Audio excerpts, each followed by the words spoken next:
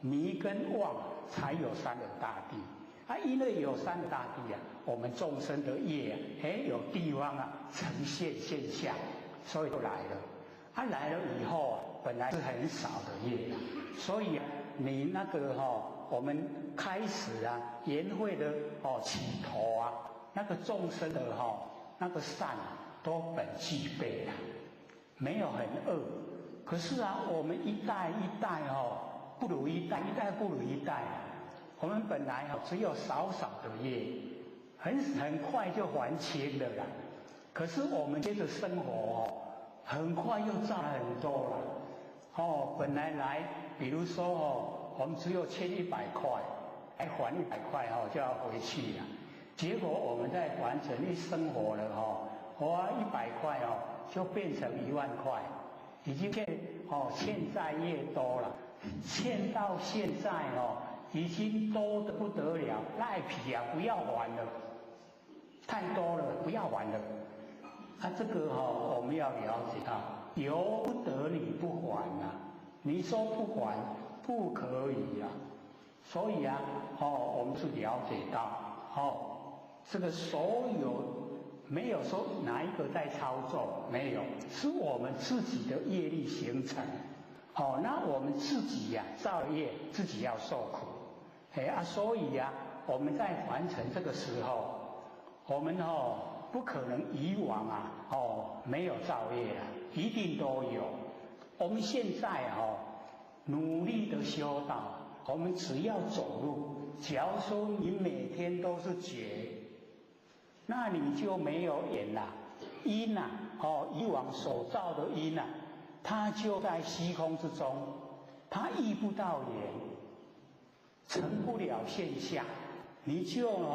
不用接受了。所以我们要了解到说我们现在的修就很重要。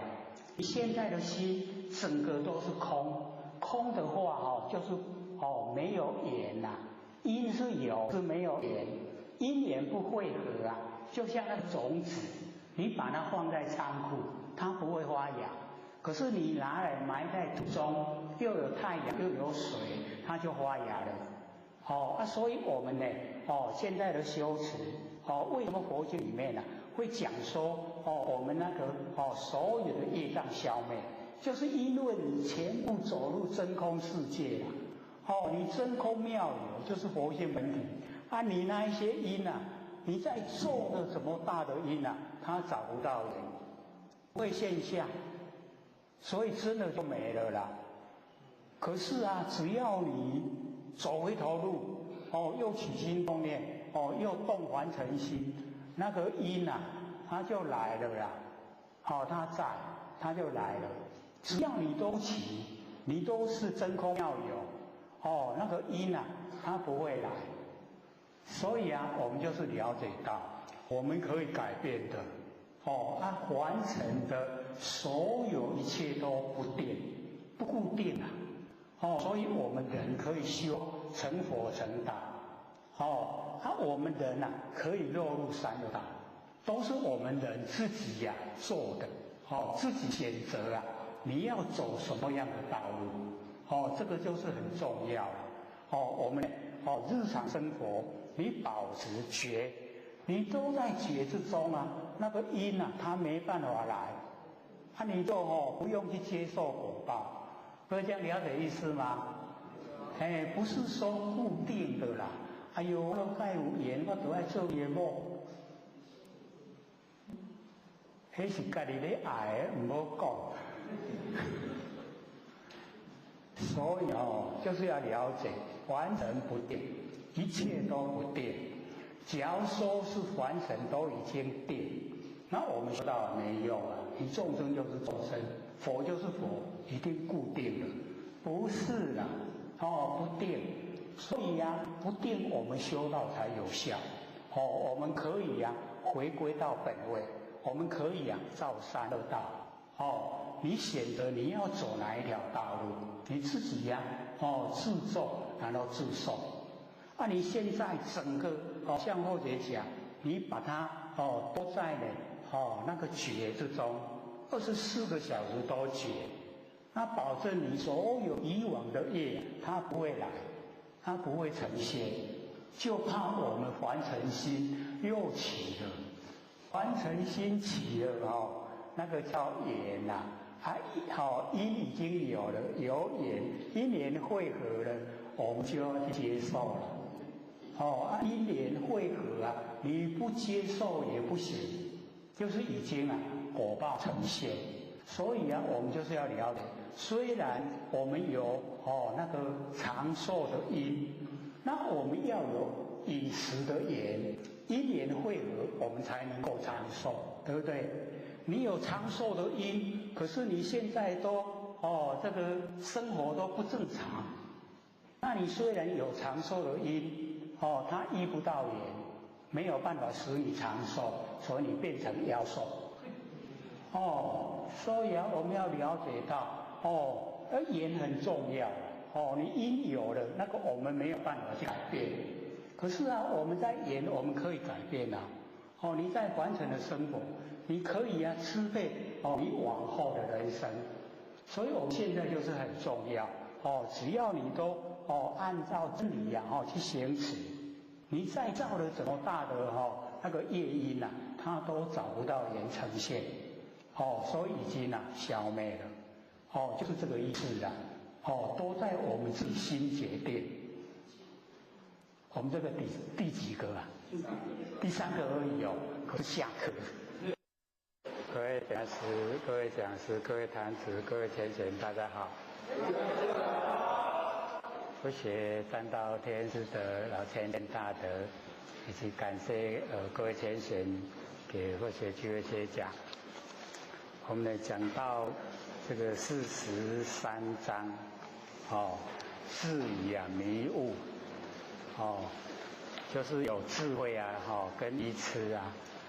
那个迷悟，就4个，这个文殊菩萨所问的，这个什么呢？叫做智，什么叫迷？什么叫愚？什么叫悟？这个佛呢就回答说我们呢这个有智慧的话，就是呢知道有佛道可修，就是能够呢这个修道，能够修道就能够脱离苦海。这个呢在凡尘是有智慧才会有智慧呢就会选择。那我们了解说，我们整个这个世界的潮流所追求呢就是名跟利，都是现象等于要他来追求这个修道，了解真理可以说不入流，好像不进入正确的道。可是我们要了解到，这个凡尘它是苦海无边，我们在凡尘所遭遇一切都是苦。那我们怎么样才能够脱苦，把这些苦都免除掉？就是要修道。我们为什么会入凡尘？就是因为我们不知道真理，起心动念，我们有念头才落入凡尘。那现在我们在凡尘所造的业就不只是说那个一念的妄动落入凡尘那么样那个很小很少的业。我们现在呢已经造了蛮多业都已经造了蛮多，那多到我们已经都迷糊了都不知不觉到底自己是有多少的业障那我们要了解那个佛一天修一天里面也是这样讲，说你做了多少业你就要接受多少果报，这个是一定的道理。那我们因为在凡尘业造到已经不知道了那所受的苦也已经很麻痹了都不知道是在受苦。所以我们越来不要说那个般若，就是我们智慧也已经都不见了。那假如说我们能够万念都放下，一念不生，我们可以培养我们的般若妙智慧，这个是最理想它是超越智慧我们讲智慧是凡尘比较能够算是清醒的，头脑很清醒的呢会用智慧。那假如说我们已经可以完成的万念放下，就是我们所有的生昧心都已经没有，那这个时候我们的般若妙智慧它会呈现。然后只要我们有般若妙智慧凡尘的一切都了了分明。那个是属于佛性所具备的，不是说我们落入凡尘呢，在佛天学来的，不是，是我们自己的佛性所具备的。那只要我们能够放下凡尘的一切我们的那个般若妙智慧它才会呈现。那只要我们呢这个依赖靠谁靠谁用咱真跳那只要是这样的话，就一定没有般若。那个般若不是我们在凡尘可以学得到可以学来不是的，那是完全都是我们佛性具备。那所以我们只要在凡尘可以把凡尘的生灭心都放下，那么只要生灭心放下，我们就可以产生般若。那我们这个每天都能够放下我们的生灭心，般若就一天一天回来一天一天增加。那到后来我们就可以整个了了分明。虽然说还不到达整个佛性大用可是大用的那个佛性会慢慢呈现。那呈现的那个起头就是我们的第六感特别敏锐然后再接我们会有那个五眼六通。我们在凡尘不追求神通可是这神通是我们佛性所具备，本来有的。我们因为在凡尘追求的方向不对，所以本来有的不见它出不来，因为我们都把它压抑它这个压到呢这个没办法这个出现。那只要我们肯放掉生灭心生灭心都肯放掉，没有了，没有生灭心，我们般若就呈现。那般若呈现的时候那个时候我们佛性的五眼六通它会慢慢呈现，会慢慢出来自然就有，会很奥妙。所以北部的前贤他已经呢有修到说今天的遭遇，早上就会了解到晚上，整天的经过的事情，遇到什么人，早上都会全部知道那个就是第六感特别敏锐。它不是学的，那个是放下生灭心，自然回到佛性的功能作用所以只要我们肯那个只要我们肯放下生灭心，凡尘的对待的都放下，只要我们肯这样那我们就慢慢就可以具备我们佛性的大用。那佛性的大用可以转移四天下就是东胜神州、西牛贺州、南赡我们住的地方呢，南赡部洲还有北济泸州，可以转这个四天下。那我们不用去转那个啦，我们转不转可以说对我们都没关系只要我们进入佛性本体我们是非常宽广。我们今天手上有拿一张那个是天文学那个受数的解剖学的，或者说要给大家看，胜过于就是只有或许看，大家看了就了解说，我们129600年了在整个宇宙那个天文来讲，它是很短暂的不长。那我们就是要了解不长的这个我们说呢一年会说不长，可是我们要知道说一个年会有129600年，然后有6万年它是没有形象，就是没生物了生物没有，然后6万年有生物就是有我们这一些众生那我们经过了已经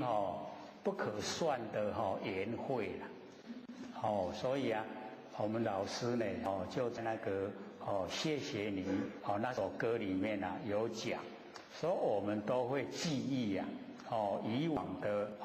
那个年会以及我们的六道轮回。可是我们这个其实是什么都不知道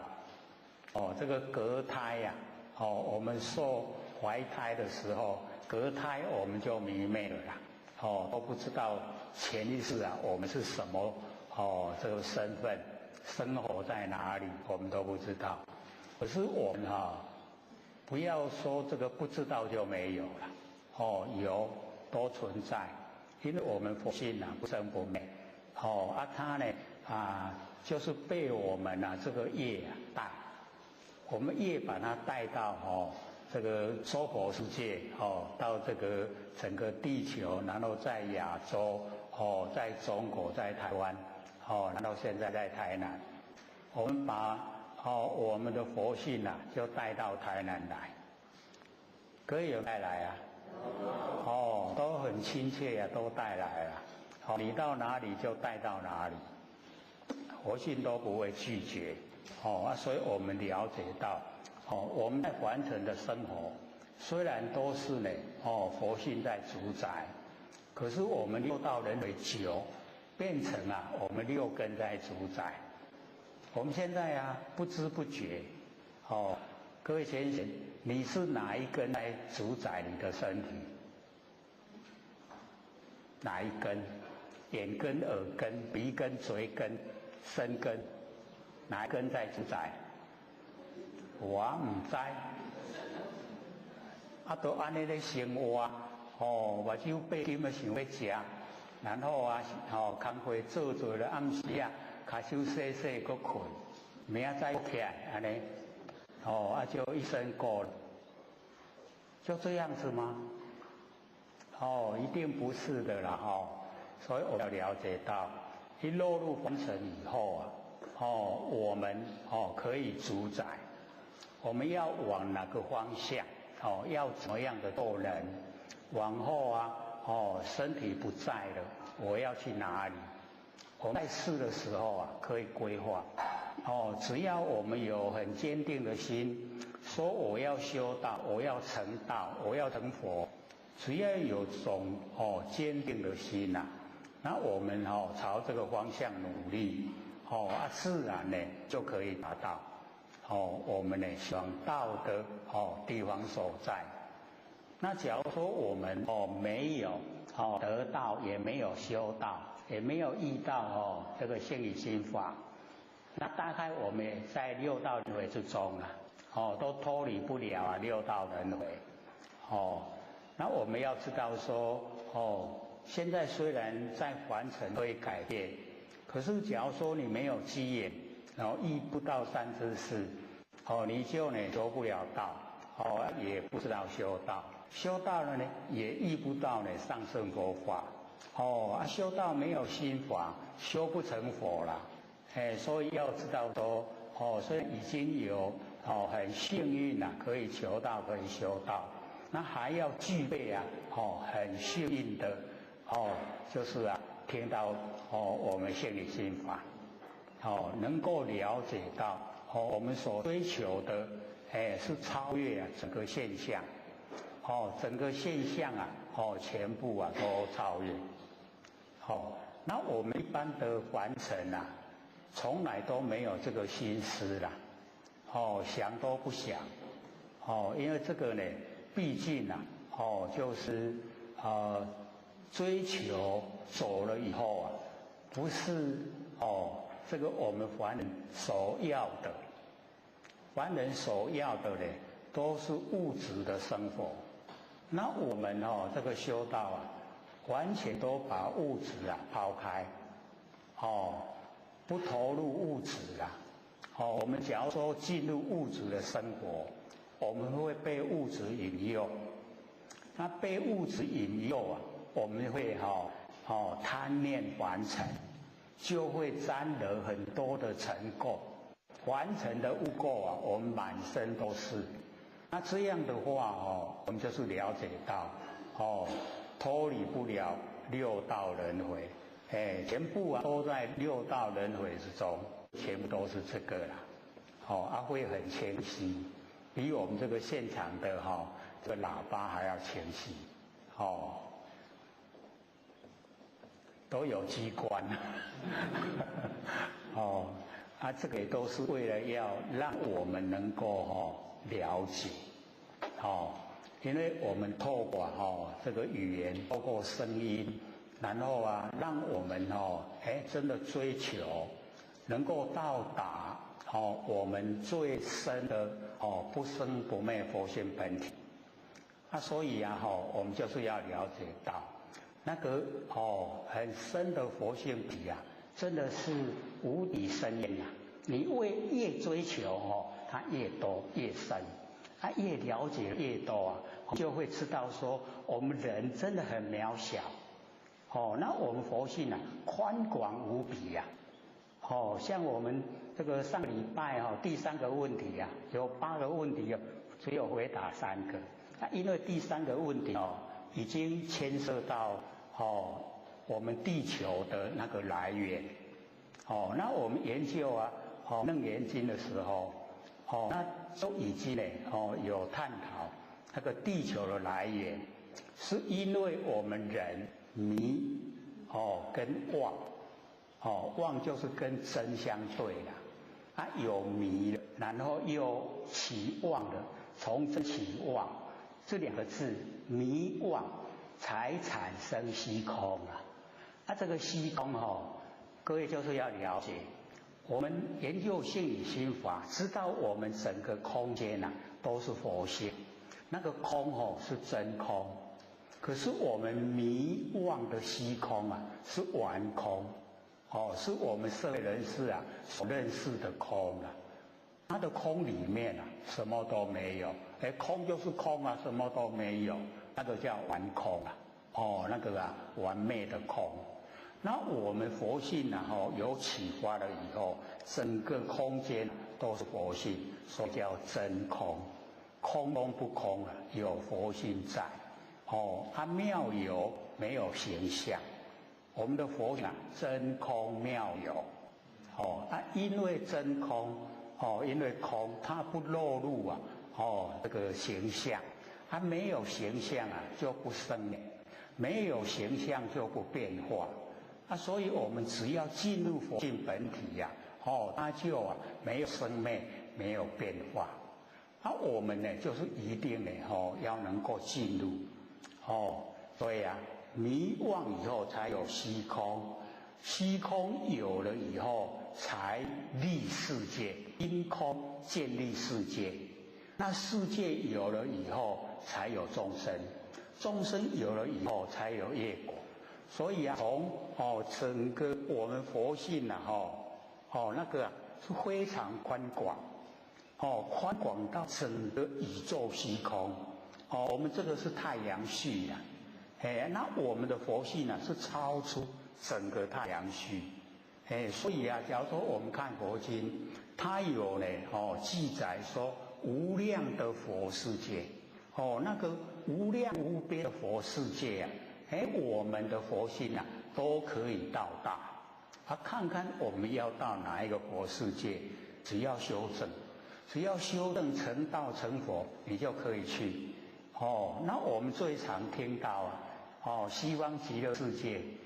东方啊琉璃世界，南方啊宝成世界，北方啊建成世界，只有这东西南北比较常听到。那再接的无量的佛世界啊，真的都不曾听过啦。从哪个出来，我们也不认识。那我们知道不是不认识就没有，一样有，只是我们还没有那个程度啊，去到那边。那假如说我们成道了、成佛了，就有资格到无量的佛世界，我们可以去呀，看要到哪个佛世界都可以去。可是我们现在因为都还没有请佛性主宰我们生活啦，所以啊，我们没有办法主宰说我们要到哪个佛世界去呀，没有办法主宰。所以现在呢，我们都被业推，被我们的业力推到现象来，现象。我们被业力推来的，不能拒绝啦。推来当人，我们就忍；推来当呢那个三恶道就三恶道，推到呢天道就天道，都是业，善业是天道，恶业三恶道。那我们了解到说，我们可以佛性主宰，所以佛学都一直鼓励我们一定在生活中请佛性出来当家。那请佛性当家，我们到有一天一口气不来，我们佛性当家走东往西自由自在，条条大路都通理天。那我们要说不研究这个性理心法不了解，虽然说有求道了，是很殊胜不错，可是你没有修就没有办法主宰。那现在我们都有启发佛性本体，我们请他出来在日常生活之中当家，那么一口气不来我们就可以主宰自己走东往西。这个是很殊胜的，最殊胜的啦。我们这个听都没听过，听都没听怎么做你不知道做你不可以到吧？到不了所以就是要做你在日常生活而且日常生活请佛性当家跟请六根当家哪个容易？大家都知道六根容易，为什么？因为习惯性。假如说我们从一念动落入凡尘，就请佛性当家那我们现在也是很习惯都佛性当家。那佛性当家很快又回去了啦，不再这个苦海流连。我们现在都回不去那为什么回不去？因为六根当家。那六根当家所造的不是善就是恶啦。善恶业就是一定在六道轮回。那我们请佛性当家，不会说很困难看我们愿不愿意做。愿意做我们就可以做得到。假如说意愿都不高六根又那么习惯的当家那真的就很困难。看我们愿不愿意愿不愿意做愿不愿意请佛性当家这样就差不多可以请佛性当家的话那我们一口气不来都可以请佛性当家条条大路就通罗马都可以通到理天的。那我们要知道说六根当家，因为这个想的念头都是业，善恶业那个业就一定接受果报我们接受果报又迷惑，就这样没完没了那我们佛性当家的时候因为佛性是一个独一无二的那个独立，它没有两边，没有对半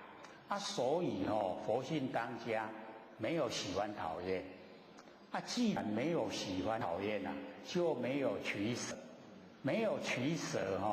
我们行为就不造业不造业都不受苦所以我们了解说，原来佛性当下有这么殊胜，可是没有人加以提倡的话，我们也不知道做了，也不知道怎么做，所以啊，我们呢上个礼拜有说，有一个很简单的方法，就是觉，还记得吗？我们心里面想什么，我们身体做什么，我们都保持那个觉，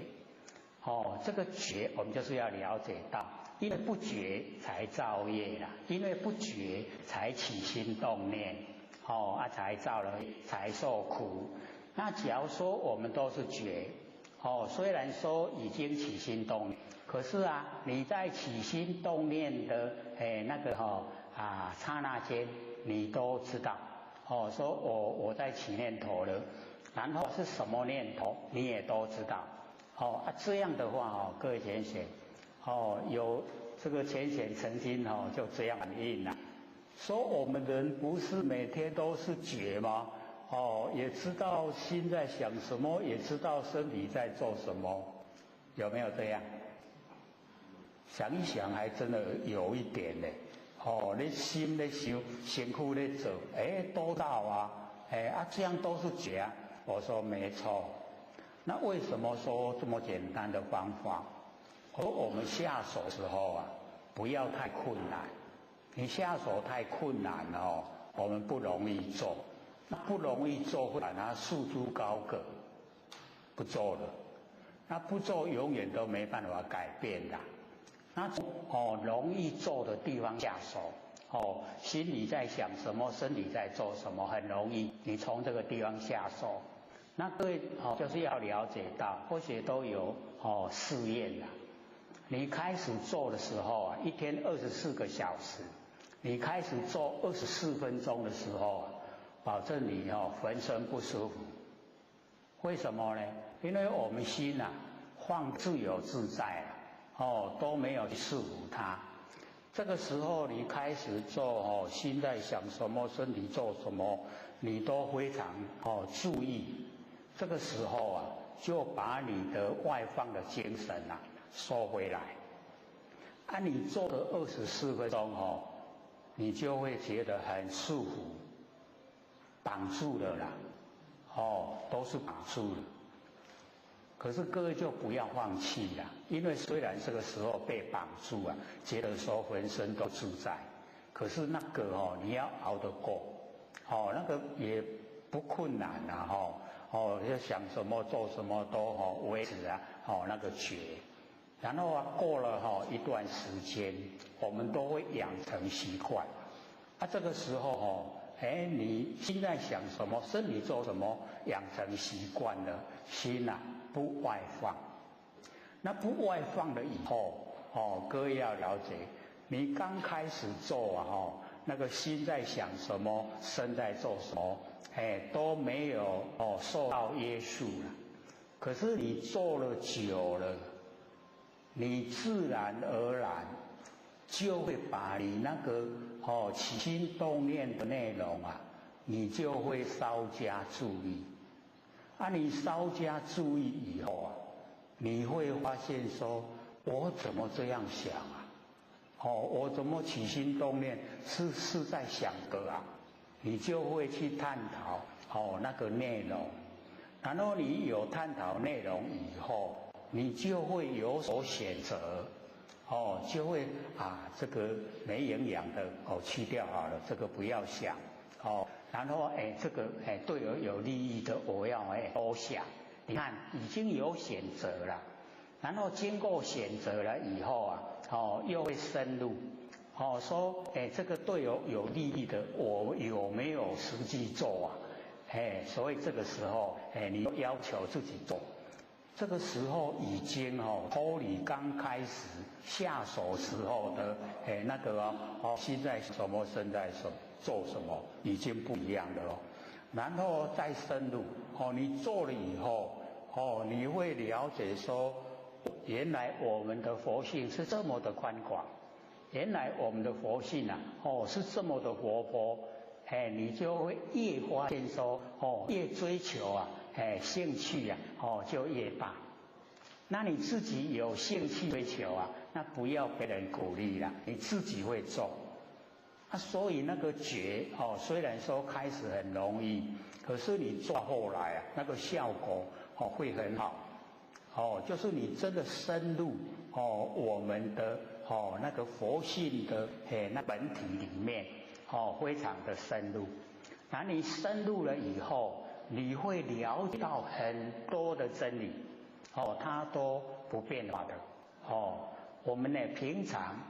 因为接触的都比较表面化，那表面的容易知道，深入的就不容易。可是为了做觉这个功夫啊，自然而然你就会越来越深入。越深入了以后啊，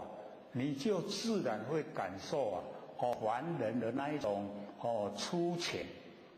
就是啊生活都是很表面化都是没有深入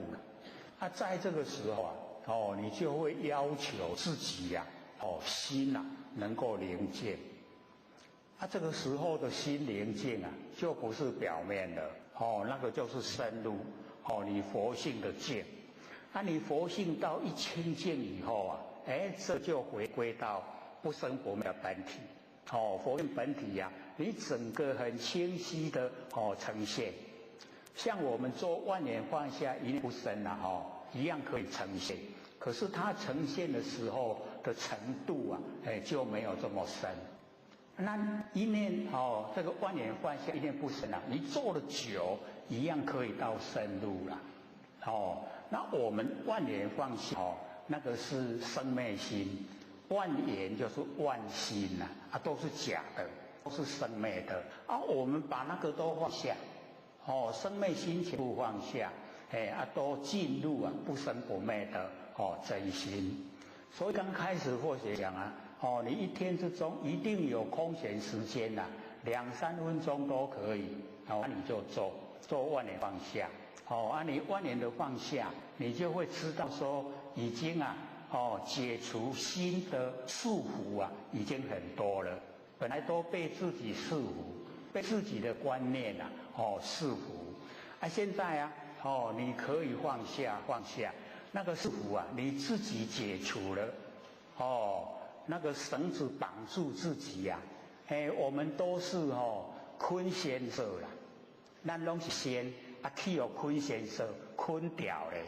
绑住了啦，我们自己绑住自己，所以我们都成不了仙。为什么？因为我们都忙忙碌碌啦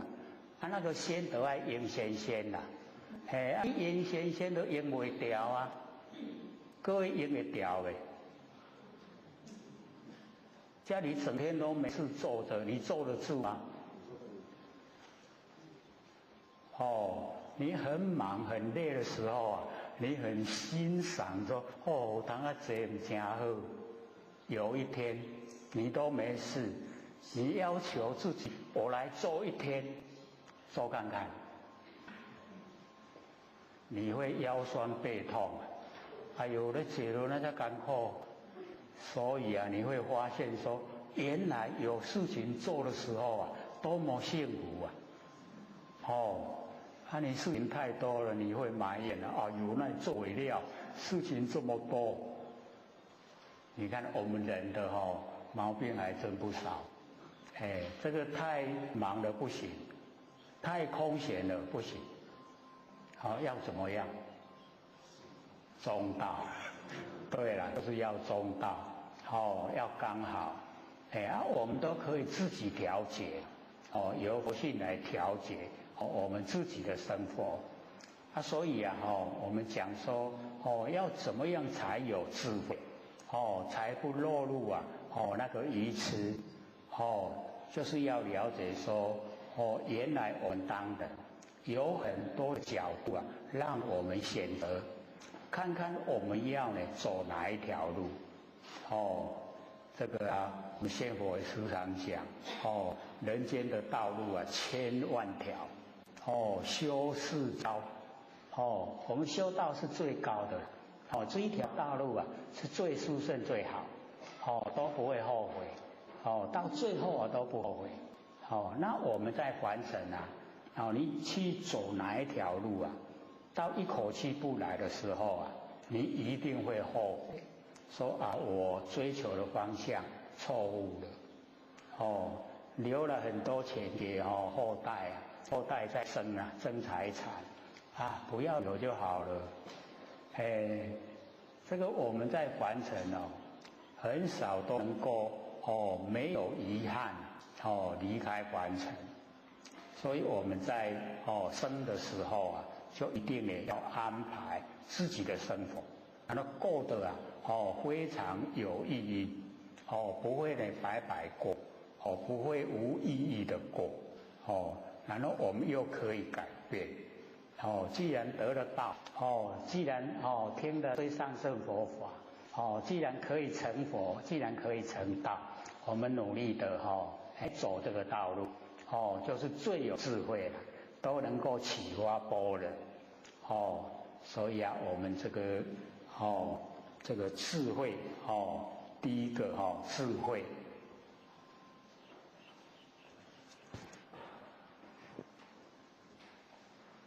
我们今天讲智慧才35分钟，我们上个礼拜讲好心还讲40分钟，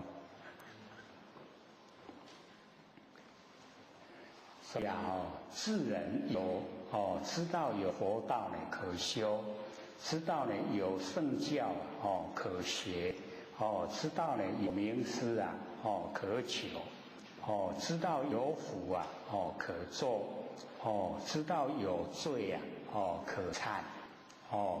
乃至知道有这个出世法，知道有世间人为的因果，这个好像天有日，暗有灯，能知能见，所以我们要知道说，这个知见，能知能见就是要真知真见，不要落入凡尘的那一种对待生命，所以知见就一定要佛知佛见，正知正见，这样才可以，所以我们怎么样这个启发正知正见，就是把所有的念头都放下，念头都放下，放到都没有念头那个就叫正见。我们有念头都叫邪见没有念头就叫正见。各位有没有试验过？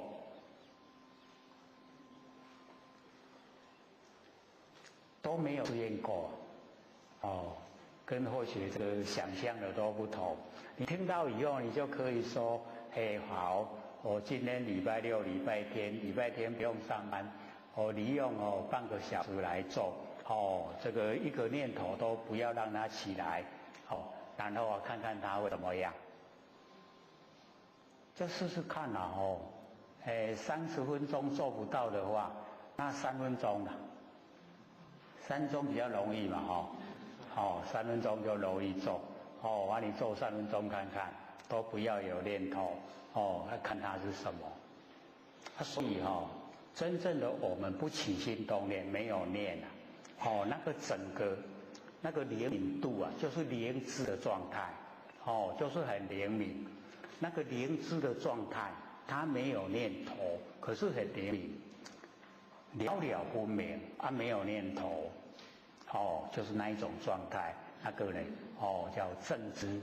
正见所以你能够保持那一种正见，你遇到事情的时候用这一种来应对，你用这一种来应对的时候你没有喜欢讨厌不会有取舍，那所应对的刚好符合真理所以没有不造业不造业不受苦啦所以当下就解脱这个一定我们要体会说我没有念的状态是怎样，然后我用这一种状态来应对凡尘的万事万物这样的话你就会了解到说不困难，可以做到，不是用心意识来应对啦。所以我们了解心意识它是众缘际会才有，众缘消失就没有心意识了。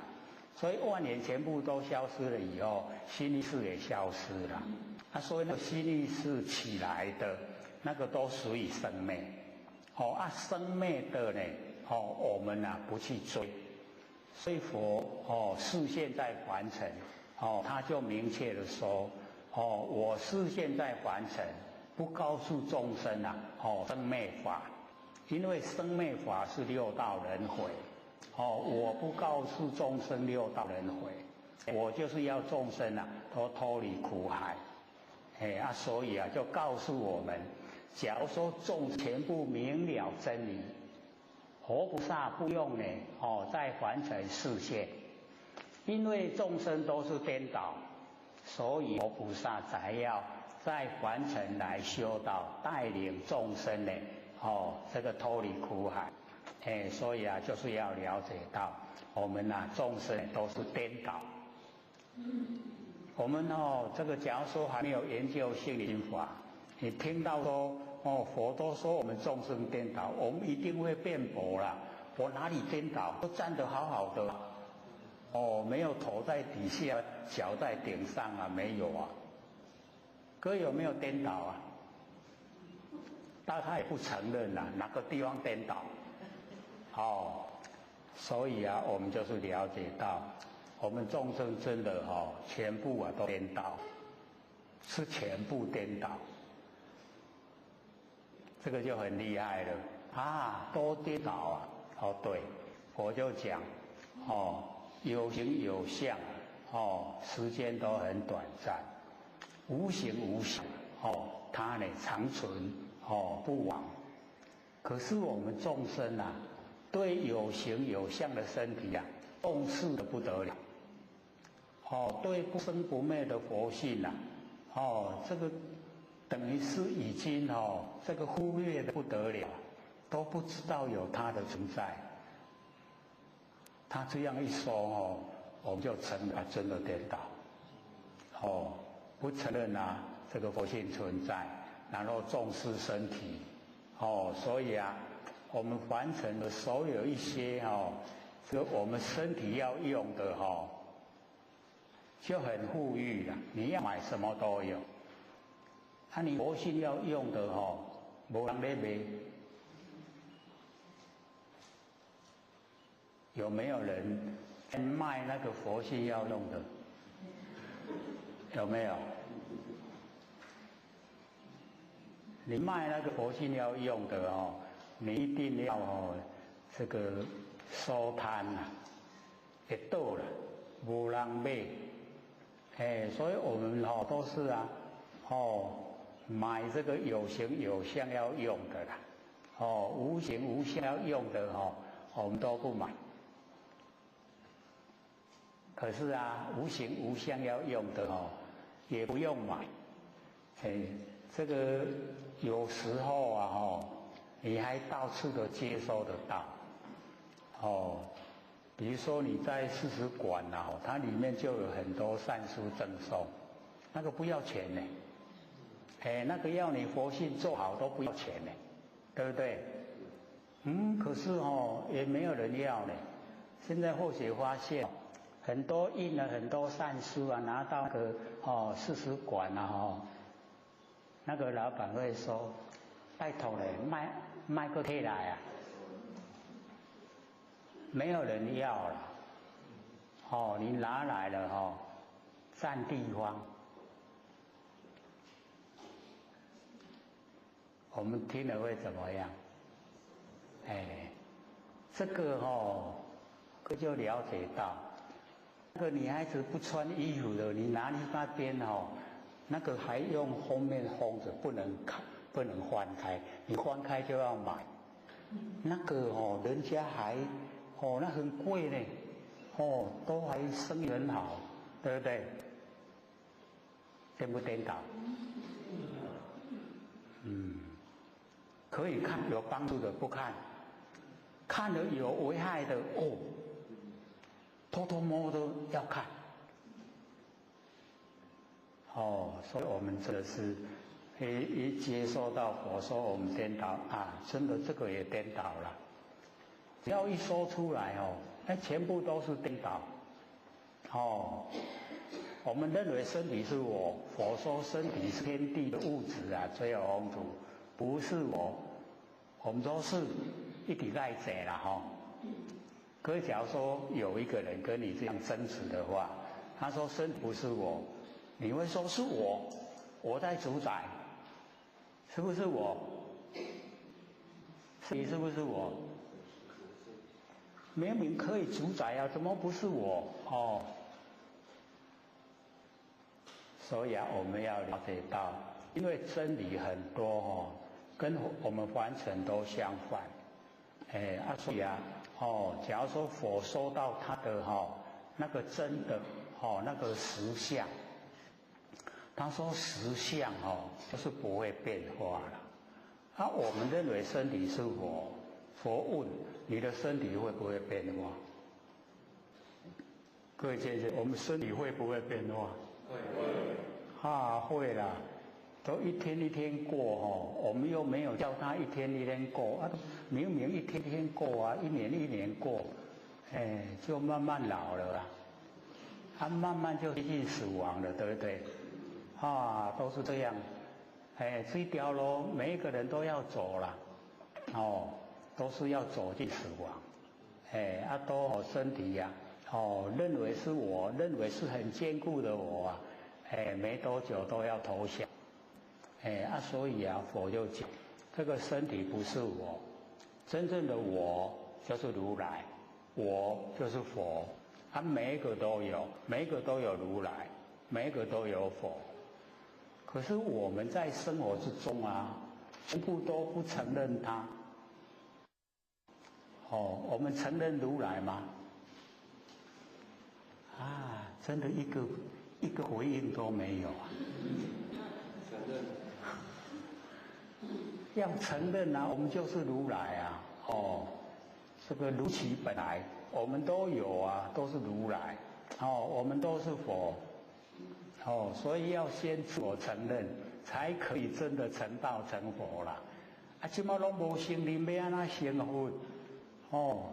所以一定要承认自己就是佛，因为你追到最究竟的时候啊，就是追到我们佛性本体。那你到佛性本体以后啊，它没有变化，我们身体有变化，是要了解到我们在生的时候啊，就要知道说，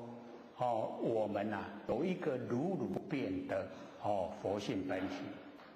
它不变所以我们要了解到啊，它如如不动。而且以前都用那个照相机原理来说，有没有？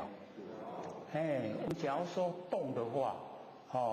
我们玩过照相机的人都知道，你在按快门的一刹那，你假如说晃动，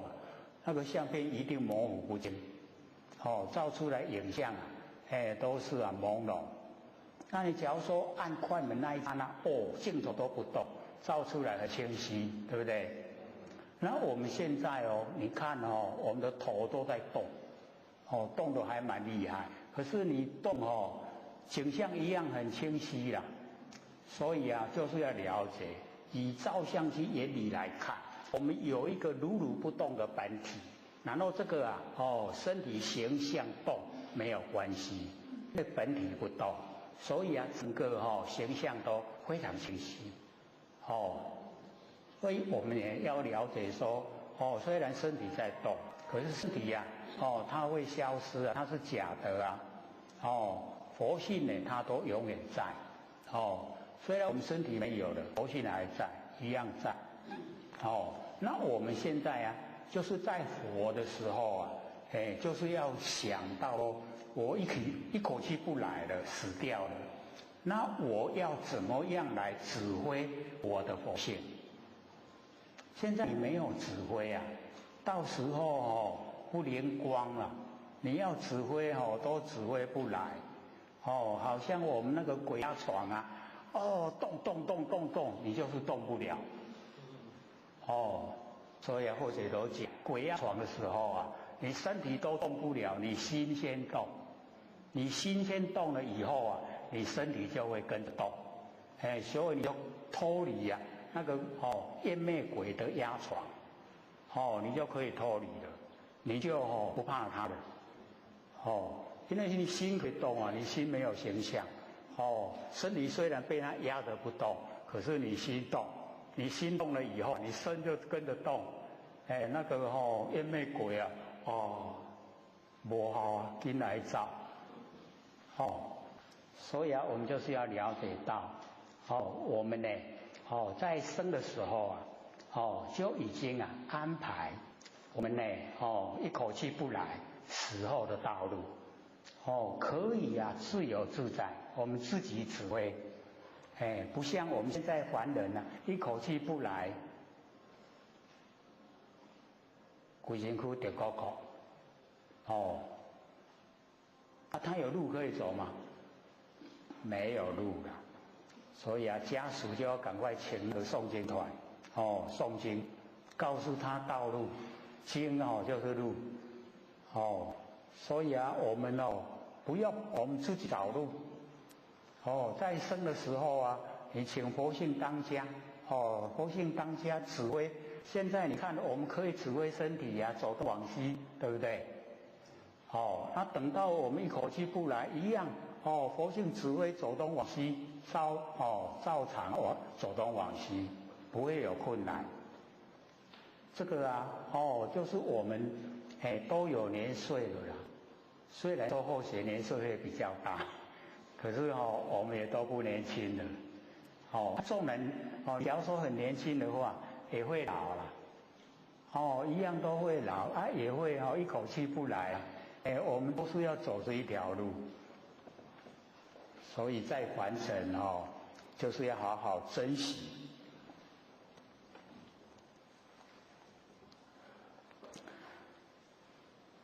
能知能见善恶的报应，所以啊，这个有智慧的就能知能见啊，能看到呢整个善恶的那个报应。那么一知见以后啊，更能够舍恶啊，这个从善。我们现在等于就是我们会啊缺少去告示啊这一些作恶的人，说你那样会得到恶的果报。现在的人也不容易啊听话了，真的要本身呢踢到铁板了以后，他才会回过头来研究真理。那么改邪纠正我们文字写出来很容易啊，可是呢，真正的我们要做那个就非常困难真的要从那个真方面着手，了解真理了真正的就可以啊，都从这个正向的方面啊去努力。那么非礼呀不收，非事呢不为，不合道理呢都不讲，他做出来的事啊，不合真理啊就不做，那非事啊不为，那非道啊不行，就是走路啊不是正确的道路啊，就呢不去做不去走，那非物啊不取，就是啊不是我的东西呀我就不取，所以这个呢比较适宜说自己本身都能够这个走得很正。那么念念中正，我们的念头之中是中正中道正确，步步真实一步一步都走得非常的这个真实。尤其我们修道一步一脚印就是要踏实的这修道不能好高骛远要踏实的修道，一步一脚印。然后积德啊，成名，我们积呢那个善，善呢累积了以后啊，那个善啊会生根，善根呢会成熟，善根成熟，有善知识引导，我们走的道路啊，非常正确。所以啊，积德成名啊，可以流传后世，所以给后世的人啊当榜样。是名啊，智人，就是有智慧的人。那么愚者啊，这个讲那个智慧对待，就是愚，愚啊就是没有智慧啦，谦恭，愚痴。所以我们了解说，我们那个三毒啊，贪嗔痴，那个痴就是最厉害了。我们都以为是贪，结果呢是痴，因为我们痴啊才不知道真理，痴就是无明，因为我们痴了才会贪，因为我们痴啊才会嗔，所以嗔在三毒之中它是最厉害，它属于就是无明，所以我们呢那个愚痴，愚者呢就是暗，不光明啊就是很黑暗，愚人心暗，这个愚痴的人就是心都是黑暗，那我们就是心都整个都是光明，所以我们这个求道了修道了，尤其启发不生不灭的心心都是光明，所以我们在人烟稠密的地方这个光明还没有很大的感受。那只要我们到那个人烟稀少的地方这个光明跟那个黑暗就差别很大。因为人烟稀少，就有那个魑魅魍魉，就是我们台湾话讲魔形跟魔猴这个我们现在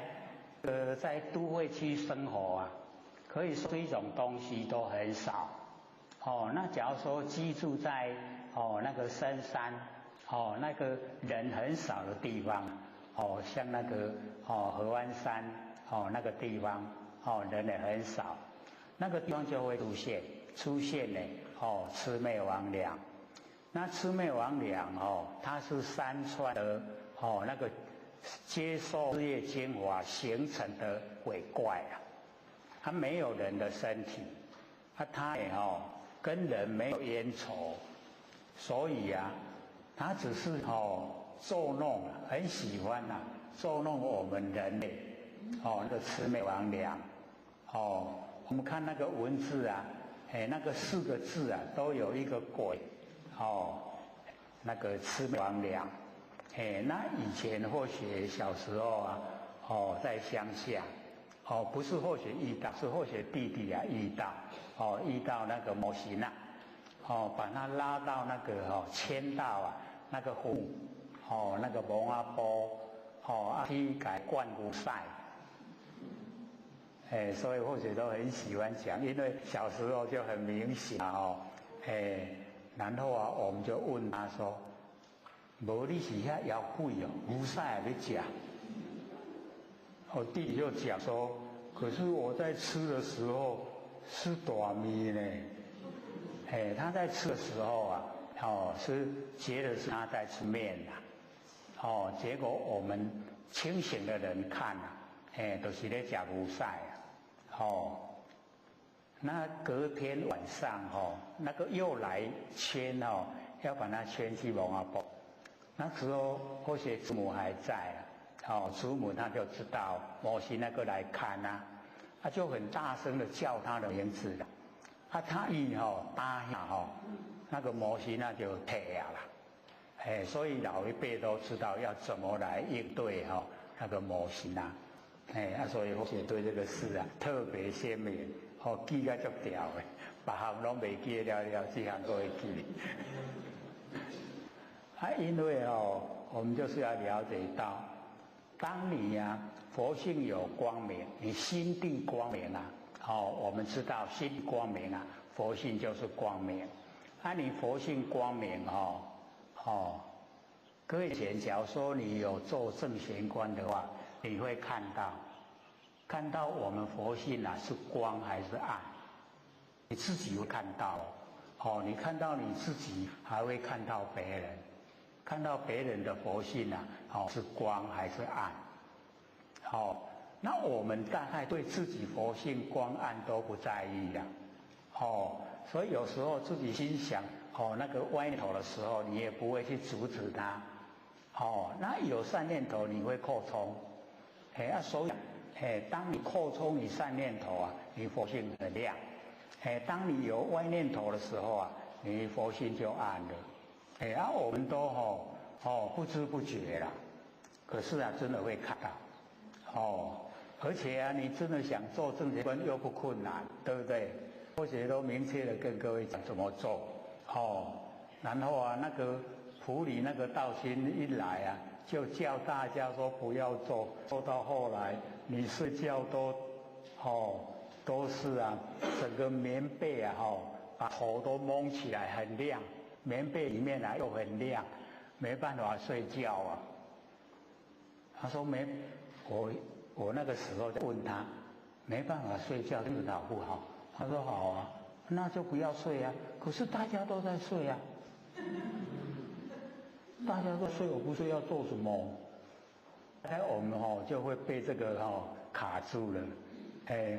精神虽然很好，可是大家都在睡，你要起来做什么？所以有心要念的，要先安排自己晚上睡不着要做什么。因为确实啊，就有道心做嘛，然后他做了以后就到那个埔里基督教医院去拿那个安眠药吃。我说我们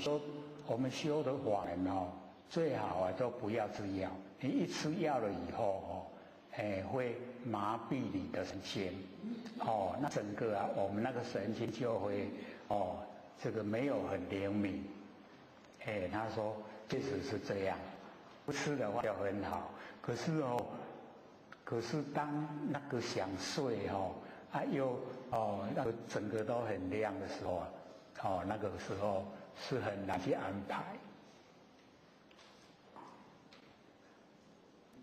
或者说那这样你晚上家里也不要点灯啊，都很亮啊可以省电费啊。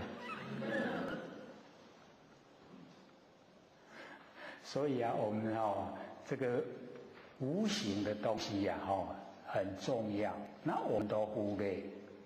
那有形有相的因为它都有因有果就是我们容易知道。那无形无相的我们就是不容易了解它的道理。所以那一些无形的它会跟我们人到那个比较人烟稀少的地方，他会看到我们有没有那功德，佛性有没有亮，然后运我们的运气好不好那魑魅魍魉一看就知道。可是我们人都不知道了。那假如说我们很努力在修道都这个让自己的佛性光明。你到没有人的地方纵然是在坟墓，那个魑魅魍魉要保护你，不敢作弄了不但不敢作弄，还会保护你。所以之前都会告诉这个我们修道前贤我说要看你佛性有没有亮那倒也不困难你没有做正玄观的话，那你遇到那个生疏不认识的果会会人嘛，对不对？那你看到这个果的时候它会你你不要跑，你就站定然后这个两眼手闲，然后眼睛对着狗眼睛看，这样会不会？假如说你的佛性是有光啊那果它可以看到，它有阴阳眼，它可以看到鬼魂，也可以看到佛光。它假如说看到你的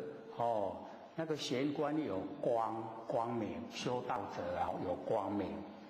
他的头狗的头啊会低下来他很高兴。到佛的时候啊，尾巴一直摇啊，头低下来，尾巴一直摇，恭喜！你佛性有光。那假如说我们这个手弦对着他看，他也朝着我们看，头没有低下，尾巴没有摇，然后又开始会，那什么现象？就是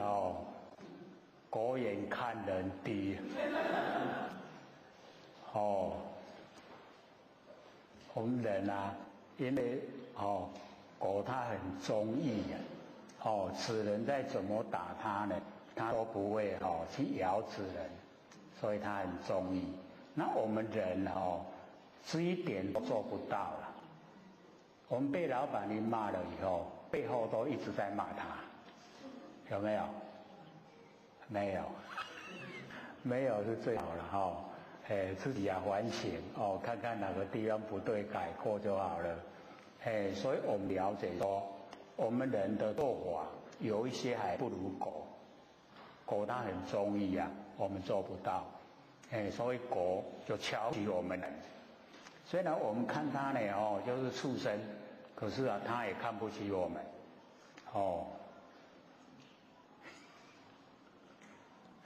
所以或者之前啊，都会这个跟我们修道先贤讲，说假如说有人这个无缘无故的这个对着你讲坏话骂你，我说你就不要回话，也不要生气，因为你看到狗在吠啊，你不要像狗一样也蹲下来吠回去。你给他不了，给你不做凳的，好不好用？很好用不苟同啊。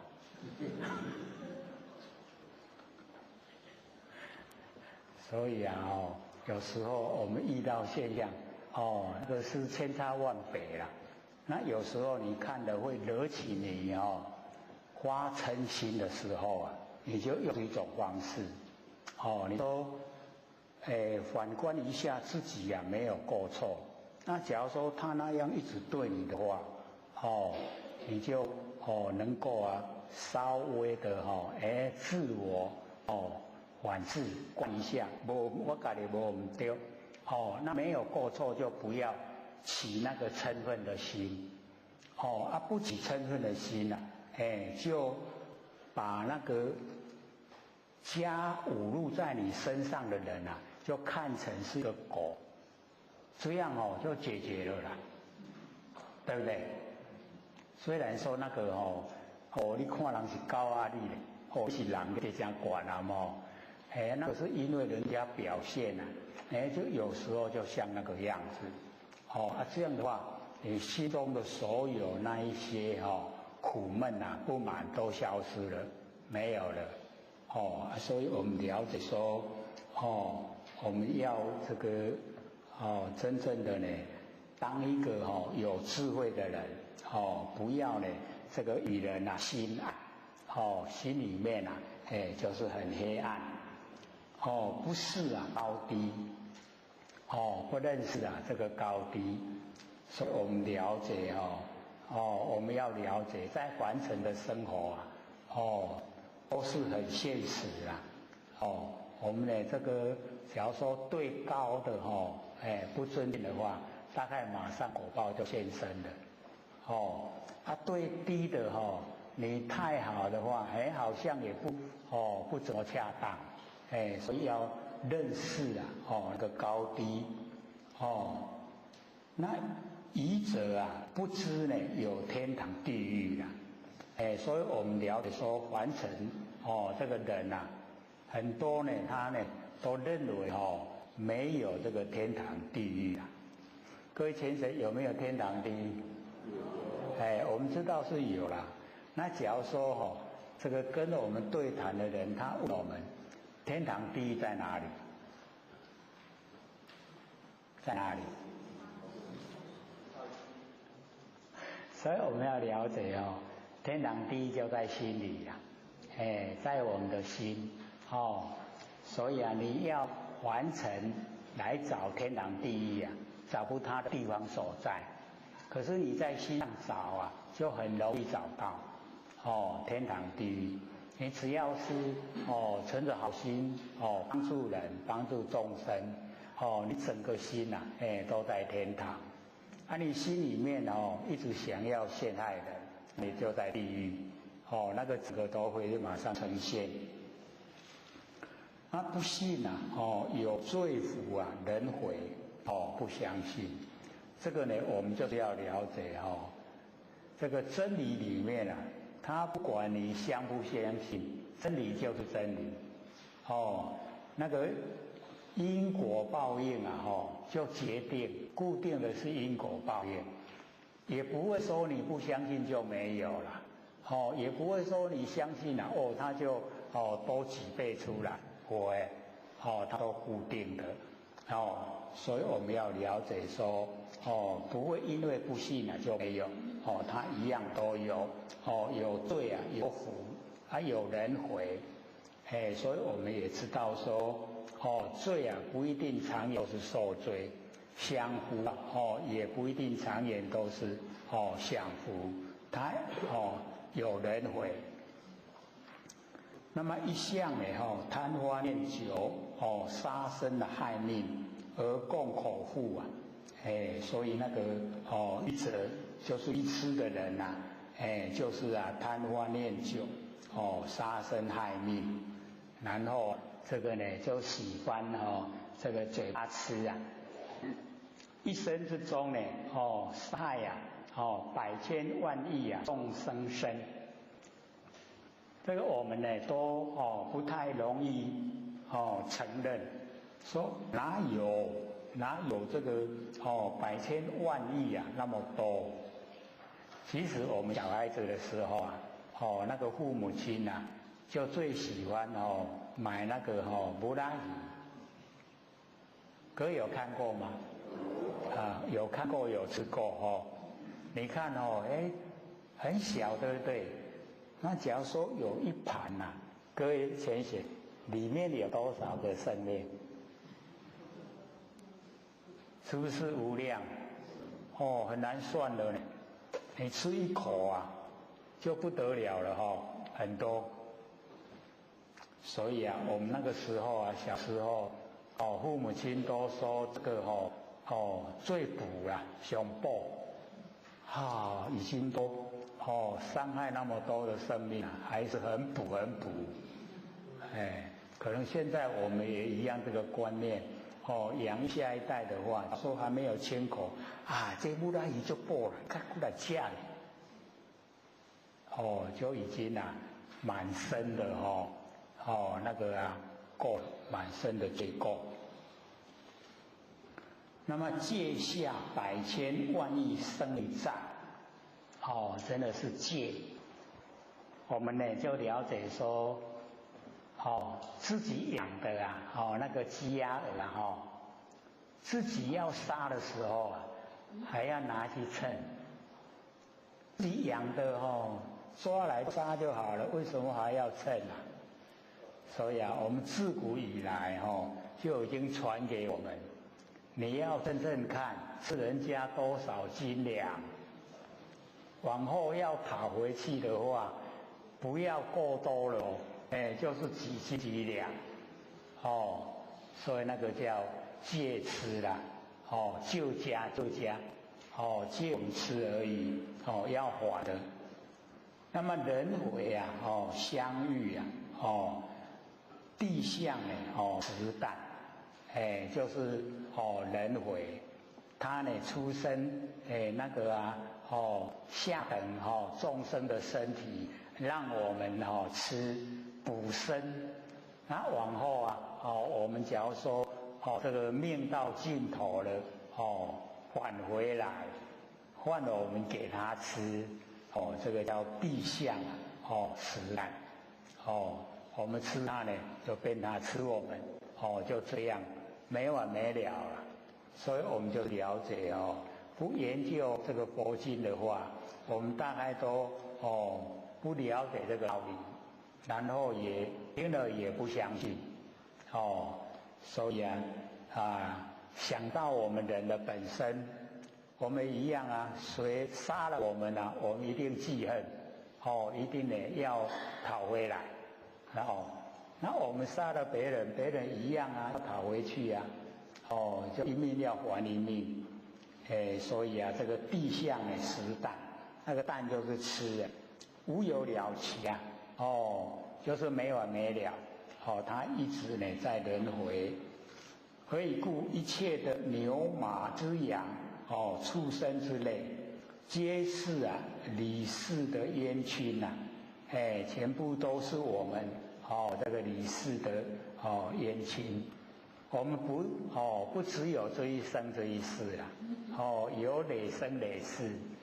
都呢一直经过。那么善恶见熟，都是我们这个善恶的见熟。那么堕入轮回，就已经呢进入轮回，改头换面，都已经改了一个形象，来做这个畜生。那么以人呢，杀死击杀自己的眷属的身，所以我们了解说，我们经过那个六道轮回太久。经过的缘会也太多，所以都是这样这个我吃你，你吃我，互相之中呢都是在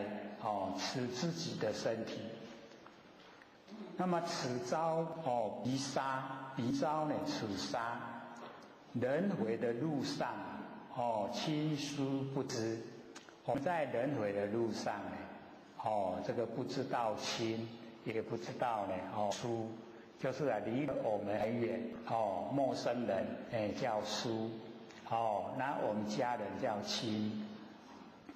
那么相杀相死无有休息，都这样的一直经过没有休息。一失人生呢万劫难复。我们一失掉人的身体经过万劫都很难再恢复。迷恋呢颠倒无视所以我们就了解说，我们迷恋颠倒已经呢这个没办法算了。但念目前受用不顾身后遭殃所以我们了解我们社会人士都是这样眼前好吃那个味道很香就一直吃，那不顾身后遭殃遭了多少殃都呢不去这个失手。那迷真呢逐妄，我们这个背这四个字惨了。迷真就是我们真的不生不灭佛性本体我们迷了，然后逐妄追逐那个假的，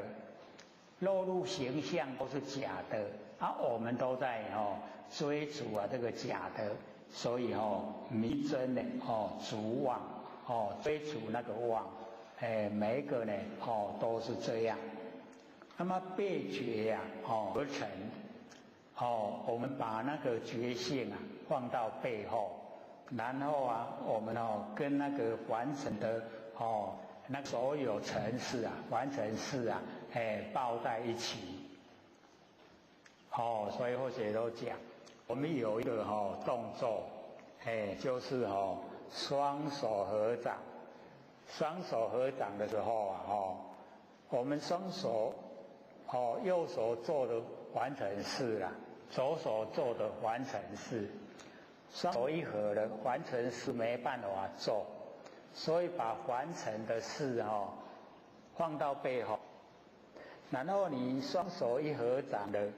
把我们心掏出来，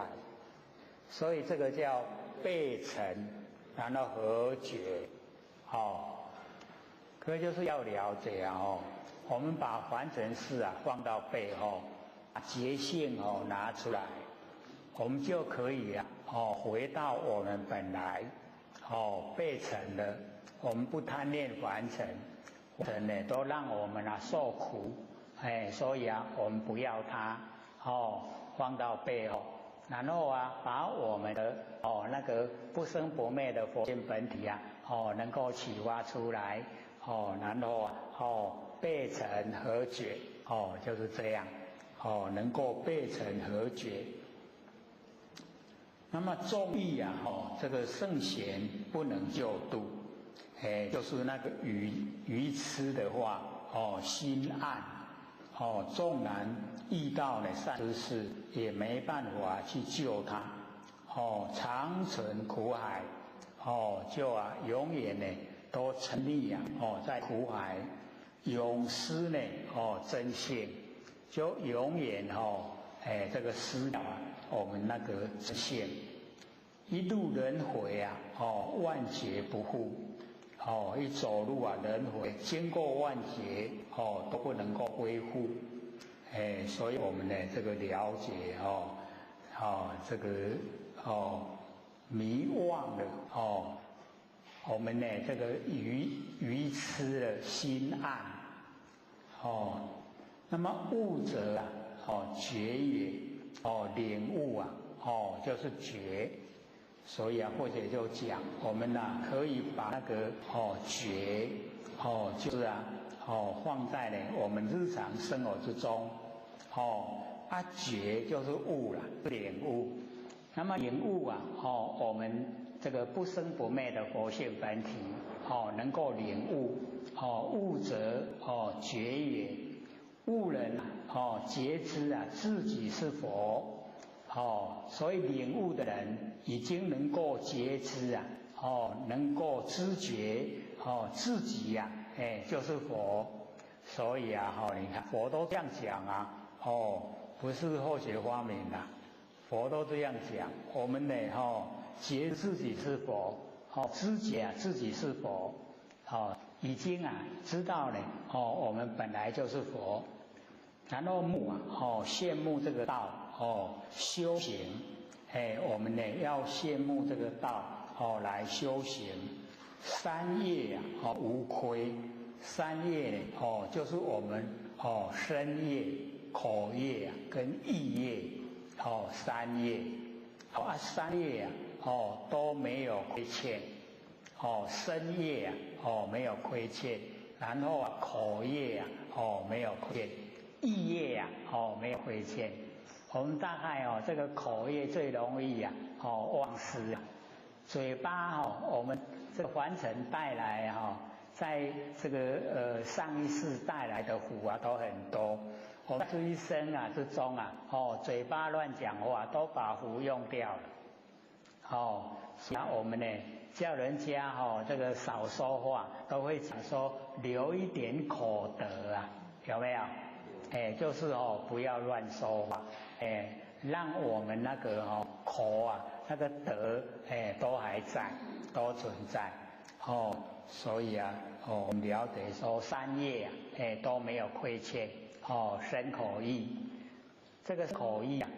我们就是要了解凡尘之所以会造业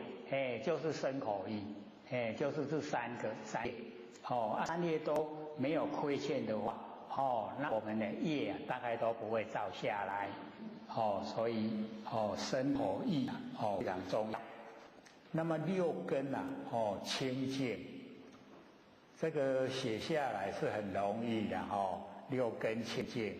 可是我们真的在生活里面六根是很不容易清净的。各位先贤，一根呢最肮脏，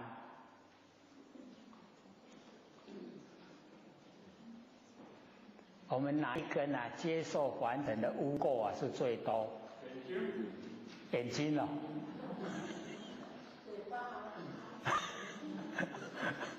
所以啊，各位这样一讲哦，大概6根都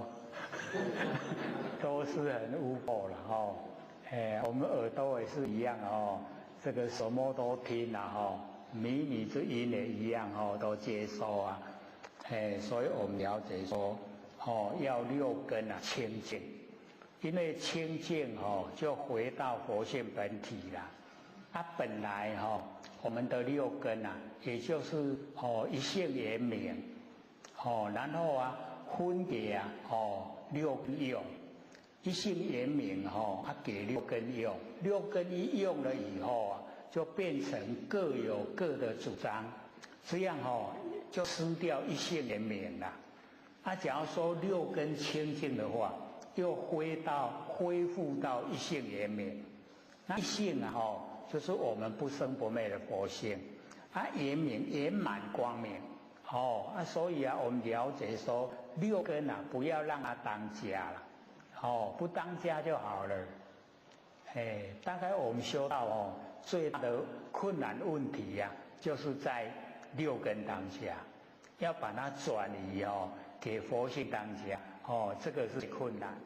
可是各位要了解早一点做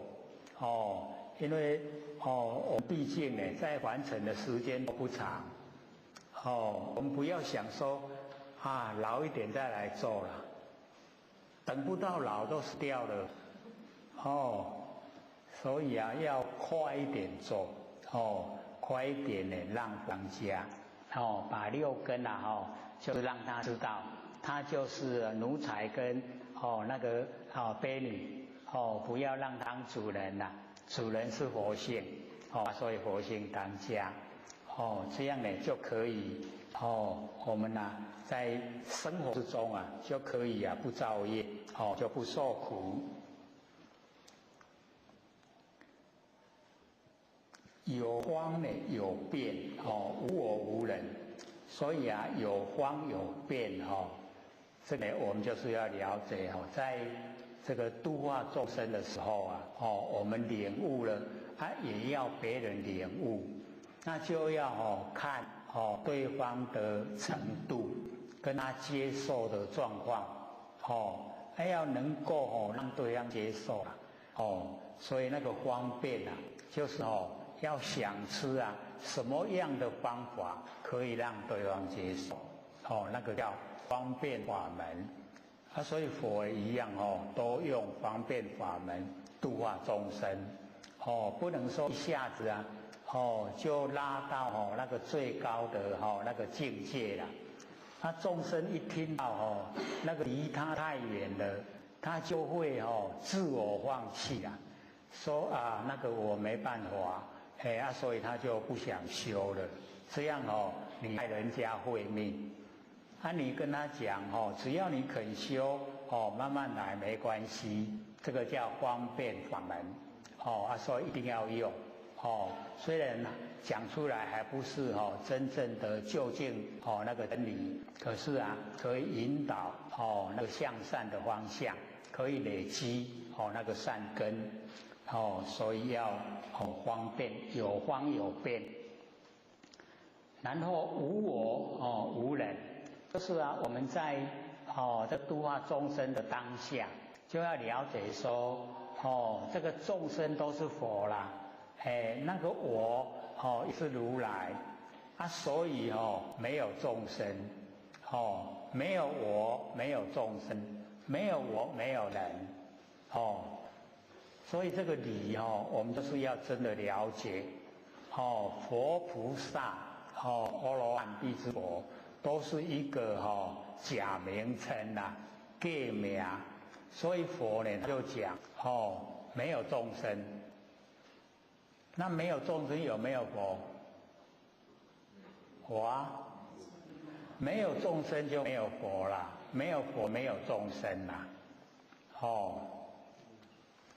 所以我们要了解说，有时候接受这个名词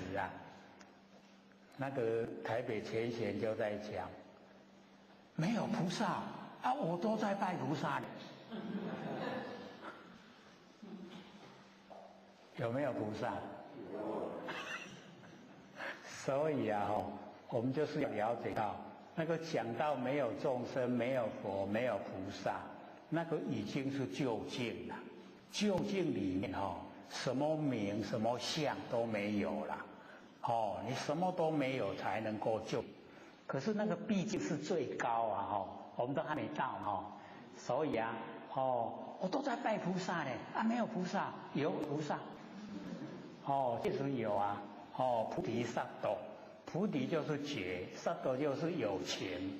有情的众生已经觉了，就叫做菩萨，那我们也可以啊，我们这个是这个有情就是众生，然后我已经觉了，是不是菩萨？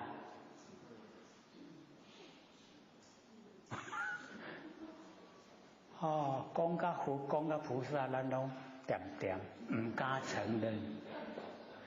要早一点承认啊！是要很肯定安尼呢才会真正的真的到达那个程度。自度度他，就是我们自己要自度先让自己能够进入不生不灭的佛性本体，那个就是真理的领域。那佛就是在真理的领域啦，那我们也进入我们也进入真理的领域所以这个已经呢自己度了自己已经呢不把自己当众生了，自度了，然后也度他我们自己度了我们呢亲朋好友，我们也希望他跟我们一样都能够呢走入不生不灭佛性本体自度又能够度他，然后同成佛道同成佛同成道都是能够成就那只要我们能够彻底的了解自己生不灭的佛性本体，那成佛成道就是这个佛性本体成佛成道的都已经呢不困难了。那么虽住世间世华不染，虽然我们还呢住在凡尘，可是凡尘的所有一切名利所有一切呢物质的享受我们都不敢染不染不染到这个凡尘的所有一切这个享受世华不染。那因为我们不染世华，就不贪恋凡尘，不贪恋凡尘又不感染这个凡尘污垢，凡尘的这个污垢就没有所以我们最怕就是贪恋凡尘一贪恋凡尘的自己都不会修道了那不修道就不能够成道成佛所以自己要努力。那么做尘劳内转大法人，我们呢还呢在凡尘生活，可是就可以这个引度众生都可以成道可以成佛，这个呢就叫讲转大法人使众生呢都能够成就。那么化呢这个娑婆世界为极乐邦把我们这个娑婆世界这个苦海都呢化为极乐极乐世界极乐邦那个极乐的那个国度。那变地狱为天堂，把那个地狱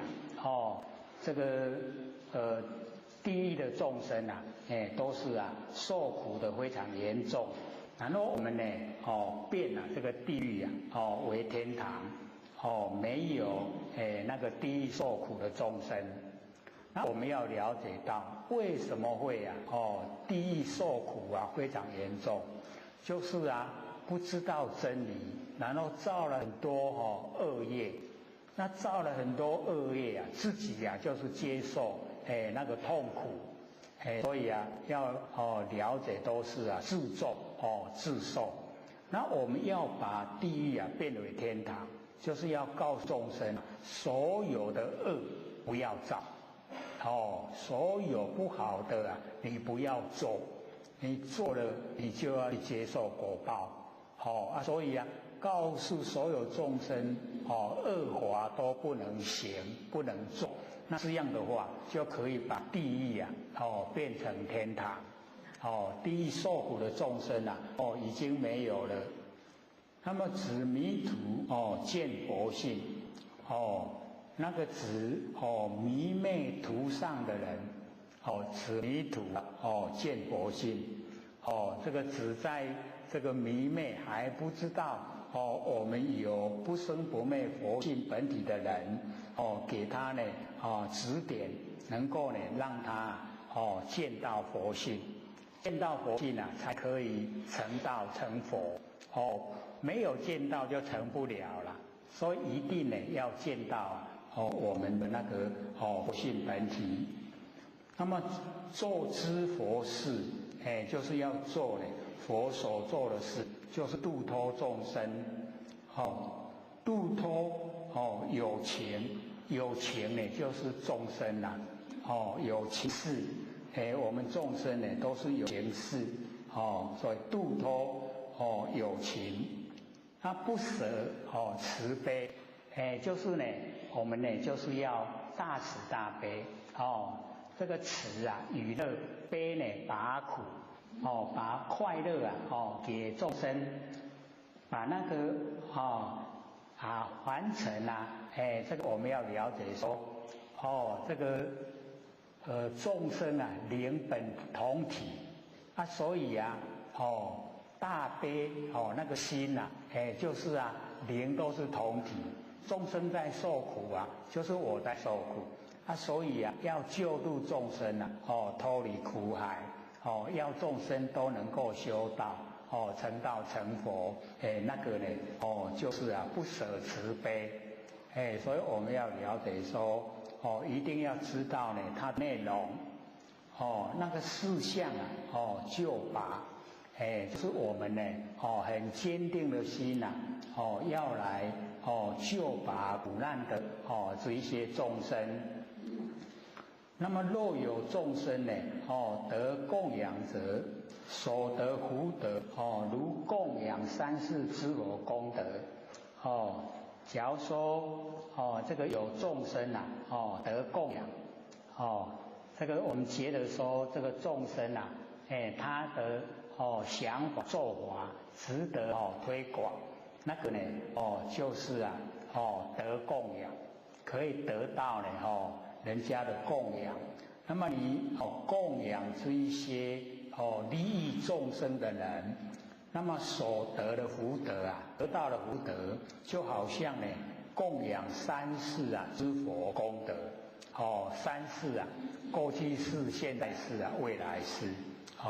供养三世知佛的功德，等正啊无二，跟他平等一样，没有两样，所以我们了解说，这个假如说我们在许可的范围之内啊，我们就是要多做一些利益众生的事。何以故？自觉觉人啊，名为正觉。我们能够自觉，又能够觉人，所以啊，我们要了解我自己呀，先要自觉，然后啊，我们还要觉人，用这一种我们呢领悟的这一种状态，也使别人啊，领悟，所以自觉啊，又觉人，这样呢就叫正觉，这个正确的方向，正觉。那么说法立身，能够呢讲出修持的那个方法，所以我们要了解到这个法就是非常重要。我们得到呢殊胜的法门才可以成道成佛。所以啊，我们呢不要牵令圣法，知道法好，就是呢要说法来利益众生，所以说法利生妙用神通我们呢可以说只要进入佛性我们那个神通就会有，有的话我们妙用所以都已经有说了佛经里面就已经讲我们要呢妙用神通就是我们应该有的本来有的，那因为我们追求的方向都呢朝着凡尘的那个名利，朝着凡尘的物质，所以我们的神通都没有呈现所以要说能够让我们的佛性都能够在日常生活之中呈现，我们的神通自然就具备。有神通了以后，你就要妙用所以妙用神通那与佛无二，就跟佛一样佛也是一样妙用神通度化众人，那我们也可以妙用神通呢与佛一样能开众生佛之知见能够这个打开所有众生佛的知见每个众生都有佛知见，只是我们都迷昧了以后都是变成众生的知见众生的知见就造了很多的业让我们一直受苦。那假如说是佛的知见都是要我们脱离苦海的我们心中自然而然就不会再造业。那么能指众生悟佛知见能够指点呢所有的这个众生能够领悟佛的知见那我们呢本身都是佛，那我们能够知道万念都放下，一念都不生那个就已经呢就是佛的知见。佛的知见呢不是很困难只在我们要不要做。要做的话我们呢就是能够把那个念头都让它呢不生不产生念头自然就已经呢是佛的知见。那么能引众生入佛知见能够引导所有的众生进入佛的知见能救众生，能够呢就近成且众生成佛之见要怎么样成佛都呢能够告众生让众生呢真正的就近都能够成佛。那么所以则何？为什么呢大悟之人能够这个大悟领悟又是大悟所以悟有小有大，能够大悟就是悟明自己的不生不灭佛性本体，那个叫大悟得名菩萨能够大悟就可以说了已经是呢菩萨。那得秘密真正口诀就是得到那个真正的秘密的口诀。若有男女得见得闻信他呢法化相信呢他的这个法来教化，那么皆是正因皆是正果。那么这个讲到这边因为我们上个礼拜8个问题还留下5个5个呢都还没有回答所以我们就一样留15分钟呢来回答这5个问题。我了解第一个问题，佛性就是水火风土，水火风土就是佛性，所以虚空就是佛性，佛性就是虚空，佛性就是山河大地，万象万事全部都是一体。那请问刘讲师，我们的身体也是我们的佛性对吧？将来我们归空把身体自大归还给大地，其实也就是归还给佛性。这个很会哦，他很会这个逻辑呀，他用逻辑的方法来讲这个佛性的这个内容。可是我们要了解到我们呢在讲说这个山河大地呀，我们就讲法性啦。在讲我们呢人那个佛性的话，我们称佛性。所以佛性也这个在我们凡尘来说的话，我们一听了就知道说人佛性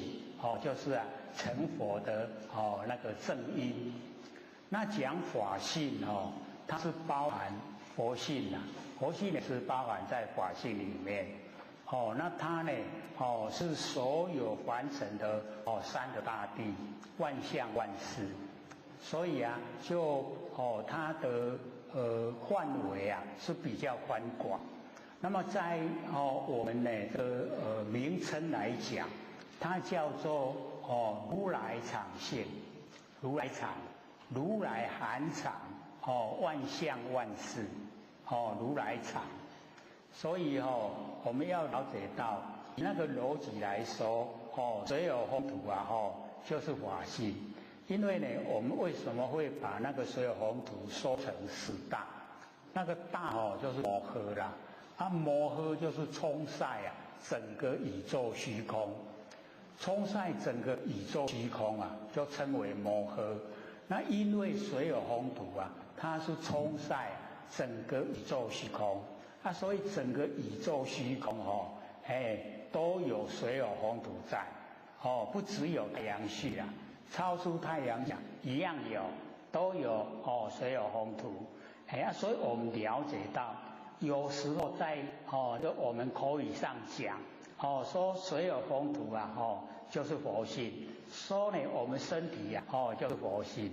所以要了解到这样说没有错，可是我们这样说我们人类的相信度就不高，所以他的说法都有其或者一再研究呢，都知道他有他的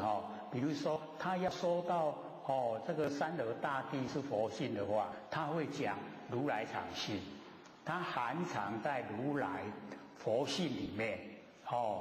所以这样子说的话，表示说如来常可以生发山河大地，而山河大地它不能生发佛性本体。有没有差别？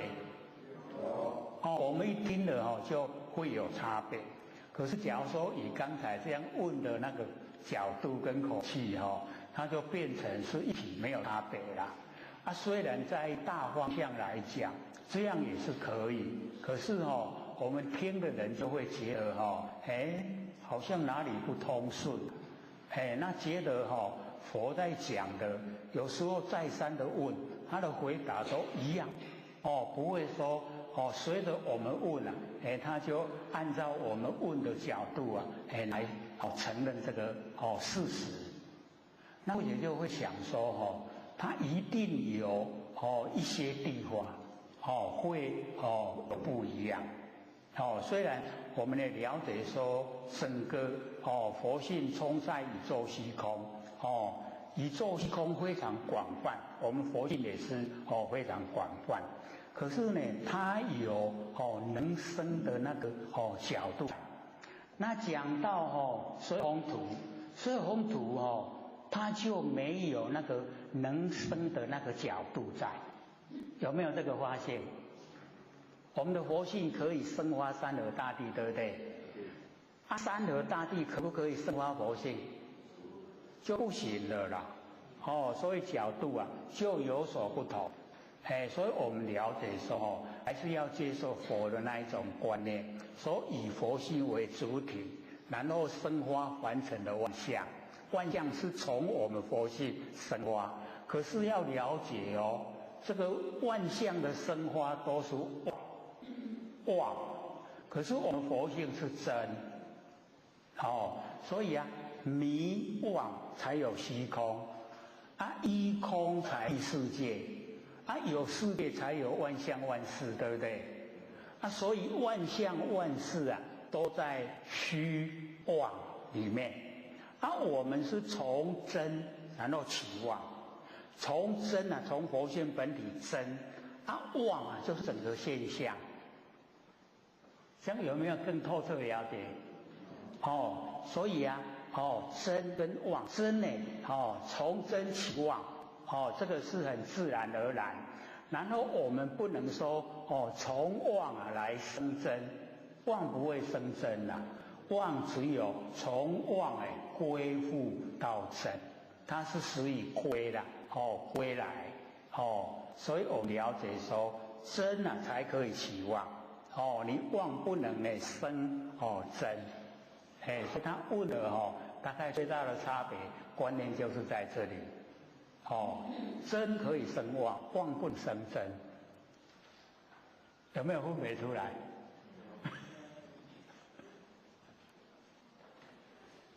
好，再问。好，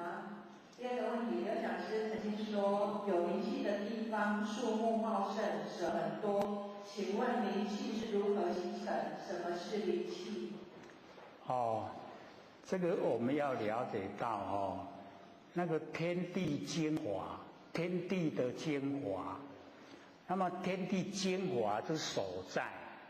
哦，那个地方呢就有灵。那我们在凡尘哦，假如说你看到哦那个山，它有大的树木，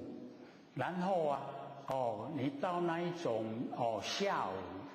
哦，它还没有下雨的之前，它那个树木哦会有那个云呐、生花，那个地方哦就是天地的精华，所以那个地方有灵气。我们到那个地方去修道会帮助啦，可是那个是属于呀地理的那个现象。是属于啊天地的灵气呀，不是我们人的灵气，是不是这样问？他是问说灵气是如何形成的？哦，那个是天地的精华。你看哦，假如说那个山哦，都是没有大的树木，它都是一些杂草，那个就没有灵气呀，那个没有。他说要有灵有气呢，就是山川那个精华，就是啊那个山川里面它有含藏那个珍珠在，它有那个就是那个天地久而形成的那一种我们说那个珍珠啊，知道意思吗？有。那个里面啊，它有那个贵重，我们凡尘所贵重的东西，它在里面含藏在里面啊。那个海也会有，那个大地也会有，然后山也会有。所以假如说山有那一种姿在，那个山就会觉得说，看得啊，你去画山水画就画得会看起来很舒服，那个就是有灵气在。那我们要了解到，凡人假如说心善，那一种灵气啊会很多。那假如说我们整个凡人的心恶，那一些不见了，就一直啊埋得很深的地底里面溶浆融化。所以我们要了解到这个天地啊，跟我们人的心呐，有息息相关呐。人心善良，天地的那一些物质啊，就是那一种七宝，它会一直呈现，让我们用，都用之不绝，不会这个没有消失。可是假如说我们人心恶，这一些都不见了，都埋在深底。地的很深的地方，然后我们地的很深地方是熔浆，很热的熔浆，它变成融化了，没有了。假如说我们凡人都很善良，它会浮现呢，在这个地的表面，水的那个河海也会看见，是一些很贵重的东西。那养生的东西也是一样啊，我们人善，地的生长让我们人吃了以后啊，就身体会健康。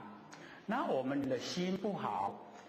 地生的东西啊，虽然吃了可以养生，但是也害身，也害我们生命啦。所以啊，变成一半一半。那现在变成地生长的东西呀，被那个虫吃了，我们都用农药，然后用农药了以后，我们人也吃了，就变成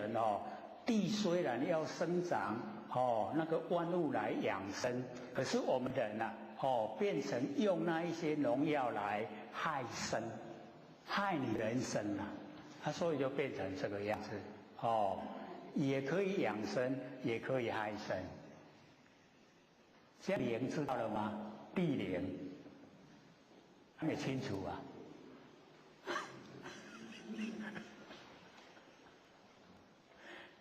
山川精华，天地的精华啦，那个啊，灵呢就是天地的精华，自然成了。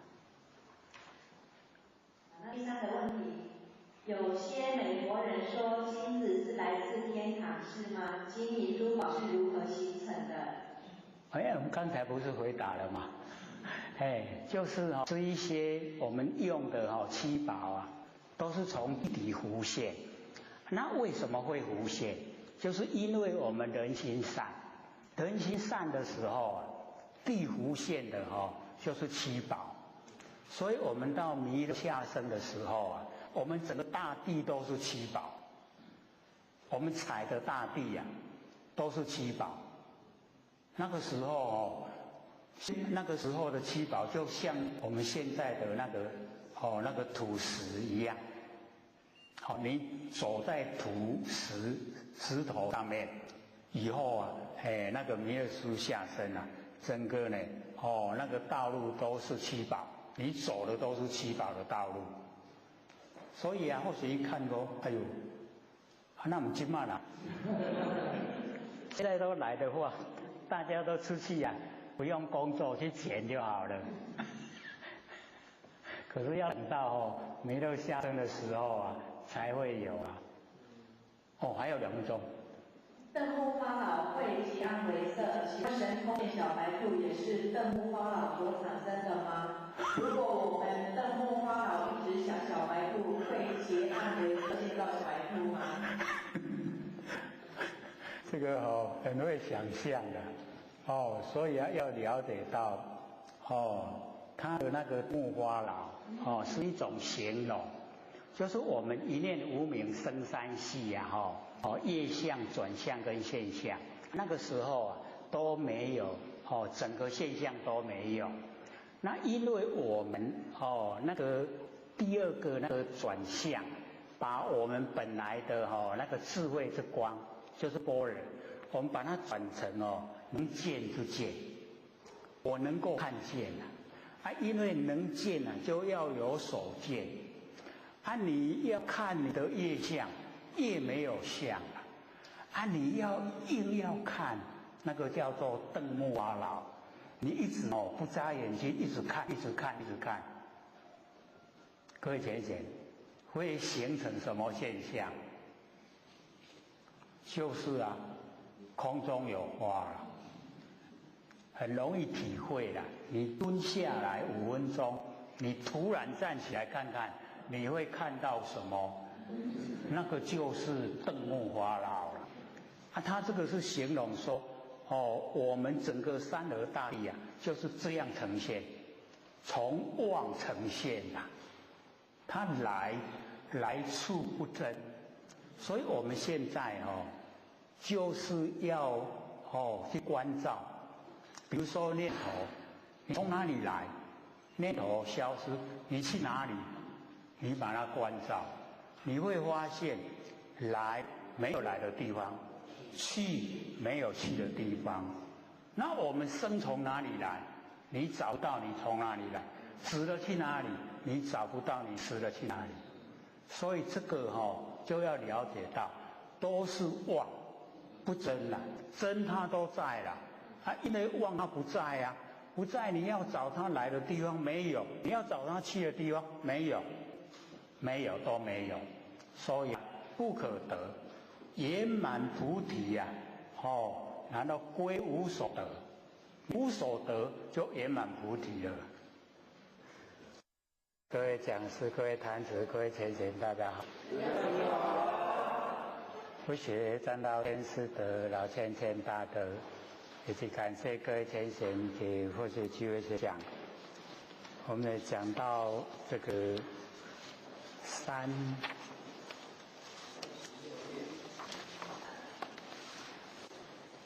至于迷悟论，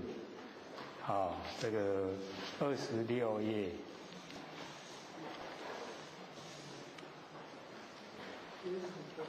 26页呢，1、2、3、4，从后面算来，第4行，这个少年啊，是少年修行啊，得其正法，即成佛道。找到了没有？找到了哈。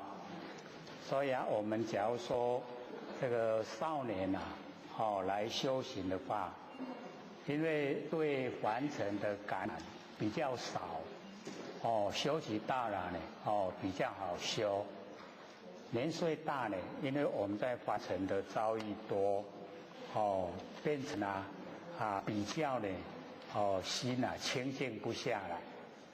修的呢比较困难。那少年的时候啊，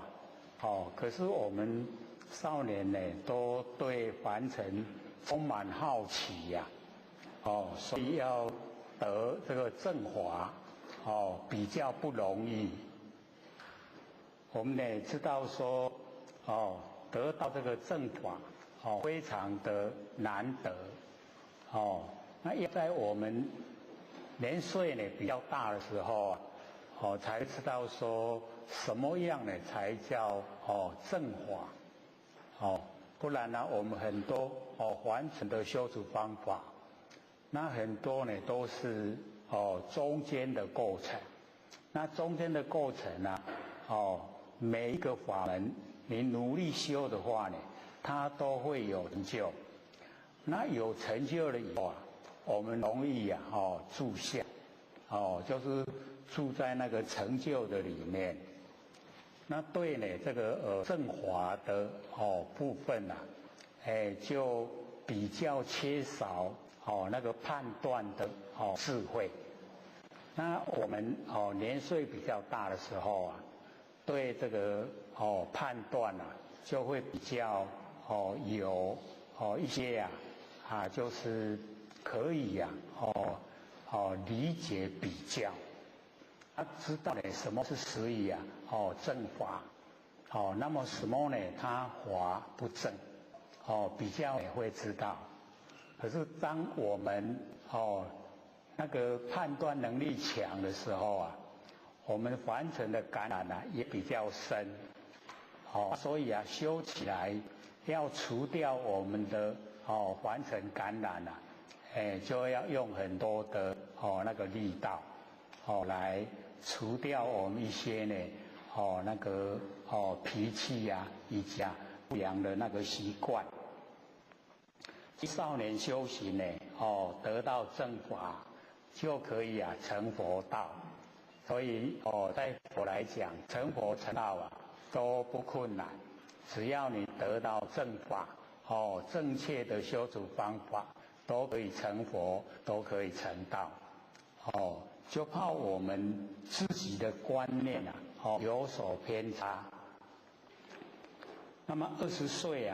修行得正法，亦成佛道。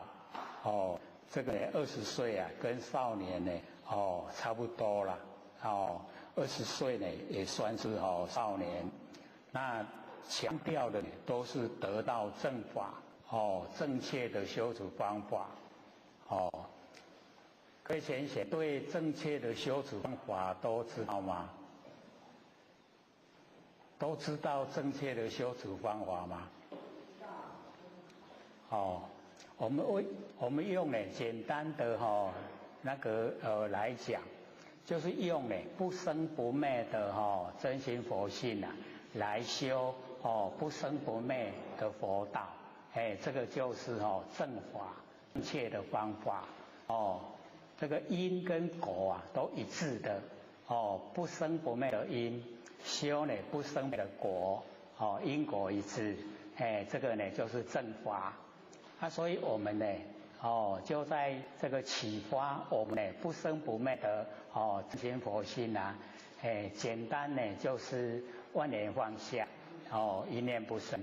我们万念都放下了一念不生那所有的妄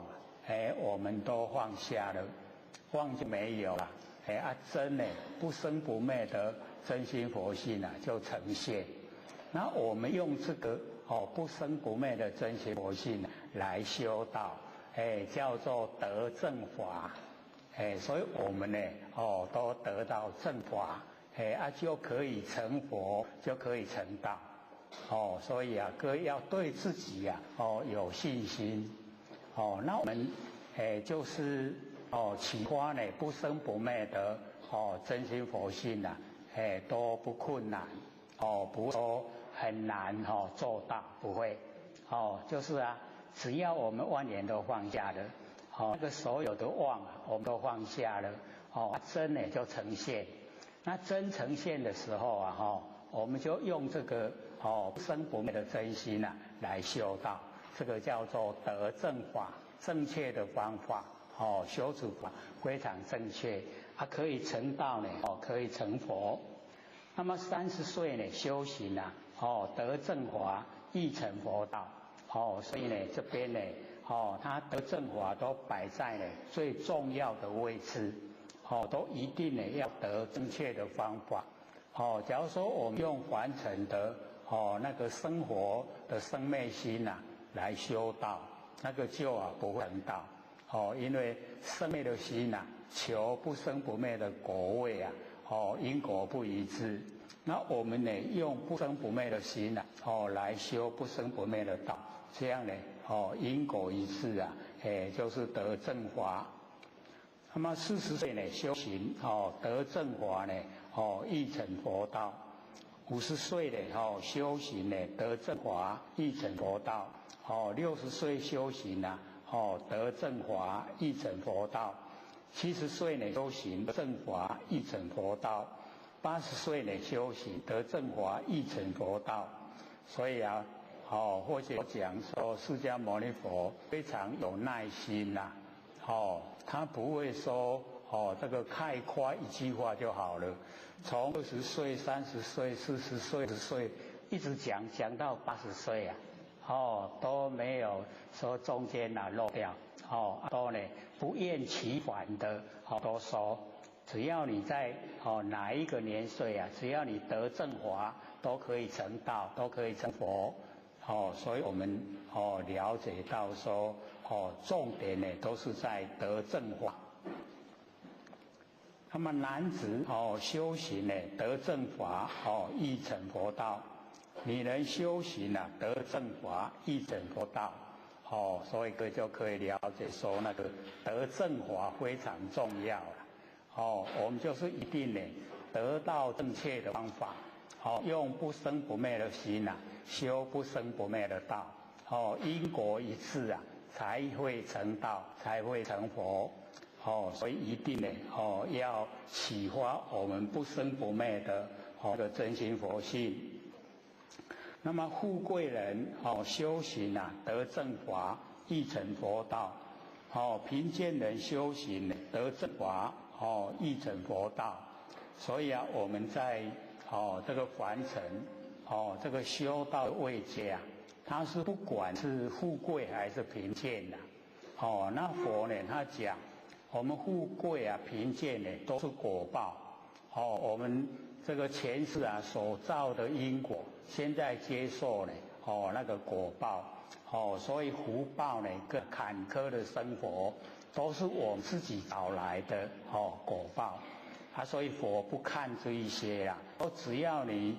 把那个果报都还清了，就回归呢到我们清净的那个本性回来。所以不管是什么样的年岁，不管是什么样的身份，富贵贫贱都没关系，只要你有心得到正确的方法，然后都可以成道，都可以成佛。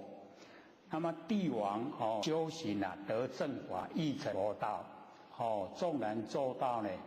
那个总统，做到呢皇帝，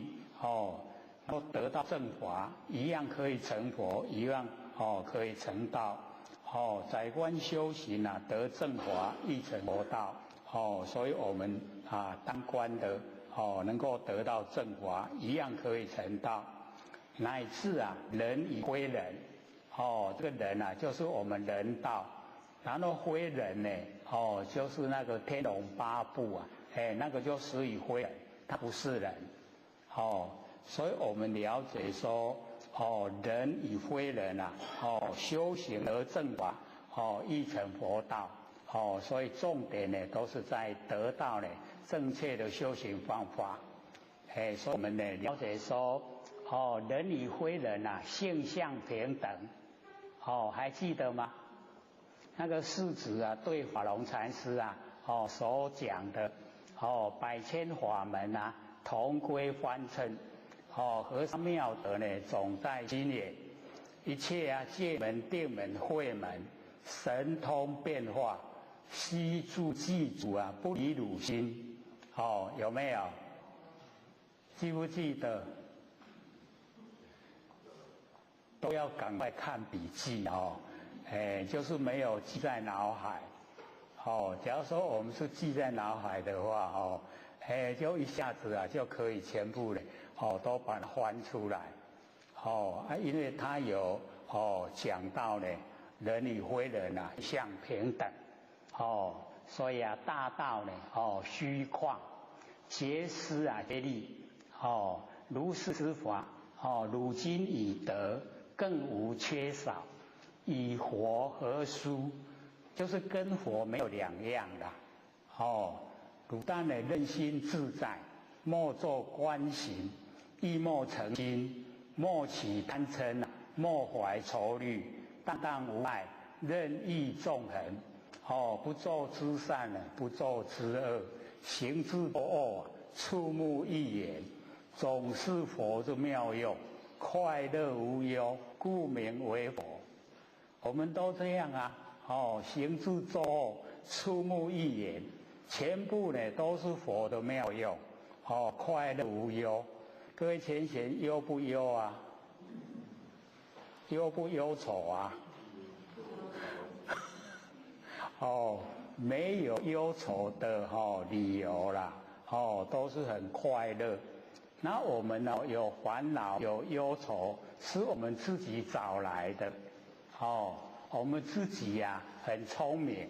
找一些烦恼，找一些忧愁，然后我们就呢很烦恼很忧愁，就宁愿过那个苦的日子不愿意快乐生活。愿不愿意快乐生活所以我们要了解本来就是很快乐都是佛，每一位呢都是佛所以不要在我们的见解里面就是自己不愿意成佛自己愿意当众生所以我们要知道说我们的见解害我们很惨。我们为什么六道轮回，都是我们的见解不正确。假如说我们的见解都正确的话，我们不会六道轮回啦。因为我们都是颠倒众生颠倒把那个不生不灭的都呢抛掉，然后把生灭的紧紧的就保住了所以这样颠倒，我们就受苦连连这个苦未了。各位前贤苦会了没？苦弄了没苦了，没有苦可以吃所以啊，不管是什么样的身份地位啊，得到正法都可以成道，都可以成佛，而且每一个都是佛，每一个都是菩萨，我们都是佛菩萨，所以啊，要快快乐乐啊，过活菩萨的生活，不要自找苦吃啊。所以人与非人，连那个非人啊，那个天龙八部啊，那个部都非人，他呢性跟相，他的佛性跟他的形象呢，跟我们都一样，没有差别啊。我们呢这个很幸运啊，有人的身体呀，可以修，所以十方之佛呢，人道修成，我们可以呢修成道德，一定呢不要放弃。那么尔时世尊呢，耳说具言，若有男女等得见呢真名师啊，修行得正法，无养不成佛。所以我们呢了解到说有男女，就是我们呢在凡尘已经有现象了，能够得见啊真名师，我们的佛老师啊掌奥盘，真名师啊，然后我们都修行，又呢得到正法，每一个啊都受记，就是可以成佛成道，所以啊释迦牟尼佛就讲，所有的啊，无一啊不成佛，就是全部都成佛啦，都会成，要对自己呀，有信心，这个呢就是43章呢，至于啊迷悟论，我们有智慧了，就能够啊，领悟真理，那假如说呢，我们愚痴啊，就迷昧。那迷昧啊，我们就着重在现象，所以啊，智跟悟，它是连带。我们有智慧啊，就能够领悟。那假如说我们啊没有智慧，就是愚痴。那愚痴呢就迷昧，迷昧呢我们就造业啦，造业就要受苦，受苦啊更愚痴，更迷昧啊，就这样一直啊。绵延不绝。那我们有智慧能够领悟到我们不生不灭的真心佛性，我们可以啊修正成佛成道，都一定可以。要确立呀我们的信心，每一个啊都是佛菩萨，都是佛，所以要先自己建立呀，我就是佛。行之作恶啊，都是佛的妙用，在凡尘的生活啊，全部呢都是佛在指挥，不给啊六根当家了。各位在生活之中还给六根当家吗？一定还是的，因为给六根当家太久了，一下子呢要把它呢转移过来啊，就是很不容易。不过我们一定呢要启发，或者就讲，我们现在有能力，可以呀请佛性当家，等到我们一口气不来，佛性当家呢，条条道路啊都通一天。那假如说我们现在不请佛性当家，我们给六根呢当家，我们一口气不来啊，我们的佛性没有主宰的权柄。他要走东往西呀，都没有路，所以要知道啊，六根呢，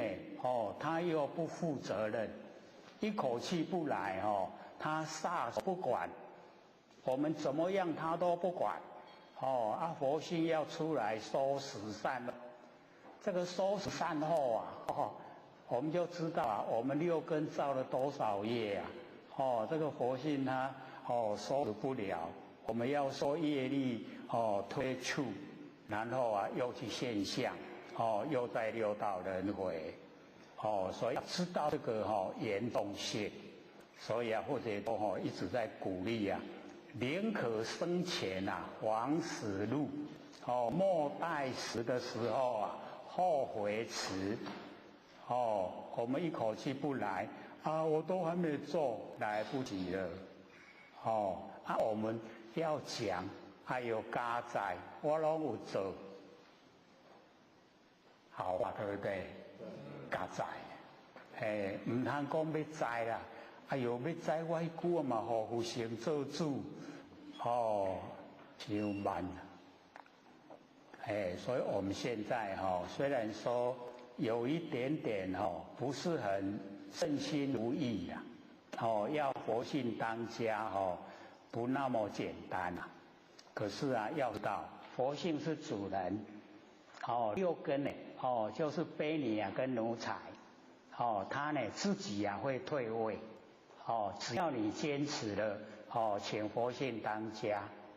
那我们佛性啊是一个绝对体，它没有两边，没有相对，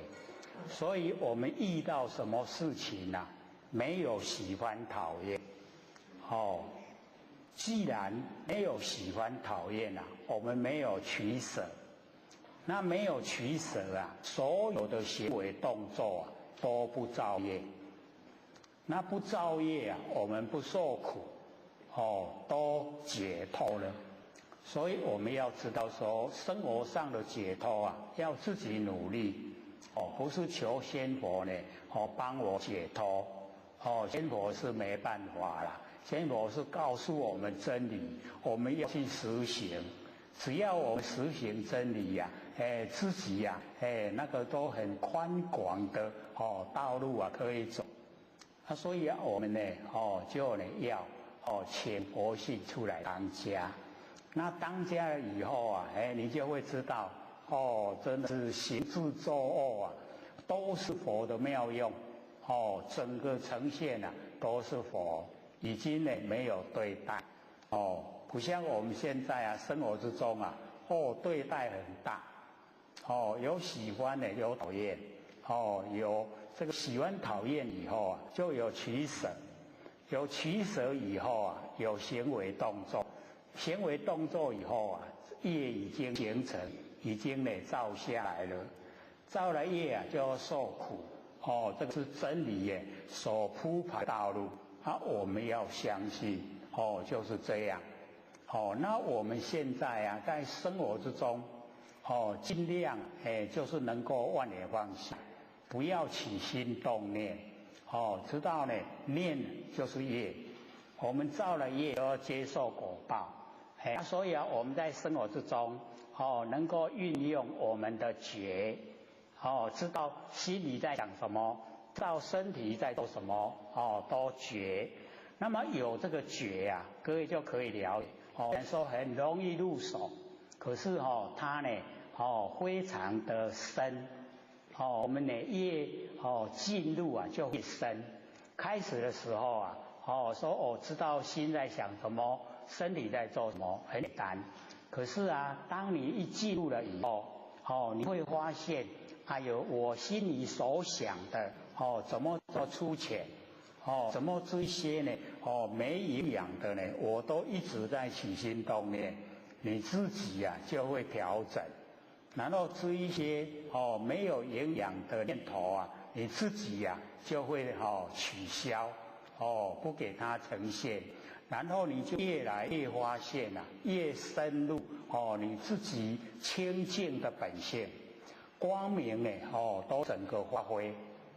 整个佛性的光明啊都一直呈现，所以各位就是要了解那个觉，这就是没有无明了。没有无明不造业啊，不造业不受苦，所以我们在生活的时候啊，就已经进入佛的境界，就已经在佛的领域啊，生活，整个啊都是天堂，就在我们凡尘啊，现象之中啊，都是天堂，都是快乐，没有负面的啦，那我们一生啊就会过得很如意。纵然一口气不来，我们也没有遗憾，然后也很逍遥自在啊，条条大路啊都通领天，所以我们了解说，保持啊智，就能够领悟，不要愚啊，就迷昧了，所以这个43呢，自愚迷悟，所以我们呢就这个很清晰的整个都知道。那么第44章佛道呢正果论，这个佛道的正果。那么于是呢文殊菩萨呢白佛言，世尊，一切众生呢皆有佛性，因何不修，不得成佛？所以这个文殊菩萨呢很慈悲，他说我们一切的众生啊，全部呢都是有佛性啊，那为什么不修呢？不修就不成，不得成佛啊，不得成道。那释迦牟尼佛就讲，说非是啊，不得成佛，只是呢，业债广多，不是我们呢不想成佛啦，只是我们的业障业债啊很多啦，拢来咧拖啊，拖啊拢不爱互咱修啦，就是这样，所以我们要知道说，这个业债啊，我们累生累世啊受到的业债啊非常的多，所以啊，或者就讲，我们现在的生活，一定呢不要起心动念，不要有念头，然后啊不要做了一些负面的行为。那这样的话呢，我们不管累世啊，有造了多少的业，因为我们业啊都不造，累世的因啊，虽然有，可是呢现在的缘我们都呢不让它呈现。那么因啊遇不到缘，不会呢呈现果报。那果报不呈现啊，我们就不用接受。所以啊，这个真理里面啊，有告诉我们这一条道路。我们累生累世啊，不可能说呢，不犯过了，一定都有做错的时候。那已经六道轮回太久，累积的过错啊，也太多。所以啊，各位就可以了解说，我们想这个修持呢。看一些啊修持的方面的诗集啊，只要一看了这个眼睛都涩涩的要睡觉了啦，都睁不开，都看不下去了。那个就是要了解到，那个是业障障碍，不给我们进修，因为我们一进修了以后啊。他就要不到债了，我们都不进修的话，轮回的路上一定会遇到我们，你跑不掉的，一定呢会遇到。那假如说我们呢真的进入真理世界，努力修的话，按照呢我们所讲的，你都呢不起心动念，也不呢这个行为啊，就是负面。那这样的话呢，虽然累世啊，累生累世造了太多的罪业，可是因为没有缘啊，它呢呈现不了现象。那呈现不了现象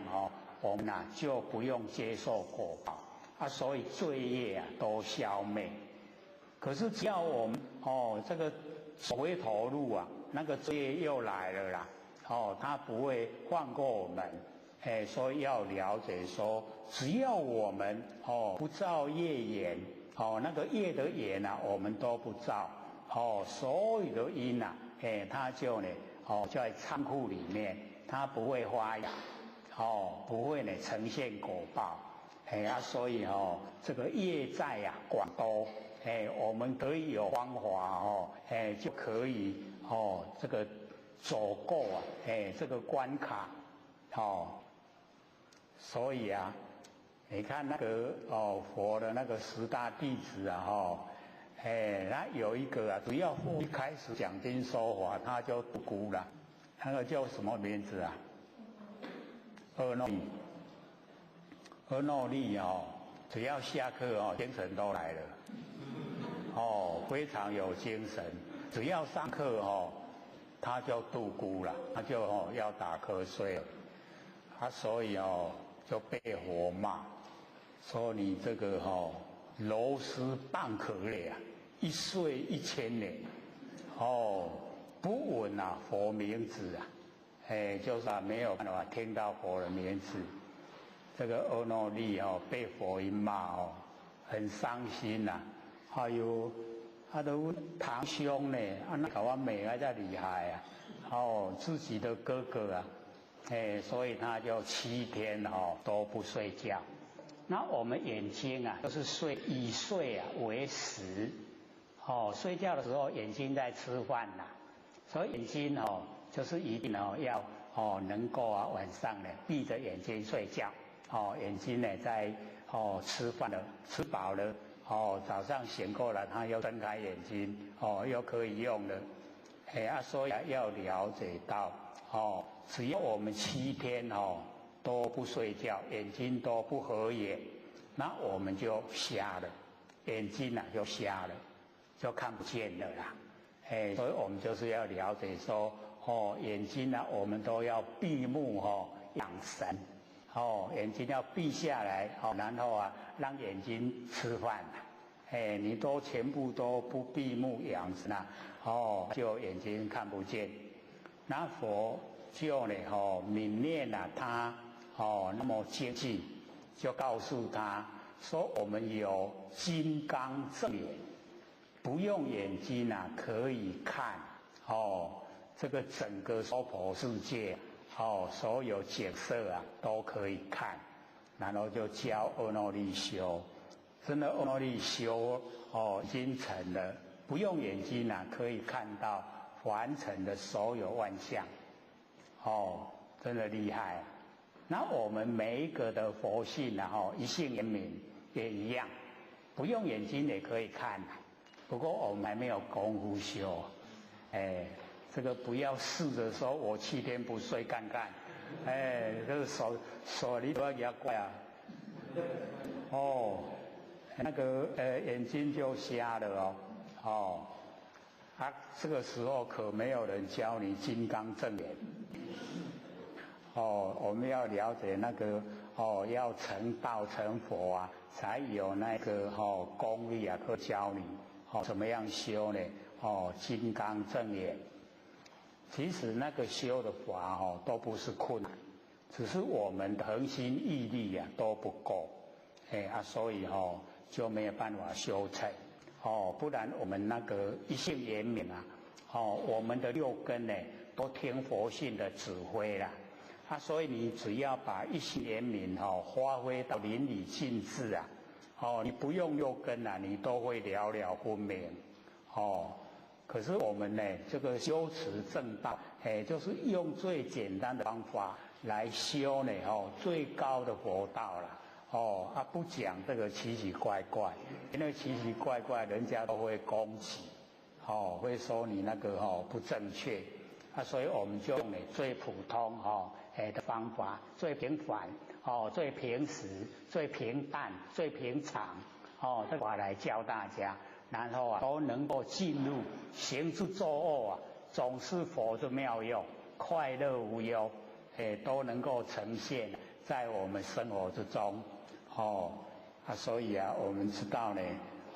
这个佛就讲，是我们众生不想成佛啦，是我们的业债广多太多了啦，多到我们都负荷不了。所以后来就讲，我们一念无明生三系我们从那个无极里边要到凡尘来降世的时候只有一念无明生三系非常少的业债那个业力，我们的起心动念的业那个业债非常少，差不多10块钱的业债而已啦，差不多10块呢，欠10块啦因为我们已经有业在，然后啊，那个业已经呈现，它就把我们的般若妙智慧啊，转成能见之见。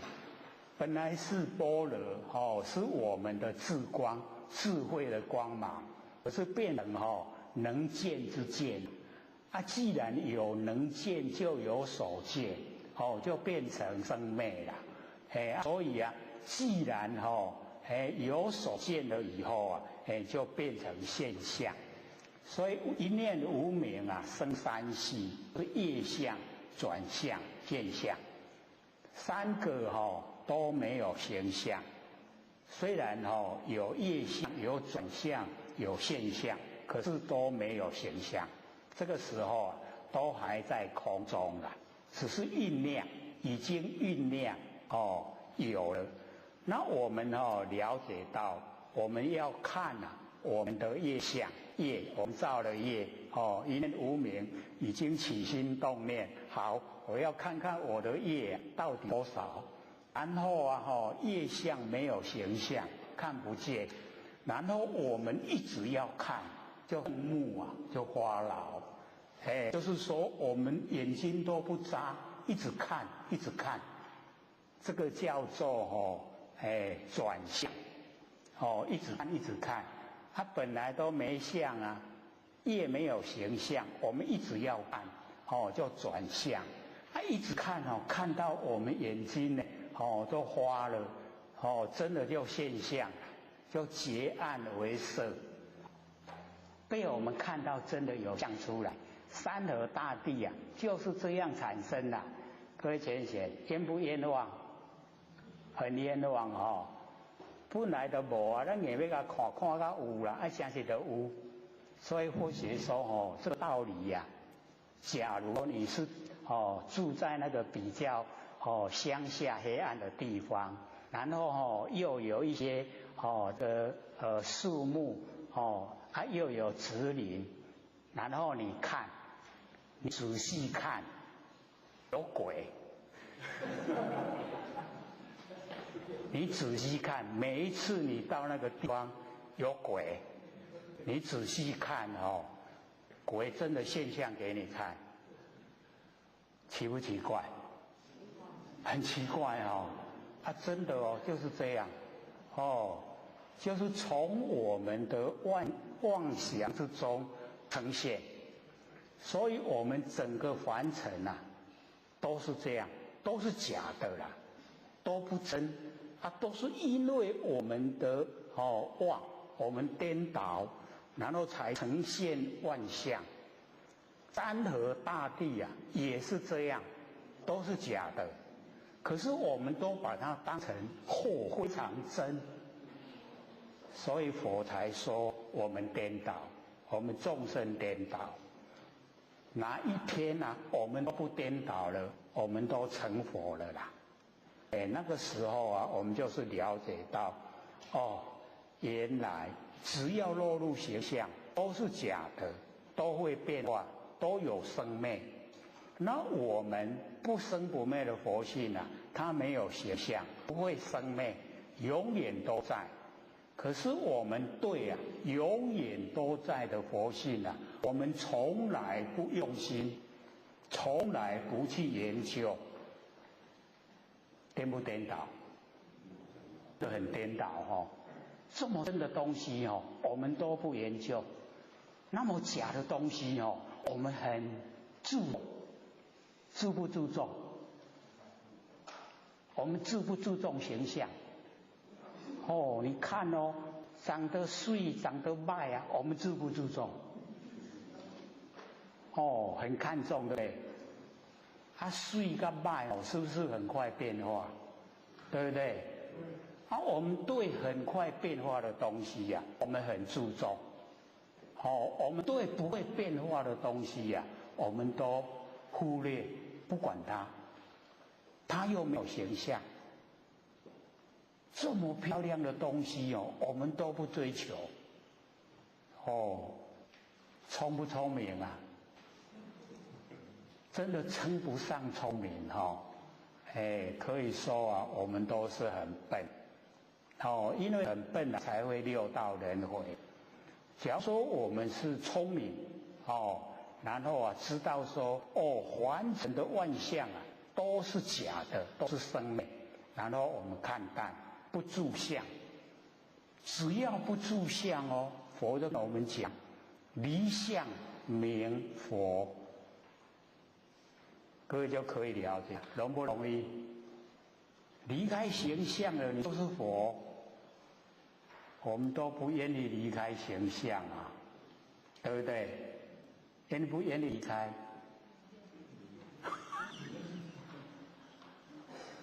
我们对形象啊是非常在意的，所以我们了解说，我们众生的颠倒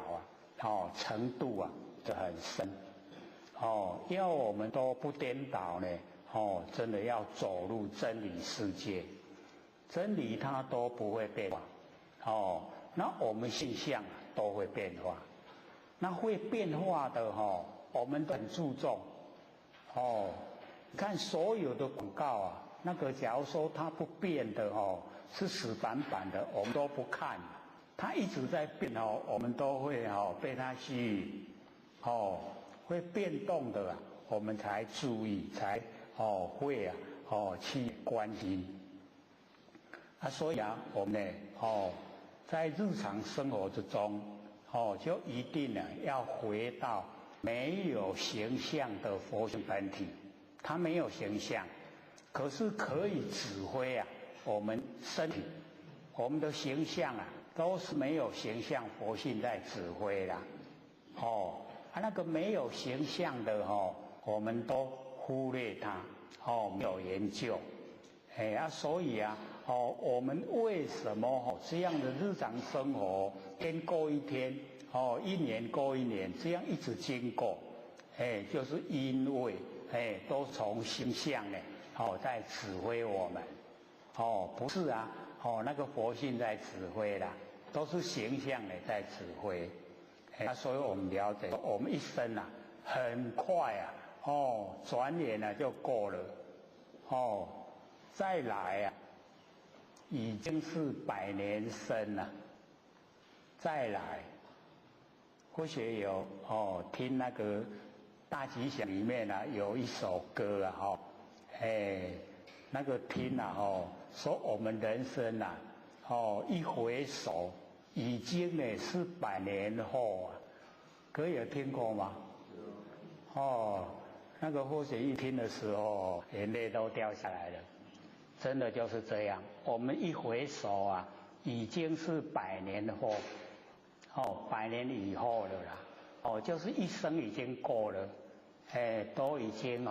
要努力的地方都来不及了，所以我们要爱惜现在可以主宰的时候，就要好好的利用，启发呢佛性出来当家。各位有决定性了没有？决定要启发佛性当家了没有？一定要呢请佛性当家这个6根呢就下来说你这个婢女跟奴才你不要占据位置啦，就让佛性来当家，这样的话呢，我们修道就成功了。我们最困难就是在6根当家呢，跟佛性当家，这个地方最不容易转换了。我们能够转换的过去我们的脾气毛病也都没了，贪吃慢疑也都没了，都降服了。最难降服的就是我们6根，6根呢最难降服。那么佛就讲，何以故？一切的众生迷顽颠倒，这个呢讲得蛮厉害了。我们迷昧了有很顽固各位不顽固不承认可是就真的很顽固，都很固执我们都很固执，迷顽，然后又颠倒。我们众生呢颠倒，把真的看成假的，把假的看成真的，都颠倒。那么从无始以来，就是没有一个开始的时间呐。各位同学，我们的人生啊，从哪里开始？从这个缘会，从上个缘会，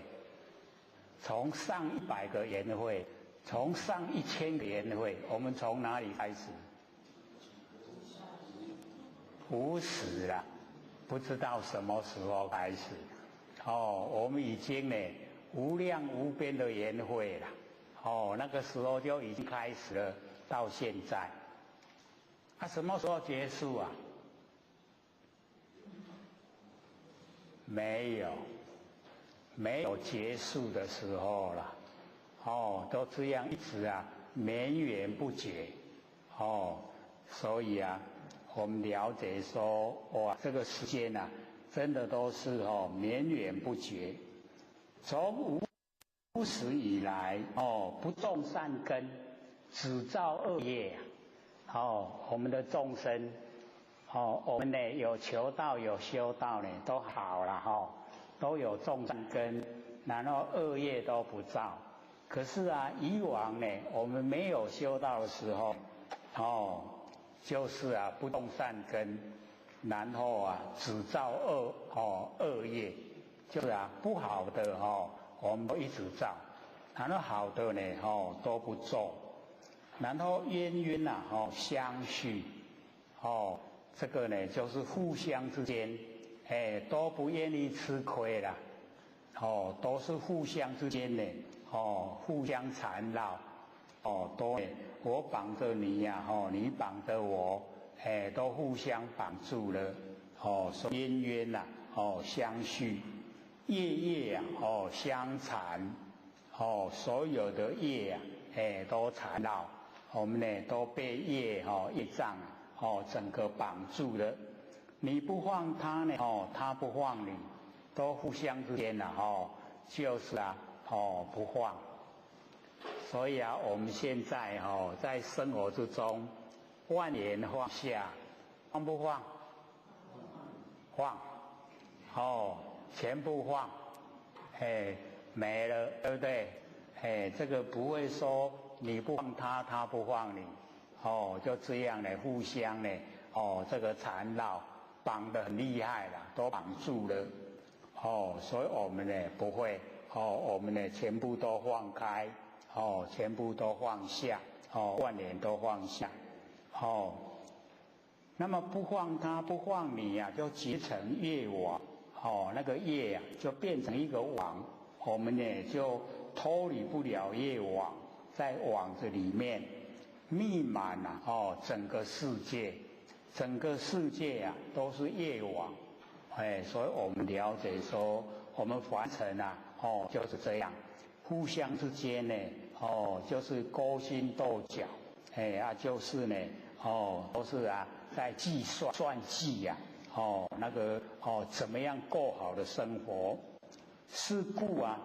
出入啊三途，往来六道，所以啊，我们就出入，就是啊进入三恶道，刀途啊，血途，跟火途。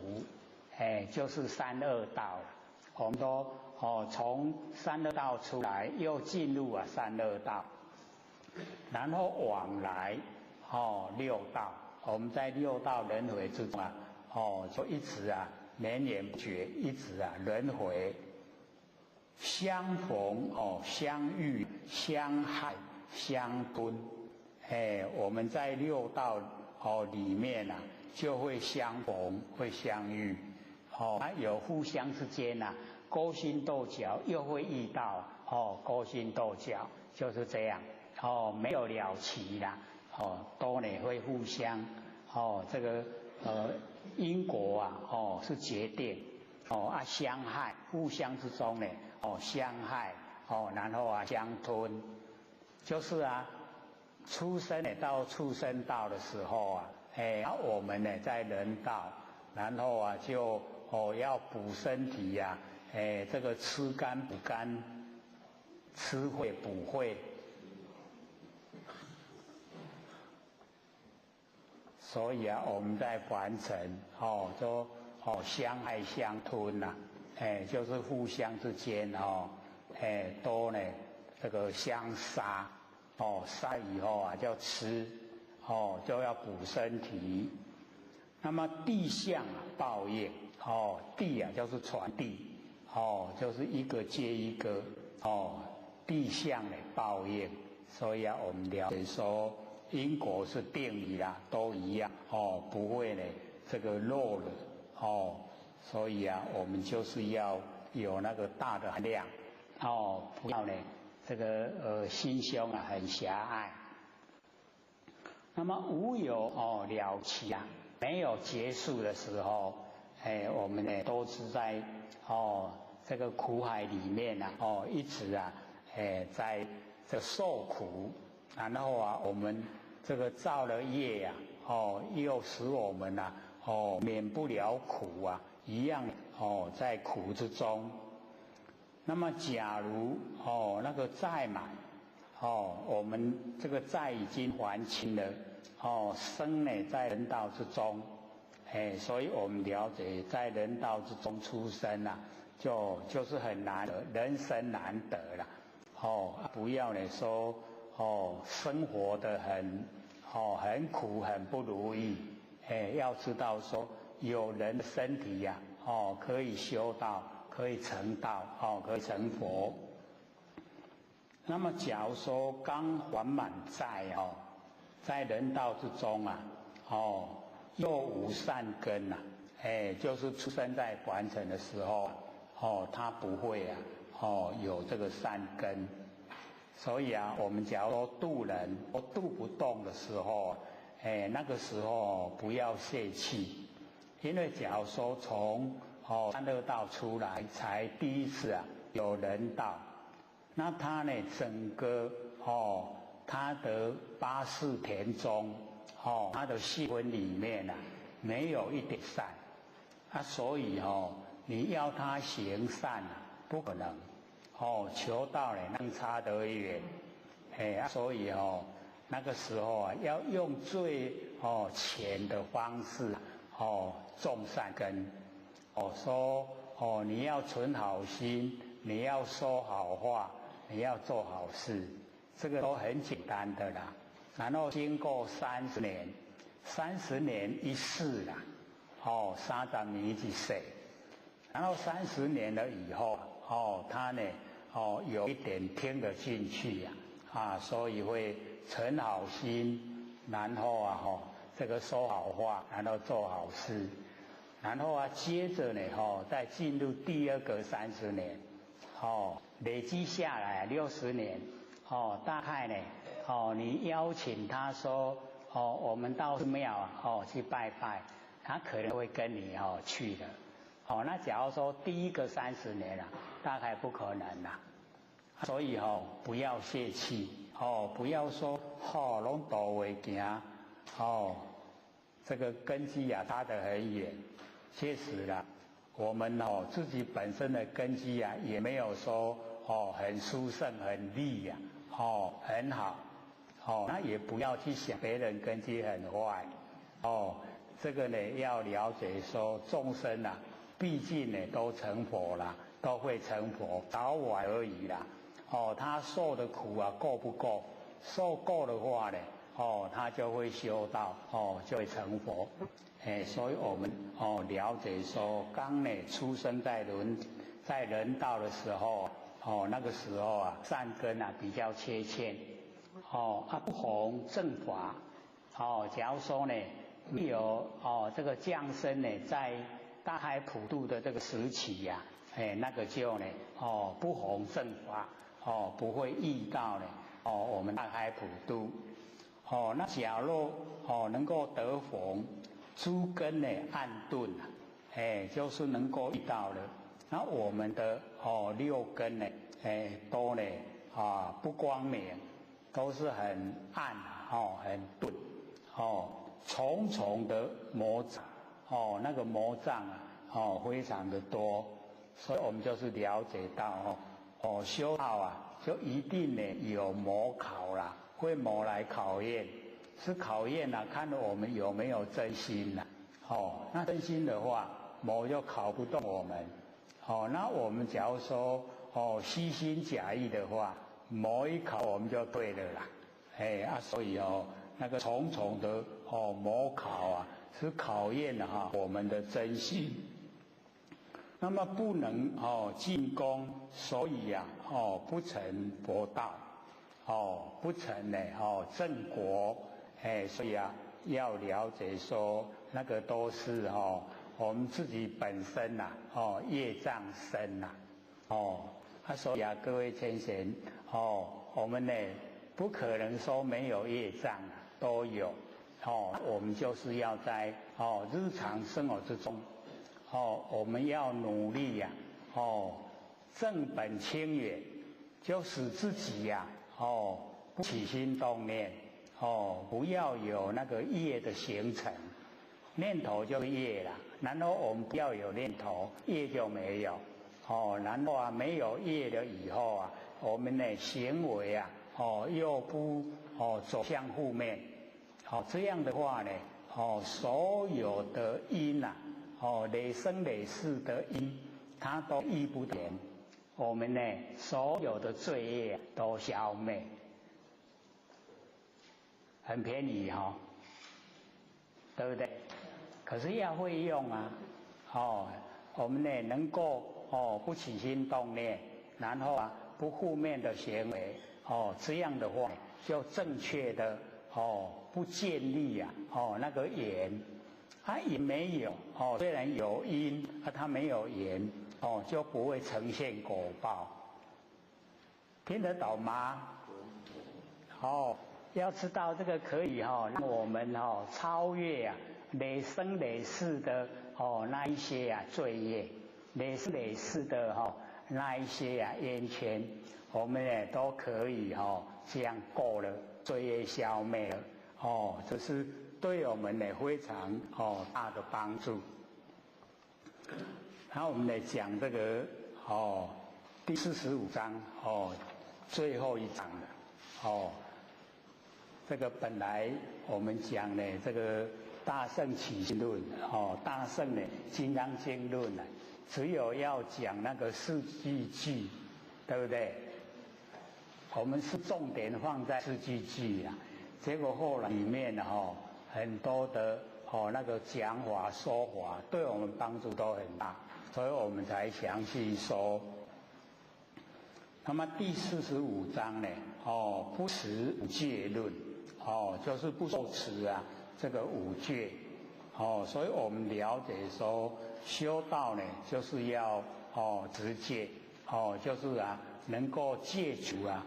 我们那个走路那个偏差的那个道路。那么佛告文殊师利不持杀生呢食肉戒断绝慈悲种子。假如说呢我们不受持那个杀生食肉我们也杀生也食肉，这样呢就会断绝慈悲的种子所以我们要知道天地之间他不会做事，他所做的事使万物生生不息，所以生就是天地的大德。那我们杀生就是最残忍，违反天地的那个大德各位先贤，天在做代志无？我们都了解了，天假使有手可以做事情的话，我都吓死了，会不会？不会假如说这个上天伸两只手出来做事情我们会怎么样看待？要赶快披上网。所以天地呢，我们就是了解到他没有这个做事情，可是了解说天地的大德就是生，它使万物生生不息，这个就是天地所做的事情。所以天地呢，我们要知道，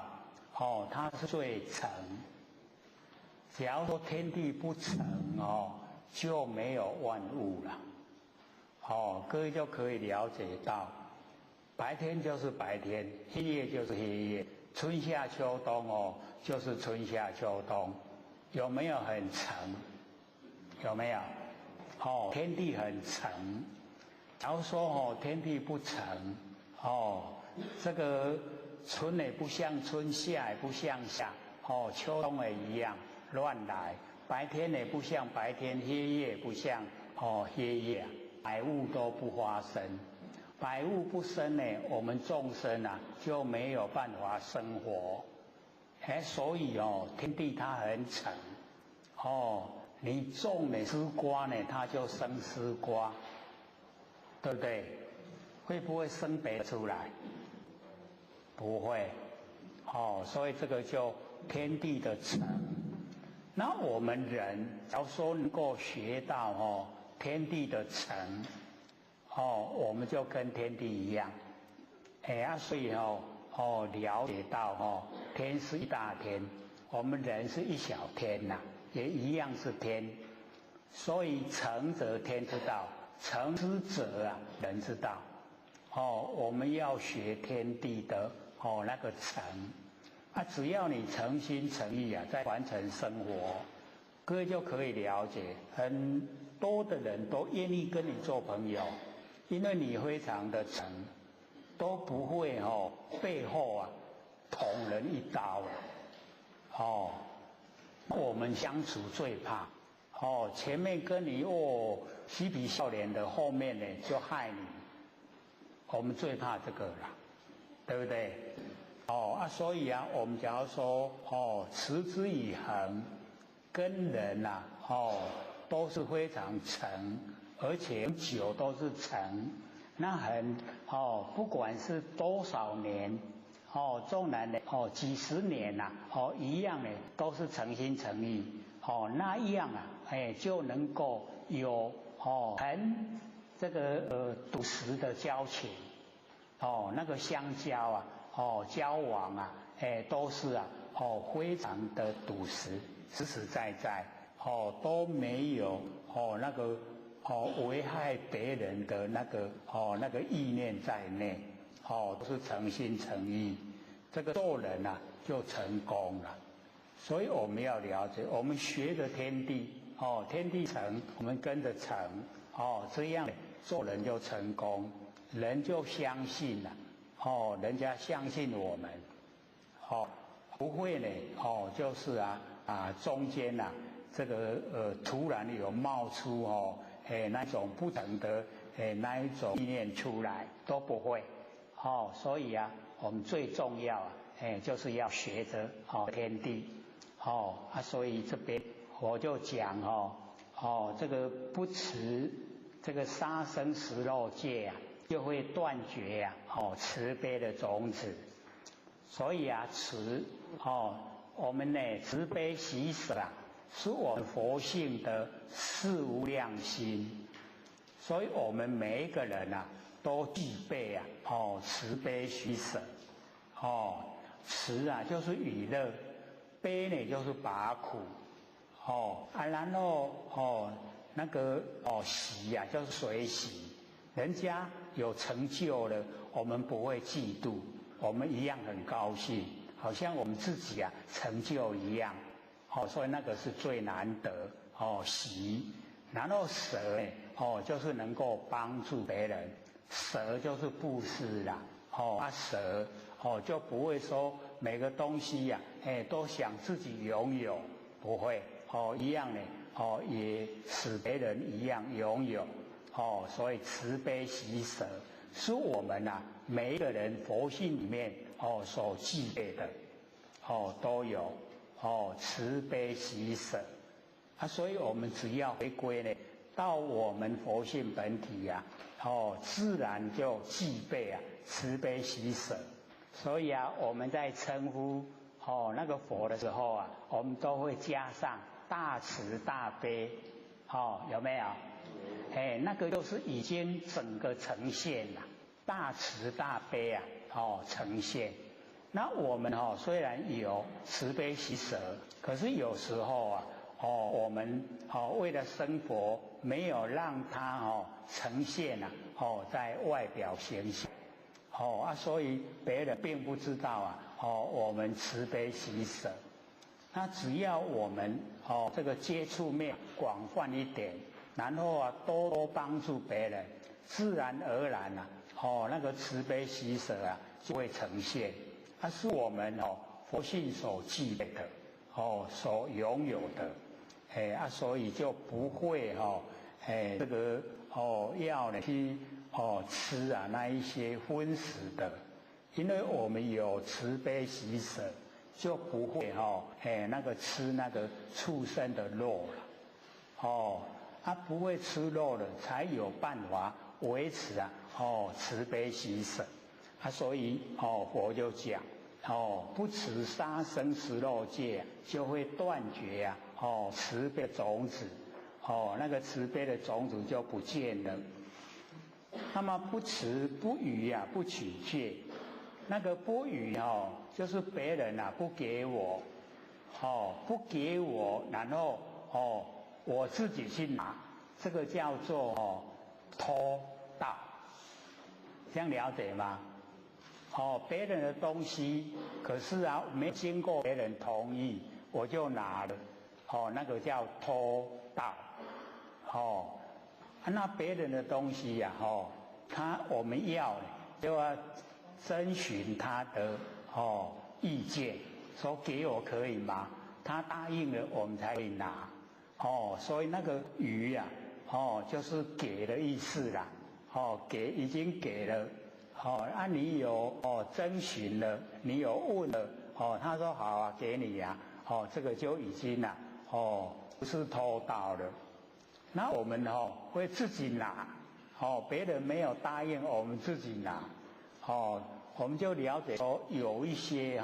我们自己认为啦，这个小事啦，没关系，我自己拿就好。不知道说我们呢，细汉偷挽布啊。大汉的逃砍骨啊，所以我们从小的地方我们就要戒慎恐惧，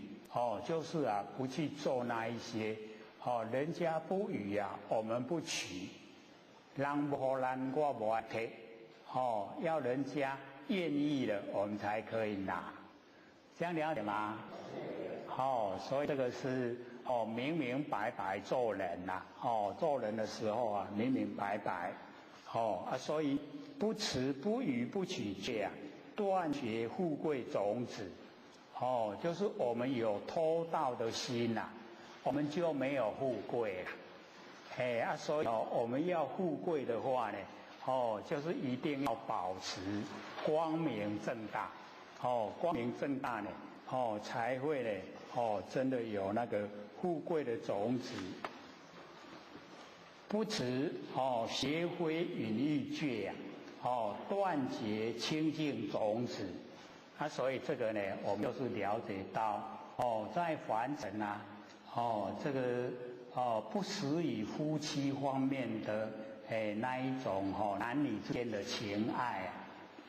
叫做邪非淫欲，那我们呢？就是不能落入那个邪非淫欲，假如说有，那断绝清净的种子，等于是我们那个光明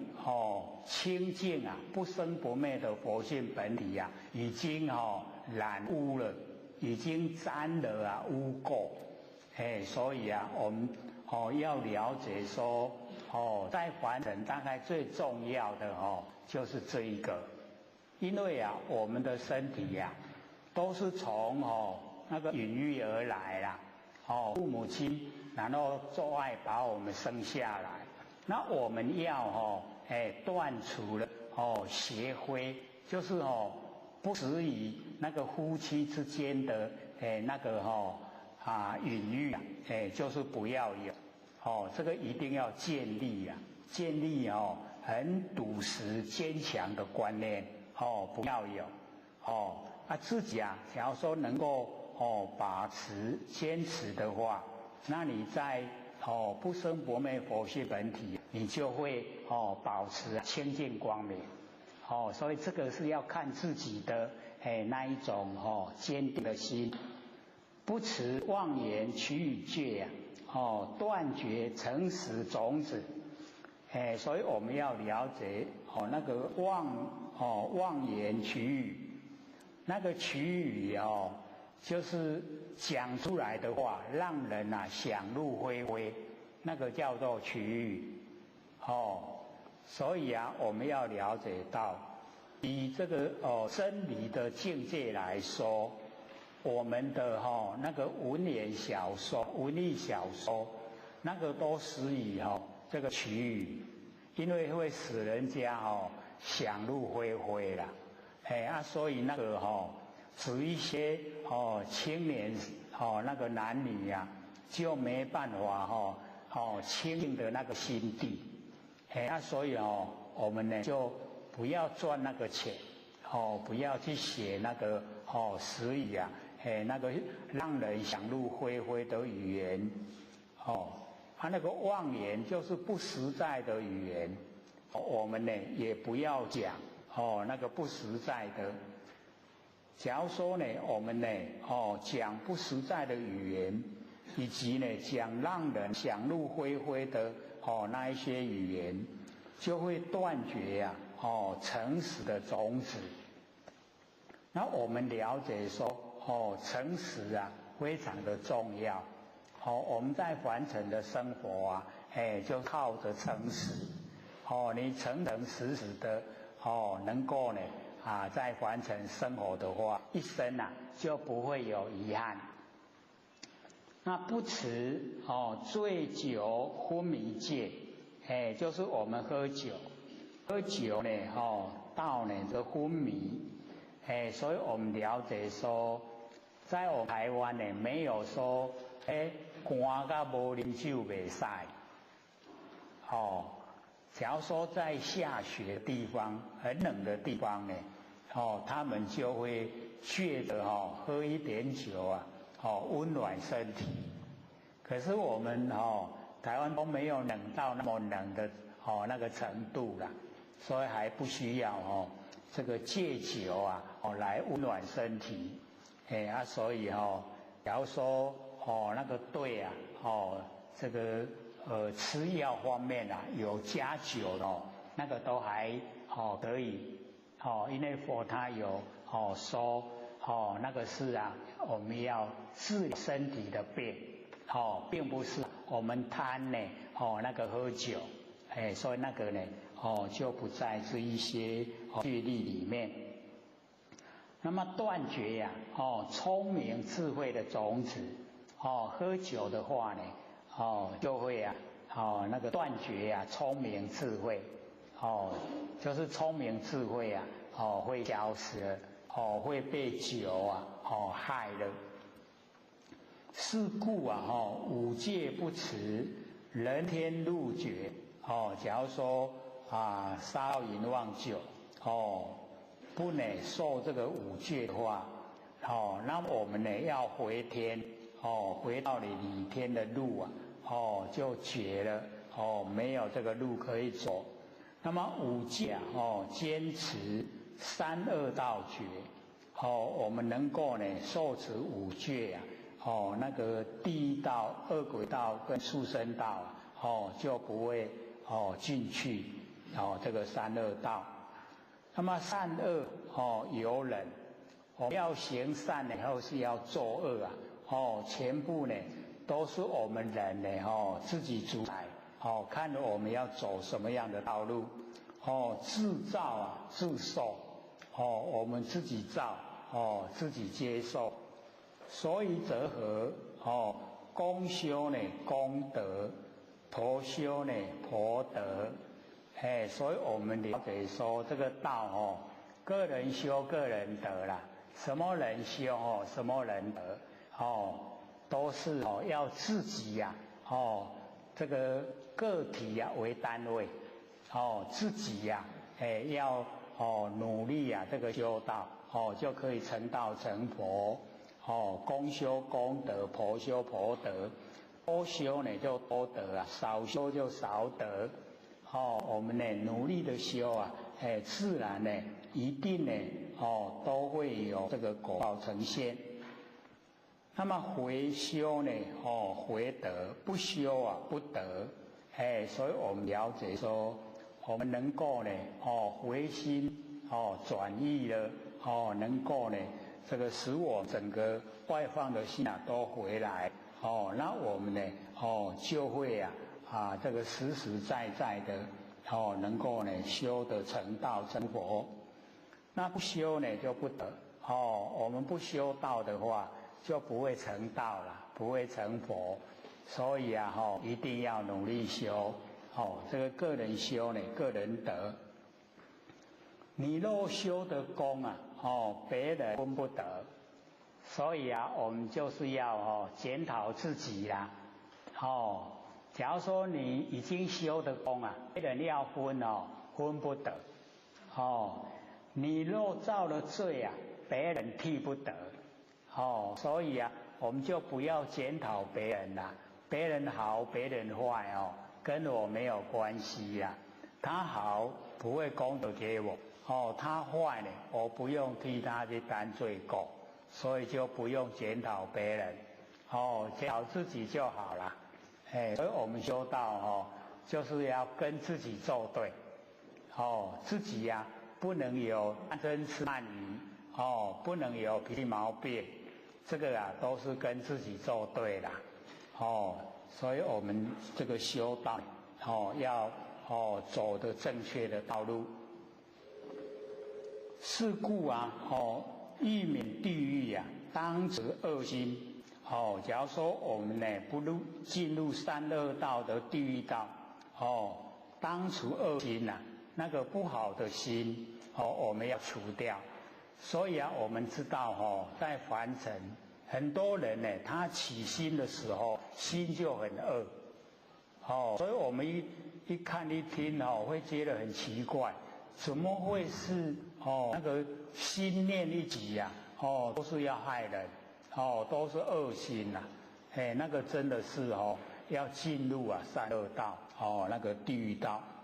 那欲免恶鬼，我们呢就是要免除这个恶鬼先断悭贪那个悭呢我们呢就是讲那个这一文钱打24个结，老一辈呢时常会说那人一仙级怕24个干有听过吗就是那个就是悭所以我们要了解到我们在凡尘所有的一切物质都是借我们过手而已借我们用不是我们可以带得走的。累积的太多的财产我们一口气不来没有一文钱可以带得走都要拱手让人，都全部别人的啦我们何妨在生的时候把那布施给一些比较艰苦的人去生活所以不要悭贪那个悭贪对我们都是伤害能够布施的话我们布施了就可以越过贫穷，布施的人不会穷他会越来越富裕所以我们呢就多多的布施。那欲免畜生呢莫吃他肉假如说我们不落入畜生道，就是不要吃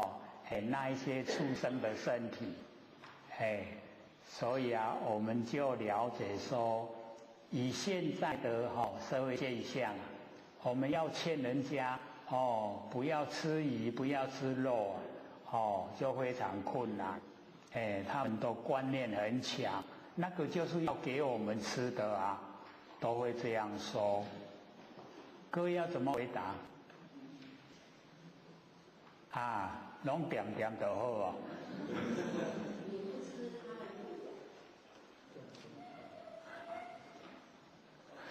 所以我们了解说，我们不落入呢，那个畜生道就是不要去吃那个畜生的身体。所以老天在世的时候都讲，说我们人死了以后都是要用棺材来装，然后动物死了以后我们用肚子来装。我们肚子变成了畜生的棺材，像不像？很像背后好势。那么易得人身，我们要得到人的身体先学孝慈我们呢要有人的身体，要呢这个有孝，就是对长辈就是孝。然后对晚辈就是慈所以要有孝慈。那么一生呢天上，我们呢要生在这个天上当持五戒这个杀盗淫妄酒五戒我们都受持就可以生在天上。那欲成佛道先用明心。所以我们要成佛，要成道，一定呢，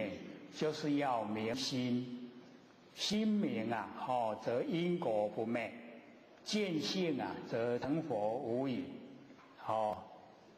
各位都明心了没？明心了没？真无力。不敢肯定了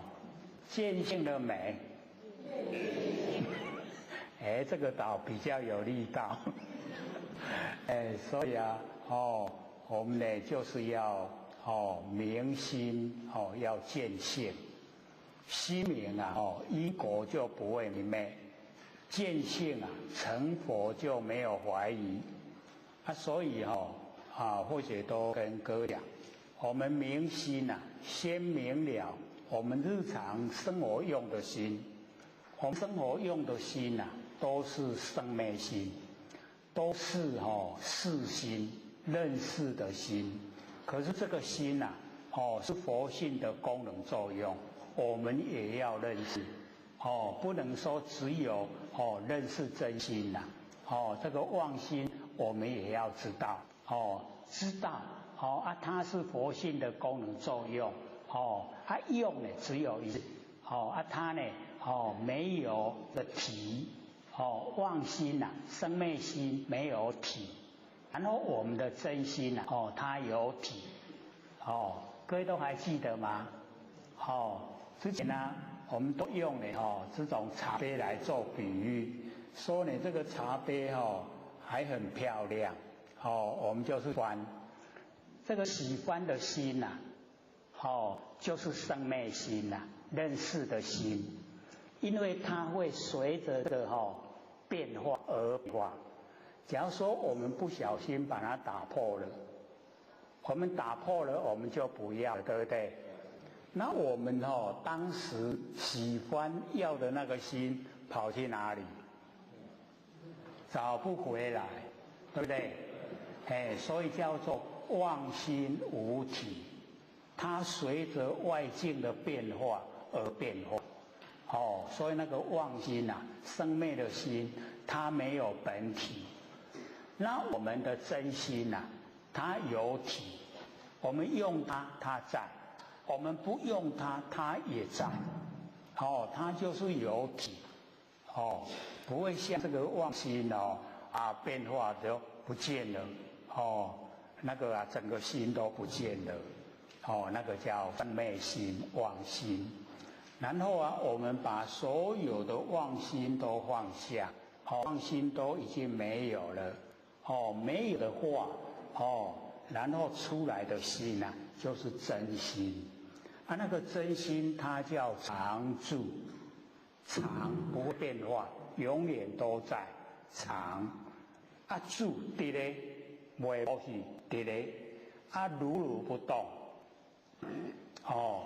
啊，所以啊，那个司空山本净禅师就讲，哦，那个啊，杨光庭说，哦，杨光庭是皇帝哦派去山上去找那个常春藤，要食哦不死的啦。哦，然后这个杨光庭呢找到哦那个本净禅师啊，就问他说：“哎呦，你嘛教我教哦，我就爱修道的，啊，你是要问佛啊，要问道？”伊讲啊，佛跟道有啥物无同？哦，佛跟道啊有什么不一样？他说你要问道的话，无心是道，你所有的心啊都去掉了，那个就是道。啊，你要问佛的话，即心即佛，就是所有的妄心都去掉了，就是真心。他那个心啊，就是佛，所以即心即佛。哦，所以问道啊，无心是道；问佛，即心是佛。这样了解意思吗？哎，就是我们哦要知道哦，我们日常生活用的心呐、哎，那个是哦我们佛性的功能作用，它使以生灭。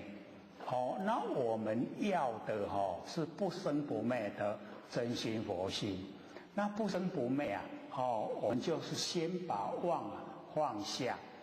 妄能够放下以后，剩下来的那个，哎，就是真，啊，就是这个成佛啦，就是这个成道，哦，啊，我们要我们的哦常住真心啊，都整个呈现。我们在生活之中呢，哦，就是要使这个不生不灭的真心佛性啊，整个呈现。啊，所以整个呈现的时候啊，哦，或者就讲它如不动。哦，之前啊，用了那个照相机的原理来说，哦，因为我们有玩过相机的人照，你在按快门的那一刹那，镜头不能晃动，晃动呢，哦，照出来的影片模糊不清。啊，你一定呢，哦，要哦不动，去讲。哦，然后啊，照出来清晰，啊，所以啊，你就可以用这个原理呀、啊，哦，来印证我们佛性。我们佛性啊，假如说哦在玄关的话，我们呢都整天啊都在动，那整天都在动，以照相机的原理，我们看的景象啊都模糊不清。可是我们怎么动都看得很清晰呢？就是因为我们佛性本体如不动。动的是我们身体啦，佛性不动，哎啊，所以啊，我们知道哦，我们的佛性啊，如不动，哦，就叫真如，就叫一真法界，哦，就叫如。所以啊，佛学都会讲，哦，若无所见啊，即是真实的见如来；若有所见啊，即是邪见，有没有？没有能见，没有所见，你就是真实的见到如来，就是没有对待了，没有两边。哦，若无所见，没有能见，没有所见，已经把能所融成一体了。哦，这个时候啊，你融成一体了，这个就真实的就是如来啊。所以啊，我们在凡尘的生活，你看啊，我们没有能见，没有所见，就是真实的见到如来。可是我们有能见有所见就是邪见，听有无？所以整个我们在凡尘呈现的整个呈现啊，就是如来本体。没有能见，没有所见，这样知道了吗？把它已经融成一体了啦，没有能所，没有对待，这样知道吗？所以啊，我们修道就是这么亲切。你看整个我们所面对的行之咒都是佛妙用，整个都是佛，都是如来。只要你落入思维，我想看卖，那就两边对待，就是邪见，这样知道吗？是一体的就对哦，是一体的，没有两边，没有生灭，那个就是如来，这样知道吗？或者说最亲切的、最高的程度就是这样，没有两边，没有对待，没有能守，都是一体，就是如来，就是佛，就是这样，所以我们要明心见性，你看整个佛都呈现了，所以见性成佛无疑，绝对啦成佛，只是时间早晚，绝对成佛。有信心了没？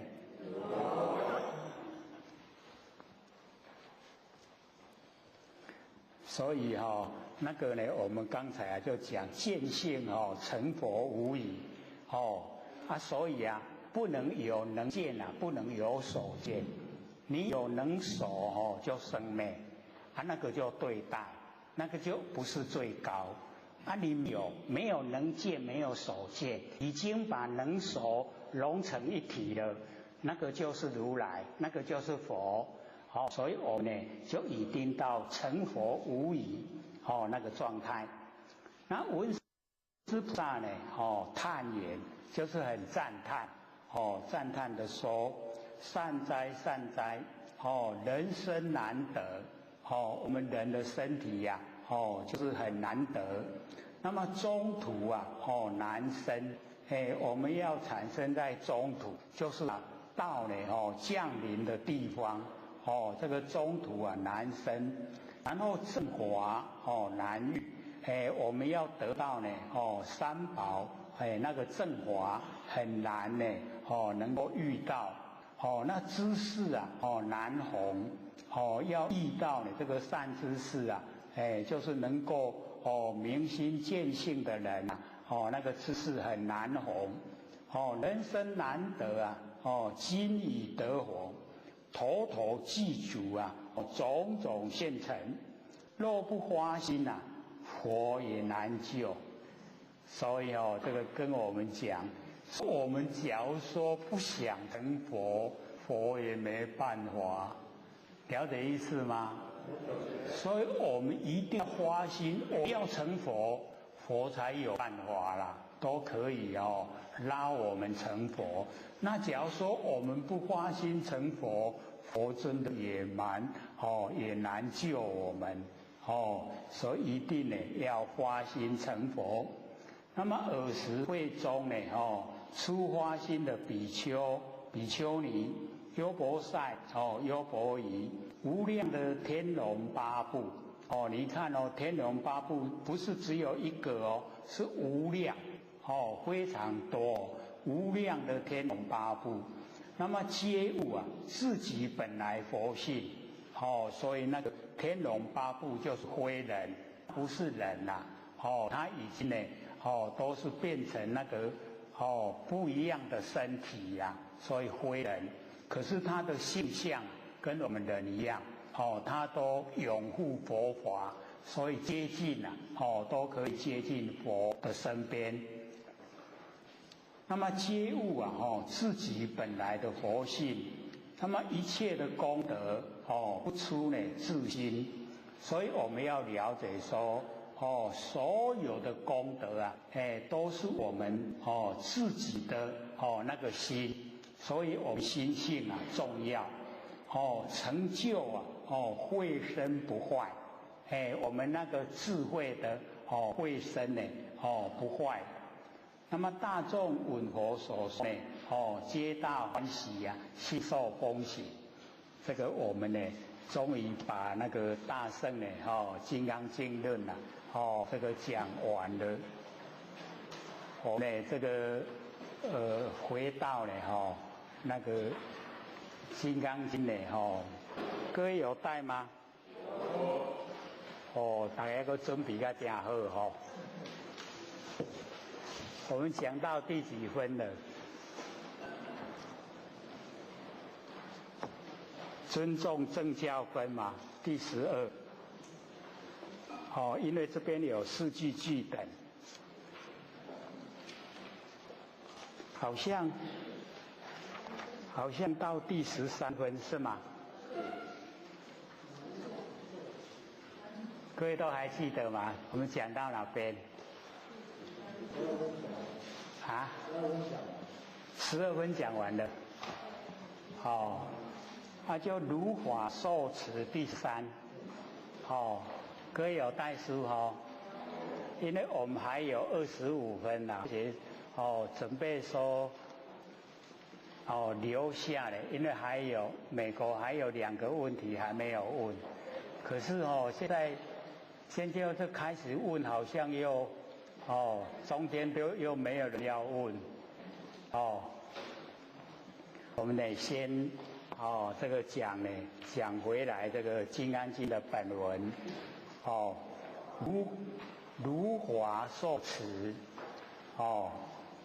所以啊，我们要了解到这个如法受持啊虽然文字呢不多如那么这个如的本身呐我们就是要了解到它是一真法界那之前呢我们有详细的说如是我闻那个如啊就是我们要追的目标，我们要追的程度啊就是到如，然后我们按照这个如的方法来受持所以就包含了非常的这个广泛所以我们这个了解到从这个释迦牟尼佛讲那个37智道品释迦牟尼佛讲经说法49年，他所最重视的就是37智道品。那37智道品呢就是从四念处四正勤，然后四神足五根五力七觉支八正道各位有没有印象我们呢就是要了解到虽然这个讲经说法非常久49年，可是它的重点都没有离开这个37智道品所以我们呢就是要对这个37智道品就是要了解它的内容不像呢我们所认识的说那个是小乘佛法，因为它是从根源，从我们众生的根源，然后修呢一直修到那个佛的程度就像那个四念处，那四念处我们就是了解到现在为止我们社会所传的那个四念处都是观身不净观受苦，观心无常，观法无我，都是这个最初步的那个说法所以我们要了解到那个是我们开始进入修道的那个时候才要呢重视这个观身不净观受是苦，观心无常，观法无我为什么要重视？就是我们住相那先呢这个四念处让我们破除那个住相的那一种陋习，我们的习性先把这住相呢能够呢清除掉。那清除了以后可以说我们社会都没有传那个最上圣的四念处。那最上圣的四念处佛在进入涅盘的时候就是涅盘经我们这边呢有这个印过来那个涅盘经啊，阿难就问说以后啊要以何为主？说以后啊释迦牟尼佛不在了，那我们要用什么方法来修？那佛就讲四念处。可是这个时候的四念处各位就要了解到，它不是那个观身不净的四念处，是那个成就的那个四念处，就是观身现象犹如虚空。观我们身体呀，不管是佛性，不管身体的形象，都跟虚空一样。观身现象犹如虚空，这样才会成就了。那你假如说一直都是观身不净啊，那都还在吃布的那个阶段。那吃布的阶段我们只是要去掉那个对身体的那个执着而已。那你对身体的执着去掉以后，要怎么修就没有交代。可是在那个要进入涅盘的四念处啊，就完全都不同。说观身现象犹如虚空，各位就可以了解，我们的性啊可以犹如虚空，可是我们的相啊形象，各位想想，要使它跟虚空一样，容不容易？就很不容易了，对不对？所以佛就讲说，我们呢真正的你要成就啊，你就是要了解到你整个身就是有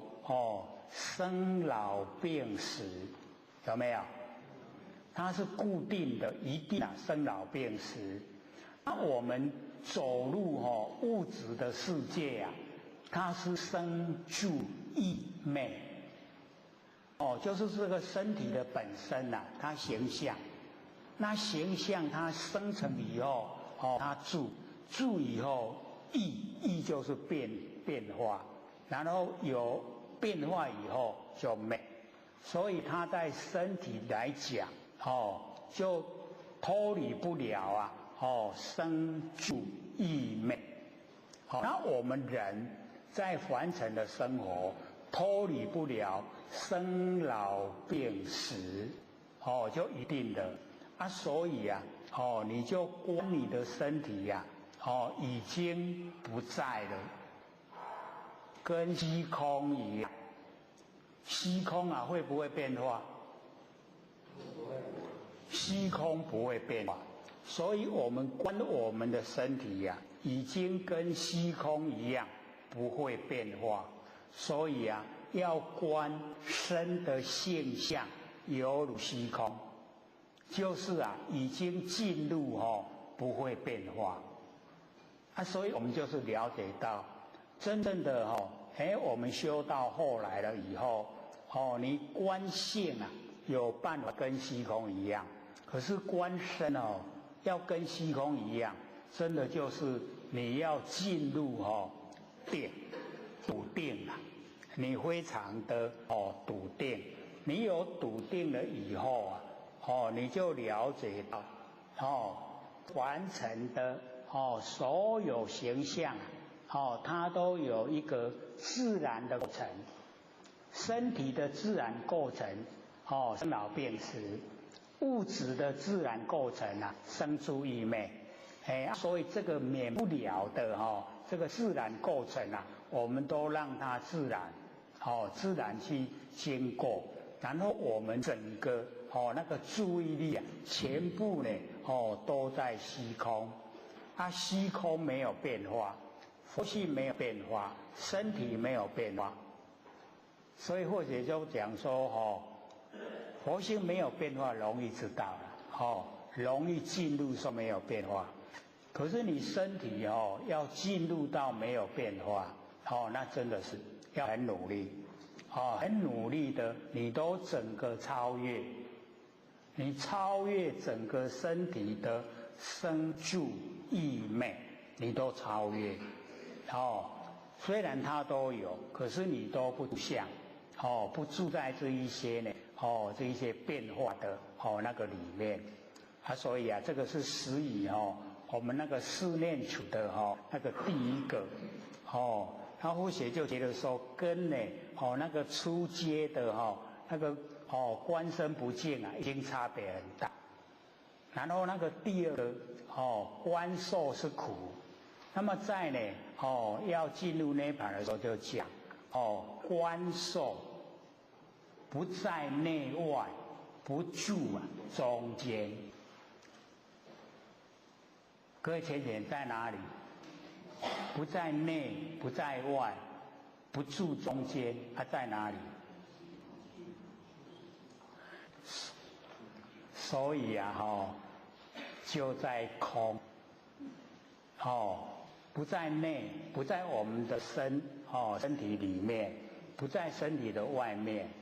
不在中间，所以就在空。所以我们了解说，观受就是空，不在内外，不住中间，就是空。观受，凡尘给我的所有的受都是空。可是我们现在的生活，凡尘所有给我的受都实实在在没有说来了以后全部都是空，都是实在我们都把它认为实在，所以都空的，都不实在，所以佛就我们众生颠倒，假咱能够看到真的，全部都是假的啦，然后那个第三个观心在我们这个最后进入涅槃的时候观心但有名字，名字现离，观心只有名字而已啦，没心没有心，你找不到心的所在。心在哪里？没有，只有名字，连那个名字性都没有，所以整个都是空，心都是空，没有，观心没有，然后第四个，观华得善华，不得不善华，没有善华，没有恶华，就是空所以四念处在那个佛进入涅槃所教的就是要我们全部呢都是走入空，都是没有了从观身性相犹如虚空，观受呢不在内外，不住中间，观心但有名字，名字现离观法不得善法，不得不善法，全部呢都是空，都没有所以我们了解佛教以后所有修佛法的人都是走入空，空就对了你假如说走入实在的那一些形象，它就错了所以我们了解说那个如法受持那个如就已经呢要我们进入不生不灭的佛性本体。那呢只留下10分钟了给那个美国大亲问2个问题。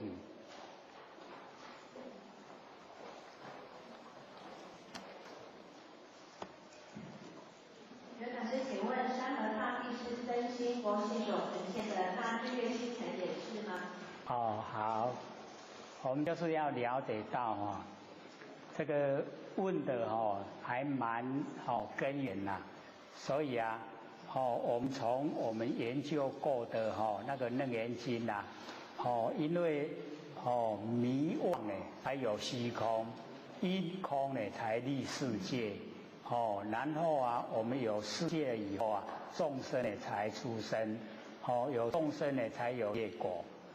所以我们整个那个山河大地全部呢都是由迷妄而来。既然三河大地啊都是由迷妄而来，我们所依附的那个太阳系啊，整个也都是依我们迷妄，然后整个呈现。所以或者都觉得说，我们在这方面啊，可以说比较缺少研究了。那所有的佛经也都没有明确的讲说这个世界的来源，世界到底是怎么来？就只有楞严经啊文殊菩萨有详细说啦，说我们那个佛性啊那个觉海性成眼，言成觉言妙。言明造生熟，熟力造现往。所以啊，就是讲我们那个佛性啊，就好像海，觉海，它的海啊，比那凡尘的海宽广，凡尘的海都有边呐，我们的觉性的海啊，无量无边，非常的成远，然后言成觉言妙，我们的那个整个那个佛性的觉啊，它本来就光明，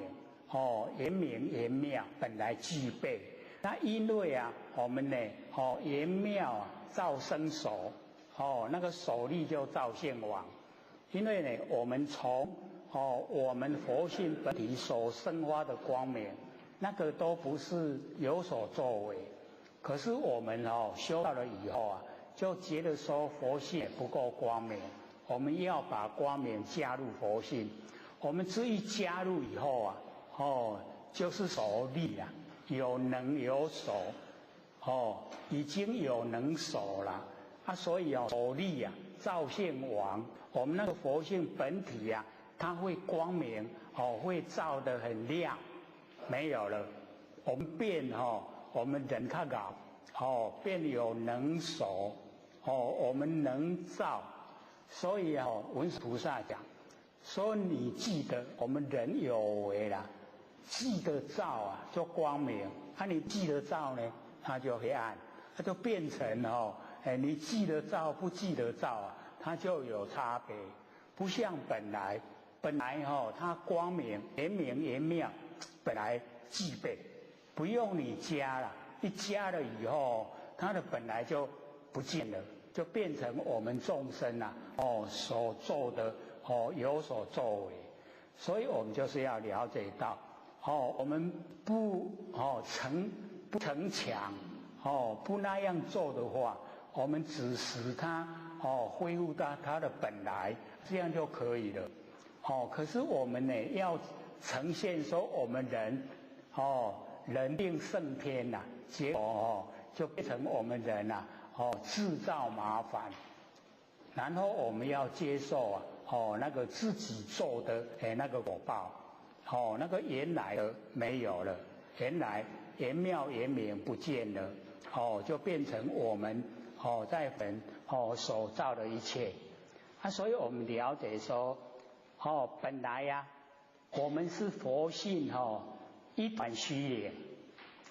没有三河大地没有现在因为迷跟妄，所以才有虚空因为有这个虚空才建立这个世界，所以世界是在虚空里面虚空是在我们的佛性里面，我们佛性是充在整个宇宙虚空的外面，很宽广现在呢我们迷妄才建立一个虚空，有虚空才有世界才有三河大地就可以了解到文殊菩萨说这个阿昧空本无，假如说我们迷妄不迷不妄的这个空没有没有世界没有，世界没有，全部回到佛性本体啦，整个宇宙都是佛性本体，很宽广或许看了以后我们人给搞把天地拢变化，所以啊，为什么释迦牟尼佛在讲说没有世界，有的就只有微尘，没有世界啦，因为微尘然后集合变土，土集合啊变地，地集合啊来变我们生活的世界，这样的都是一些妄集合了以后才呈现，所以我们研究真的要从根源去了解，根源了解的话，知道说来源它本来就不真了，我们是从真起妄，我们从佛性本体的真，然后起妄，这个虚空的妄，因为有虚空以后才有地球，有地球以后才有这其他行星啦，我们整个太阳系才有，所以这个都是不真，都是假，可是我们现在就把它当成非常真然后我们人就是在里面生活也是真，不知道说整个都是我们佛性本体出来的啦，这样有没有了解？好，还有一个，我们修行到理天，涅槃跟理天有什么差别？涅槃还在轮回当中吗？我们就是要了解到涅槃不生不灭啦。那假如说我们已经呢是进入大涅槃，大涅槃就已经呢不在这个生灭之中了。那假如说涅槃跟生死是对等的话，那个涅槃生死有生死才建立一个涅槃，所以它是平等，平等都是空中的花。那假如说加一个摩诃加一个大，大涅槃那就已经超出了，超出我们那个生死相对待，它真正的不生不灭。那不生不灭我们就是了解，我们追求就是追求不生不灭啦。我们一直修到最高的程度就是到达不生不灭。你真正的能够进入不生不灭正悟本性，你就有主宰自己的能力。要不要落入凡尘，来救度众生，你就有权柄主宰。那假如说我们在凡尘没有启发佛性当下，我们就没有那个能耐，没有那个权柄说我要到凡尘来，我不到凡尘来，就不是我们可以自己做主。那我们现在呢生活中已经启发佛性当下，那就已经归入到一个没有对待，一个绝对体，绝对体的我们不生不灭的佛性本体，你已经进入了，进入绝对体以后就是你可以超出我们佛老师讲万八逍遥，你可以回到我们当下当初无始那个时候下凡尘的时候，那个一念无，我们就可以回归到那个地方。那个真正的就可以跟那个南极老仙一样，可以观我们这一个研会的那个整个生灭变化。那不然的话呢，我们都有经过了南极老仙翁的7次那个整个我们研会的变化，我们都在六道轮回面不知不觉啦。那我们假如说能够启发佛性当下，我们就可以到那个南极老仙翁身边来看，我们看第一次的研会那个整个人灭，然后地尽天穹，然后混沌，等到下一个研会开天辟地，隐会人又降世，我们就可以知道这一些状况。那要不要完成来，我们可以自己主张。所以就在我们现在的生活之中，愿不愿意启发佛性当下？你愿意往后就有这个希望你可以主宰。那假如说我们现在的生活没有办法启发佛性当，那所有这一些都是空中楼阁啦，这个可看不可及你到不了。下课。老师、各位讲师、各位坛子、各位贤贤，大家好。不学占道天师德，老千千大德，以及感谢呢各位贤贤给或许机会学讲。我们呢讲到这个，说我们了解说，只要落入相，它都会变化；只要落入相，它都是假的。我们假如说了解到这个理，那就会把那个所有外相就可以平除了不住在心中。那我们要知道呢我们整个心非常宽广，所以佛都鼓励我们就能够到达无量的佛世界，然后这个净佛国土成就众生那或者在讲说净佛国土，因为所有的那个国土都很污秽，那希望我们能够净化，净化所有污秽的国土。那佛就讲污秽是在我心，我们心不清净，所以国土就肮脏。所以我们呢有研究这个佛经里面讲说我们要这个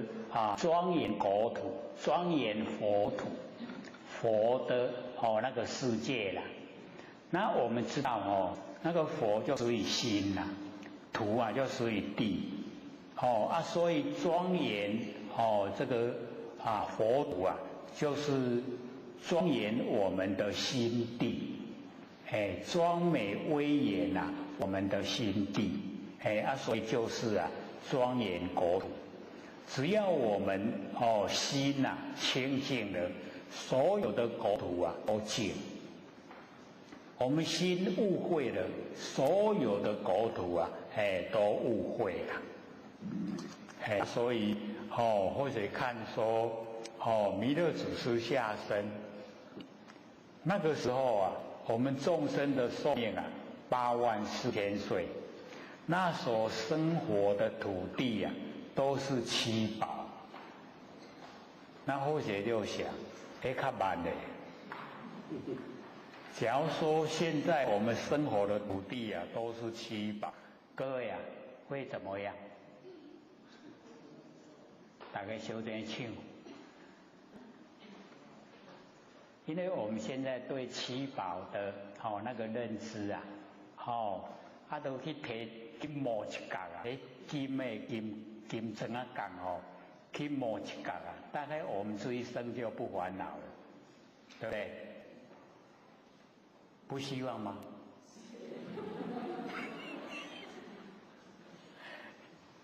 所以我们了解到为什么能够整个生活的土地都是七宝，那个就是我们众生的所有我们现在会有灾难是共业，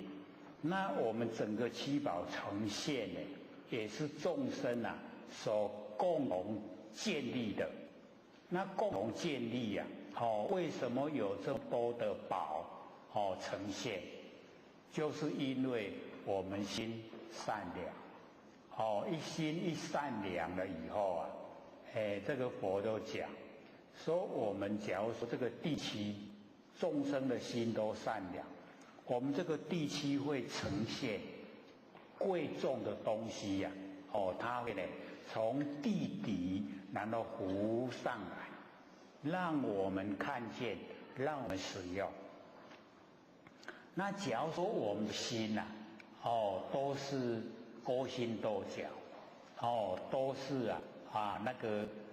暗藏的那个灾难的心，所有值钱的东西都沉入地底不见了，让你找不到所以我们就了解到我们众生整个都善良，整个有价值的东西它都会浮现。所以经典里面就很多的记载，说以往有那个国王治理国家的时候啊，教导人民啊都是行善。那教导人民行善的时候啊，那个国王比如说要建设需要金钱，那个整个水中啊都浮现，浮现啊，七宝，你要用多少就捞多少了。你不用了，你再放回水中呢，它又不见了。或许就看空，这个是卡通影片嘛？是佛说的呢。佛不会讲妄言，讲的都是实在的。所以就是呢，从整个人民啊百姓的表现。那人民百姓啊，整个都是善良，整个所作所为啊，都不会自私自利。那这样的话，整个国度啊，都不缺，所用啊都不缺了。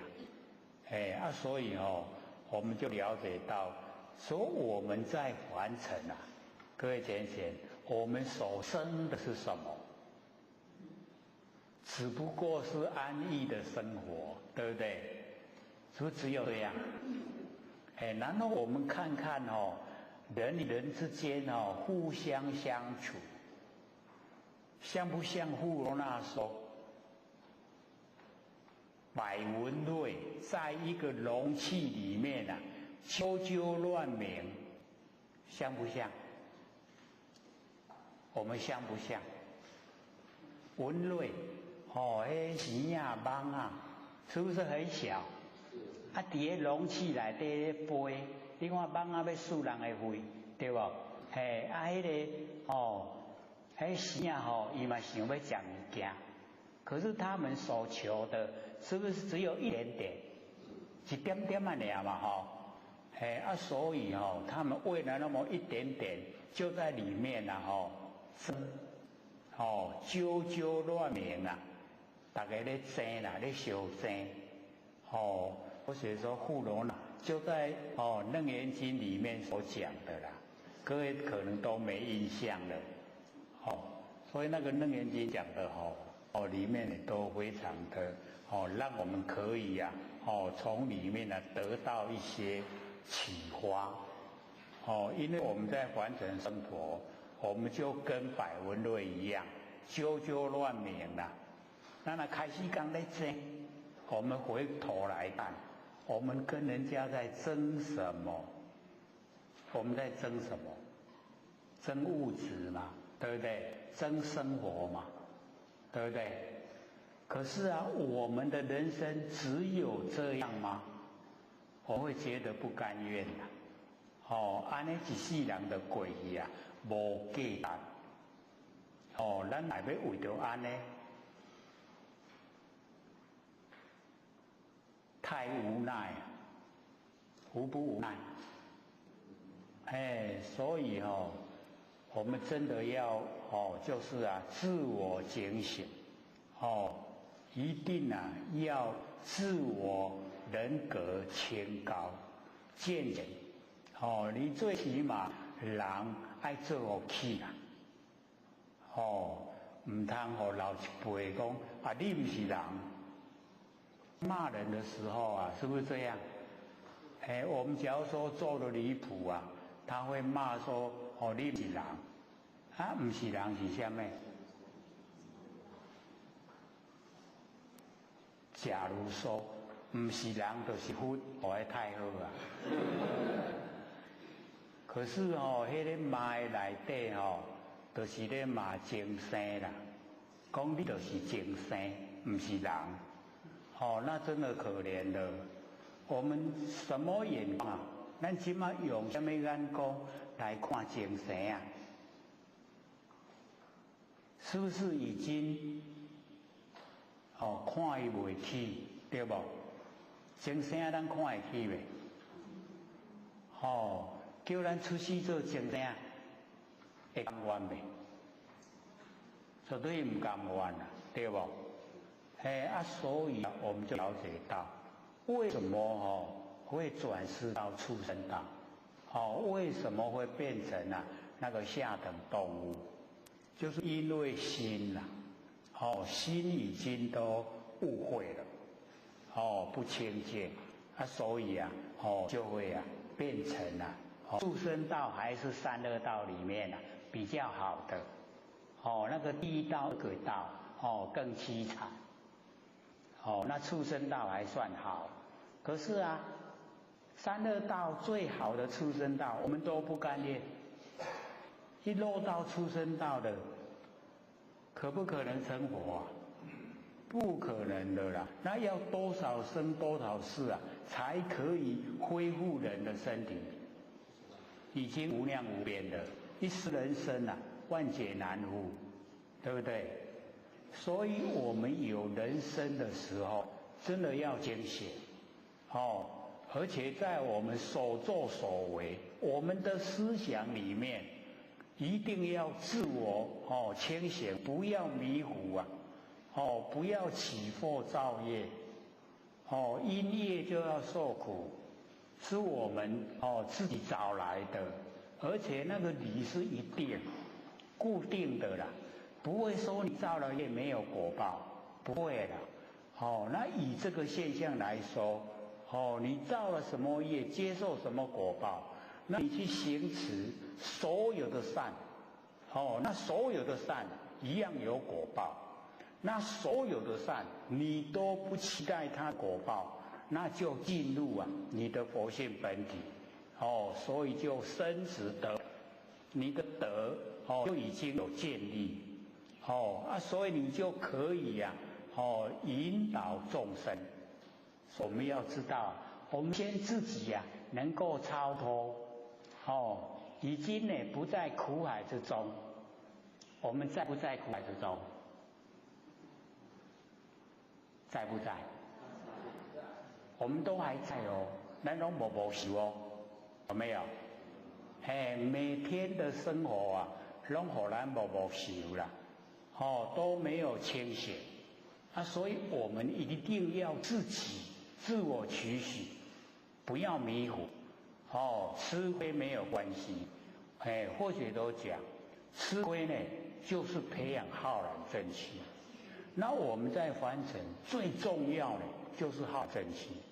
浩然正气跟天地是相合，那没有浩然正气了，那真的是我们人这个都保不住了。我们在人道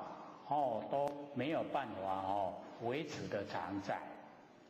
所以我们在凡尘的生活真的要自我警惕。一定要努力的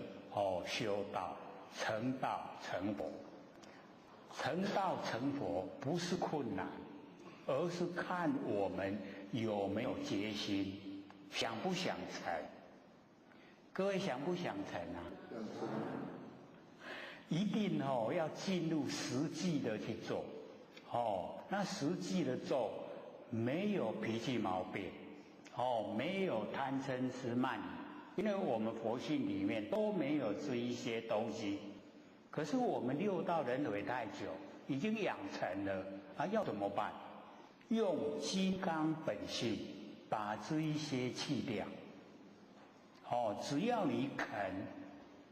发挥金刚本性这一些都小事，脾气毛病、贪嗔痴慢疑都小事。只要你不愿意做，不愿意成佛，那这一些脾气毛病贪嗔痴慢疑，它是深根蒂固，很难去动它。你要动它都不可能。可是只要你发挥金刚本性的那个都不是问题，都很容易可以做到。所以都看我们的心想不想成佛。我们在这个思想领域的时候想成佛可是我们在行为的时候那个所有的做法就不是说要想成佛了，就是要沾到利益这样有没有跟呢我们的那个希望相违背？有没有？相违背行为跟希望已经呢没有一致了，所以我们就是要了解到我们就是不肯吃亏了，吃亏就是觉得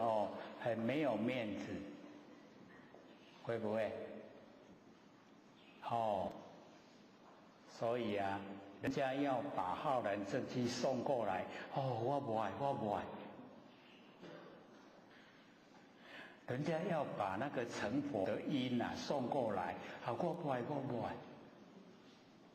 是不是这样？都不承认。所以真的成佛不困难，看我们有没有决心，我们有决定性的心，真的就是信解受持，相信自己金刚本性，了解金刚本性的功能作用，然后接受金刚本性，然后持用金刚本性，只要这4个字信解受持，就可以让我们成就，是不是不困难？我们也都不敢承认这个困难为什么我都没去做，对不对？要做那要真大的勇气，拢那个勇气也未激发啦，也无想要做。所以须菩提就跟我们说那个蛮困难在须菩提解空第一来说都还难，虽然说不足为难那个实际是很困难若当来世后500岁，所以我们了解这若当来世后500岁就是5个500岁5个虽然他这边没有说，可是呢，在那个法手经里面他有明确的讲，说有5个500岁第一个跟第二个一个呢就是这个解坚固然后第二个呢就是禅定坚固，这2个500岁就是正法时期。那正法时期就是很容易就可以成佛。那第3个500岁就是那个已经研究真理所以就进入那个等于是在文字方面在绕所以那个已经呢就不是真正的佛法了那个呢我们了解说一走入我们那个文学方面那个已经离开正式的佛法，所以叫相法时期那第4个500岁更远更不像它呢就是盖这个寺庙塔寺坚固啦都是整个在形象上呢做功夫像人呢要起庙给你无关，讲你关一个那个条2条就很多钱嘛你现在关出去拢敢若讲我都在修佛，可是那个跟修佛已经没有关系啦只是在劝善的而已啦。那第5个呢哇斗争坚固那个更离谱了，就是我们现代末法时期啦所以这个须菩提在讲说若当来世啊，后500岁，就是在讲第5个500岁，所以我们了解说这个第5个这个500岁啊，就是我们末法时期，就是斗争坚固的时候，国与国啊，斗争，人与人啊，斗争，全部啊，都是呢，在斗争的时候，所以已经呢，离那个真理呀，就已经呢，这个很远了。其有众生得闻是经啊，信解受持，所以啊，这个须菩提对信解受持啊非常推崇。我们了解到能够相信自己啊金刚本性，能够了解啊金刚本性的那个功能作用发挥出来，能够接受啊我们金刚本性，能够拿出来用，信解受持啊就是非常重要了。那须菩提呢讲说呢，在末法时期的时候啊，有众生听到呢我们金刚本性能够啊信解受持，是人则为第一稀有啊，这个人啊就是非常难得啦。那我们就可以看了我们现在啊在修道的过程之中，假如说真正的走入修道的那个轨道，各位就想一想，容不容易？是不是第一稀有？真的就是很稀有很难得啦，就肯啊拼除啊社会的诱惑，不被社会这个拐骗，肯啊回来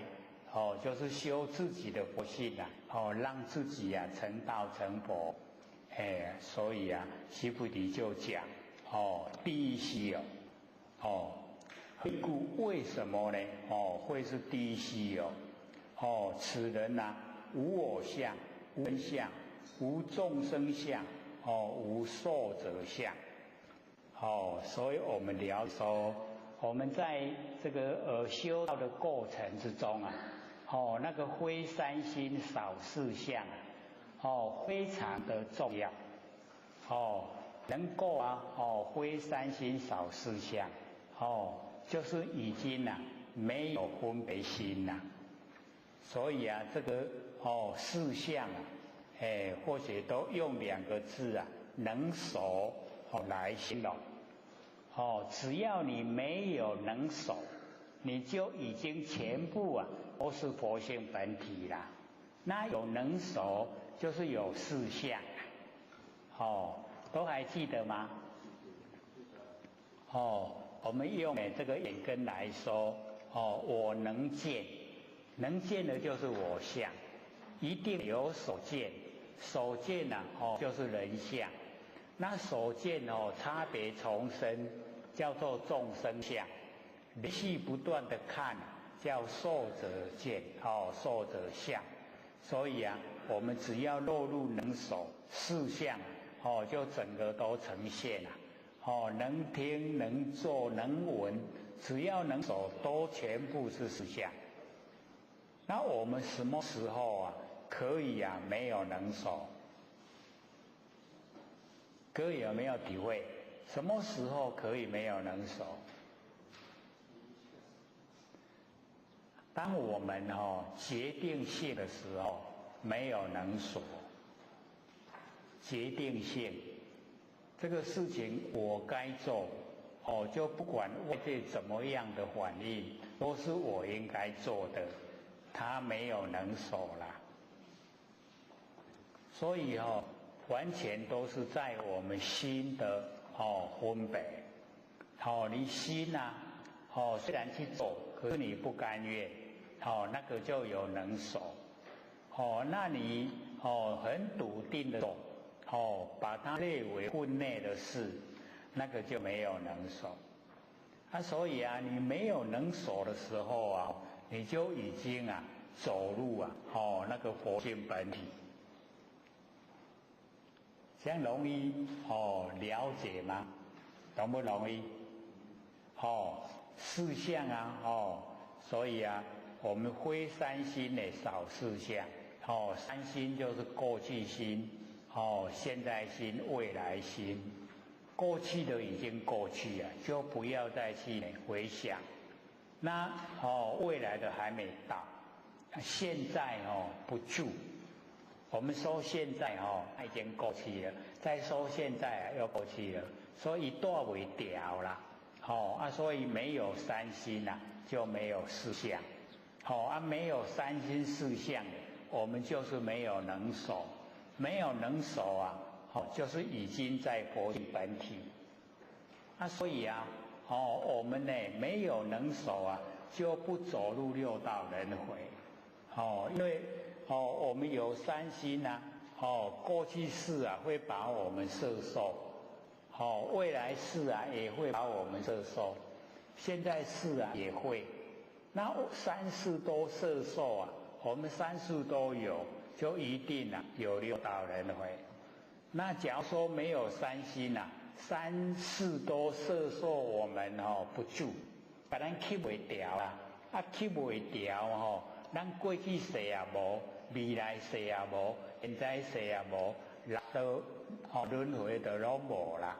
六道轮回都没了。所以我们要自己努力。我们有没有三心四相自己最清楚了解。到底有没有？就是我们自己知道。所以我们在生活日常生活之中呢，我们就是一定的要自己做到全部呢都呢没有能守，全部呢都是佛性本体在应对完成万事万物。那怎么来这个跟人交接应对呢？就是事来则应事去则解。各位都可以听到会背了啦。会背了没？都会背了。可是会背了就是要做就是没有喜欢讨厌，没有喜欢讨厌没有能守。没有能守呢，没有取舍，没有取舍不造业，不造业不受苦，解脱了。所以我们在生活就可以就解脱了。所以这个都是一样的，要自己努力。那须菩提呢就讲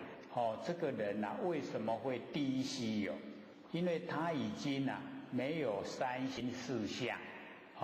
此人无我相，无人相，无众生相，无寿者相。那底下再讲原因所以者何？为什么会这样呢？我相即是非相，所以这个呢就已经进入解说我相，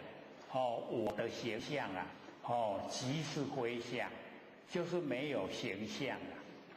就是说我们的身体它是众也忌讳水有风土忌讳借我们用这个它没有我没有形象所以我相即是非相这样了解吗？我相我们会把它当成真的，就是看身体实实在在存在啦，都把它当成真的。可是在真理来说这个呈现的身体也只不过100年而已啦。那100年在我们不生不灭的佛性来讲，都是刹那一刹那呢，100年就过去了，已经不在了很快100年过去我们都不在了各位浅显，在100年以后我们还在不在？去哪里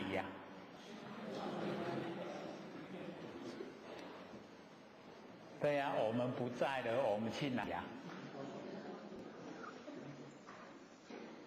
我们到李天去了啦，所以啊，要了解到说，我们这个身体啊是假的，可是佛性呢是真的，佛性啊，它没有来没有来的地方所在，去也没有去的地方所在，所以无来无去，没有来也没有去，所以啊，就当下如如不动，当下如如不动啊，就是我们佛性本体，拢足亲切的，拢跟咱做伙啦，不过咱都唔捌你，认识他吗？都不认识吗？所以啊，我们之前啊不是有讲句嘛，说真人不讲理，处处啊随着你，睡时半如眠啊，行时随如棋。你不认识他，他却认识你。有朝看透他，知佛皆欢喜。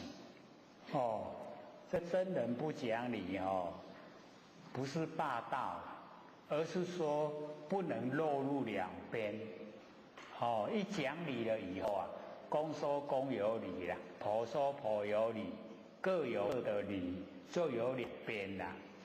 不讲理就是没有两边。真人不讲理，真人没有两边。处处都随着你，这个没有两边的佛性本体呀，它呢都跟随着你。这个睡时半如眠，你困嘛带你困，行时随如棋，你起来伊嘛带你起来。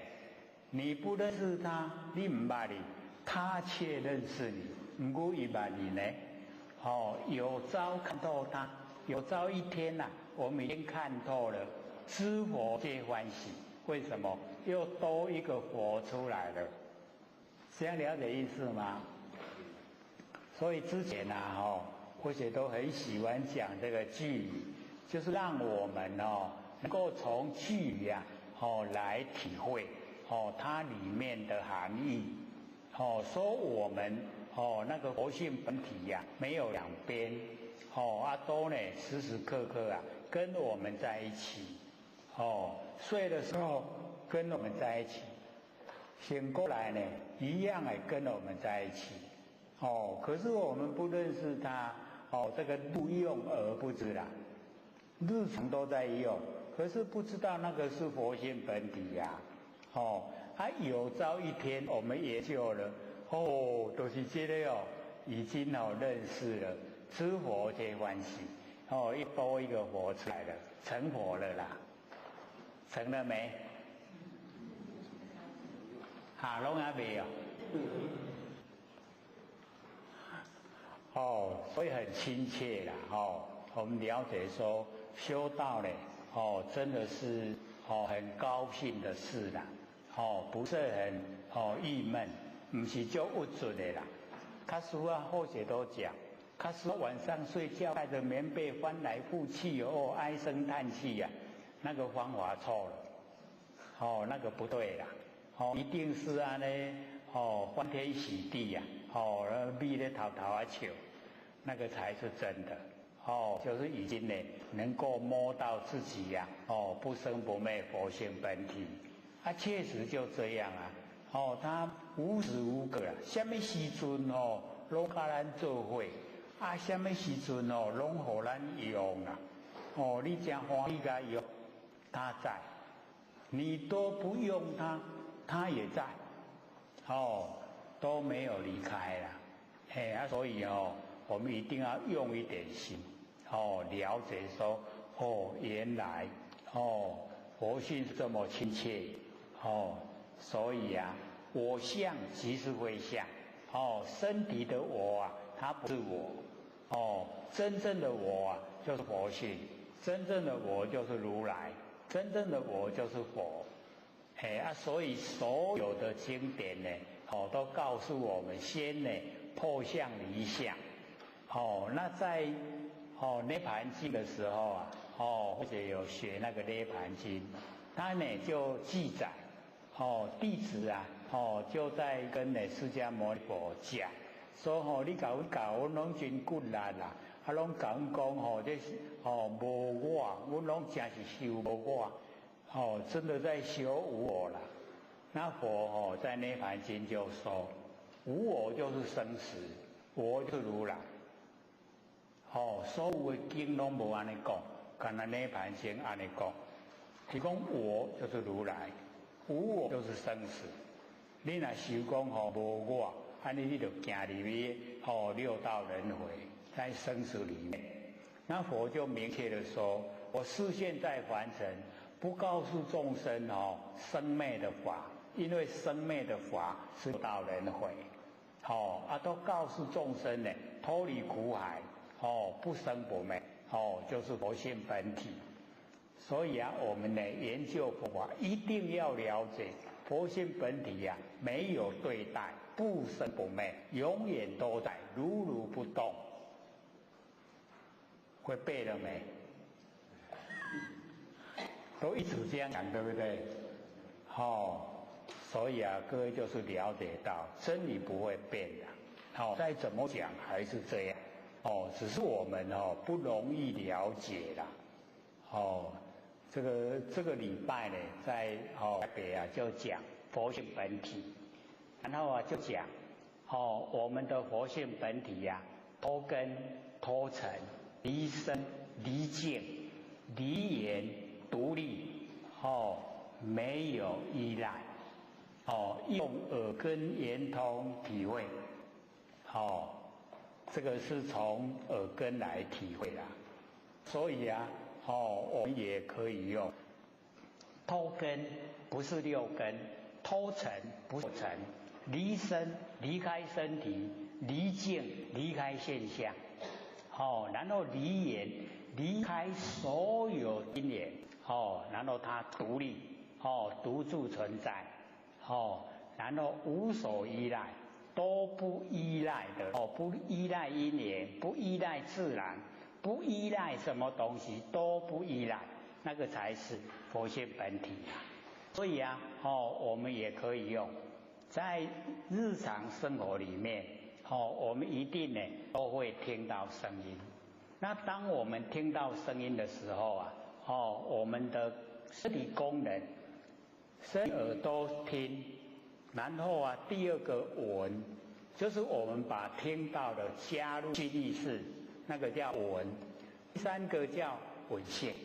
那闻性就是佛性所以在佛性里面听到了它不加以分别那个闻我们听到加以分别啦所以我们了解在楞严经或者讲的这个就记载在楞严经。那楞严经呢就告诉我们声尘就是声音那声音我们听到了叫声音的动。那声音的动因为它声音有生灭，它有消失的时候没有声音静悄悄。那没有声音静悄悄的时候叫静动跟静那声音有动有静是生灭。可是我们的闻性它没有生没有灭声音有的时候我们的闻性不生，声音没有的时候我们的闻性不灭所以它是长存都在你看已经离开身体，因为声音不可能在身体里面，就已经在外面了，所以离身了。然后又离尘因为声音就是六尘之一，它有声它没声我们闻性都在没声也没关系了，所以也离开尘离开我们的身离开这个所有沉静离言独立，离开所有的因缘，它独自存在拢永远永远拢伫咧啦永远都在。我们的佛性本体永远都自在，它没有它独自都存在。所以啊，我们从耳根圆通来体会，说我们那个佛性本体呀，如如不动，它没有变化，没有变化。然后我们体会了以后，就是了解到，真的就是佛性本体的呈现，没有能，没有所，脱根脱尘，离身离境，离眼独立，没有依赖，那个就是佛性本体，借着耳根来体会。然后或许又讲借着眼根来体会啦，就是或者时常讲，若无所见啊，即是真实的见如来；若有所见啊，即是邪见。那里面的意思啊，就是讲没有能见的我相，没有所见的法相，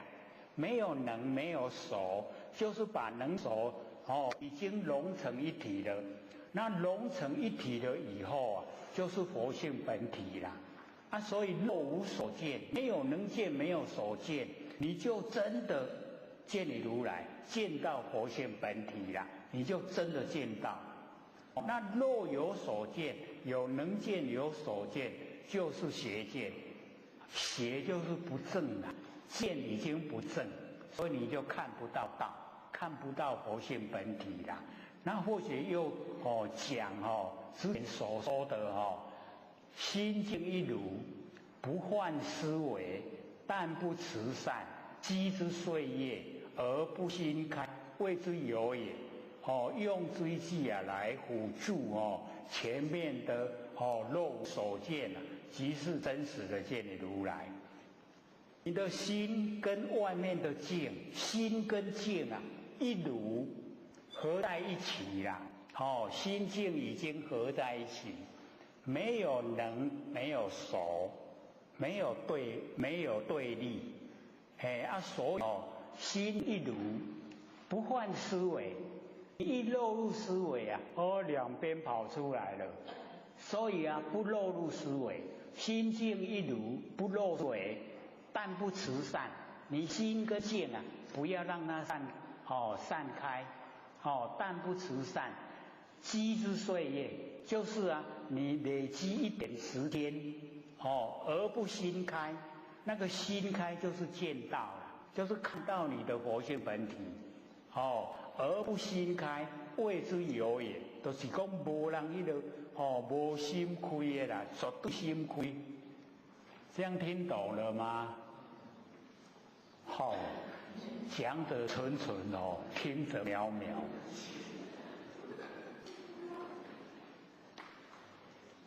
都是要各位了解佛性本体的这么亲切。不管你用耳根，不管你用眼根，都是要你没有能手，把能手合成一体，就是没有两边。没有两边就走路结对，一结对了就是佛性本体，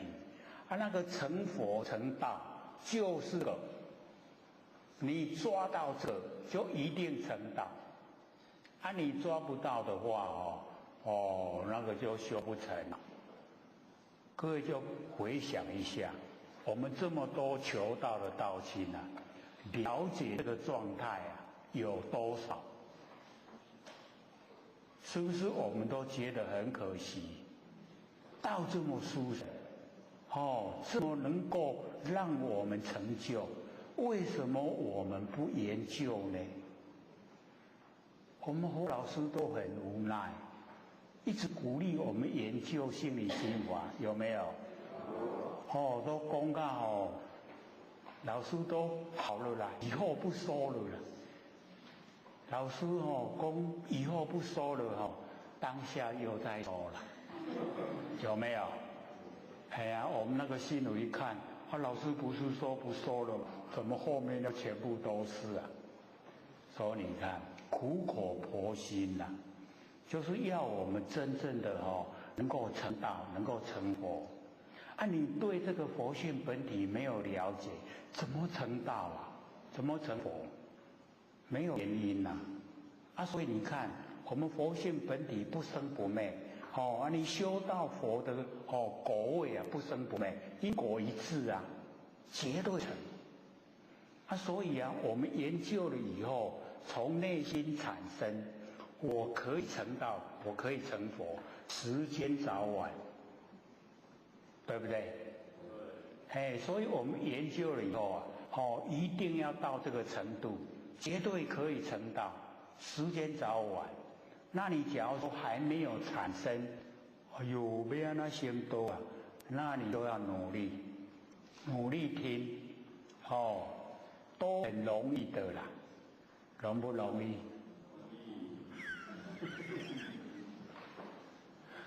很容易呀，我们坚定的心啊，那个李祖师啊跟我们讲，诚恒坚。我们有诚心的，有恒心的，有坚心的，就是一定可以的，就绝对可以啦。诚心的来修，坚定的心来修，恒心来修，哪会不成啊？绝对成。也不用怕说，那我这一生修不成要怎么办？不用怕，只要你认知了，就在你性分之中，你的性分里面已经有佛因了，所以啊，佛的果位啊，那个绝对有，所以啊，佛因一定要种，你种了佛因啊，佛的果位一定呈现。那你了解到佛性本体呀，那个佛位都已经呈现了。佛的果位啊，就是佛性本体呀。所以啊，我们了解说，一了解了以后，真的就可以了。各位就可以了解，或者讲的是不是明白？有没有？不管是耳根，不管是眼根，都可以让你进入啊，佛性本体。对不对？那个就是要我们成佛的本钱呐，就一定可以的啊，所以啊，只要我们努力，决心努力，一定可以成。我相呢，即是非相，人相、众生相啊、寿者相啊，即是非相，所以人相、众生相、寿相。全部都是没有形象，全部呢都是假的，虚幻不实在。所以我们了解非三心呢少四相。那底下就讲可以为什么呢？离一切诸相，则名之佛。有清楚不？讲到有够清楚不？离一切诸相啊，则名之佛。只要你离开了所有的邪相，你就已经是佛了。跟我们讲的已经明白了，有没有？所以啊，最重要啊，我们就先在生活之中啊，都能够离相，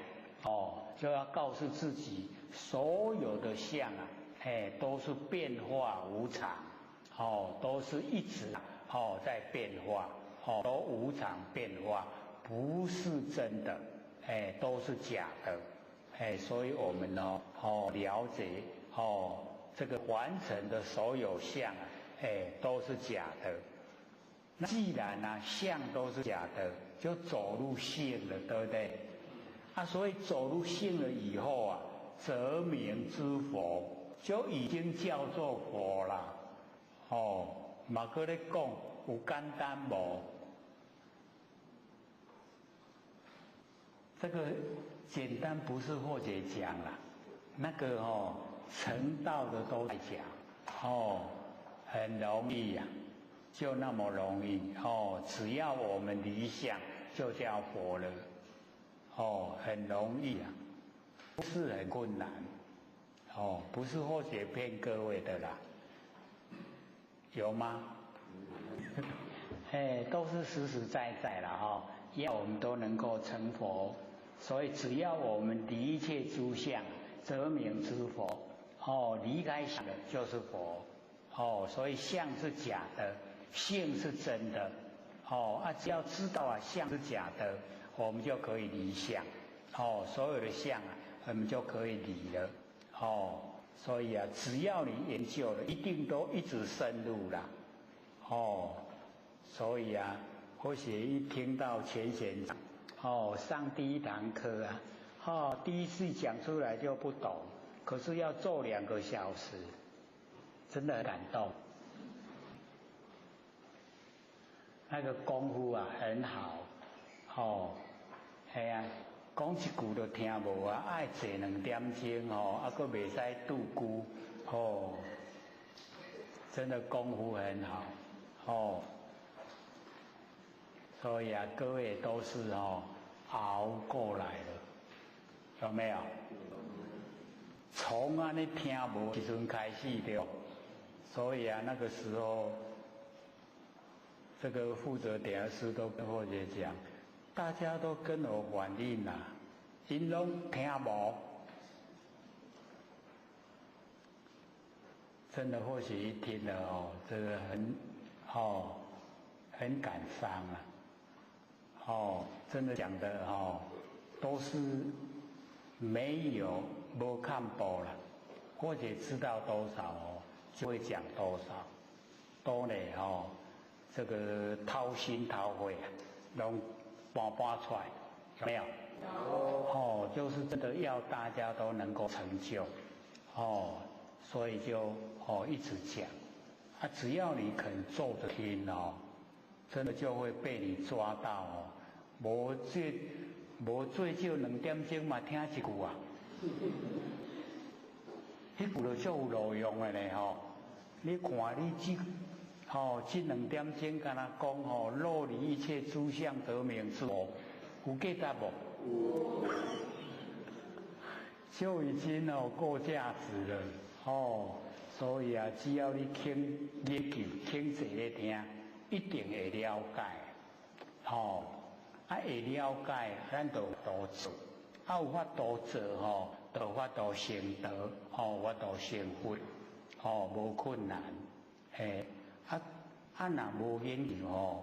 各位就可以想象，我们这么多道经都没有研究，没有听，他们可以成道成佛吗？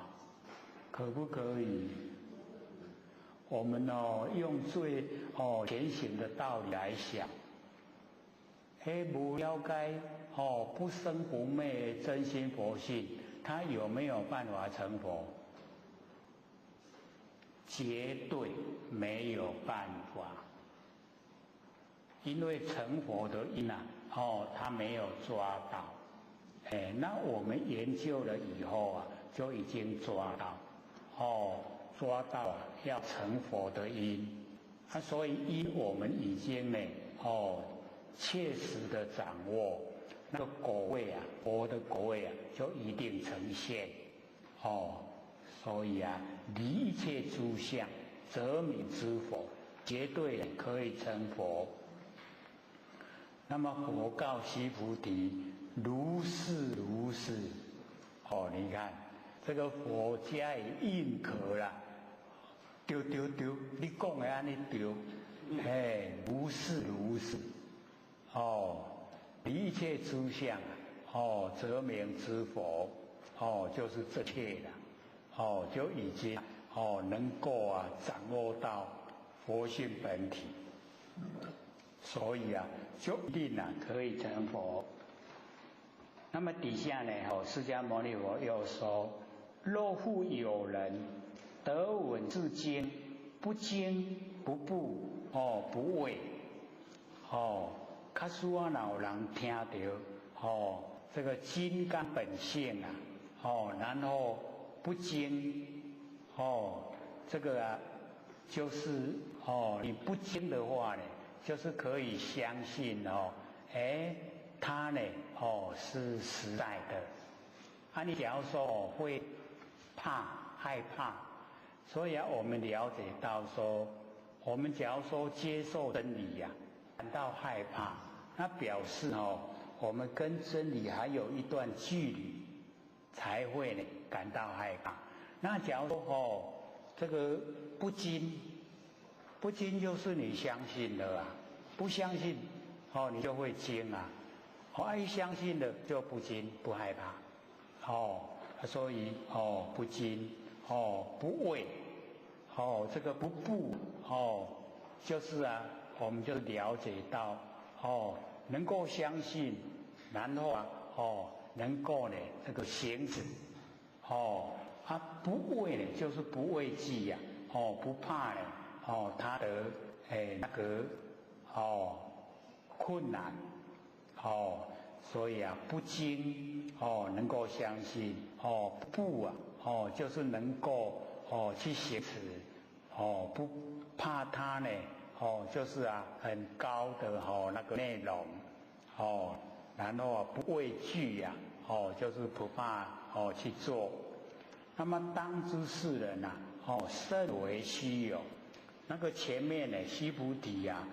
有赞叹这个世人呢，则为第一稀有。那么后面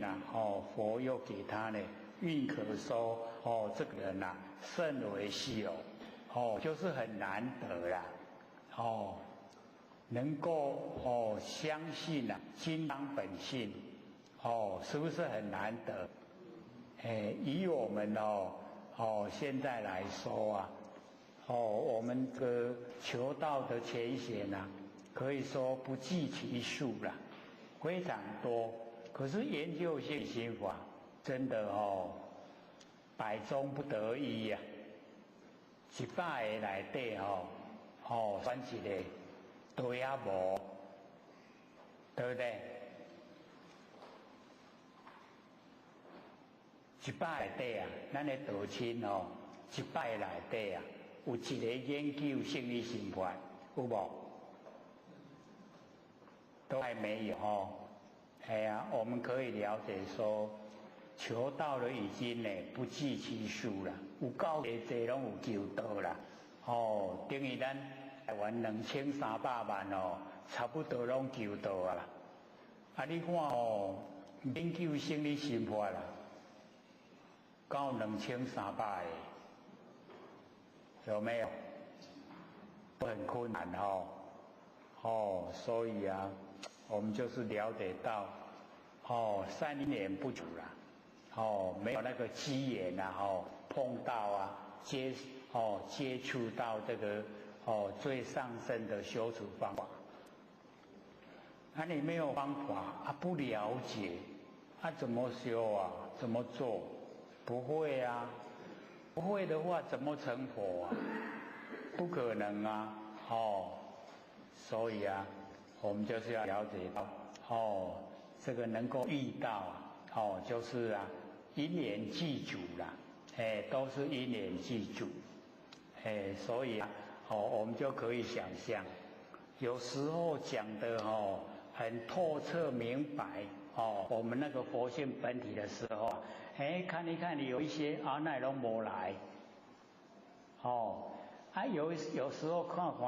大家拢真巧拢有来拄我咧讲的范围无伫咧讲佛性本体都听无到，对不对？所以你看又是因缘要有因缘有那个契机有契机的听到了知道法了知道怎么修了，容易成就了。那你假如说不知道法不知道理，法要安怎做？知道就又隔了很远。那我们的人生真的就是很短暂一转眼，这个有这个道亲就讲，你就紧来研究啦，迄个讲的70岁咧。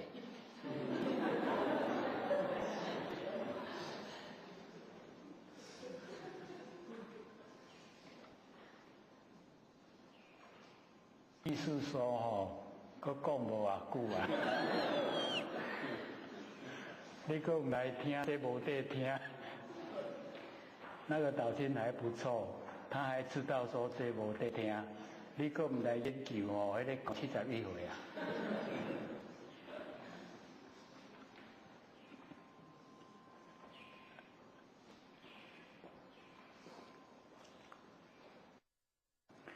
那底下呢，这个释迦牟尼佛又说何以故？这个何以故呢？就是底下的经文在解说上面的意思。须菩提，如来说第一波罗蜜，即非呢第一波罗蜜，是名第一波罗蜜。这又呢讲到这个般若波罗蜜啦。所以我们了解说为什么他可以这个听到金刚本性以后这个不惊不怖不畏那个呢就是因为这个如来说第一波罗蜜。因为我们之前就讲般若波罗蜜，那我们都很容易住相，那佛又怕我们住在文住相，所以现在把那个般若换成第一啦。所以我们了解到般若就是第一。有般若了，你有智慧了，就可以行布施持戒忍辱精进禅定你有般若，你就可以行五度了所以以般若为最重要所以佛把它改那个名称般若改成第一第一波罗蜜所以要我们实际的进入般若波罗蜜所以这个佛苦心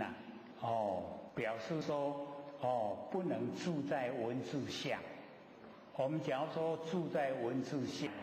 那个受到利益就不大。那你真正的进入实际的状态般若就是佛性所具备你能够发挥般若波罗蜜，你能够发挥，你就所有完成的一切修持方法你都能做那一般呢就讲六度万行啦。那六度万行是属于菩萨那菩萨的六度万行就所有的修持方法里面属于比较高的。那高的你能够做了，低的当然更容易更没有困难所以了解到说我们在这个修道的过程假如说能够掌握六道那个修持方法就是那个六道那个布施持戒忍辱精进禅定般若这个六度波罗蜜我们都能够掌握。那么你所有完成的修持方法都已经可以掌握都可以包含在这个六度里面所以如来说就是称性，称我们的那个佛性称呼我们的佛性如来说那个第一波罗蜜是从我们的那个如来从佛性生发的般若那个第一波罗蜜。那即非就是告诉我们不能住在文字，不能在文字里面做功夫。即非呢就是要去掉文字相，你记录真正实际的内容因为名称了体会实际的真理那叫即非所以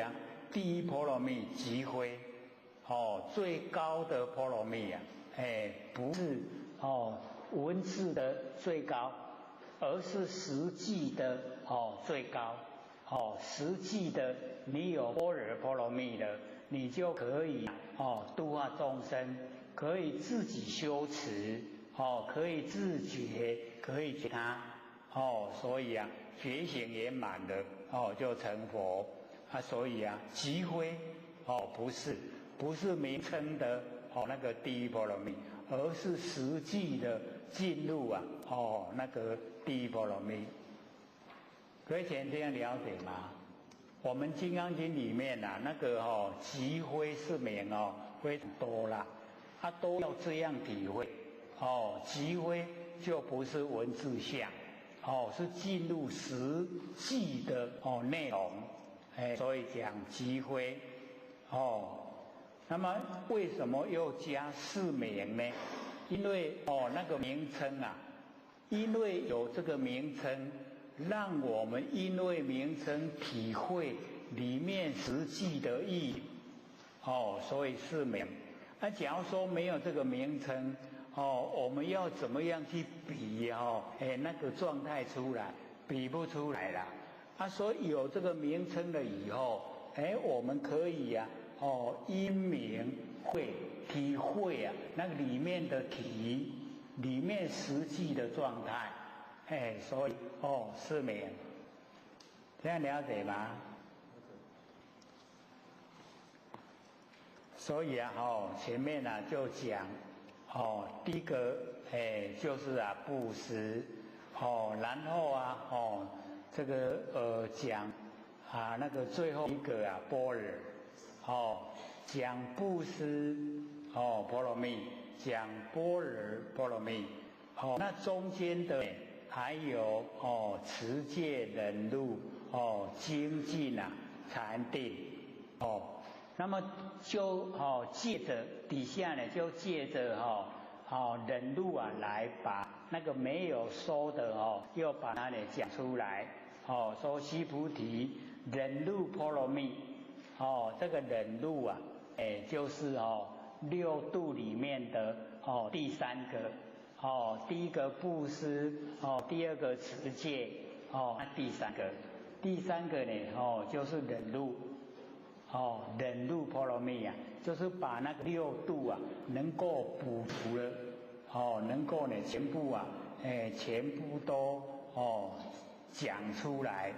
呈现。那么如来说非忍辱波罗蜜所以我们了解到忍辱最重要就是离相我们假如说住在邪相要行忍辱就行不出来，做不到。那我们离相忍辱就很容易做了各位就可以了解到，假如说有一个人到我们面前来，然后非常生气，脸非常难看，然后一直在指责我们讲很多的坏话，我们看他的形象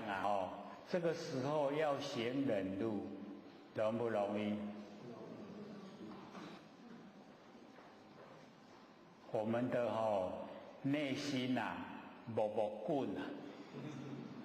对不对？整个心那个都已经动得很厉害，这个时候要忍辱真的会受伤我们那个五脏六腑都全部会受伤了。那假如说我们都全部离相不看那一种指责我们的那个形象我们全部都不看已经都可以离相，各位就可以知道忍辱就很容易要忍下来它很简单，因为没有在形象上面的就是空了。那我们对着空来行忍辱就很容易。那你对着相你要忍辱就做不来所以这个是以这个我们现实来说对着相你就很难所以如来说非忍辱，在我们性分里面或者都讲我们呢性本同体，那么在性分里面没有加入的人，没有受入的人，就是没有两边那没有两边像那个的无六没有，谁在接受五入？没有，没有的话，是不是很容易就可以到达忍辱波罗蜜了？你可以因为忍辱到达清净彼岸，对不对？因为全部都是进入绝对体，进入佛性本体啦。进入佛性本体里面它没有两边所以没有这个加入的人，没有受入的人。那我们在凡尘就会你是你，我是我，你搞我不了，你搞我记的，会不会？你若搞我不了，你搞我记的，我有一天要报复，会不会？我们就很容易进入这个状态，对立嘛，所以对立的产生就是非常容易，那个一下子就呈现，不用说的啦，你自然而然你就会有，就呈现这个状态。可是你从真理的角度来说，灵本同体，没有你有他，那没有你有他。有没有忍辱的事？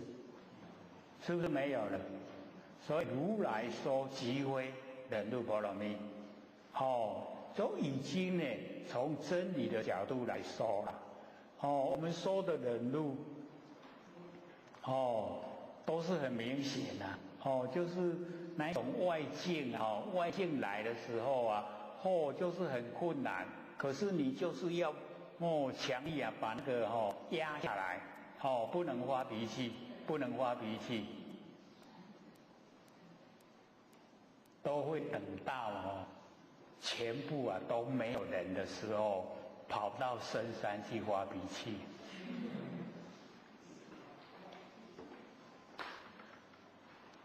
所以有时候我们看一看有一些应对的方法，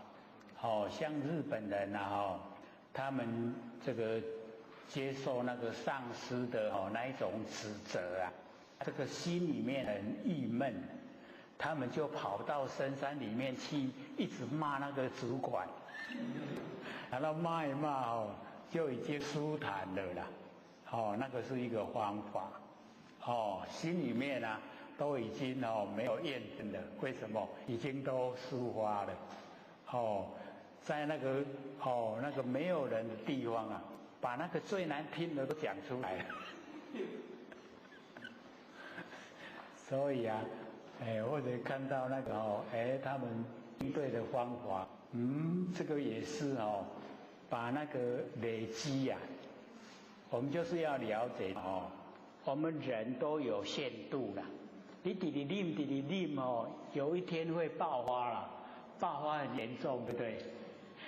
他们就是念来深山内底来发作，发作了就无对不？回来就没气了。你要再跟人家吵架都没力都已经发泄完了。那个也是一个应对方法。可是我们呢，真正的最好的解决方法，就是从真理的角度啦。灵本同体，没有你有他。那没有你有他的话，所有你认为外面的五路是你自己错误的见解，正确的。那这样的话要安怎去？要去啥啦？要去我家己就变这样的，对不对？就会说全部都是我自己那干嘛要生气？不要了，留着气力修道。所以如来说非忍辱波罗蜜所以从我们佛性来说没有那个事就是真理的。那是名忍辱波罗蜜，只说在现象之中我们都会认为某一些就是五路啦某一些就是称赞，那也都是我们人的认知啦。所以假如说有那个四名就是落入形象啦。是有这个形象，形象啊，你要呢，到达波罗蜜就是清净的彼岸啊，是名啊，忍辱波罗蜜，从忍辱啊到达清净的彼岸。那么底下呢，佛陀自己讲他的本身的遭遇啊，何以故？须菩提，如我昔为啊，歌利王割截身体。这个释迦牟尼佛讲他以往昔啊，往昔为歌利王就是一个国王割截身体，在呢这个割把他的那个整个身体呀都分尸了，耳啊给挂起来，鼻啊挂起来就是分尸了，把伊拢挂起来。所以我们了解啊，这个算不算侮辱？很大的侮辱，对不对？已经都破坏身体了。这个呢，就是歌利王，然后带很多的他的宫徽啊，就是那些在皇宫里面的女孩子啊，带到这个野外啊去郊游。然后啊，这一些女孩子都跑来听那个释迦牟尼佛讲经说法啦。然后啊，这个歌利王呢，就在那野外睡午觉的时候啊，我那一些宫徽怎么都不见了？然后啊起来找啊，他们跑进来，原来是听那个释迦牟尼佛在讲经说法，他看到以后非常的生气啦，就问说他已经修成佛了吗？他说还没。修成菩萨的吗？还没。修成那个辟支佛吗？还没。修成阿罗汉吗？还没。他说还没的话，你在这诱拐我的这一些宫女呀。他说他心里面没有淫欲啦。歌利王说，我怎么来相信你心里面没有淫欲？他说修到很高程度的一些那个都还会有这个见境啊，起心啊，看到这一些这个美女的时候啊，他还会起心动念。那何况你都还没有证悟啊，一个果位，那么怎么不起心呢？那个释迦牟尼佛就跟他讲说假如说我有起心动念的话，那你这样把我的身体分解了，就是割了一段一段就让它这样呈现事实。那假如说我都没有一点那个淫欲的心，没有起心动念，就让我的身体又恢复。结果他讲完了以后，他整个被那个歌利王割截的身体全部都恢复了。所以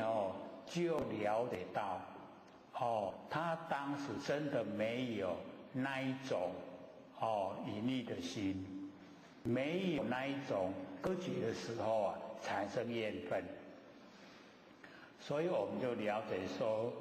凡尘最难的部分就是在起心动念。我们很容易就是那个厌愤的心起心动念一下子就上来。真的要你全部都不动心不生气，那个真的是修得很踏实都是言行如一啦。怎么知道，怎么做，怎么说都没有相违背。所以他真的就是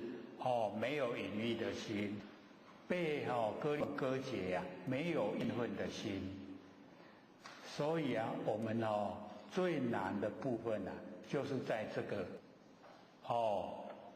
有没有隐喻的心啊，自己知道；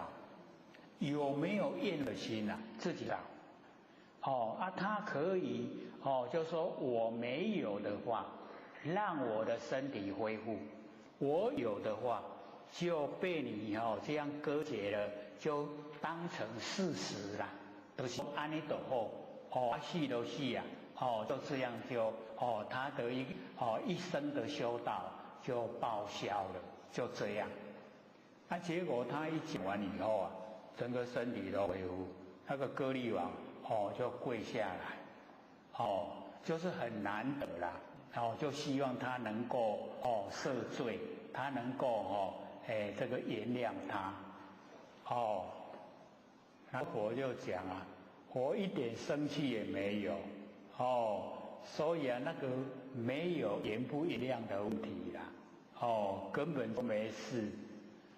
所以我们修道各位就可以借着这个佛讲的这个实际的状况，然后来勘验了我们自己呀。我们不要说用挂一块一块啦，我们只要那个眼光伊若拢迄个乌林走去藏那就气到要死啊，对不对？那个眼光会杀人的。你若转去互人一下你有够难过啦，对不对？所以我讲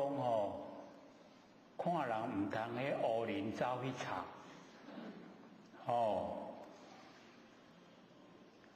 表示你咧讲言啦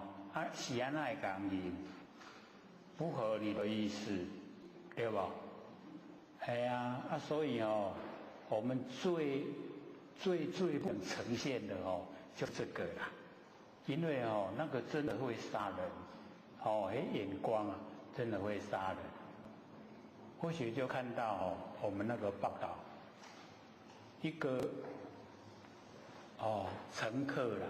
坐公车啦，他坐公车下车啦，下车他回过头去看另外一个乘客，那一个乘客就追下来，奇怪，他身上有刀子了，马上把那一个杀死了。你看那个眼光厉不厉害？敢那你去骨头也引一个安尼去互杀死。这个是实在的代志啊，报纸看出来。我讲你倒车就行就好啊，搁回头去看这种，你回头去引，你是得到啥？有一条命无去啦。剩下10分钟，给各位提问，有没有要问的啊？7分了没有问就下课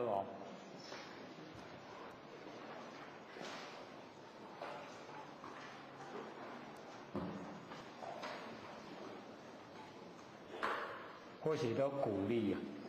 有疑必问，一定要问。疑就是怕讲，你的讲啊拍掉的修都未成，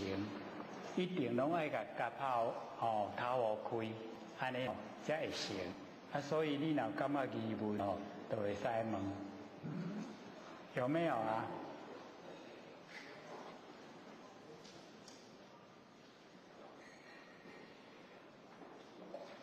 大家拢修到有寡好，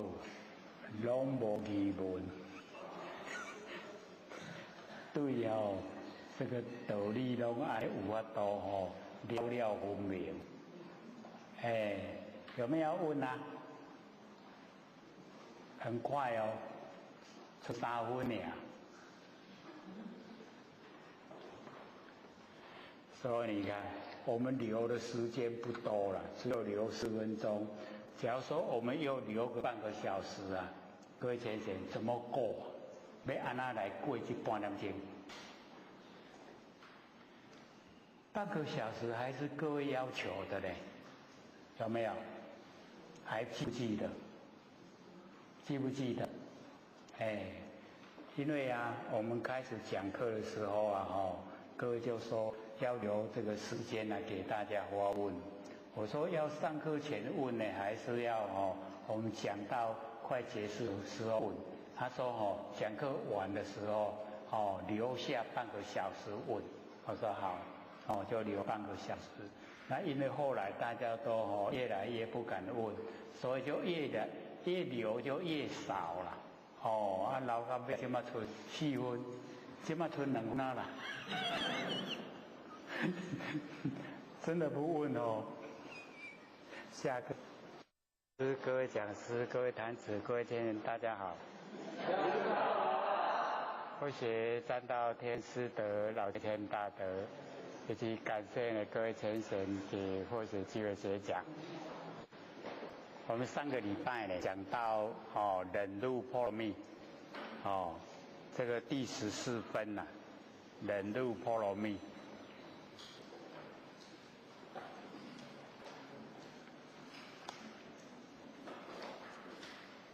我们开始就讲布施以及讲般若。那6度万行里面这个最难行持就是忍辱波罗蜜。可以听得到吗？可以那我们呢一般对这个忍辱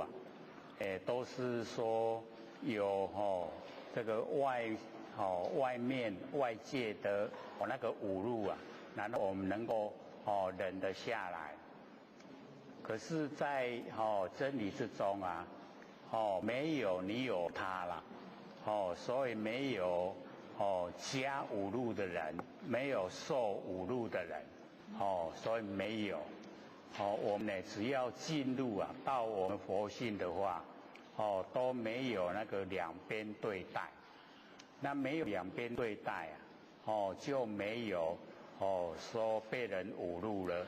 需要忍耐就没有那个形象所以我们呢就是要了解真理，从真理完全都了解。那了解真理了以后我们在面对所有的这个事情的时候都能够直接看到实相。那直接看到实相呢都平等所以那个时候没有说有侮辱的人，有受侮辱的人，没有。那我们在生活之中呢时时刻刻就是跟自己不生不灭的佛性本体在一起所以这个忍辱波罗蜜如来呢就说非忍辱波罗蜜。以如来说就是从我们的性分流露出来讲。那如来性分呢完全就没有那个对待两边对待所以即非就不是文字呢在讲的。我们文字讲的呢有这个受侮辱的人有呢加侮辱的人。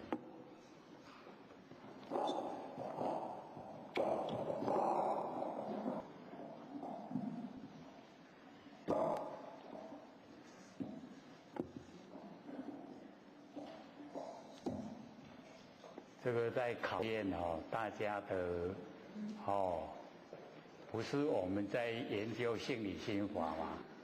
就是要考验我们心的那一种层次是到达是外境动呢，还是可以安得下心来给我机会机会学习。说外境变化我们呢不受影响内心都很宁静这样就时时刻刻都跟自己的佛性在一起。那跟自己的佛性在一起我们修道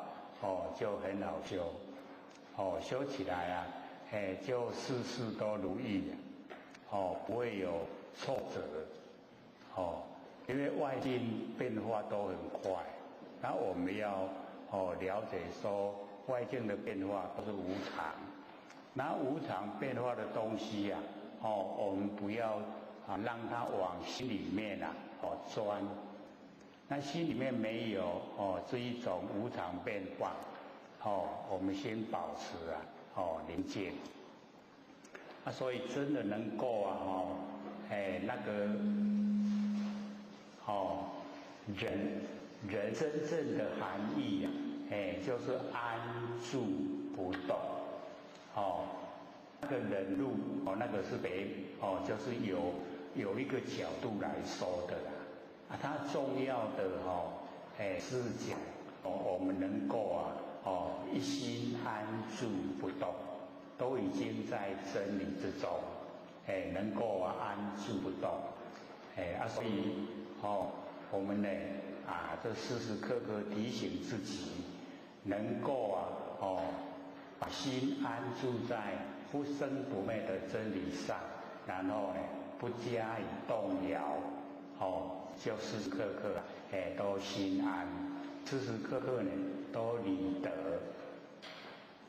所以如来说会忍辱波罗蜜，就不是呢文字在讲的有那个两边相对待，没有。称性而说的话，我们的性体呀本来呢都是这个清净。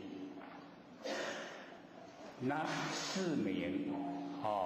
这个四名忍辱波罗蜜因为呢我们要了解到这个四名就是它的名称。那我们因为这个名称来体会它实际的内容所以才有这个文字才有这个语言出来那我们呢了解到完成的现象真的是千变万化。那我们可以说呢会时时都感觉到会有受侮辱的那种情形出现。那我们都已经能够安住在自己不生不灭佛性上面。那所有一些呢我们看起来好像呢不合理不很恰当的一些语言行为，我们呢都不受影响，能够呢安住不动。所以对我们来讲我们最重要就是先把内心就是笃定内心完全呢都安住在我们佛性本体不生不灭真心佛性我们都安住在佛性本体上面。那佛性本体没有两边对待只要我们能够安住久了以后不管这个外相是怎么样的不合理怎么样的侮辱到我们，那个呢都是因缘际会都是假的假的来考验我们的那个心所以就了解到说我们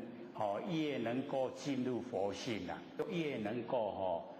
做到凡尘最难做的我们都可以到达像说那个天将大任于斯人必先苦其心志，劳其筋骨，饿其体肤，空乏其身，行拂乱其所为，所以动心冷性增益其所不能就是要我们那个不能够去做到的呢都在我们能够一心安住在佛性本体上都做到了所以增益我们以往所不能够达到的都呢让我们能够做得到因为见得深看得远这样的话呢我们的处事就能够很圆满不会呢跟人家冲突啦不然我们看现在各位就可以体会真的是斗争坚固有没有所以我们500岁那个正佛时期那个解脱坚固禅定坚固这个正法时期离我们已经遥远。那相法时期啊，那个多闻坚固啊，塔寺坚固，也已经呢，也远了过去了。那现在进入啊，就是斗争坚固的时期。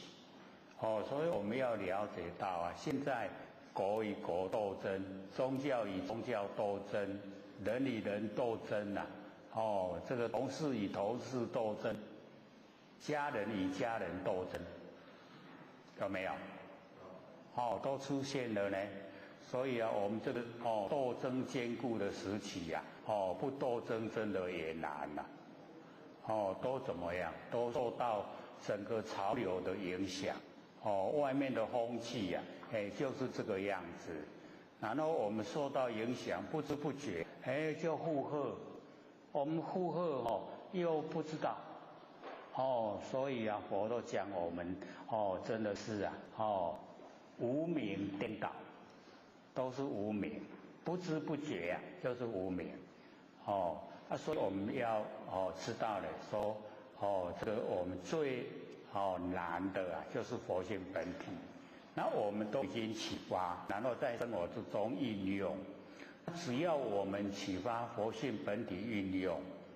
那要了解到，它没有两边，它没有对待，都是一体。所以啊，假如说我们把我们所遇到的人、遇到的事，都已经呢，我们跟它融成一体，没有分别。各位就想想看，斗争怎么来？不可能产生呐，那会产生呐，就是从我相开始，有我了，有我这个形象，为了要维护啊，稍微有一点受损，就要去抗议。我们都受影响啊，都也要抗议。这个跟自己抗议啊，都在抗议。那个整个潮流这样的很不理想。所以我们一定呢要有那个主张，要认识，一定呢要跟不生不灭的佛性在一起，要呢听从佛性指挥，然后要在完成借假修身，把真的佛性都修正出来，这个假的身体呀都要还给天地的啦。没有说不还可以，没有的，一定要还。身不是我，可是我们都从身体产生非常多的摩擦。我们只要跟人相处，摩擦就产生，那就由身体来。我们身体呀，那个气势那个感觉非常强烈。稍微有一点这个受人瞧不起就问题有了。有时候大一点就要报复了。所以很不理想的外面的整个大的形势大的环境就是这样。可是我们要知道每一个都是佛。我们之所以没有成佛，被我们自己的见解障碍，我们自己的见解不正确。假如说我们的这个见解，我们的知见是佛之佛见，那我们都成佛了。就是我们自己本身那个见解不正确，致使我们行为也不正确，才造了业，才要受苦。都是呢我们对真理缺少研究。假如说我们研究了知道真理了，知道说我们在凡尘要追的目标，就是去掉我们佛性本没有的，佛性没有的东西把它去掉，我们都恢复到一真，一真法界全部就是一个字如，到如的状态。所以我们要这个灵本同体啦。我们虽然分了这么多的众生，可是灵呢只有一个大家回到呢这个本体回来都一样，没有差别。落入形象呢千差万别，因为每个人的业都不同。可是啊，我们业会了啊，了业了以后，又回到佛性本体，又是大家一样，所以才有同体大悲。那我们呢，本性之中啊，就有无也大慈。不管他是亲友，或是呢这个不认识的人，我们都呢想度他成佛。这个呢就叫无缘大慈。没有跟他呢有关系的缘分，我们都把快乐带给他，希望他也能够呢成就当佛。佛不是很困难，所以我们要了解到。先呢，我们知道身体是天地的物质，所有风土终究用假的。知道身体是假的，不要为这个身体呀，一直在打算。我们都是非常着重身体啦，没有着重佛性，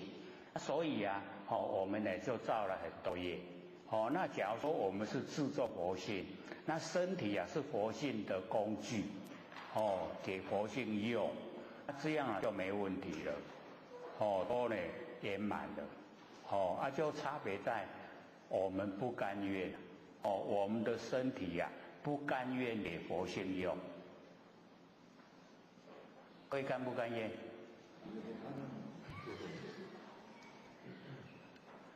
很大的问题就我都不捌你，我都还不是什么叫佛性。所以这样就麻烦了，所以我要了解到，我们呢在凡尘可以说了整个就只有佛性，就只有我们的佛性本体，然后它呢发挥了以后有功能作用，才有这么多的万象万事呈现。那假如说能够呢，从本体，我们都万事归一本，是从一本三万事了。我们又从万事归一本，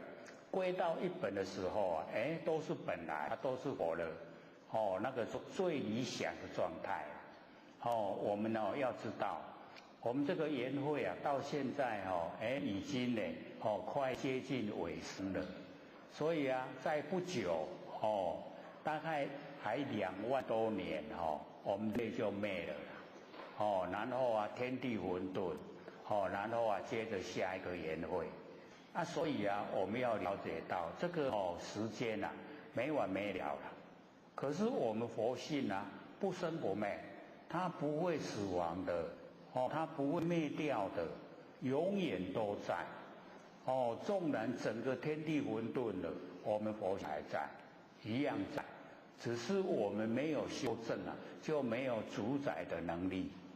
没有主宰的能力我们就要受到我们业的那个推触，业把你推到哪个地方，你就在哪个地方现象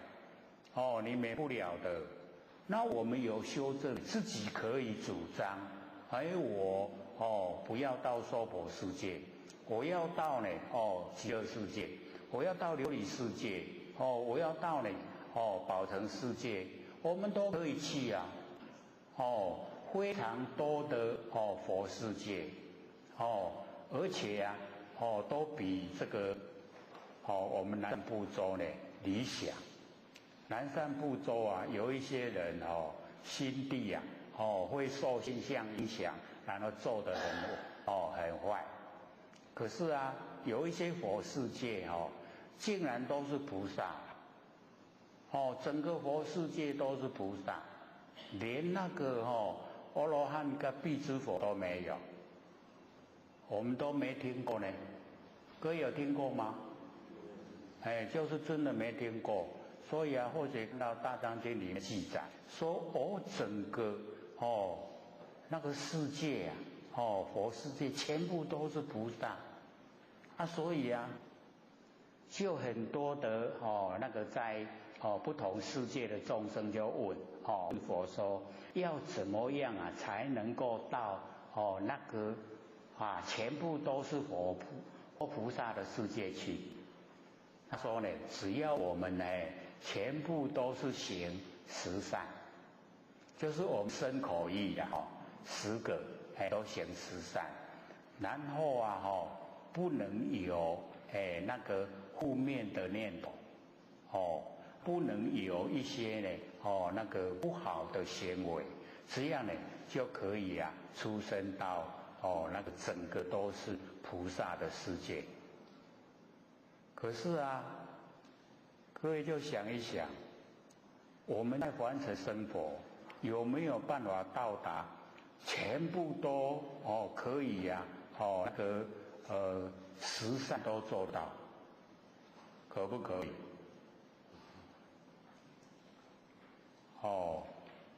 各位十善知道吗？知道就是身口意的。身不杀不盗不淫，然后口不恶口不妄言不绮语不两舌，意不贪嗔痴。各位贤，我们说意那个上面那个不说了，说意。各位贪不贪？嗔不嗔？吃不吃？所以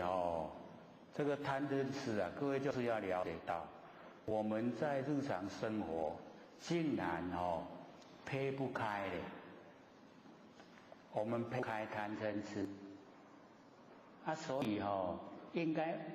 是吃最严重，我们都以为贪最严重，没有吃吃就是无明的愚痴吃就是无明，无明的才会贪，无明的才会嗔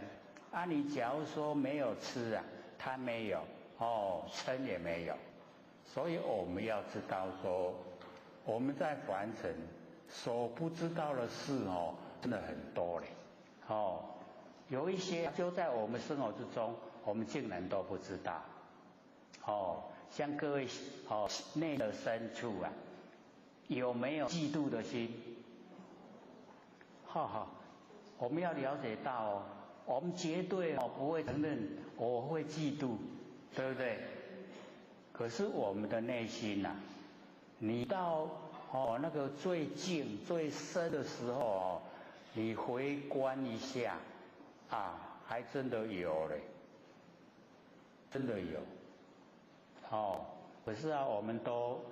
不会承认实际也就是有。所以我们嘴巴会讲免计较啦，一世人短短最会计较的就是讲的人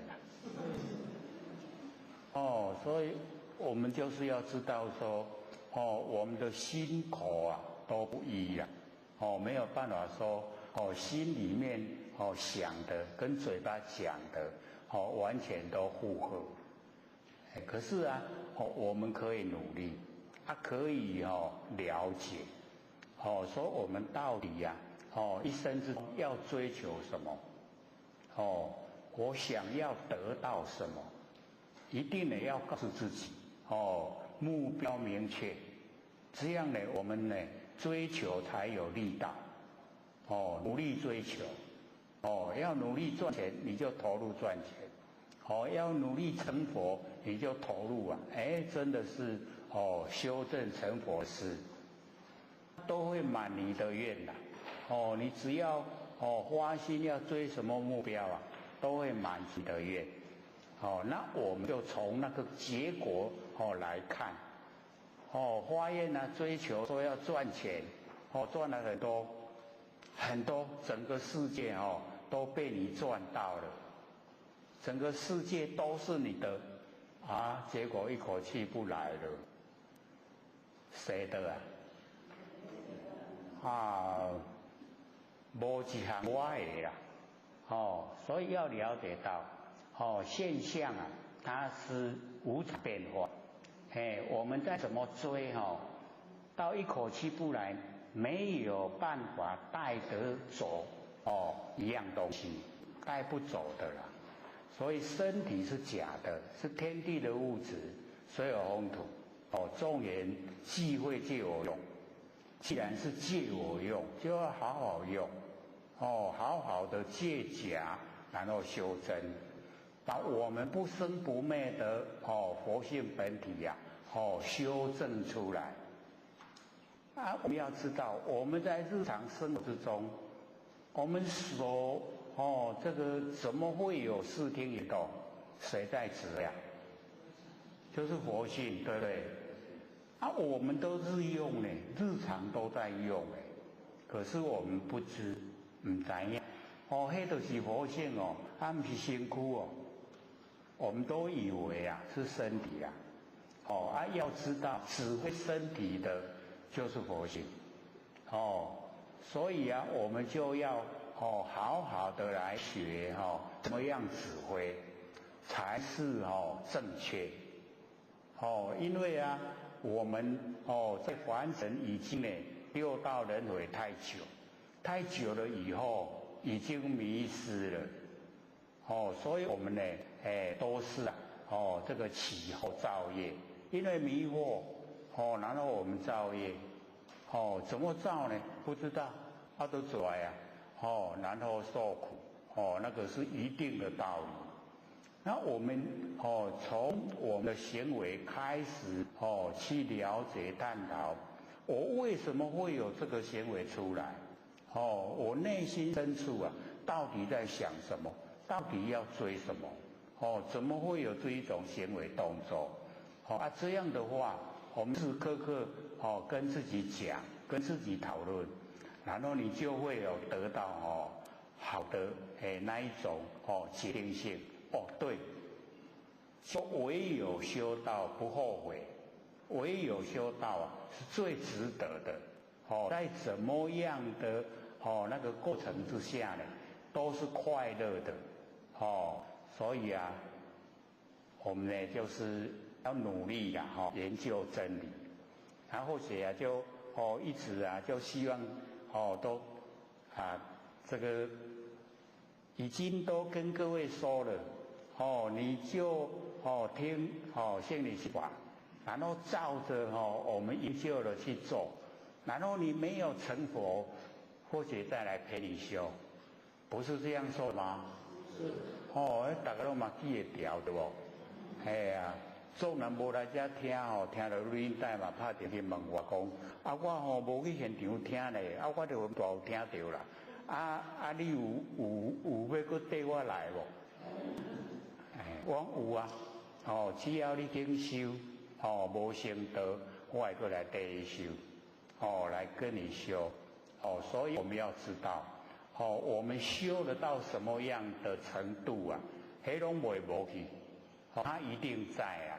我们就可以了解说，你看有一些那个小孩子一生出来以后啊，他也没有学什么，可是啊，他有一些自然的，他就会。那有一些你一直教啊，都教不来。所以从这个角度呢，我们就了解到。他天生啊，一生下来以后啊，他就把他累世啊又带来了，又有了啦。他很熟悉啊。甚至我们看那个电视报道，外国有一个5岁的那个小男孩子啊，在弹钢琴啊，各位有没有看过？5岁哦，弹那个钢琴就像大师弹的钢琴。才5岁哦，一出生就学不来啊。那为什么会？就是他累世间啊，都已经有这个动作，有这个习性，所以他一生下来，自然就会。他的父母亲就说，今晚5岁，电视台去拍摄了，他3岁就会弹了啦，你3岁就会晓弹。你看，3岁咱还搁伫头发咧白咧，我们就了解到，那个不用害怕说，我修安那无成要安那，唔拢了去啊，袂了去，拢得，绝对都在。尤其啊，我们那个佛性的东西啊，就是非常奥妙，经过再怎么久啊，你看我们小孩子经过的事情比较特殊的经过了几十年，你还清楚的了了分明的可以把它呢这个讲出来，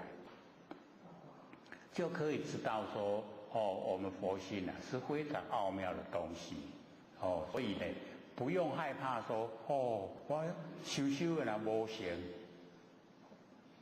我们呢都是欠缺啦对自己的那个信心啦拢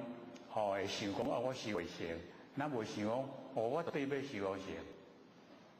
就缺少那一种决定性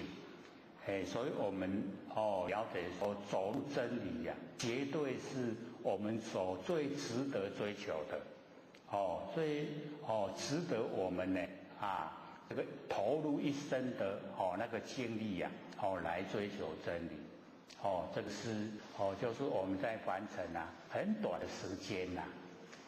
不过100年而已都要还给天地那我们跟着凡尘潮流一直追求那个社会的流行我们就跟着流行那个追求没完没了了那个都没有一个目标。那我们呢修道友我们是追能够成道成佛就是能够证悟我们自己的本性，证悟了就成佛那我们可以要求自己呢说不要到死掉一口气不来才证悟本性，我们要还在生活的时候就已经呢证悟本性这个时候你就可以了解内心世界完全不同，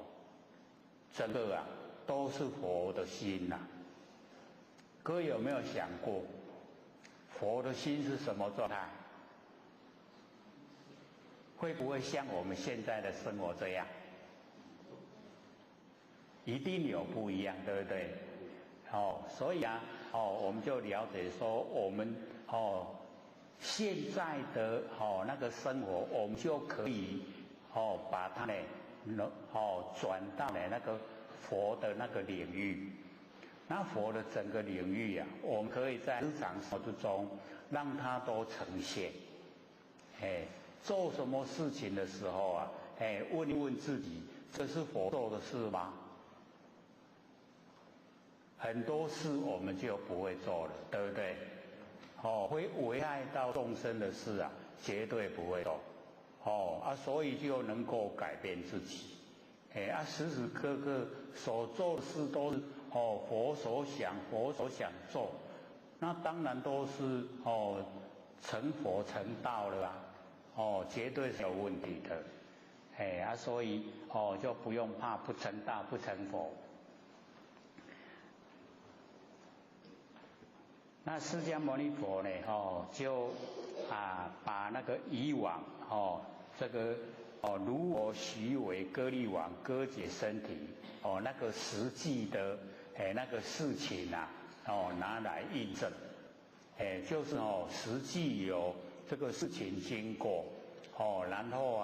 讲了以后让我们呢就是了解要到达那一种没有那个贪嗔痴没有那个十恶是可以做到的。那么被割利王割解身体，我们上个礼拜也有说。那么我以尔时释迦牟尼佛就讲我那个时候无我相无人相无众生相无寿者相所以这个四相或者呢就讲说我们一般从文字了解的四相我相人相众生相寿者相都比较是比较浅显的一些这个现象来了解。那或者说呢只要落入能守它就是四相所以我们呢就是要挥三心然后四相，只要没有三心就没有四相那三心过去心现在心未来心，过去心已经过去了它怎么追呢都追不回来。那未来还没到，现在心不住，我们说现在它又过去了，现在又过去了，它断不掉了，所以没有三心，所以各位浅显，这个差别在哪里？我们有三心的时候三世把我们摄受给咱吸去了，三世有过去式，有未来式，有现在式，就是六道轮回。那没有三世，过去式吸我袂到，未来式吸我袂到，现在式吸我袂到，没有六道轮回，没有六道。所以你看我们三心何其容易落入六道轮回这么简单。那我不使它落入六道轮回，可不可以？可以。我们把三心去掉，过去就让它过去，不管风光还是过得很坎坷，都让它过去。未来还没到，你不用去这个计划，那现在不住，也不用为现在去打拼。所以我们三心没有了，三世摄受我们不住。没有三世就没有六道，没有了哪有我相、人相、众生相、寿者相？没有。所以我们从微细的道理来讲，能守就是四相，我能一定得有我守，我能看就我相，一定有所看，所看就是人相。那所看的差别重生就叫众生相。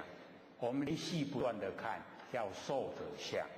你看，只要落入能守，就是四相。那我们要怎么样没有能守，就是我们全部都回归到佛性本体，都没有两边，没有对待，没有两边，没有对待，有没有能守？有没有？所以我们在生活之中心念一转能守都消失了。那假如说我们在凡尘以心意识的状态来生活，那我们的志向还很鲜明。那假如说我们转入是佛性主宰，该如何的状态，就没有思想，就已经没有能守。那所以之前或者就讲我们可以用眼根来认识我们佛性，就用个释迦牟尼佛讲说若无所见即是真实的见你如来，若有所见即是邪见。或者都一直讲，各位都会背了，对不对？会背了没？因为时常讲为什么时常讲？因为它就是消失能守，若无所见，拢无快，拢无快，我们以为这样啦，对不对？真的没有能见的我，没有所见的外相，若无所见，即是真实的见如来。有没有体会？你若无能见的我，若无所见的万象，把能跟所是不是已经合成一体了？有没有？这个就是如来啦。看有无？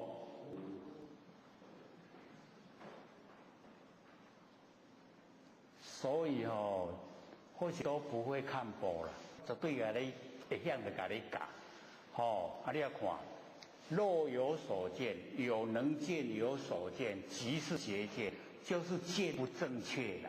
你见不到道，你见不到佛性本体，你没有能见的我相，没有所见的万象，把能跟所合成一体。这个时候这个啊，所有你面对的，就是如来。若无所见，即是真实的见如来。还有体会不？有没有？就是这样了。你看，很微妙。那或许后来就讲，再加文字的话，更容易了解。心静一如，不患思维，但不持积之岁月，而不心开，谓之有也。我们的心啊，跟静啊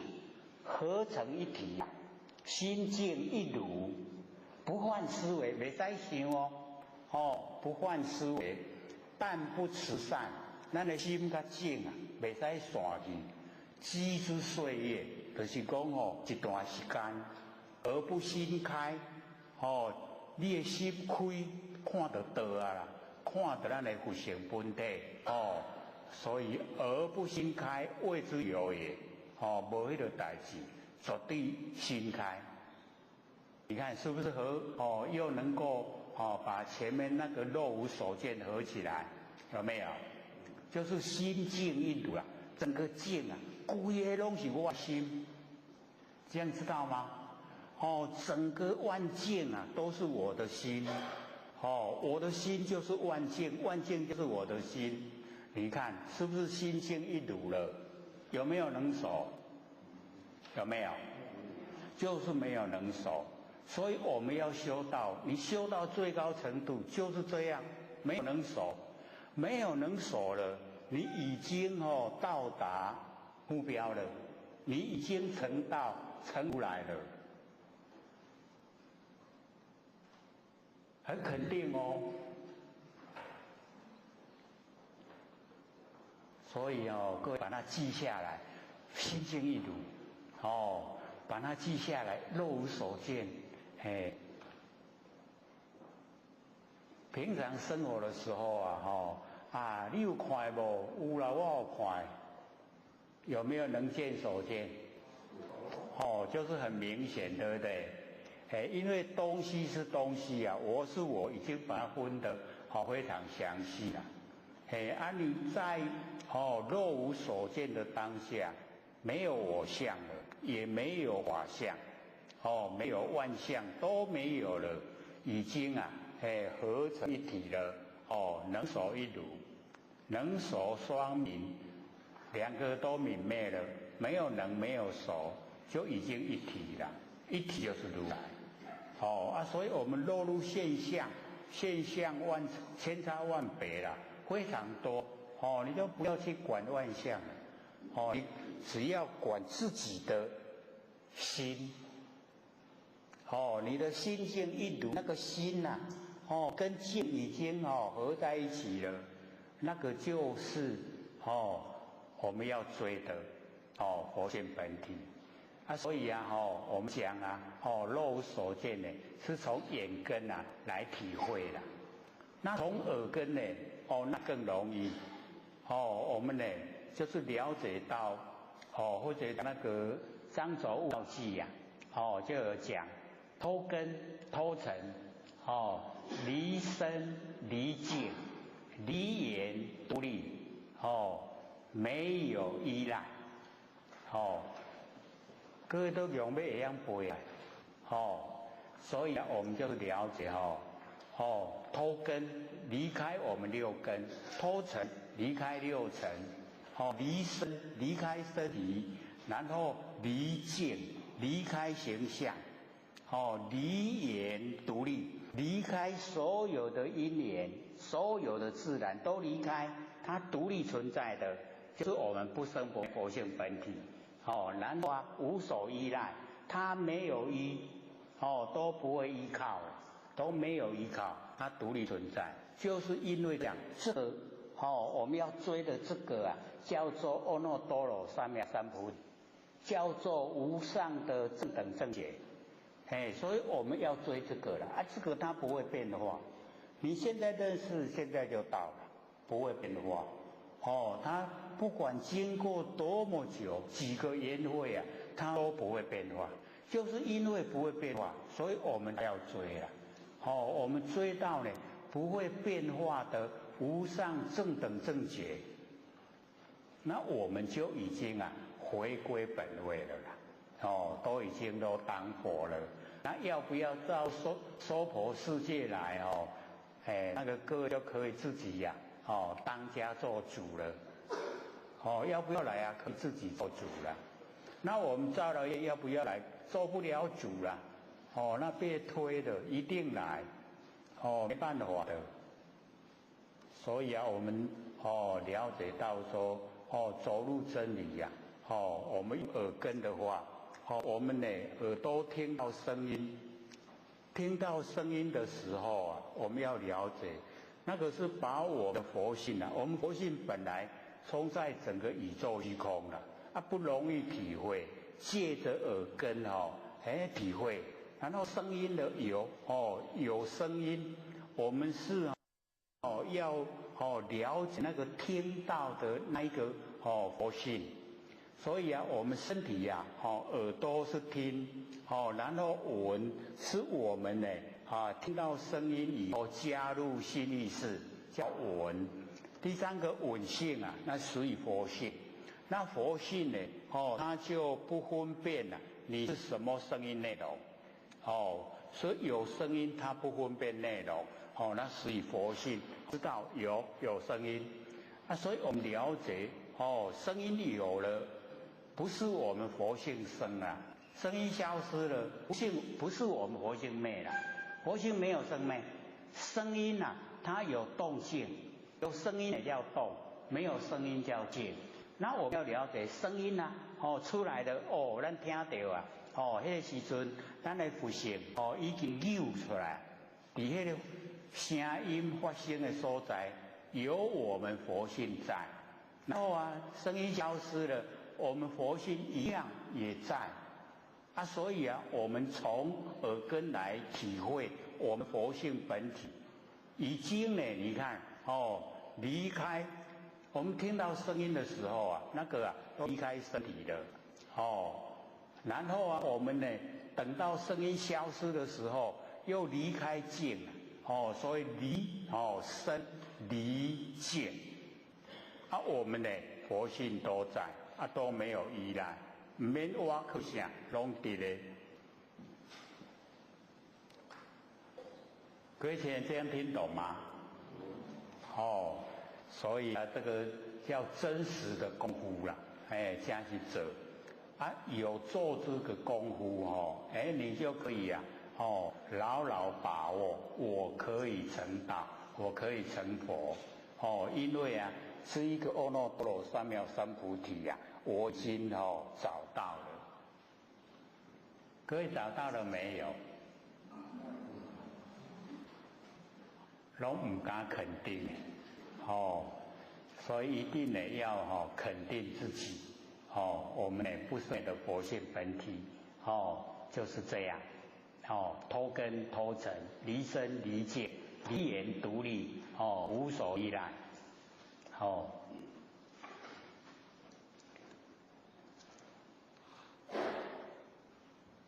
那我们呢就回到《金刚经》，何以故？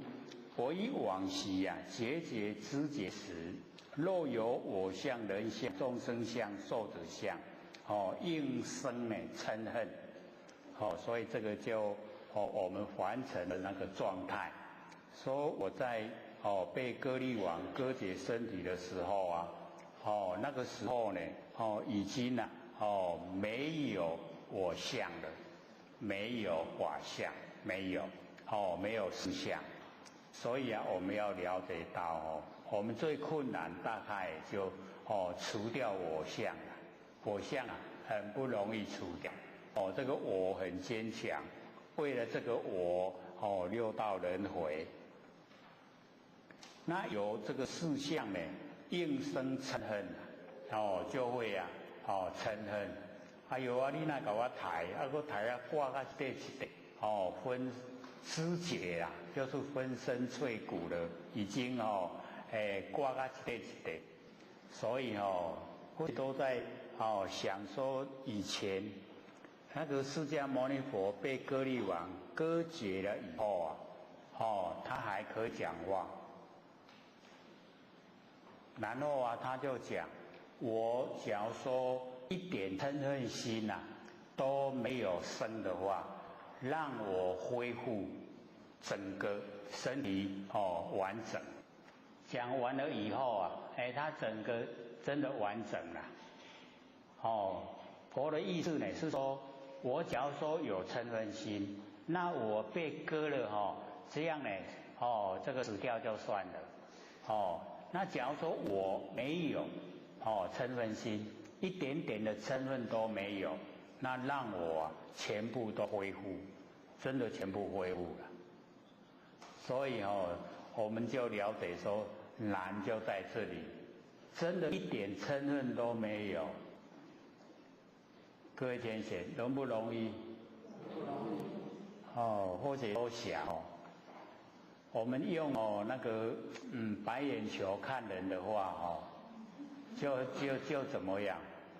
就产生很大的那一种心出来了，对不对？所以啊，我们要了解到，这个看人的话还要正眼，袂使讲乌林走去场的，白林咧看啦，那真的是那个很厉害、很杀人的看人方法，所以啊，那个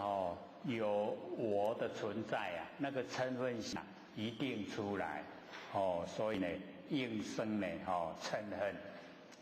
他之所以没有生那个嗔恨心呢，就是因为他能够了解到一体，就是没有能手啦，就是一体，没有你我他。所以啊，我们修道呢，就是要了解到，身体是假的啦，这个终归都要还给天地是假的，那我们佛性呢是真的，可是真的佛性我们都不管它，因为看不到，也摸不着，所以就不管它，都管这个看得到的身体，结果我们一直照顾这个买水衫好穿，摕好物件好食，人生较顾啦，伊拢无概念呢，说走就走了是不是这样？那真是小人呢。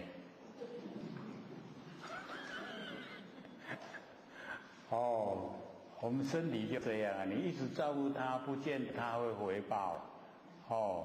所以啊，我们就是要借假呢修真。须菩提，又念过去以500世做轮入仙人，所以这个释迦牟尼佛呢又讲说呢，这个过去了还没有成佛之前有500世是做轮入仙人，所以我们呢就是要了解到那个都是经过长时间的那个修道，那我们长时间的修道最重要就是透彻认识真理。只要你透彻认识真理了，不管你在经过多久都不会变我们的那个认知那个我们的知见见解不会改变。最怕就像我们现在在完成接受教育的时候我们就已经呢一直在接受这个比较呢不真实的那个方式在教导。我们呢这个从小就一直要认真要认真我们哪个时候认真过？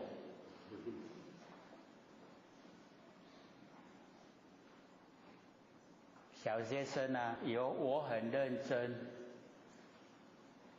一直到大了，他会说原来都是骗我的，原来都是认假，不认真。认真的话，真的就佛系本体啦，不生不灭的那个才是真。那我们呢，可以说呢，在凡人所有的接触啊，教育啊，这个社会啊，整个一切啊，都是假，都是应付啊，都不真，所以啊，我们呢能够沾到这个上天大开普渡，我们又能够求道，又能够修道，又能够呢，这个追我们的这个最上圣的性理心法。当时啊，假如说或者在后天庙有人教，有人可以问，也不用摸那么久。光要摸到脱根脱尘、离身离境啊，离言独立啊，无所依赖，摸30年。不过或许现在想起来我们呐，假如说不听这个性理心法的时候啊，了不了解可以到达脱根脱尘、离身离境，可不可以？所以30年还算短。或者在想说像我这个凡是一世人嘛领悟袂出来，我上天还会慈悲啦，让或许知道这简单，可是啊这简单我都这韩文拢袂晓讲，教这久啊拢要大家也袂会。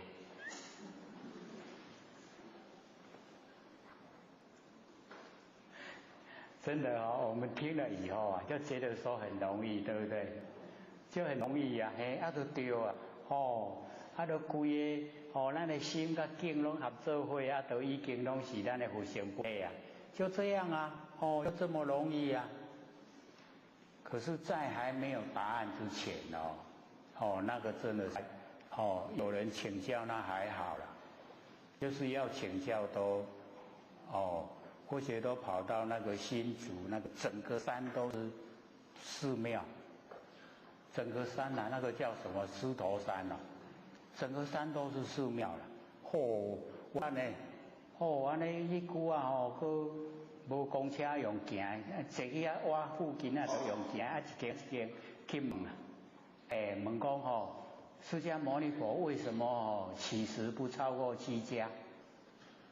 迄都佛规定的啊。我讲无意思还都要规定安尼，袂使分超过7间啦，7间啦分无就袂使分啦。讲安尼有规定的，我唔是有含义伊讲无，佛规。所以啊，我们这边是没有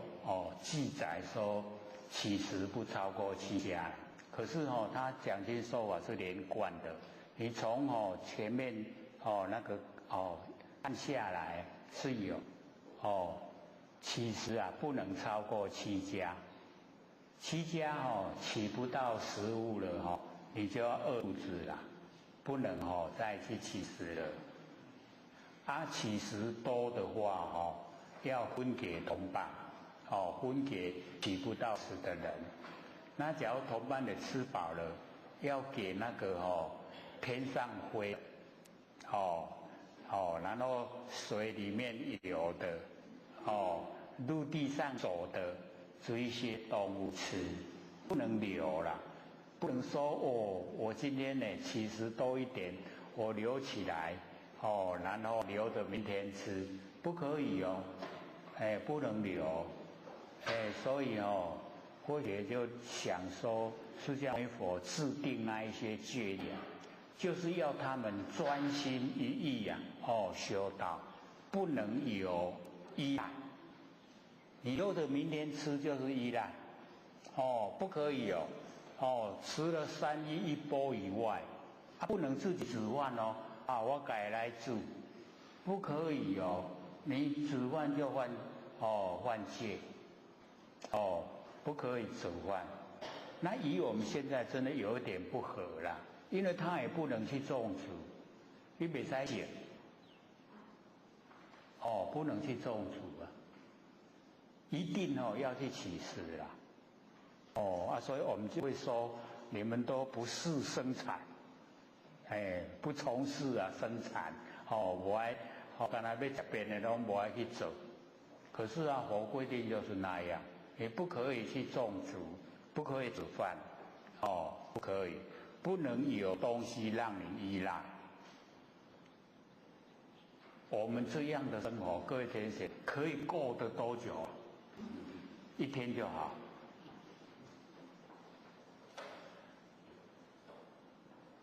那我们现在依赖太多了，难怪我们都当众生。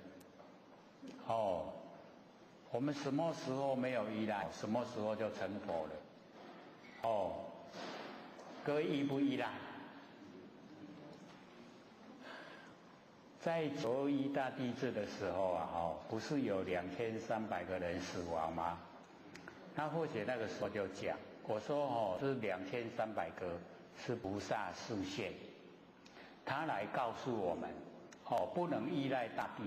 不能依赖房子，你依赖大地大地会地震；你依赖房子，房子把你压死。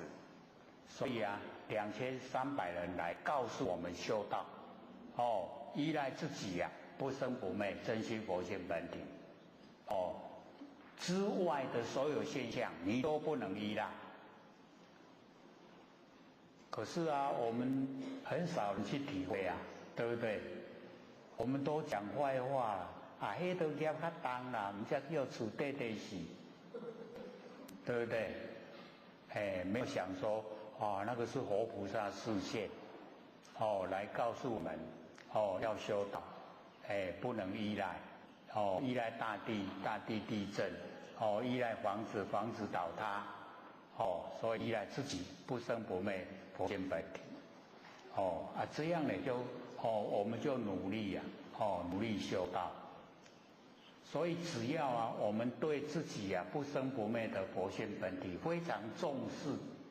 那我们真的就可以了，把权柄交给佛性本体。可是我们现在我们可以说大部分都是还6根当家啦。有各位前贤有请佛性出来当家的吗？请举手看看。没半个，所以那个我们要了解到这个6根既得利益他不肯放舍，我们要放要请佛性出来当家，他才不会造业我们才不会受苦，才可以脱离轮回才可以成佛，可以成道。都是要我们自己努力的啦，所以或者说我们研究道理不是要跟别人作对啦，是要跟自己作对。所有的脾气毛病要去掉，贪嗔痴慢也要去掉，这个都很蛮难。有一些都是既得利益，不肯放舍。可是我们研究不放。总要放，一定爱放，较早放较牛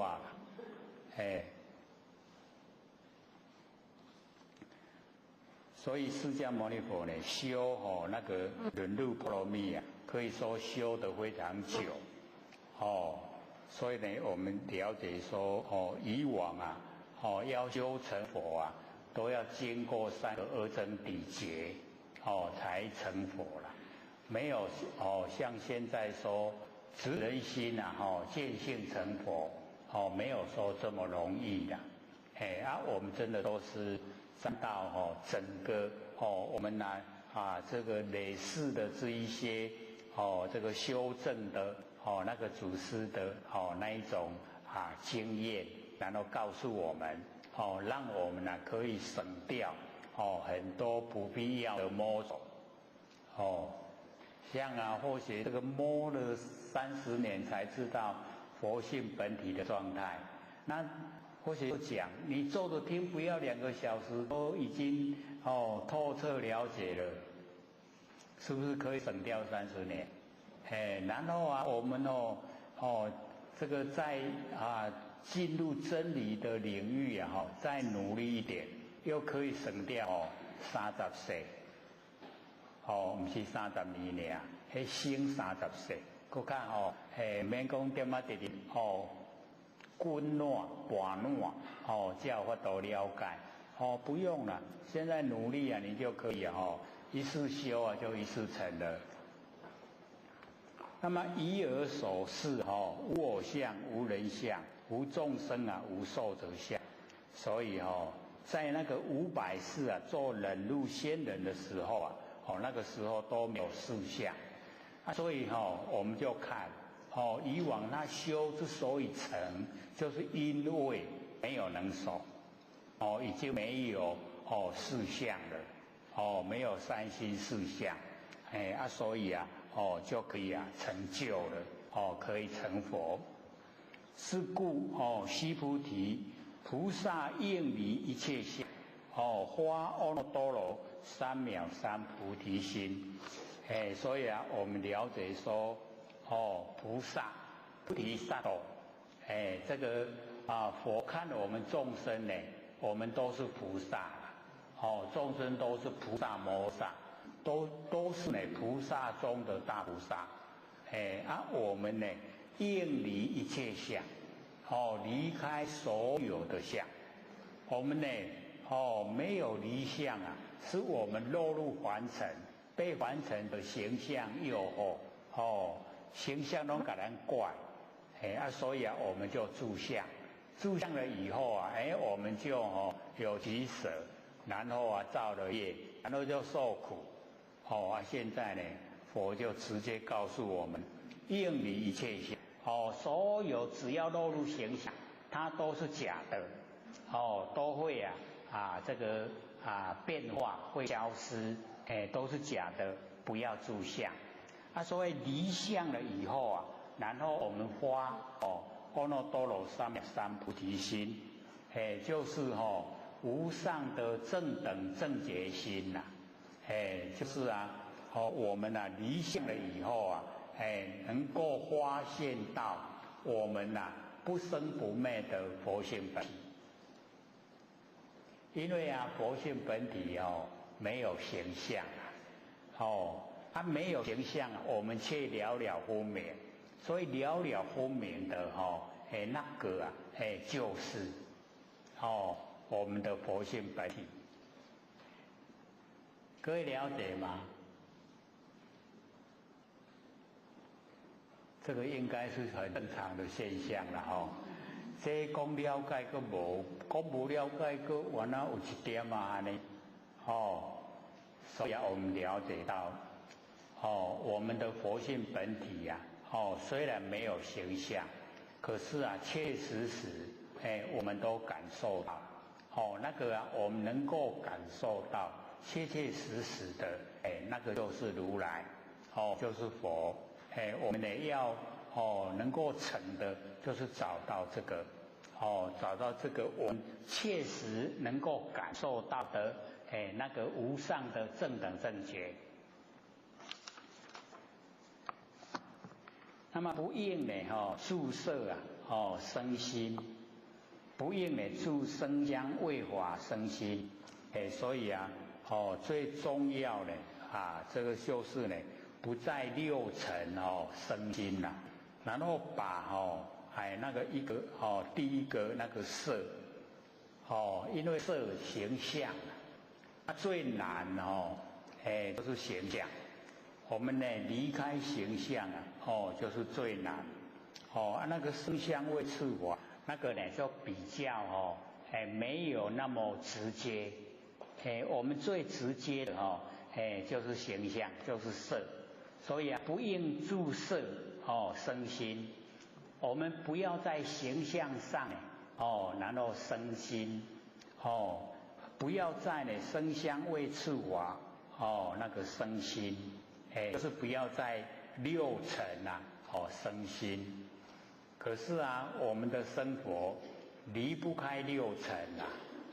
我们住尘生心啊，是变成我们习惯性啊。自在凡尘啊，我们呢都会啊，这个生心，心啊都会呢这个生花，而且呀，很多啊都钻到呢深的地方，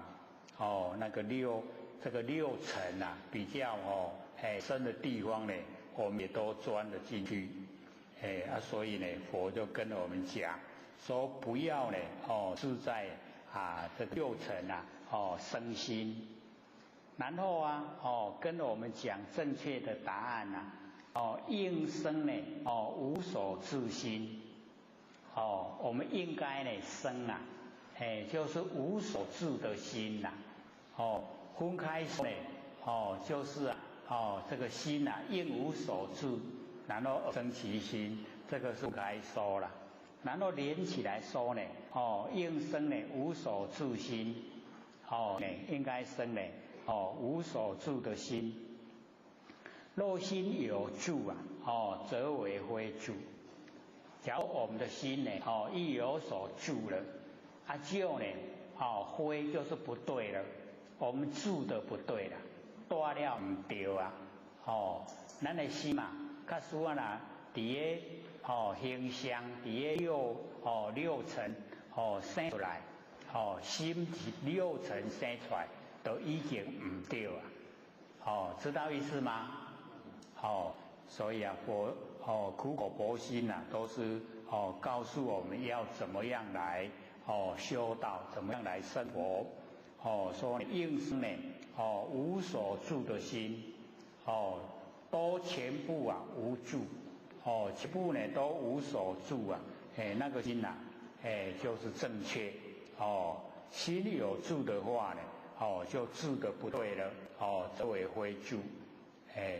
所以我们了解说，佛呢也是希望我们都能够真的进入不生不灭的佛性本体。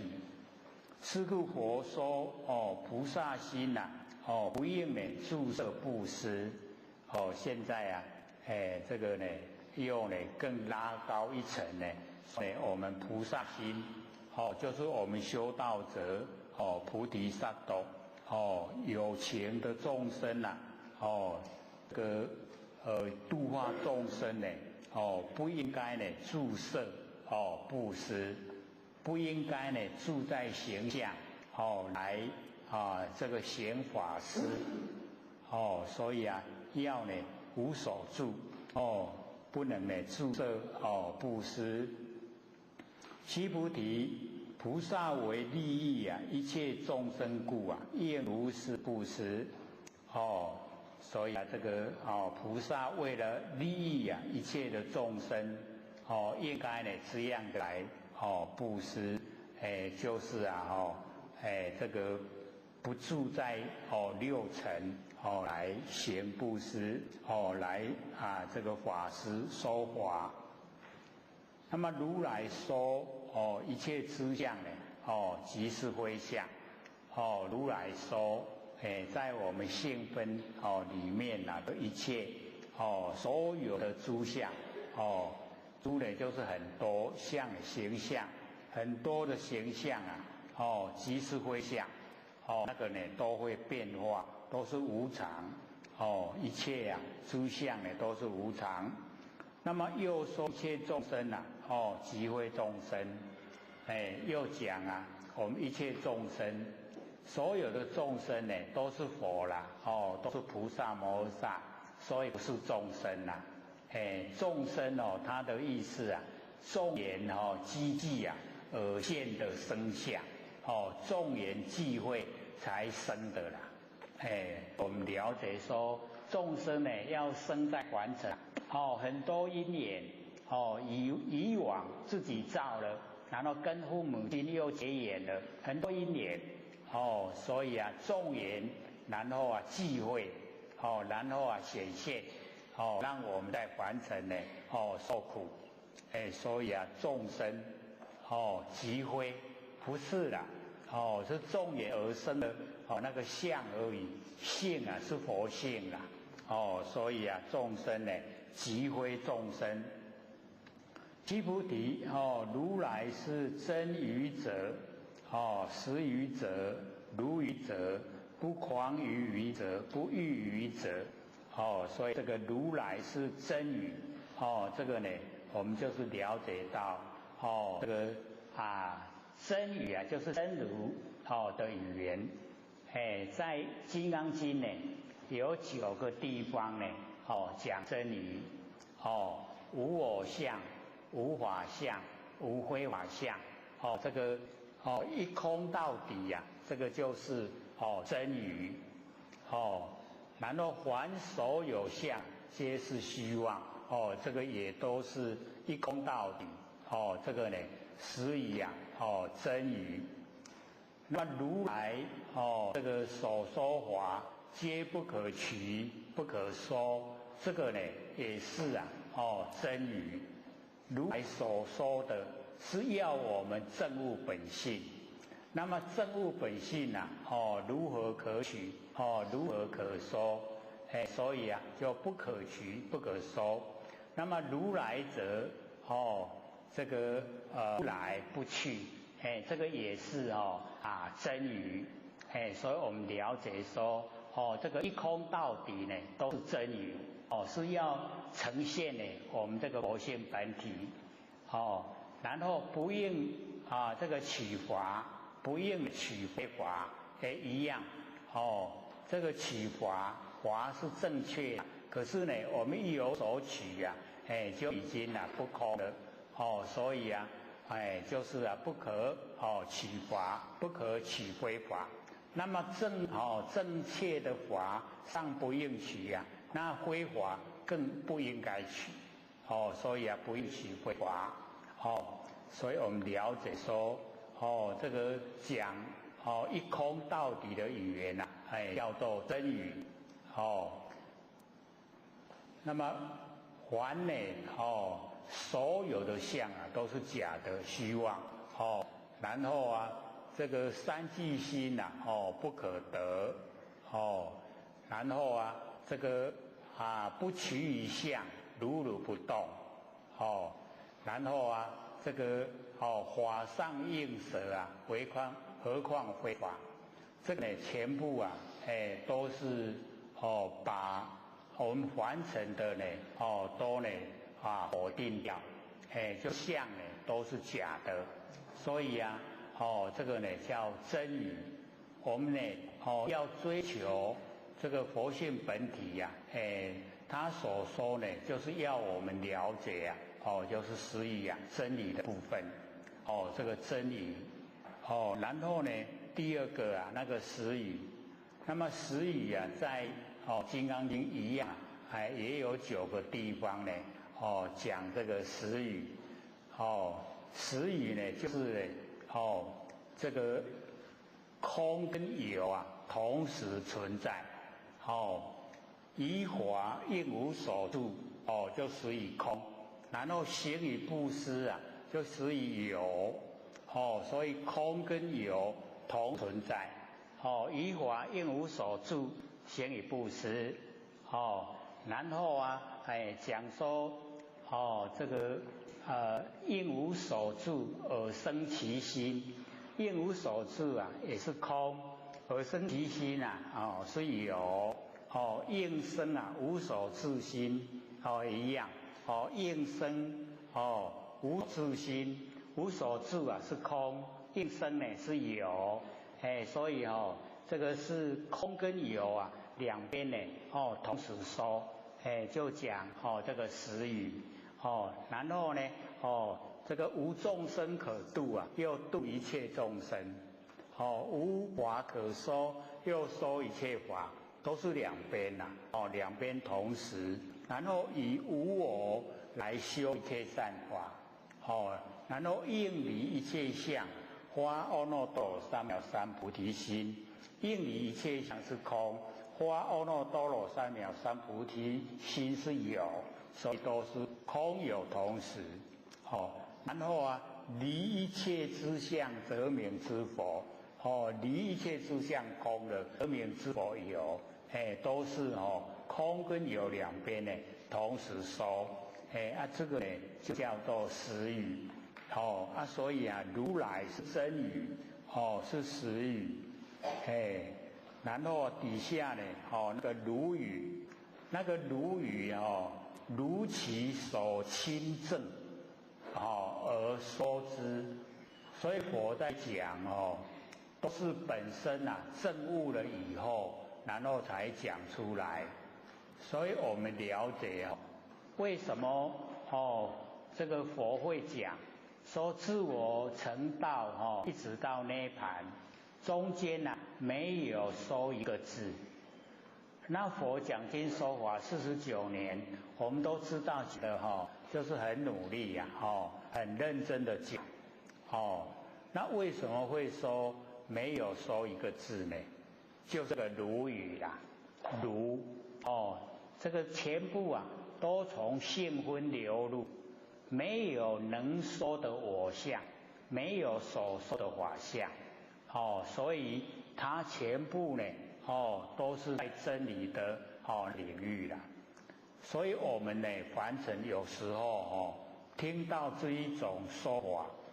就比较呢没有办法直接就体会了，所以才有一个那个什么功德那个主那个头领导者他就讲释迦牟尼佛49年所没有说的都要留给我说。我们研究心理心法，听到这样的话，各位合不合理？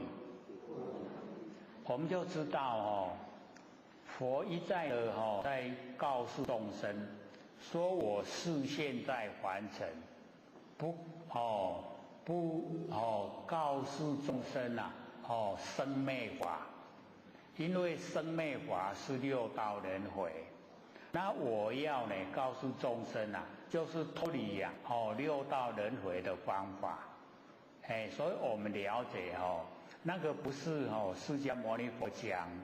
妄言，不是是讲真理。没有能说的我，没有所说的法，这样了解吗？所以菩萨那个时候，释迦牟尼佛还在还的时候菩萨就问说这个每一次都在讲，从成道到进入涅槃，中间没有说一个字是依赖什么这样说那释迦牟尼佛就回答，依赖两个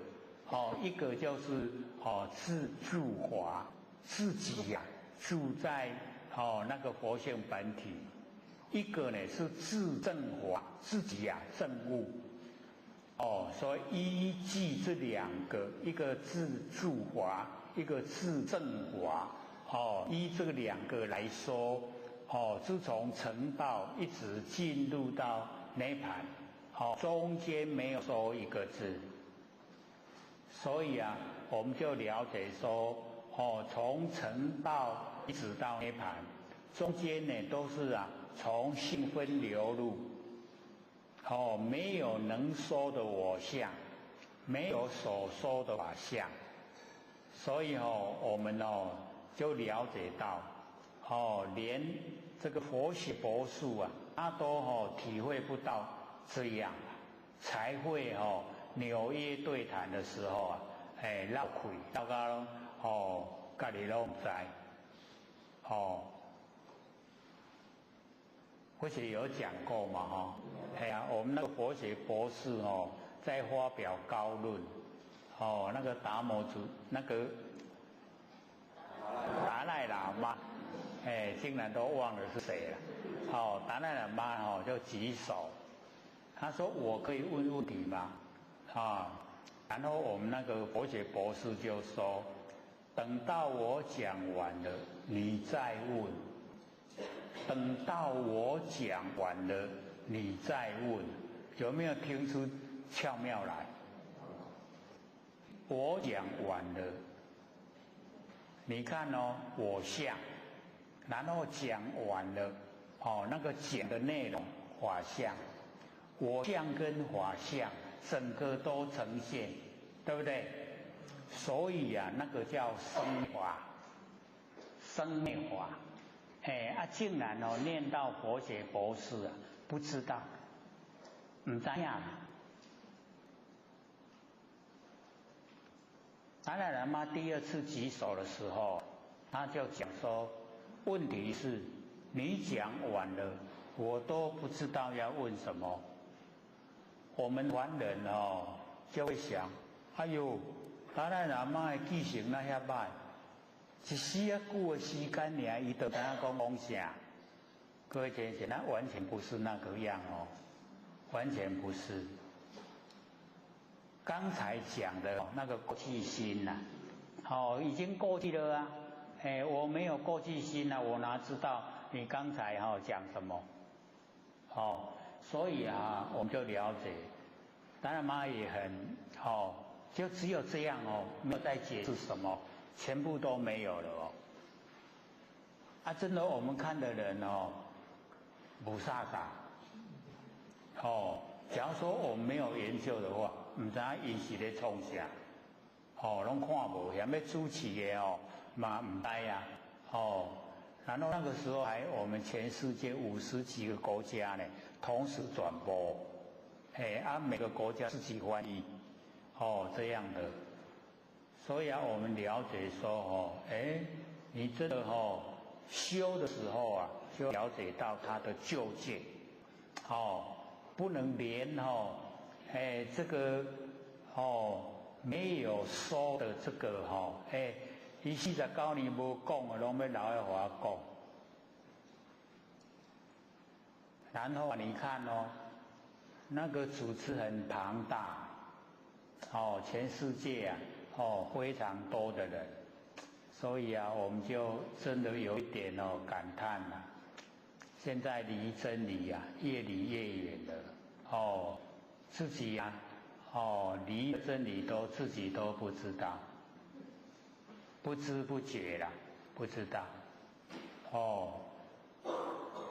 所以我们一定呢，要了解到，有能说的我相，一定有所说的法相。能所这么鲜明对立，就是生灭。生灭就是六道轮回。所以一定要把它连起来。只要在传播的，它是指以对立的两边的，那个都是六道轮回。不要学，要知道了不要学。你学了以后啊，无猜你一世人，短短的时间尔研究拢贴水流去。所以要了解说，肉无所见即真实见的如来，爱研究这啦。还有那个佛手经如来不与世间共争，世间与我争，有没有？各位记得吗？那个不是在讲释迦牟尼佛，是在讲我们佛性那个如来就是佛性。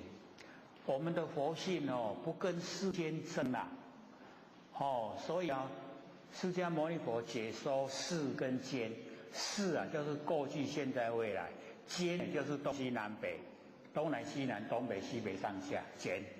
世间。我们佛性不跟三世十方无要改正，所以你只要改正伊拢让你修养真的好。这么好的佛性修养都不起哇，可不可惜呀？很可惜耶所以你看世间与我争，争不争？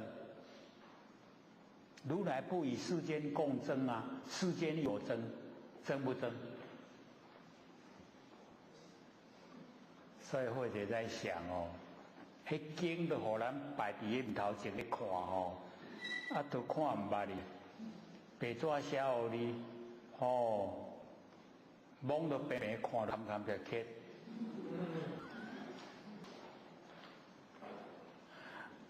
所以有时候就是会这样。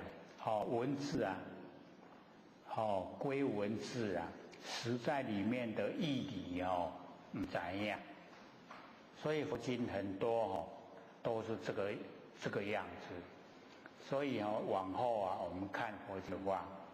假如说在称那个如来，你就要了解到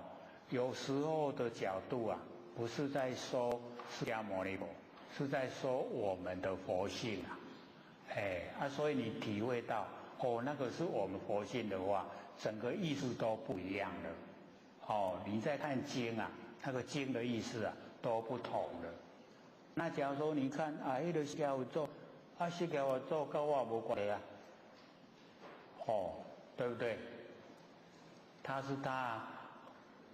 假如说我们按照文字来讲出来，释迦牟尼佛不跟世间共争，世间与我争，我们会想你的代志，对不？是不是伊的代志？那假如说是如来就是咱的佛性佛性拢无甲世间咧争，世间拢甲佛性咧争。哎呦，安尼唔通真注意啊！要发出一种声响，唔通真注意，可不可以？系啊，袂使迄世间要甲佛性争，佛性拢真输啊！咱即马讲我要争赢，你世间袂使赢我，世间若袂使赢我咱的成佛识道者可能啦，世间啊拢赢我落去啊，咱做众生要甲伊怎样无？爱甲伊争甲世间争咱的佛性啊甲过去、现在、未来，甲东西南北南西南东北西北。定下全部甲伊争会赢袂？讲到安尼真心虚。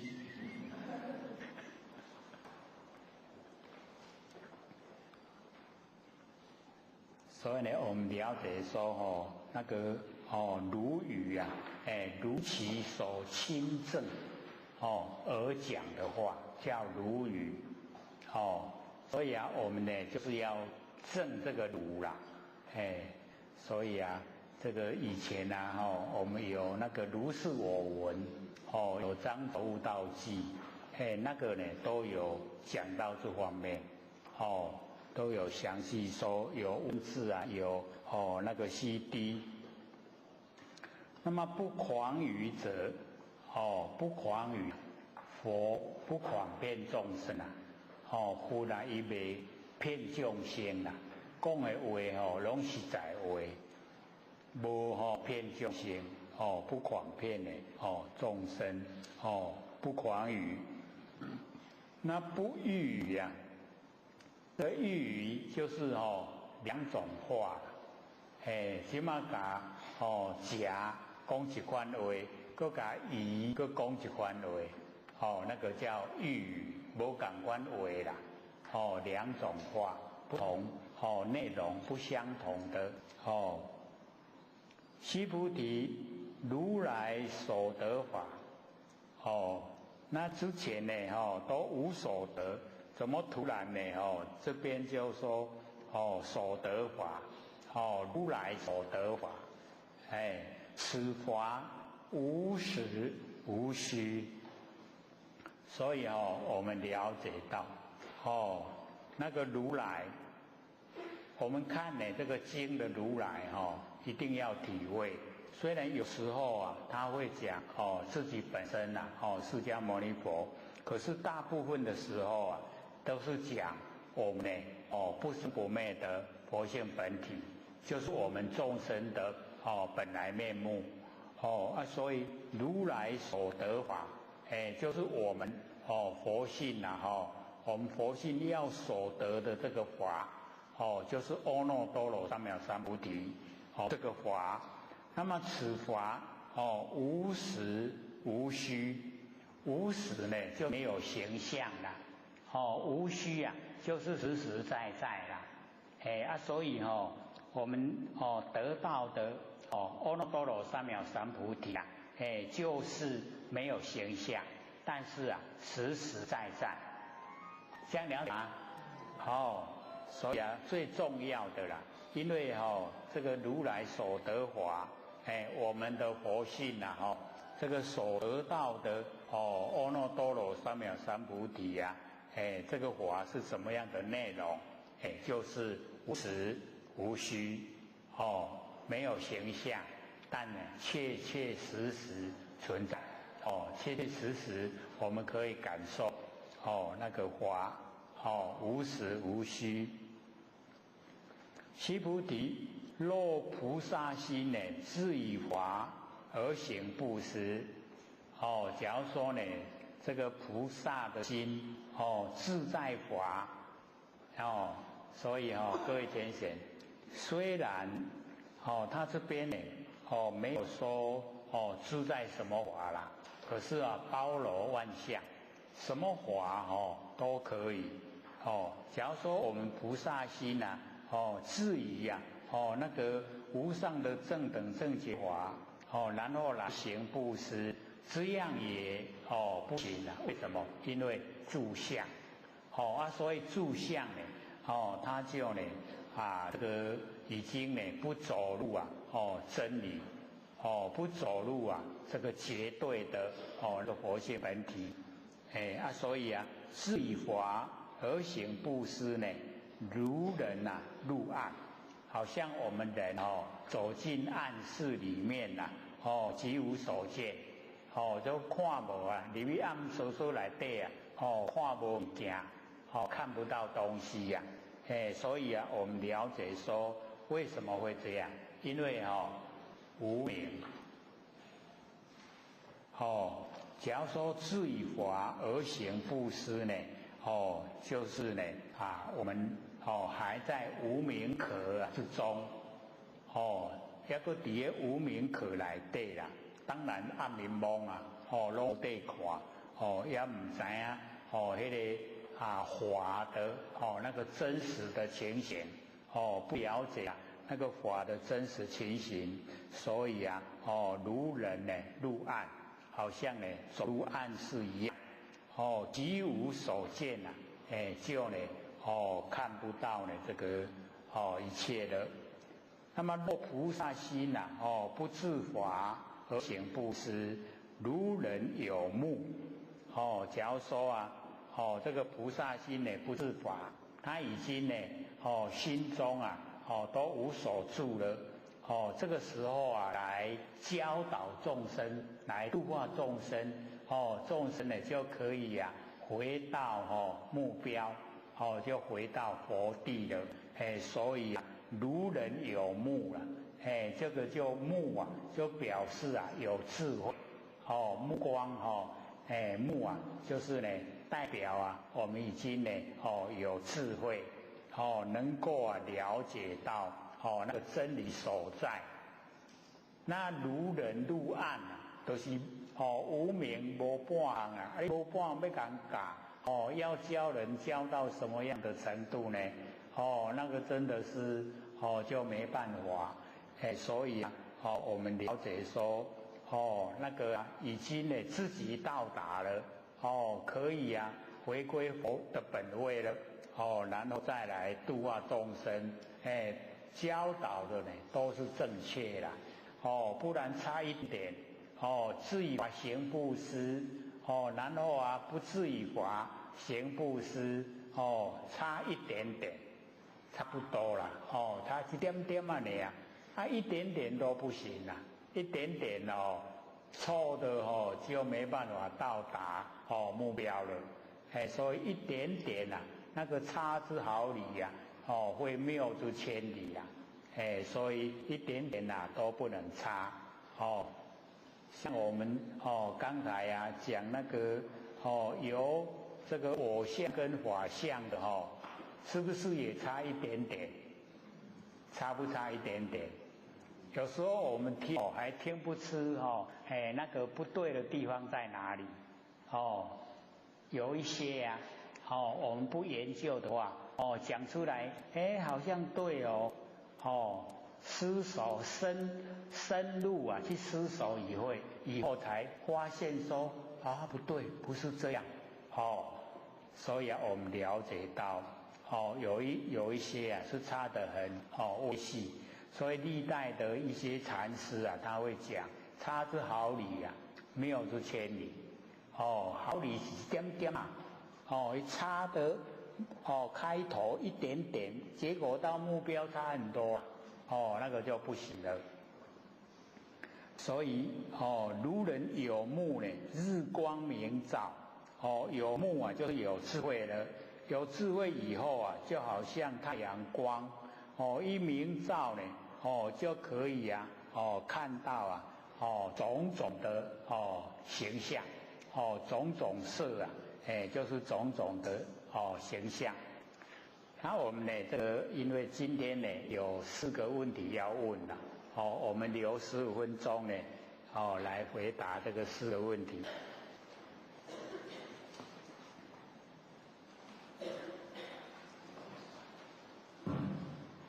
留下4个名额，先请问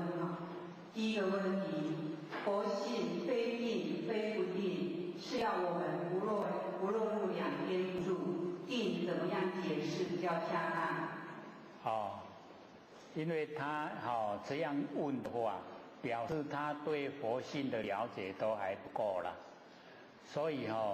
他问的那个佛性非定，然后非不定啊，就是讲佛性的功能作用啊。那佛性的功能作用啊，就我们日常生活之中应用我们的心意识啦。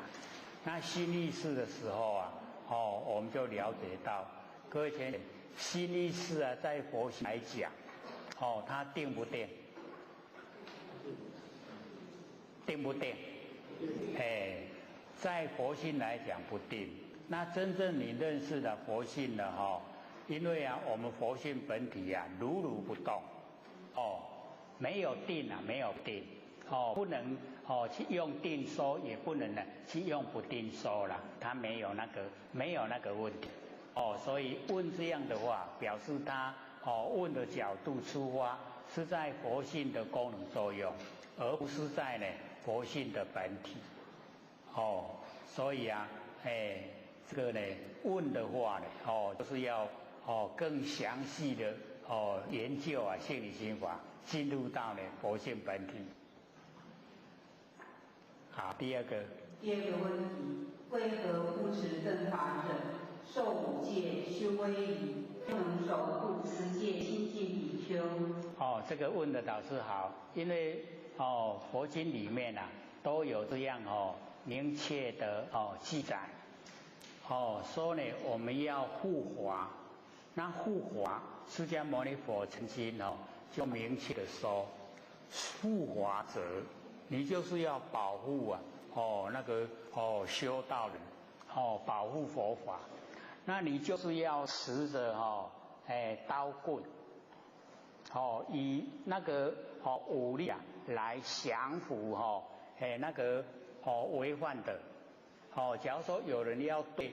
那个修道人啊加以迫害，你护法的人，你就要跟他对立，你要消除他所以你要用最有效的方式纵然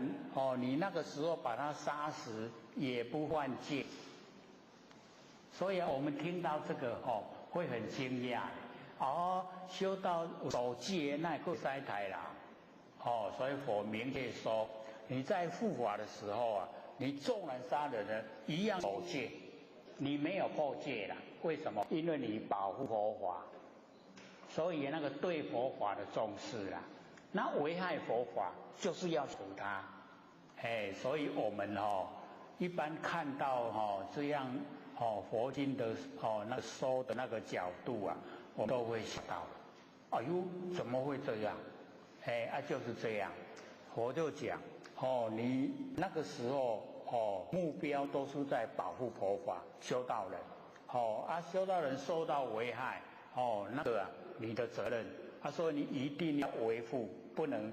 使那个修道人受到危害。所以你那个时候采取最激烈的方式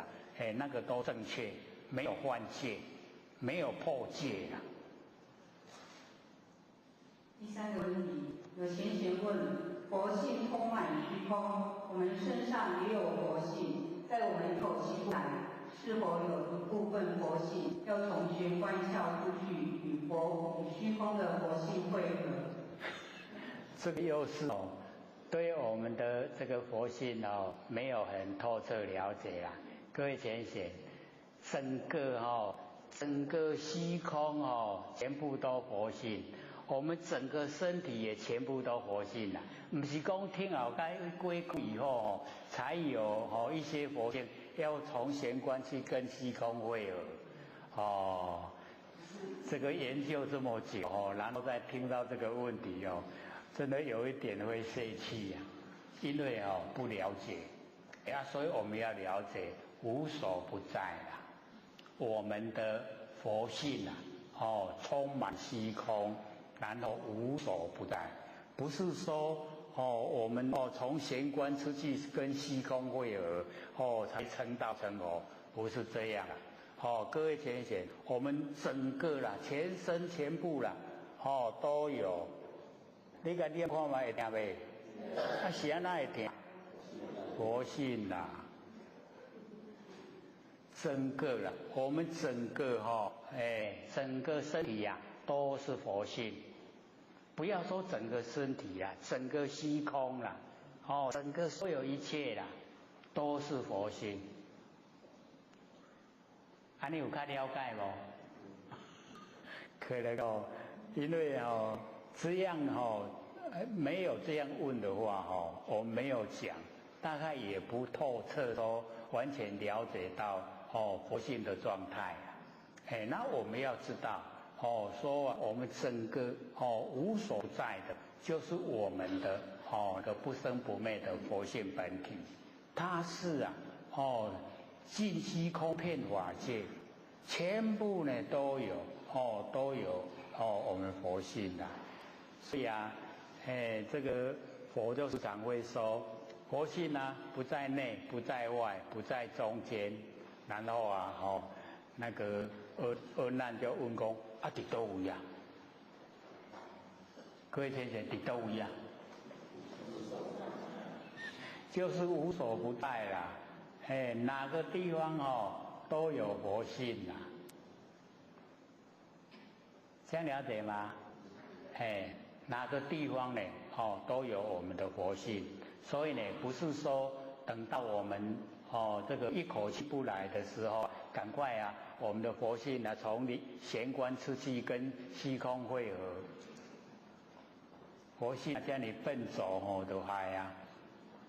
它很灵敏的啦，很奥妙的很难用你的头脑去想象的，所以才落入不可思议。还有第四个问题，从事色情不正当行业的众生也可以求道吗？若林法师明知求道人从事色情行业，能让他求道，这样如何？因为我们要知道这个在我们这个开始办道的初期那个时候很强调真家清白，品性端正就是你求道者一定要真家清白，然后品性端正才能够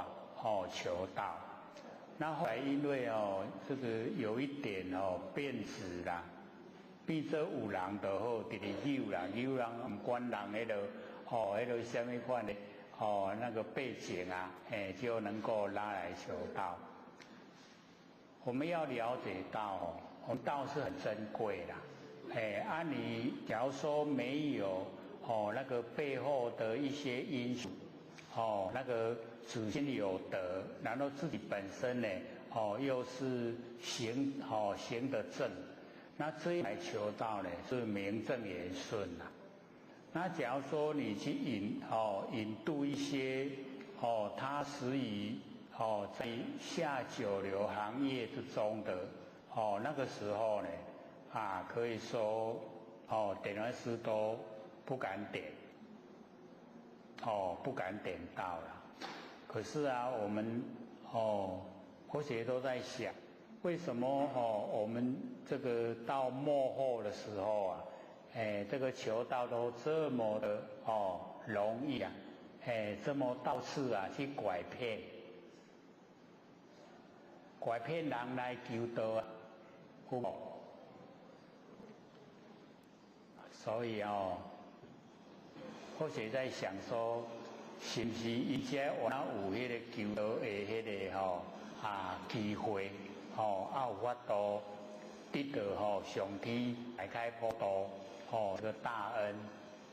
才有办法呢求道。可是啊，我们呢就可以了解到，你的根气不怎么好。你又呢不发心，然后又不清醒，那对你帮助啊不大，只有种子不昧啦所以我们了解那个啊都是为了下一个缘会来成啊，能够有人的这个机会所以啊我们就有那一种形式促成就很多啊那个不符合资格的呢都可以求到。所以啊有时候啊我们讲到时宜你要身家清白，品性端正要呢这个祖先有德，你才能够求到，好像离我们又有一段距离了那或许就感叹了，在或许那一个求道的那个阶段啊，结果拢还阁咧受道啦，拢无全无去。可是后来有很多啊那个很容易就求道的啊甚至有的也都是受高等教育，可是啊一段时间拢无看啊。人都不见了啦，连那个三宝都也不记得了。所以啊，我们了解说这个跟自己的那个根气有关系啦。你假如说非常重视啊这个道，表示你累世之间有累积。那假如说你非常看清这个道，表示说你在六道轮回啊，那已经无计其数，已经呢那个佛性有没有都快要辨不清了。所以啊，我们了解到说不要贪有缘呐虽然他说这个所做的行业不是很的正派，很光明正大，只要有缘你度他呢，大概也可以度成啦。那假如说你是用方法骗人来求道的，大概可以不要啦。那个呢，对你没有帮助呢，反而有害所以不要贪不要贪说这个度人这个有功德。还有3分钟，不是4个问题而已嘛。还有人要问吗？还3分，还可以再问啊。好，请说。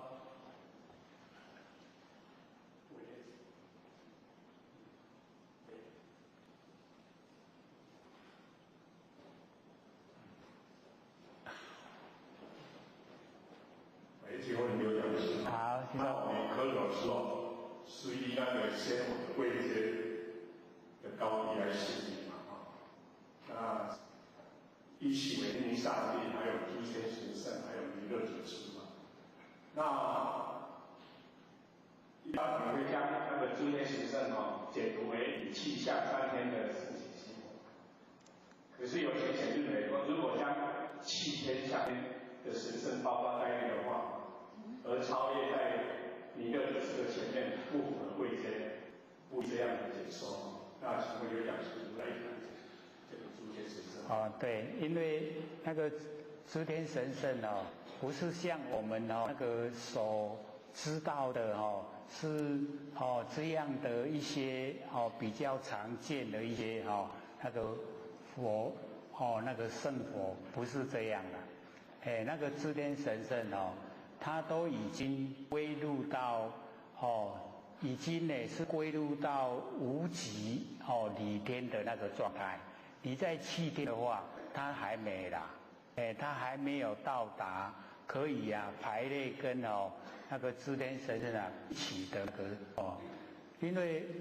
落入气天以后，像我们哦那个六一天最高它话自在天。哦，它虽然说很久哦，完成有1600年，好久的那个享福时间，可是毕竟有期限哦，它就到时候你就无呢，到时候它未必的无啊。那释迦牟尼又讲哦，那个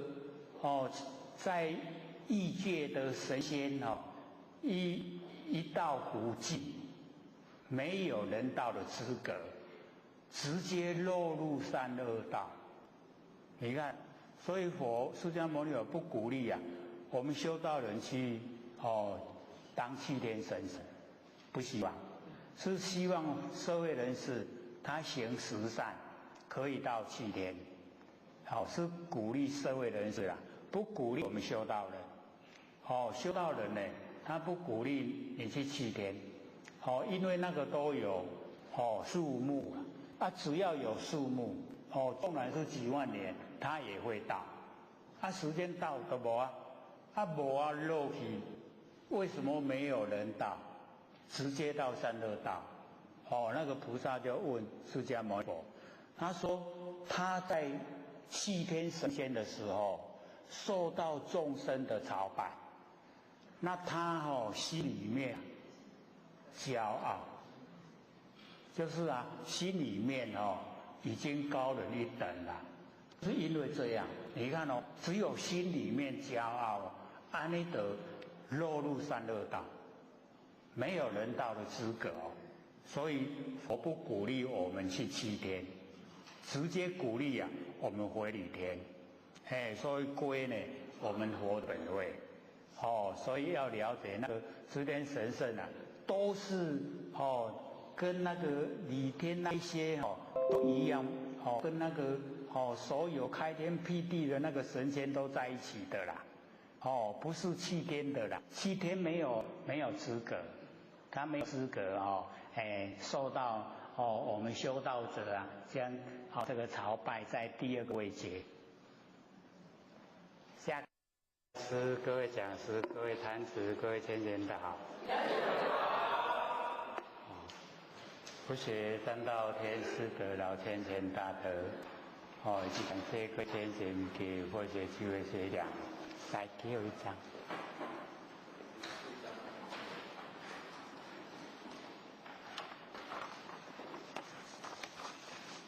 我们今天各位手上都有一张修道具，这个呢是辅助呢我们了解我们金刚本性，我们佛性可能各位都还没有很透彻了解到我们这个佛性本体。那借着这个句语修道的句语来了解。那这个里面呢，我们以往都比较没有这个说过，没有讲过这一些句语，可能都会比较这个陌生。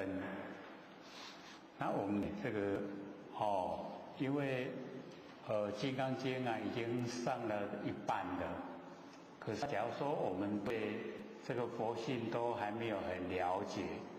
我们众人都已经上完了，那对我们帮助也不是很大。那所以因为经文都是少又有一点都是文字方面都是比如说般若波罗蜜、集会般若波罗蜜、四明般若波罗蜜。那假如说我们光这样子看文字啊，不太容易啊知道里面的意思。那我们借着是一些修道句来帮助我们了解，了解说我们佛性是怎么样的这个状态，了解了以后我们再来看经文的话，就会知道了经文里面的含义，所以重点呢我们都要了解它的意思，含义重要了，不是那个文字。我们呢就从这个第一开始，总共呢有31我们呢从这个第一开始说佛性呢这个堂堂显现，那么诸性呢有情难见，若众生无我面呢何殊佛面？我们呢就解说它的内容，说我们不生不灭的真心佛性堂堂显现，堂堂就是这个堂堂正正，然后非常的普遍，又呢清晰，又光明，又呢我们能够明白。都已经在我们生活之中呈现，都显现了在我们生活之中，所以那个狮子对法龙讲，说行住坐卧，触目意言，总是佛妙用，都已经是佛的妙用，快乐无忧，所以我们了解说那个佛性都是堂堂显现。都已经在我们的生活之中都已经呈现了。可是诸性有情难见，那个有情就是众生，那我们呢众生那个诸性的性就是我们佛性住就是住相。我们假如说在佛性之中住相，我们就很难见到我的佛性本体，所以诸性呢有情难见，这告诉我们说不要住在形象，我们就会看到。那么若悟假如说我们能够领悟众生无我，领悟众缘所生的这个身体是四大假合，它没有我。假如说已经知道身体不是我，然后我们在指挥身体的所有一切全部都是佛性所以这个时候已经不住在身上了，已经把佛性都呈现出来。所以我面何殊佛面？我的面跟佛的面一样，就是我跟佛都一样，没有差别。差别呢只在我们众生住相。那假如说不住相的话就已经都是佛了那么第二不是金刚体，那个金刚体金刚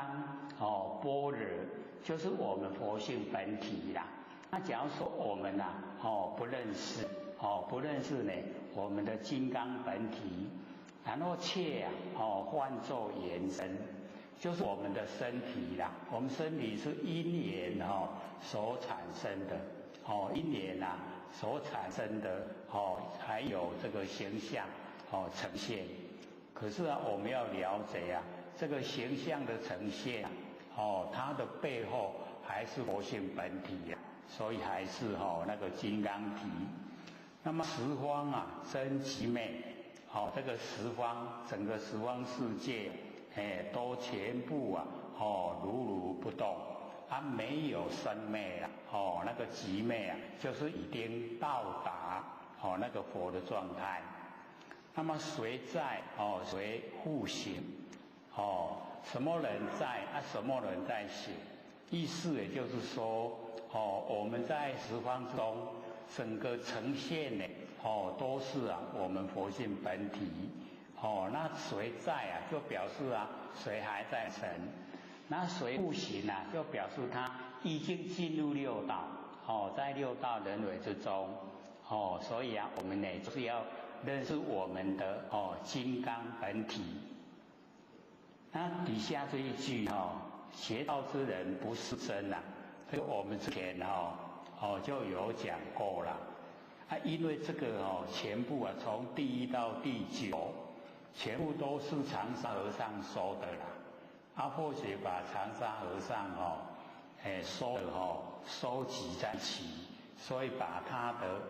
那个以前有讲过的又重新再写下来。说我们修道的人不知道真，就是不知道佛性的本体，是因为从来认是神。我们在生活之中用的是世神，生灭的，那个真就是不生不灭，所以我们这个世神是无始觉以来生死本，使我们六道轮回就是世神，我们呢都错认了，所以痴人呢换作本来生，不知道呢那个是假的，把它换成说我们佛性本体，这个也是长沙和尚说。那么底下这一句我们也讲过，说若人见幻本来真，实则名为见佛人。圆通华华呢无生灭，无生无灭是佛身。所以假如说我们能够见到幻，那个幻就是眼即则生了，生的时候已经有幻象，已经有了。见到这个幻幻是由性呈现，所以若人见幻本来真，是则名为见佛人，已经见到佛了。所以这一句的意境比较高，跟上一句就差别很大。上一句比较容易知道了解，可是这一句的话，见幻本来真，幻是幻我们都一直要拼除掉的。可是这边为什么会说本来真呢？所以就牵涉到那个幻的来源，为什么有？就是因为有佛性本体，才有幻象的呈现。这样了解意思吗？是有一点深这一句跟上一句差别就很大。我们见到幻是真的幻，就已经见到佛，所以名为见佛人。那么底下呢就讲说圆通华华无生灭，就是圆通我们的佛性就是圆通了。所以我们知道呢，我们整个佛性充塞整个宇宙虚空圆，然后又通，不会呢被这个有形的障碍。纵然是石壁是山，我们也都一样通过，可以得过圆通。所以圆通华华无生灭。所有完成的一切那个华呢，就不管我们看的、我们听的是形象是事情，全部呢都称为华。那么圆通的法呢，都没有生灭了，所以我们看都有。可是我们要了解它都一直在演化，它灭了以后又生，生了以后又灭，灭了以后又生，所以在真理的来讲，它就没有变化了，都是一样的这个呈现。所以无生无灭就已经是佛的身，没有生灭。那么底下白石竿头啊，不动人，这个以前啊，我们也讲过，虽然已经得入，可是啊未为真，还差一点点，有一点执着，还不是全部真，白石竿头啊，更进一步，更进一步以后啊，全部啊，都是进入啊，空的。没有一点执啊，一点点固执啊都没有啊，所以啊，十方世界啊，是全身，十方世界就变成了我们的这个全部的整个身体了，所以我们要了解我们的那个身啊，法身非常的宽广，整个虚空呢，全部呢都是。那么底下离色呢求观，离开形象，我们要观，非正见。所以啊，我们在观的时候呢，说不要住相。可是啊，面对形象我们看的时候还是一样看，并不是把形象破坏掉，然后才知道它是空的，不是，还是一样看。看了形象呢，知道形象是一年即有，一年消失啊，它就没有了，就知道它本来原来是空的，是这样才是正确的，那我们离开形象来看就不正确了，所以离色求观，非正见，然后离声呢，这个求听啊，是学闻，离开声音都要听那变呢学闻所以底下呢前面这两句啊要把后面那个那个强调出来，就是满眼呢本非色，我们眼睛所看的一切不是形象，然后呢满耳本非声，我们耳朵听到的也不是声音他呢底下就讲说闻思啊常触目，就是我们眼睛看的啊，我们眼睛就是闻思菩萨，那闻思菩萨代表智慧第一啦，所以我们眼睛看的都能够辨别它的实相，所以这个告诉我们，我们的六根啊就可以运用到真，已经我们看的时候就已经代表闻思菩萨在看，然后闻思菩萨的智慧最高，他知道完全万象都是假的，所以代表说我们眼睛看的时候，万象虽然有，可是它都无常变化，也是假的所以闻思呢常触目，然后观音呢赛耳根。就是我们听的时候我们就是观世音菩萨，观世音菩萨，我们整个耳根都是观世音菩萨，寻声救苦，我们呢耳就已经发挥那个我们那个耳根的作用，耳根的作用使我们能够呢整个佛性跟虚空为一体。所以做这个耳根圆通，那么会三圆一体，那个三呢，就是身，法身，报身，然后呢，化身，化身呢就叫应身，应化身，我们呢，体会这个三身呢，本来是一体，不管法身，不管报身。不管应化身，都是一体，同一体。那达事呢，本同真，那个事就是事智，智慧妙观察智，平等性智，成手作智，大圆镜智，到达这个四个这个智慧达事本同真。全部都是跟我们的佛性本体一样，都是真。各位前贤，认不认识啊？妙观察智、平等性智、成手咒智、大圆镜智，认不认识？我们之前不是有那个5867口音转吗？有没有？5867口音转，那个就讲说呢，8识转成4字，4字就是这里的讲出来的，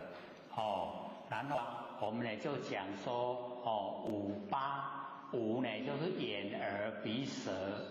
眼耳鼻舌身那5个呢它是成手咒智，然后8呢就是大圆镜智，然后6就是妙观察智，7就是平等性智，这样呢我们把它连起来比较会印象深刻。我们呢因为58呢是果，67是因，我们要从因转，所以从第6妙观察智呢入手，一入手了以后就转到第7的平等性智，然后6跟7转了以后就回到前面的5，那个成手咒，因为呢我们第6跟第7命令前面眼耳鼻舌身，然后他完成第6第7的命令去做，就成手咒，然后已经呢完成以后回到最后的第8呢阿赖耶识就是大圆镜智，所以那个最后一个大圆镜智，这个4个全部都是真，所以达4等同真，这样有没有比较那个印象清晰了？堂堂呢法界性无佛亦无人，这个呢跟最第一个那个堂堂显现，佛性堂堂显现那个一样，这个堂堂法界性，就是我们不生不灭的那个佛性本体，堂堂法界性，然后呢无佛亦无人，就表示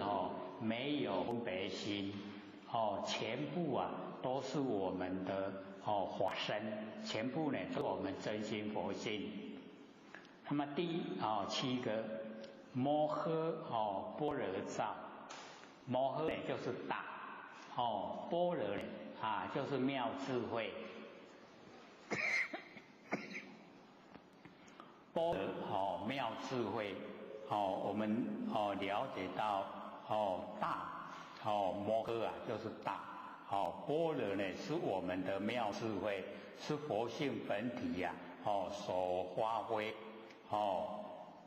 摩诃般若照了以后解脱甚深法，就可以我们有般若，我们就可以解脱了。完成的所有一切我们都能够了解，能够呢超越了，所以解脱完成所有的苦，解脱甚深法，这个能够有般若，能够呢到达解脱，这个法呢甚深，甚深法法身极昧体，我们呢能够解脱了以后把法身极昧体就整个都呈现，整个我们的佛性本体全部都呈现。然后3一理圆场，这个呢就是3身1理，本来呢它呢都是圆满，又是常住不迁。3一理圆场，意识供其处此名常寂光。我们呢要了解到那个供其就是呢，我们能够圆满，我们呢功啊能够圆满，跟佛都一样的，叫功齐，已经跟佛相等齐了，此名常寂光，就是呢常寂啊，就是理天，理天呢就是常寂，所以我们呢已经呢回归到本来了。那么第八，那个碍住啊，非墙壁，通处呢，悟虚空，就是妨碍我们的不是墙壁啊，这个跟我们实际的状况完全都这个相反，那个墙壁就是妨碍我们通行，可是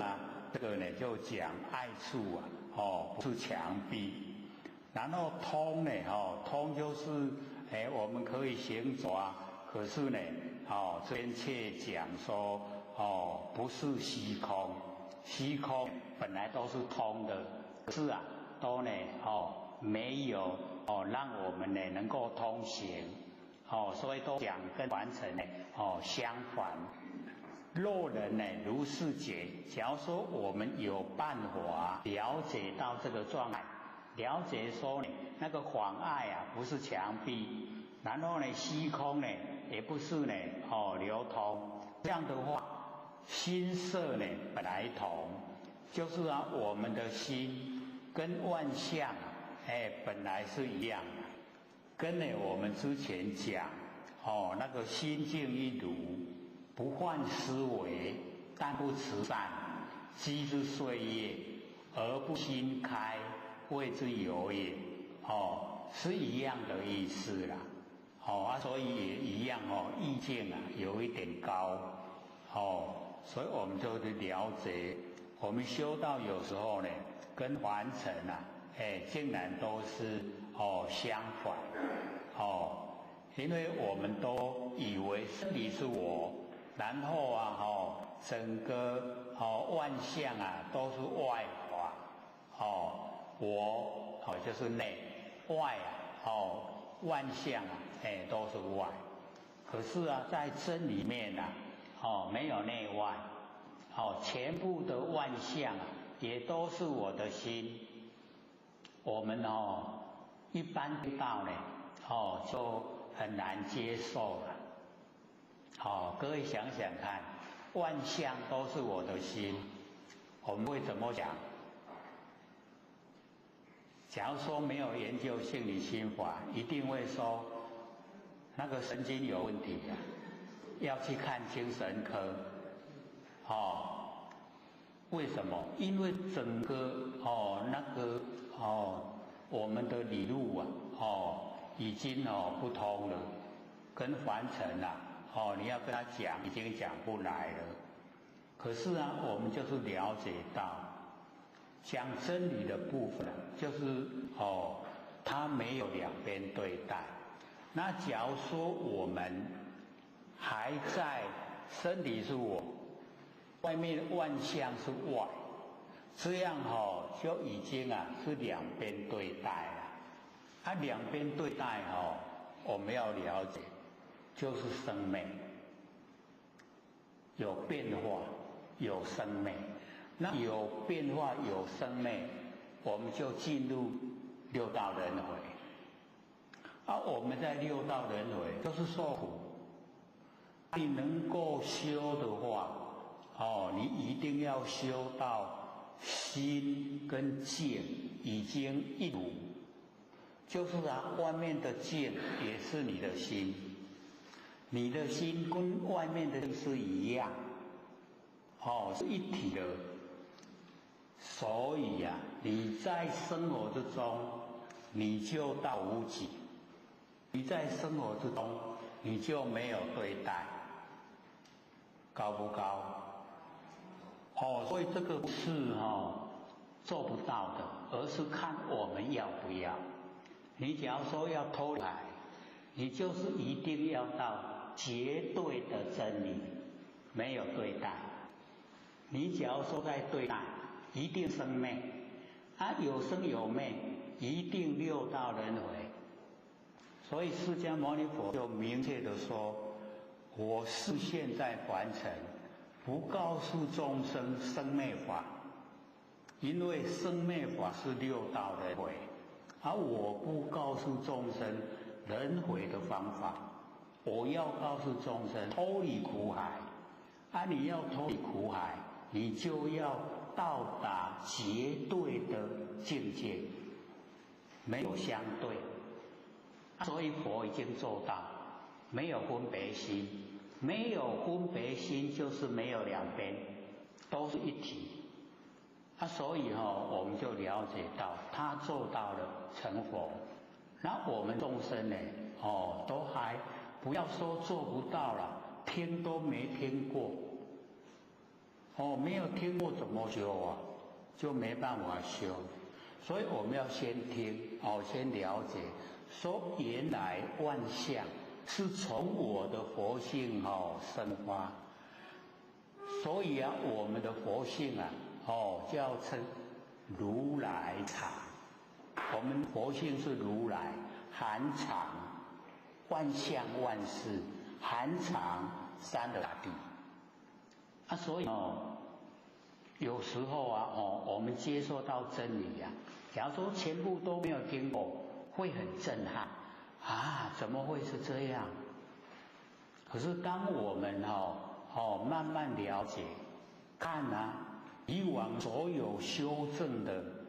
他说的是什么样的状态？这个就是以往的禅师他修正所说了，或者说把它呢记载，然后我们来研究，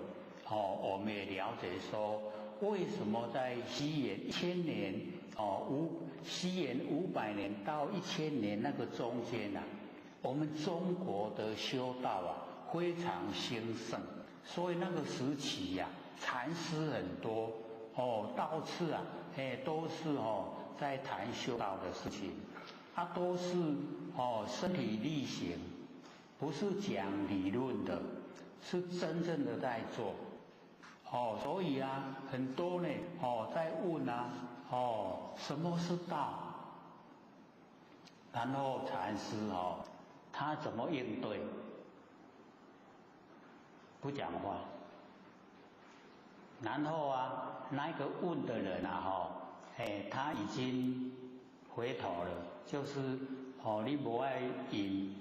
无插我就爱走。然后当他呢走了以后他就讲舍离就是修道的，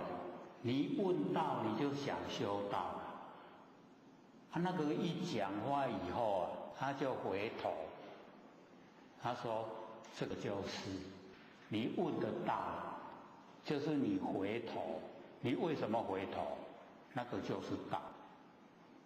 是不是都要用行动来体会？所以知己或学也讲说那个时机也有那个一指禅。什么是道？有没有？各位浅显，我们想想看，我们问人家什么是道，人家伸出一只手头，一只手指头出来，我们会说一只手指头是道，一定也体会过来，对不对？所以你看那个意境我们把它讲出来，就是我们这个道是无所不在，然后这样它已经在动了，动的容易注意了。这个你看到的这个一只手指头是谁看到？就是佛性，那个就是道。你看这样，以前禅师的教人是这样，什么是道？没讲过，只有这样。所以我们了解说，原来可以这样体会。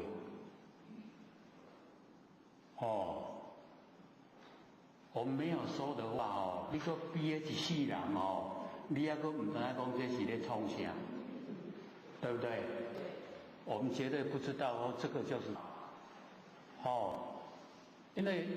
要你体会，谁看到这个在动，就是佛性啊，佛性就是道啊，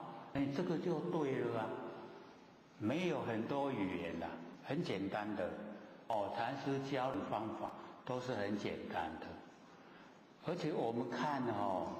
这个长沙和尚他说的也都跟我们凡尘相反。爱吃灰墙壁，墙壁一定我们走不过去啊，怎么会不是妨碍呢？然后西宫我们可以通，他竟然说不能够呢通行的，所以啊，我们就了解说已经到达我们的心跟境合在一起，就是无己的状态。已经到达无己的状态，已经呢我们修要追求的就是无己，无己的状态已经呈现，我们假如说肯做，我们在生活之中先把那个分别心淡薄，不要分别，慢慢的把境能够融入到我们的心，我们的心就是境，境就是心。这样的话，慢慢接近没有分别心的状态，那个叫正性、正悟本性正悟本性就成佛了所以成佛了以后，没有对待，没有两边所以我们一定要知道这个真理，然后我们从这个角度来看凡尘，离得远不远？离这个状态远不远？我们就了解到我们不要说做了，连听都没听，连听都没听过，你怎么去修道的绝对？修道没有对待，要怎么样到达没有对待？就要重新从你的心开始了解，说真的道没有对待，道无己了已经回归到我们常寂光，就是无己状态我们已回到本位，没有两边了，没有分别了，我们可以到达。可是你看我们道很殊胜，我们求道就跟我们讲传理传给你信理真传，真传信理真传，要你得到无己要你得到常寂光，我们都得到都不研究不了解我们所作所为，各位就看离这个状态远不远？就差得很远所以我们一定呢要自我勉励，这个是一定要自己从内心做才可以到达我们要先认识强一定要加强我们对我们佛性本体的肯定，你对佛性本体肯定，你做的才有力道。你假如说怀疑有吗？有佛性本体吗？那就已经颠倒了没办法了所以一定要先我们认识佛性本体，然后一直这个加之岁月一直增加，然后我们对佛性本体越深入越了解越肯定越能够发挥它的大用。它大用一发挥出来，各位就要了解大用发挥整个山河大地全部都是我们无极生发。山河大地是不是从无极生发而来？我们全部山河大地回归到无极已经回归到本来所以一定要透彻了解这个真理。最甚深最甚深很深法界的人生啊，便是心。所以长沙和尚说，我们法界我们的人的身体啊，便是心，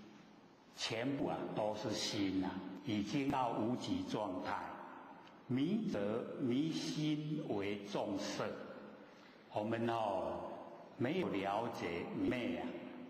都以为万象那个众色就是万象，我们已经迷昧我们的心变成万象，已经变成万象，务实啊！假如说我们能够领悟刹境是真心，这个刹土就是佛土啦。佛土整个环境都全部是我们的真心啦，跟我们刚才讲的就是一样。所以各位可以想象，以往的禅师怎么修到这么高的程度我们迷昧了都以为万象。那长沙和尚说，万象都是我们的心我们已经迷了，迷了以后才变成万象。不迷的话，全部都是我们真心。万象全部都是我们的真心。身界，我们的身体跟世界这两层完成无实相，没有实在的相，因为它都叫虚相变化。我们知道说整个这个世界它也都一直在变化所以这个呢都没有实相。实相就是没有形象。我们身体有相，这个都是假的，会变化。那佛性本体没有形象，它就是实相，变化。所以身界，我们的身体跟世界是两层都没有实相。那分明达此好知音。我们假如说能够了了分明，达到这一种状态，安尼已经回归到本位了啦。就是知音人。你看他程度高不高？下面样判断。所以到第9这个地方呢，全部呢都是长沙和尚呢，他所说，他们那个时间在西元862年，都是还没1000年。我们现在2014，2014年，他在这个862年，已经呢蛮久了。所以我们就了解说，为什么那个时候的讲的话能够流传下来，就是有它的价值。它让我们可以追随它的道路，它讲的那个方式也一样走到长极光，到无极理天。那么底下呢这个是杭州径山建宗禅师跟法济大师讲。那个法济大师就是慢这个建宗禅师就是慢一代，下一代下一代他一直在传那个就是一直用语言一直在教人那个对比如说我们现在也有那个心灵那个对谈就是专门在做这个事那个建宗禅师就跟他讲说，佛祖正法那个历代能够掌天盘的这一些祖师他的正法直觉了当王权，那个权就是解说了就是说没有解收了。讲这个直指人心呐，见性成佛，没有解收那个内容了。啊，如算海沙，与理何异？各位浅显，海里面的沙有多少粒呀？没办法算了。我们随便下去抓一把起来都算已经算不完了。所以对理呀，就是没有帮助。所以这个告诉我们，你没有抓到根源。你研究很多那一些不关我们不生不灭佛性本体的事啊，就好像入海算沙，无路用啊！你规世人打拼都算袂出来啦。你算得出来死翘翘，死翘翘都算袂出来，这表示没有用啊。所以我们都是要直截了当，针对我们不生不灭佛性本体努力。你抓到这个本体，从本体努力成就，绝对成就。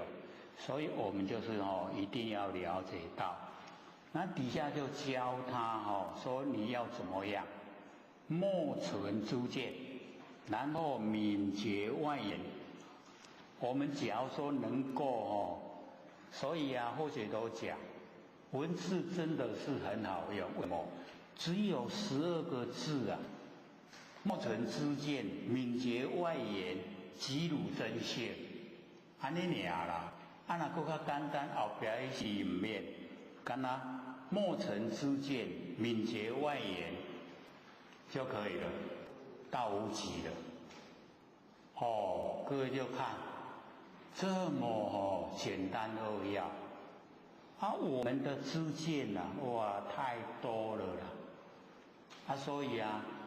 把我们所有知见都去掉。所以各位浅显，我们说万言放下，我们用这4个字最好的莫存知见，就是万言放下。你什么都没有那个就是你的本来不生不灭佛性本体，简不简单？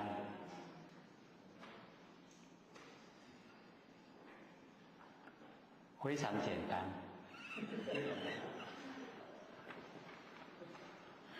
我们就是不肯一定要存着知见我们说莫存知见我们不肯把知见都放掉我们会想我用足侪钱去学的呢我会知影这见解都花了好多时间金钱去学来的嘞怎么要把它放掉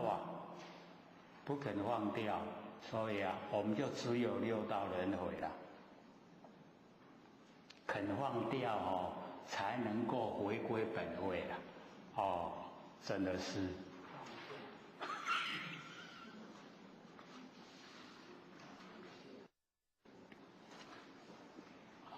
所以我们底下是一于真空出世间。一于真空，我们只要讲真空，空中不空空中有我们的佛性叫真空真空呢就妙有妙有没有形象没有形象呢才叫妙有真空妙有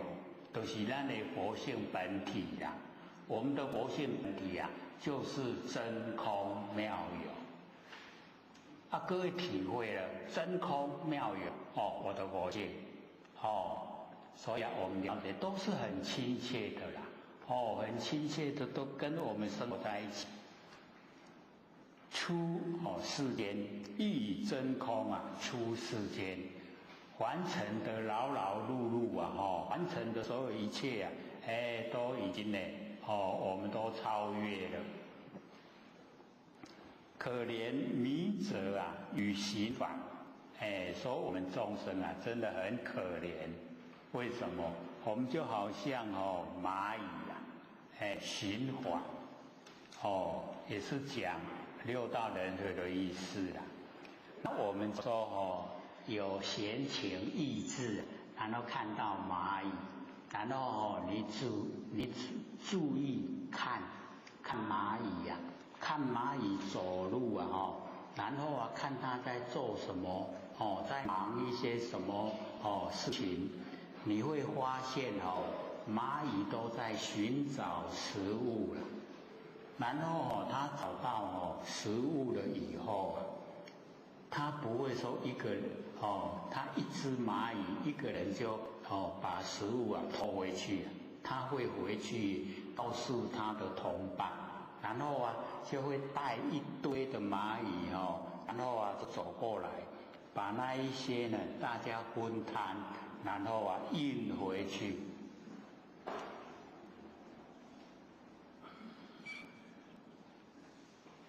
所以啊，我们呢有时候你观察微细一点，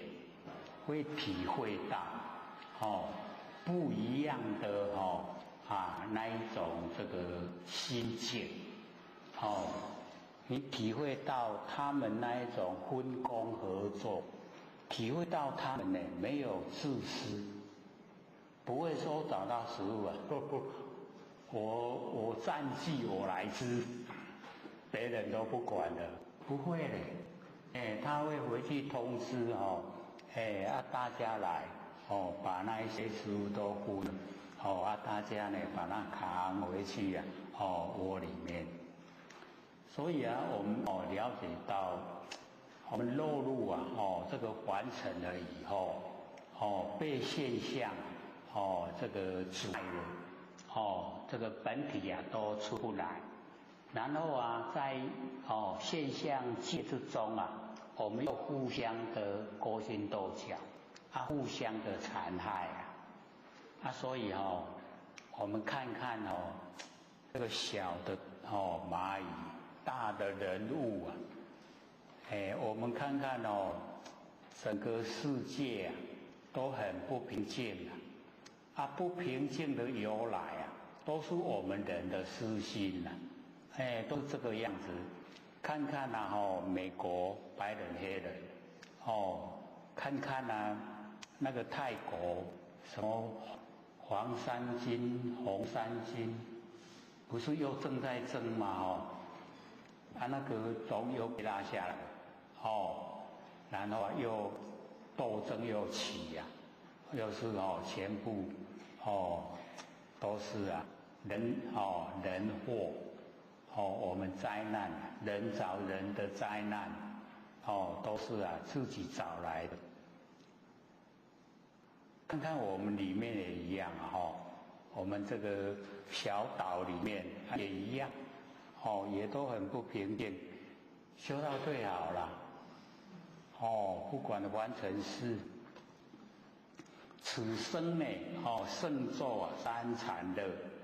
我们这一生能够呢遇到上天大开普度，那个三禅，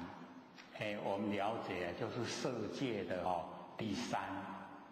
初禅呢离生喜乐地，二禅定生喜乐地，三禅离喜妙乐地，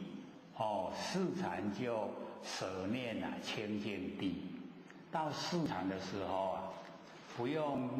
这个呼吸，也不用吃饭，那个最快乐。可是三禅还没到，三禅只有进入妙乐了，喜乐已经超越了进入妙乐，三禅，我们呢就好像在三禅一样。那么好句常云万事闲，很好的句子，我们呢都向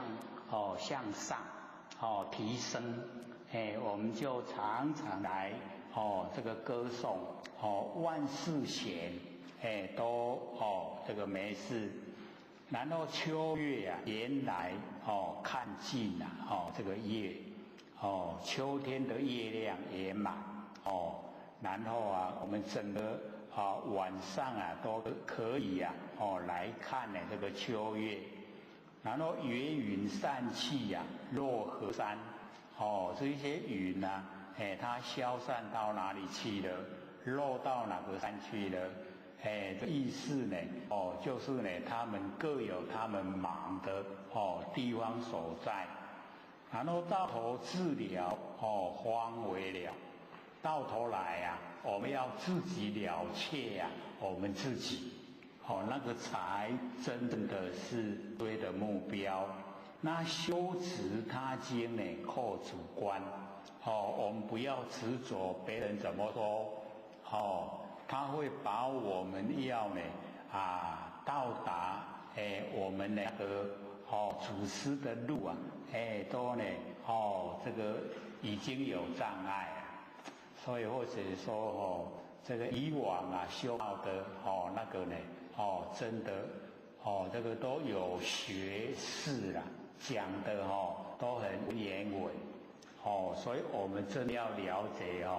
还要用一点心。尤其后学又没念诗一看到那个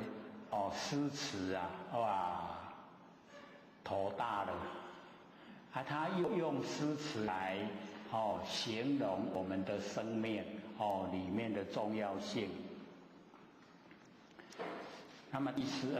了忘我们就是把忘都要了了，然后归真，真呢就是不生不灭佛性本体。万虑空，也就是万也放下了，万虑也都空。然后河沙华盛体通同，这个河里面的沙跟海里面的沙河沙呢都是一样的沙。然后我们凡人跟圣人也都一样的体所以我们了解说不用去分别论词全部呢都一样迷来尽是而头厌雾气皆如鹤出笼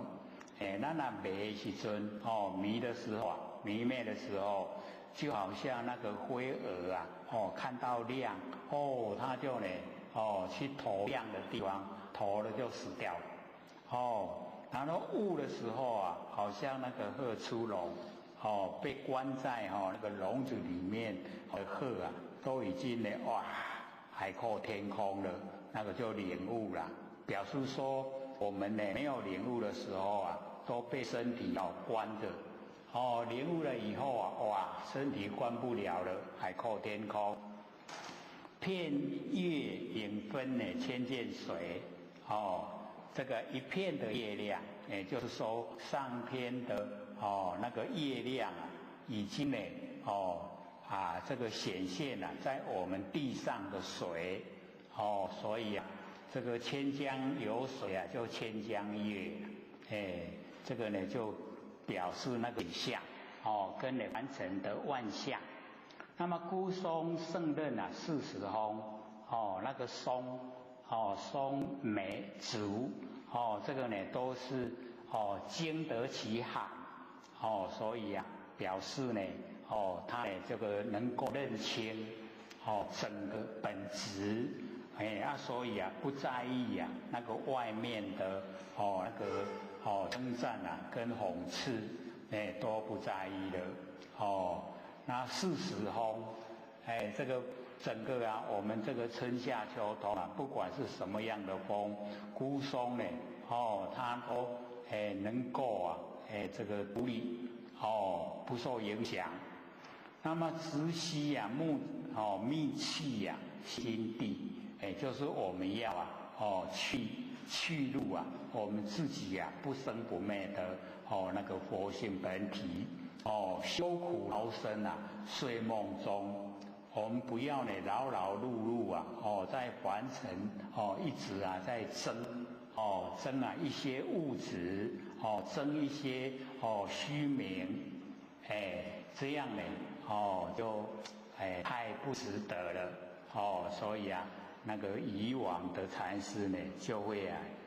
借着这一些这个语言啊，来劝我们呢，说呢修道啊重要。那么底下呢，从13开始一直往下，它是整个都连在一起的。那会因为要把里面的一段一段把它分出来，所以才有说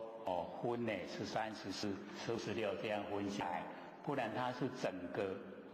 跟呢那个修道人在问题的那个叶州大智慧海和尚底下呢这个大部分都是他的说无一法可取无一法可舍没有一法可以取，没有一法可以舍。说我们凡尘没有一法可取，也没有一法可舍，然后也不见一法生灭相不见一法去来相遍十方界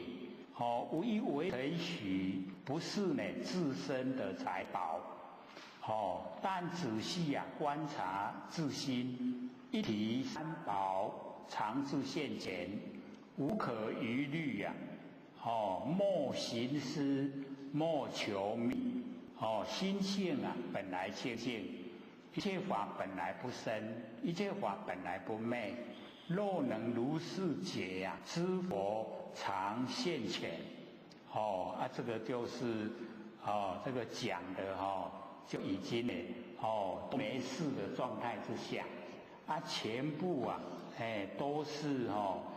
在我们的整个那个清净的性分之中非常的理想的状态所以呢我们在凡尘的生活也一样没有一法可取，没有一法可舍也没有一法生灭，也没有一法去遍十方呢连一小小的微尘都是我们自身财宝这个呢跟我们上面讲的那个整个万象万事都是真心是有那个意味那个意味呢也在这里面所以呢他就勉励呢说仔细观察我们自己的心，然后一体三宝这个常自现前，时时刻刻都显现在我们眼前无可逾虑的不要怀疑，也不用呢去考虑也莫行思也莫求觅不要去找也不要去求心性本来清净因为寻思求觅就已经呢跑到外面的心向外了那一切本来呢它都如如不动这样的话呢知佛就常现前因为呢他有讲一体三宝常自现前所以里面呢这个僧人就问了说云何是一体三宝什么样的是一体三宝所以我们也要特别注意什么是一体三宝这个慧海和尚呢就回答说心是佛，我们的心呢就是佛，不用呢将佛求佛就是讲唔免用咱的心去求心，用咱的心去求佛心就已经是佛心就是佛然后心就是法不用呢将法求法那佛跟法无二佛跟法是一样是一和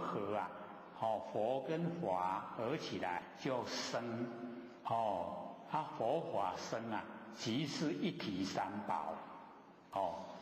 经里面呢有记载说心佛与众生三无差别就是一样没有差别。那么身口意清净名为佛出世，三业清净名为佛灭度就已经佛涅槃了啦。所以我们要了解到身口意清净非常重要。因为我们造业也一样，都是从身口意造业来受苦。那我们清净了，就已经佛示现在凡尘。那么众生呢，回心做佛，就是我们回光返照，回心做佛，不改其面，性本清净不待修成。所以我们了解，我们佛性呢，不等待修才会这个成就。有修有正即同增上慢德，增加向慢，向上的慢，慢就是骄傲了，骄傲呢就是慢，那真空呢，无智，智就是阻塞。真空不会阻塞啦，就是我们的佛性不会阻塞。应有无求，就是应我们佛性本体来应凡尘的万有，无穷无尽的万有都可以应对。那么无始无终，我们的佛性没有开始，也没有结束。立根呢，顿悟，假如说立根的话，可以马上了解。用呢无等等，我们用的时候呢，它是没有尽头的，可以让我们一直都能够用。那么即是呢阿耨菩提，这个阿耨菩提呢是禅师们用的语言。假如说呢是这个佛教的话，他就会用呢阿耨多罗三藐三菩提啦，那我们呢熟悉就好。那么心呢是无形，即是微妙的色身，各位就得到心无形象就是微妙的色身啦。那么无相呢，即是实相法身，所以没有形象是微妙的色身，无相的就是实相的法身，实相的法身是无相，然后心无形象是微妙色身，然后性跟相提供，即是呢虚空无边身，万行庄严，即是功德法身。那么此法身者，乃是呢万化之本，就是我们完成万象的来源，万化，就是呢我们这个完成万有，而整个呢这个变化，随处立名，自用无尽，能生万华，名本华场。具智是智慧场，万华归如名如来场。经呢就有记载，我们《金刚经》里面，如来者即是诸法如意。那么又说呢，世间无有一法不归如也。世间所有的法呢，都归入这个如，所以一如，这个心境一如，到如就是我们要追求的目标，如真如。那么胡禅师者，那个胡就是花语词啦，他呢没有意思的，不讲意思，是讲底下那个禅师。禅师者错取书要，直了心言，出没卷书纵横应物，寻经事理，顿见如来，拔生死的生根，或见前三昧，若不安禅静虑到这里总是茫然，随机受法，三学虽殊，得意妄言，一圣而喻，故经云十方佛土中，唯有一佛圣，无二亦无三，维持方便说，引导于众生。所以这一段呢，我们这个了解说禅师啊，这个慧海和尚呢在讲说禅师呢，就是凑取需要，就是把那个最重要的把它呢提示出来，让我们知道直接了达心的本源那出没卷书这个卷叫收藏，书呢放开纵横应物这个上下呢这个纵，然后这个东西横应物弦就多了全部均平均事理全部呢都复合于事理，这样呢就顿见如来。他把禅师呢都是把生死的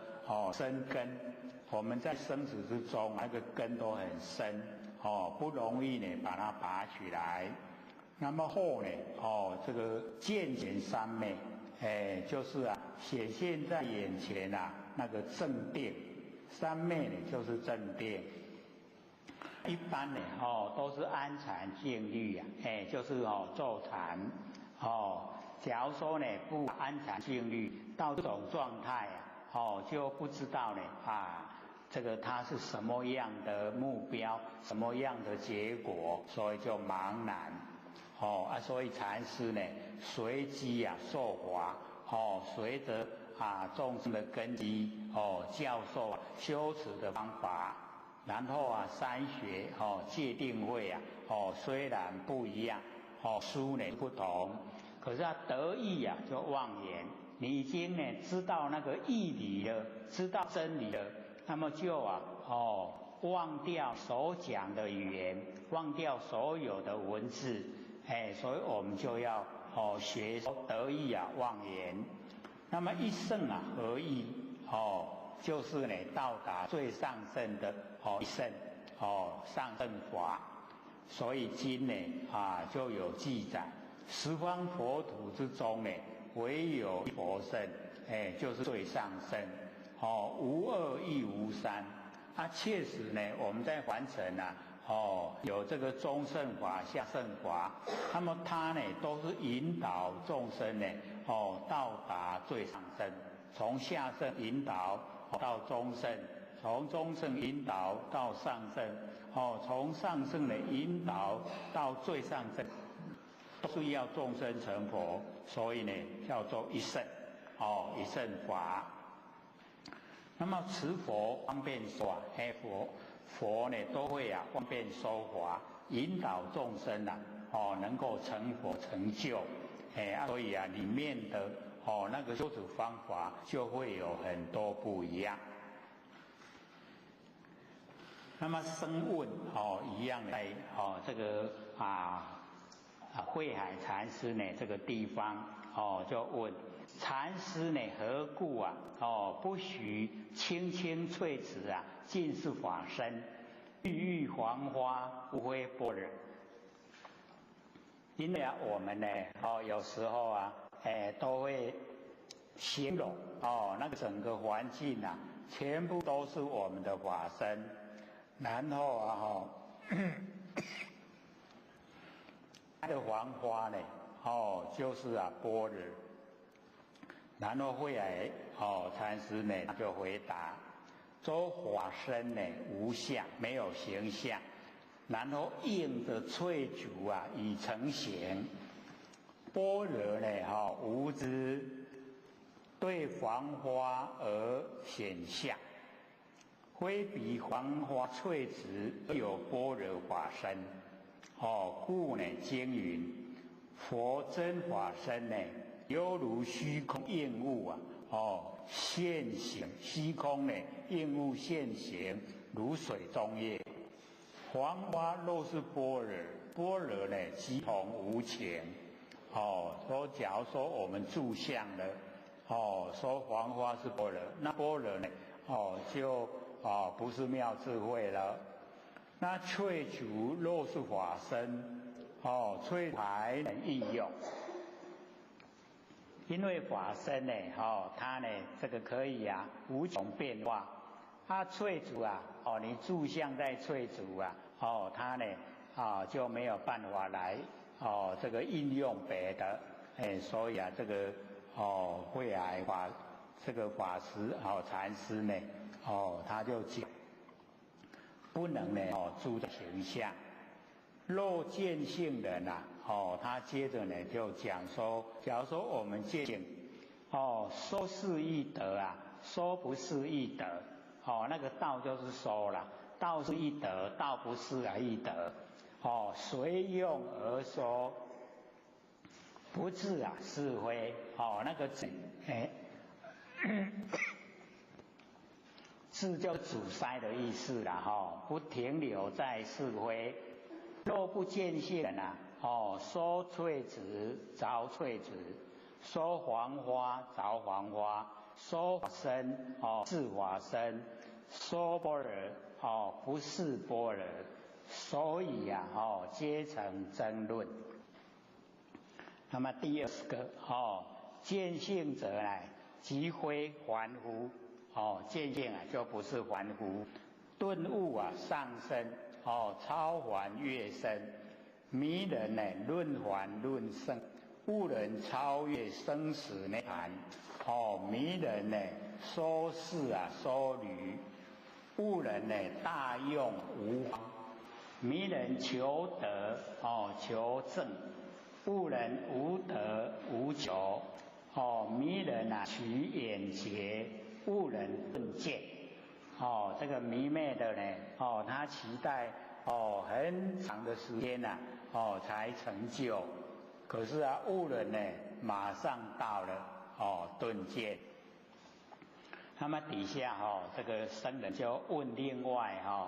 不同的那个内容。他说《维摩经》记载，说维摩诘跟须菩提讲，说彼外道六师等事理诸师，因其出家，彼师呢所堕，汝亦随堕，其师汝者不免福田，供养汝者呢堕三恶道，谤于佛，毁于法，不入众属，那个就是不入生属，不在生中，终不得灭度汝若如是乃可起执。那么今请禅师名为解说，所以这个维摩诘经我们是本来预计说金刚经讲完以后要讲，可是后学发现说它的意境太高，我们讲的话可能都会反效果，所以我们先把涅盘经落到前面来讲，把维摩诘放到后面，我们了解的更多来讲就更会了解能够了解里面的意思。涅盘经因为都是写白话，或许是说白话了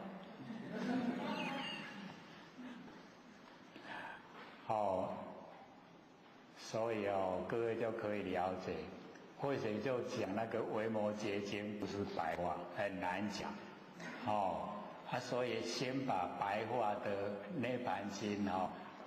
放到前面，我们将经讲完就讲我们这边还有书嘞各位也可以先拿回去看看了以后会比较容易听懂，也或许也觉得他已经说很容易懂了。各位听这么久了都将近5年了，对不对？已经可以了解意思了比较可以了解了，对不对？跟以前都不同了所以我们了解只要你肯研究啊那一定有懂的时候了，或者说你来上一次课2个小时啊，不用听很多了，你听个1句就可以受用无穷了。这句的我们这边你看不是有1句就可以让我们受用无穷吗？我们刚才讲的啊，梦成诸见，敏捷外言就可以了，我们就用了一生就用不尽了。所以啊，我们了解说心理心法真的好，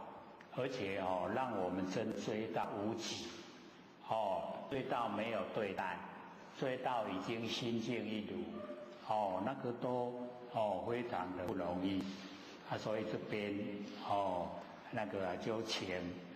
那个慧霭禅师来解说。然后慧霭禅师呢，他就讲说迷行6根，说我们生活我们都用6根来主宰，号之为6识啦。那个6识是印度的外道名称，非常有名啦那个外道。可是啊，他已经把它解说变成我们的6根。那心外求佛名为外道这个导师我们以前就有讲过心外求佛整个佛就是心，心就是佛你心外要求佛就叫外道就已经在道之外。然后有物可施就是布施不鸣福田。然后生心受供，斗3恶道所以这个解说真的都是跟他原来的都不同了。如若能谤于佛咱拢上惊呢诽谤这个佛经诽谤佛菩萨。可是这边呢竟然说，你只要说能够谤于佛，就是呢不着佛了，你已经连佛都不着了。那么求毁于法是不着于法求不入呢众数者是不着生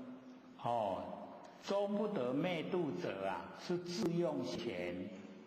若有如是觉者便得华喜禅悦之时。这个我们要了解到透彻还要一段时间。所以或者说这个维摩诘经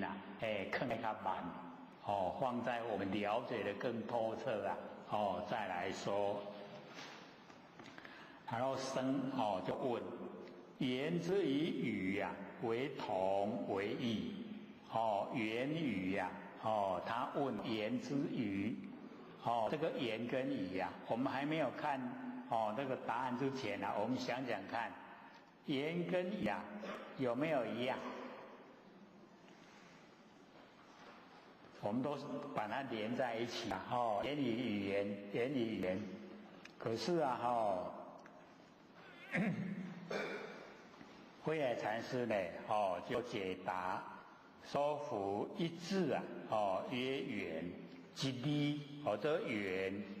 然后成句叫做语一字只有一个字叫做缘，那已经有一句叫做语那么底下都是蛮讲文言文的灵变滔滔，譬如大川之流水就是很会这个变就好像那个河流河川的流水一样。那么句句叠叠如元气之请之所以郭象好咸和，应增益海此是语也说讲话语就是这样都是那个内容都很有那个意思在里面。那么言则底下呢就讲言一字表心也那个眼吉利呢，就是表示我们的心，内住啊贤威，外现啊妙相。那么万机劳而不乱，清浊昏而常昏，齐王到此啊，有禅大夫子，闻师到此啊，上叹啊净明之说，如今常人啊，允何能解？就是没有办法去解说啊，这个里面的意义啊。所以呢，我们了解说，讲的慧海禅师呢，还是着重在我们的那个佛性本体。那么有僧人问说：般若大佛，般若啊大不大？就回答大。再问呢，举席大有多大啊？就答无边际啊，比大到没有边际啦。然后那个僧人在问般若小佛，般若有细无？回答很小，那极其小哇塞，伊讲看不见，有细无？小到看不见了，大到无边际啊，小到看不见所以或者就觉得说这个讲的很的意境啊，各位想一想，这个我们看很简单可是你去想它的意境，他要了解般若嘛，般若大不大？很大，大到什么程度？无边际，就是无量无边，已经没有边了，已经都大到没有边。它小呢，很小，极其小，哇塞！无看，无看有细无？所以这个很有意思。然后又问何次是？大到无边际，小到看不见，都是呀。他就回答何次不是？所以会让你会心一笑。这个呢真的是然后又联系那个《维摩经》僧人就问说《维摩经》究竟之意究竟它是讲什么？他就答说第一卷是引众科十大弟子住心就是讲那个十大弟子都住在形象。那么第二卷呢，各菩萨说记录不二法门遗言显于无言，闻思以无言显于无言。维摩诘不以言，不以无言，故默然收前言语。第三卷从默然起收，又显神通作用然后这个僧人就问奇怪如是慧海禅师就答亦未如是，嘛不是安问何故呢？为是就回答说且破人执情破人的那个固执那个执情作如是说。那么既若具经义只说色心空寂，令见本性所以这个慧海禅师呢，把那个维摩经那个纲要就讲出来，说色心空寂，让我们呢看到我们不生不灭的佛性本体叫舍妄入真，把妄的假的都舍掉，进入不生不灭佛性本体真心末相源于纸墨上讨义度就是不要在语言源于语言以及呢在纸墨就是我们看的书去讨义度但会啊，净明两字啊，变得，净明啊，就是为摩诘啊，净明，净者啊，本体也，明者啊，机用也，就是啊，功能作用。那么从本体啊起机用，机相，那个功能作用，从机用啊归本体，体用啊不二，本机呀，非失。所以古人道啊，本机虽殊啊，不思议啊，一也。那个不思议啊，是一样。那么一，义啊归一。若是啊，净明假号，更说什么啊？究竟啊，以不究竟。无前无后，非本啊非末，非净啊非明。只是众生呢，本性不思议解脱。若不见性人啊，终身不见此理。假如说呢，我见性啊，规世人都唔捌这个道理啊。所以那个慧海禅师啊，都也蛮提这个纲要。那么僧人就问啊说，既然啊有性，既然咧讲有咱的佛性，将出来提出来看卖。然后慧海禅师呢，他就反问，汝信有明朝佛？你相信有明仔无？有没有明天？他回答信，相信有明天呐。这个不用说，大家也相信。那慧海禅师说，是将明朝来看，你把明仔提来看嘛？然后啊，他就说，明仔实在有啦，不过今嘛提不出来，如今不可得。然后慧海禅师呢就讲，说明朝不可得啊，不是无明朝，你今嘛提不出来，不是无啦，汝自不见性，你家己拢无看到佛性，不可是无性，不是讲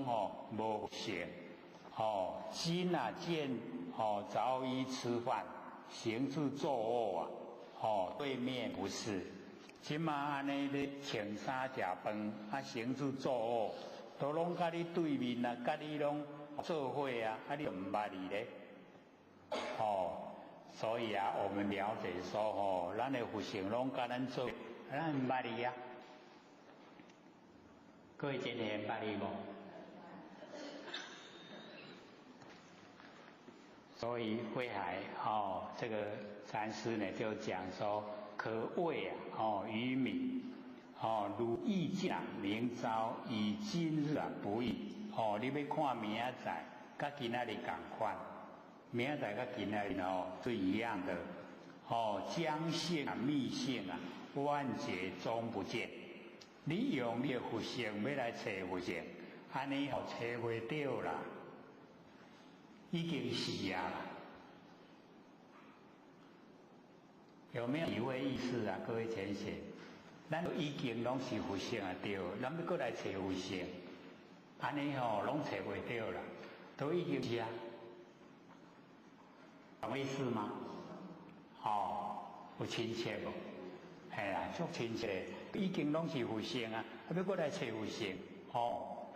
已经都是了啊。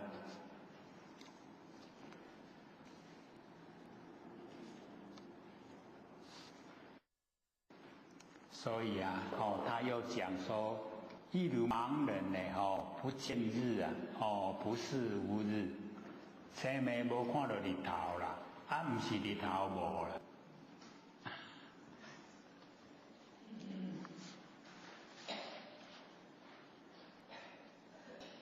因为今天还有那个很多的前贤要问问题，我们留下的时间呢，还有25分，留久一点，或许都鼓励啊各位这个问，像上次啊，不是问说为什么诸天神圣在弥勒祖师的前面，那我们对诸天神圣啊都以为说七天神仙也在诸天神圣的行列啊。那所以这样一问以后或者才去了解说它的内容诸天神圣的内容所以啊我们不问真的也不知道从后学这个求道以后啊也没有解说诸天神圣是哪些。那真正的一问了以后然后后学就这个进入我们的真理。我们现在是贤劫，圣贤的贤劫，贤劫有1000位佛，然后我们的贤劫后面有星宿劫，星宿劫也1000位佛，然后我们的前面有庄严劫，庄严劫有1000位佛。那我们要了解到，我们现在的贤劫到我们弥勒祖师才第5位，前面释迦牟尼佛第4位。那你列入到诸天神圣就一定是都是五教圣人，都是掌天坛，都位阶不低于弥勒祖师。所以我们在佛国礼节要朝拜，他在弥勒祖师的前面，没有上帝，再来诸天神圣，再来就弥勒祖师，对不对？所以我们了解说，我们拜的诸天神圣就是已经有掌过天坛，已经当五教圣人，那一些位阶都不低于我们弥勒祖师。我们弥勒祖师在往后不掌天坛的时候，他还一样列入在诸天神圣。这样了解意思吗？按咱咧拜，咱就知影拜就讲我们拜的就是以往掌过天坛的，以往五教圣人的那一些人，我们在拜。七天神圣不列入了，为什么？因为它有期限，它期限到了就没了就没有当七天神仙了。七天神仙他也没有办法说跟掌天坛的祖师来凭这个比较。好，可以问。应该是这个提前问如何分辨直心、身心、大悲心、注释上圣心以及赞满常体之心？我们要了解到说这个直心直心就是道场，直心呢就是我们从佛性发挥出来的，完全都没有弯弯曲曲的那个直心。那因为我们在凡尘生活的久，感染的多所以我们的直心已经没有说像修持者那么保持的我们佛性本体所以我们现在让我们没有那一种利害关系的那一种心生发了以后我们又深入，又更深入我们那个真心的领域，所以才会有那个身心、直心、身心、大悲心。你一直那个真已经排除妄，已经排除我们的凡尘用的那个四心了，已经排除掉。所以我们从直心进入身心，然后又进入大悲心。我们要了解说，进入到大悲心已经是那个菩萨心那个已经是兼善天下。所以我们要了解说，这个啊，它有很大程度上的不同。慈心是我们原来的心没有那个沾了污垢。然后身心是我们要把我们这一个原来的这个心要加以来发扬光大，然后才进入大悲心。大悲心已经是菩提心，已经是菩萨的那个兼善天下。所以我们在慈心的状态，我们要兼善天下，还没有那一种等于是还没去计划说怎么样来做。你到大悲心的时候就已经都具备了要怎么做呢？都具备了。然后我们又讲到说常住真心，那个常住真心我们就是要了解到以慈心、身心、大悲心它全部都是从常住真心生发。常住真心它是不管几个年会，不管几个朝代，那个常住真心都在，全部都在。所以我们要兼善天下，那已经是有形有相的。可是我们常住真心它是永远永远都不生不灭，永远都如如不动。所以不同的地方我们就是了解在它的功用。可是那个功用又不落入我们完成所认知的那一些功用，是从本体所发挥的。好，第二个问题，为何不来而来，和不去而去是中道？我们的那个维摩诘里面文殊菩萨他有说不来相而来然后这个不去而去。可是他在讲那一个并不是说不来而来，不去而去是中道，不是这样，而是说不住在形象，不住在我们看得见的形象因为我们佛性是充塞整个宇宙虚空，不用来也不用去要不要来去？不用来不用去。说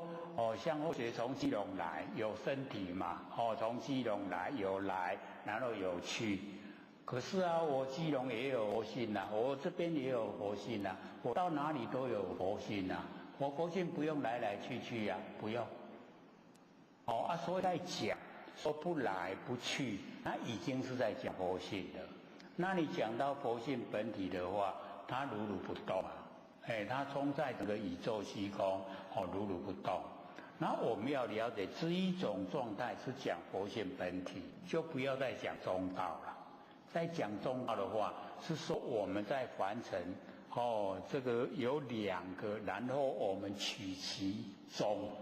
它还比这个还比较粗浅一点，这个还比较深一点说呢我们能够进入到没有来相也没有去相，就已经是佛性本体。是我们一定要这样认识。第三个问题，符咒为什么能产生作用？这个呢，我们就是要了解到那个咒语就是修正者心灵结晶。他修正了以后，他的心就是经过的修一定有过程的那一些所得，就是经历的成就。那经历所有成就，他往后就想说也帮助在修的人也一样都能够克服万难啊，所以他讲出来那一些咒语啊，就是表示说，他已经经过千锤百炼所以啊，就像我们那个石威户一样，千锤百炼出深山，烈火焚烧啊，肉等闲，这个浑身碎骨啊，全不洗，留得清白在人间。那个咒语啊，就是留得清白在人间。然后我们呢，从那一些咒语里面呢，去持诵，跟那个修持者感应。他来帮助你、保护你，所以它会产生作用。可是一定你要诚心呐、你在诵咒的时候啊，要心跟咒合在一起，这样一诵的话，你跟那一个说咒的那一个感应的，它帮助你当然效果就呈现。第4个问题，撒豆成兵是怎么回事？那个撒豆成兵那个我们就是了解到，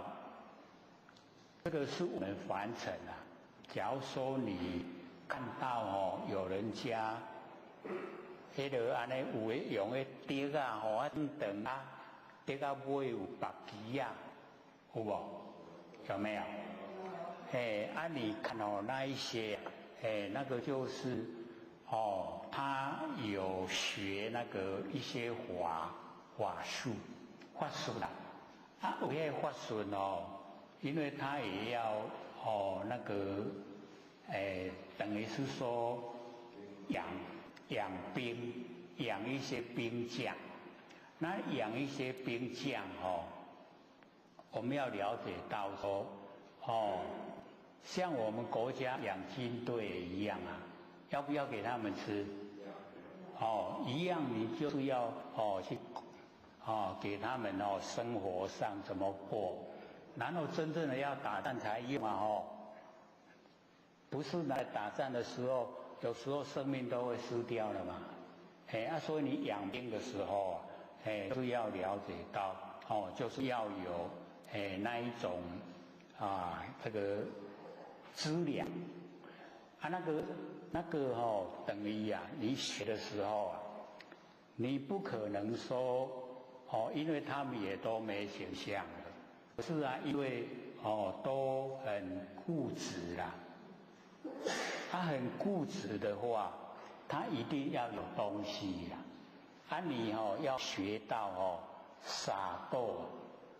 你就是一颗豆，然后可以变成很多然后很多去满足那一些你养的那一些兵将让每个兵将他都有饭吃，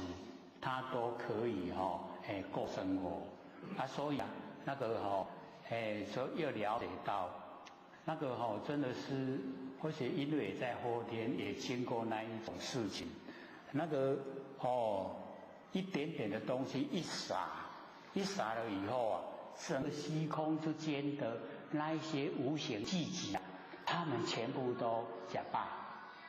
全部都能够得到满意他说你就是要学到真正的真实功夫，才有办法能够撒豆成兵。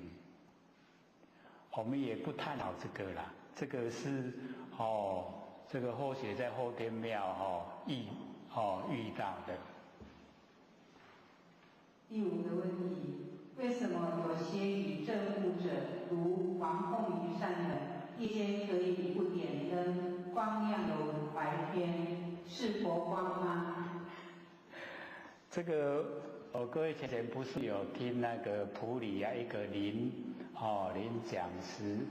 也来这边讲过正贤观，有没有？然后后来他不是跟各位说嘛，他已经那个林这个晚上晚上睡觉都是很亮嘛他就盖棉被把棉被整个头都盖起来，结果在那棉被里面也很亮，他变得很苦恼，有没有？或许后来还请他起来讲，说大家要看你那个很亮的是什么状态。讲买了卖耳黑啊，以前嘛就艰苦的，有没有？所以啊，那个就是要了解到，我们假如说已经训练到自己呀，能够纯阳的话，他没有阴啊，所以他不管在什么时候啊，就好像那个美国发明那个红外线，你在那个你装的红外线来看晚上，你一看了以后像白天，没有说看不清楚的啦。因为或许当装甲兵那个战车啊，从越南推下来那个战车啊然后我们进去看，晚上进去战车里面看那个红外线竟然是白天呢，外面什么景象非常清晰耶。可是我们出来外面看，黑漆片，真的就这样那我们假如说能够修或者要讲或者不希望我们去走这一种那一种就是比较神通的路线它佛性里面自然有你假如说已经呢，大概你可以都修到成阳了。阴我们是半阴半阳，阳一直培养一直多，多的时候你那个敏锐度等于说晚上的那一种景象你也看得很清晰，就好像白天一样。那个自然的就好，不要追求。你假如说要追求，你做正觉观就可以到达，而且又可以看到7天。你看要看那个那个夜摩天、多帅天、热变化天、他化自在天，或是那个初禅、二禅、三禅、四禅，你做正觉观就可以看，就可以去那一些天。是不要了，为什么？会住相，你若去看到放袂掉。有我也有看我们又是这样，都是以眼见为准。有我有看。有看放掉了，无你安要安怎升到迄个无极的本位，有看。所以我们就是要了解，你能够看我相，你所看到的法相，或许不是一直讲吗？有没有？讲那个达赖喇嘛跟那个佛学博士对谈那个吗？你讲我会晓背因为北部跟后学说N 次已经会背了。我说好，不要讲了。所以呢，我们了解到你要真正的晚上见物我们不要去追求，让它自然呈现。只要你都培养那个养就好了。第6个问题，有讲师提过，淹大雨时有人发挥潜力，把冰箱毒品抬到2楼，请问发挥潜力是佛性的关系吗？或许讲的那一个是或许这个蛮早，那个时候还在民国大概90年左右了，民国90年10几年了，对不对？10几、90、100，蛮久，差不多那个时候，那去斗南讲课，刚好斗南说很少遇到淹水啦，那个是佛堂，那个佛堂呢刚好就都坤到佛堂，有一个姓蓝，他有来这里听课有来过一次来这里听课，或者那个时候没有去想到说要把这个讲出来。他一个人然后淹水了他把那个冰箱从楼下一个人抱到2楼，等到那个水退了，他把那个污泥洗一洗要去把那个冰箱拿下来。拿不下，拿得上去哦，拿不下来。我们拿下来比较简单，对不对？可是那拿不下来。有来这里听课，那个我们要了解到，我们人的潜力啊，我们很少发挥到尽，很多啊你看我们就可以用想象，你在红绿被人追的时候，本来有一条小沟了那个还蛮宽，平常你都不会想说我跳得过去啊。被人一追了以后啊，咚的，是不是一下子跳过去了？你就要了解到那个发挥潜力啊，发挥我们人的潜力，我们潜在的力量是蛮大，可是都没有用，我们没有把它用出来要到紧急状况的时候才用得出来。所以我们要了解那个我们就可以想象到你。所以我们在日常生活也是可以尽量发挥能够做多少的尽量做这样的话我们的潜力啊都一直在用，一直在用你久不用生啥啦，要用不出来啊。还有吗？佛性不在身内，不在身外，不在中间，遍满虚空，无所不在，为何还要打开玄关窍？我们常跟求道人讲，归空时离心要从正门玄关出去，不要从眼耳鼻舌肚脐泥碗通出去。既然无所不在，为何还要从那里进出？出去了又到哪里去？不是空吗？这个问得非常好，因为呢，我们也都会有这个疑问啦。可是要知道，我们佛性存在整个宇宙虚空，可是那个是已经我们在本位的状态。我们所有整个虚空都是佛性我们要了解到。那我们现在有身体，肉入凡尘有身体，我们的身体由来是造业，造业来的所以我们造业来这一个是众缘际会而显现的这一个缘我们要知道说你假如说没有经过那个修正，没有经过修正的话你这个身体虽然说死掉了，那还要再来，是有六道轮回。那我们从这个自有史以来，你要真正的又回到我们本位，说不用这个点到，就是不用受记了。那个又要等到七佛自理完成的时候。等到三佛收圆我们一定呢要有领天命的祖师来受记像我们各位要知道我们那个来点到受记的时候，是我们佛老师佛老师你领有天命，他才有权柄打开我们玄关我们打开玄关我们这个身体才可以归还给天地四大假合，我们就不用再落入六道轮回了。所以各位要了解到说，我们那个求道就是受记受记才有资格回礼天所以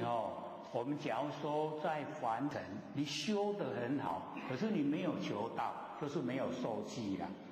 上天不承认你修的说再怎么好没用你等到下个缘会再来，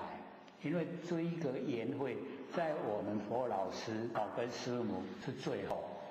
那假如说已经没来就没有了，你要求道也没有机会了就是要离开这个苦海也没有机会。所以我们要知道我们求道是很殊胜很难得因为或许在后天庙有17年，所以那个时候就了解说你要受记啊，那个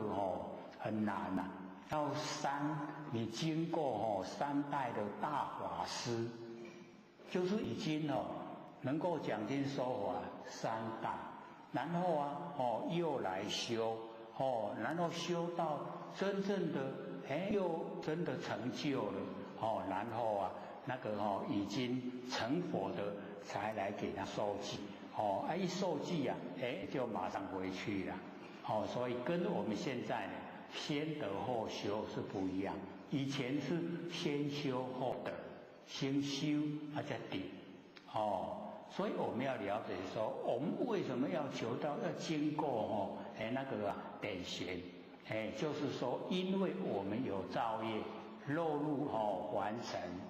受苦，那个是了业你了业这一个中间你没有修持，没有受到那个祖师的受记那你没有办法回归本来，所以各位一定要了解那个一定非常重要的关卡。下课。各位老师、各位讲师、各位坛子、各位浅显，大家好。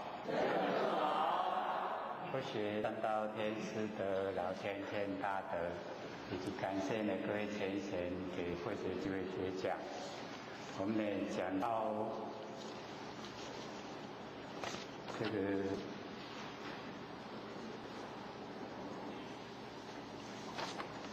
修道具体第几了？我们讲到第几？24吗？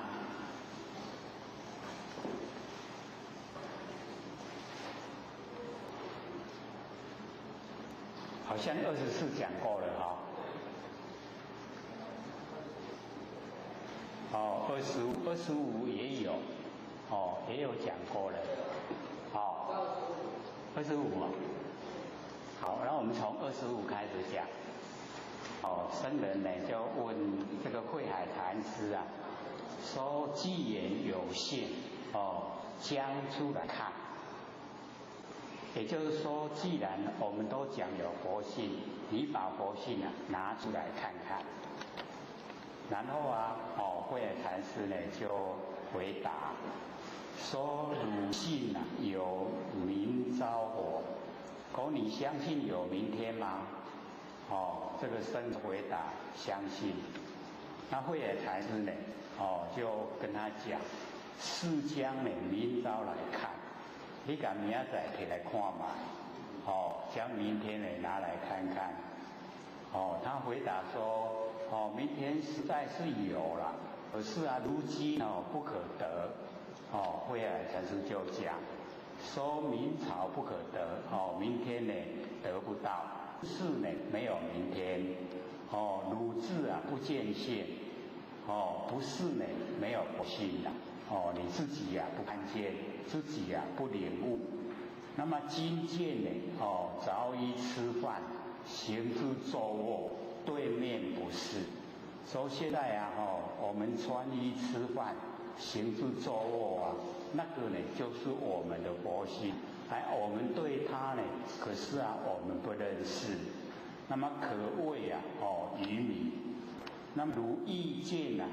明朝，你要看明仔载，以今日不易，明仔载较今日同款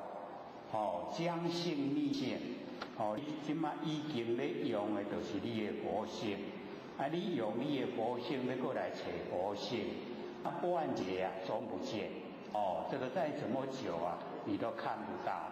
一如盲人不见日这个眼瞎的呢看不到太阳不是呢没有太阳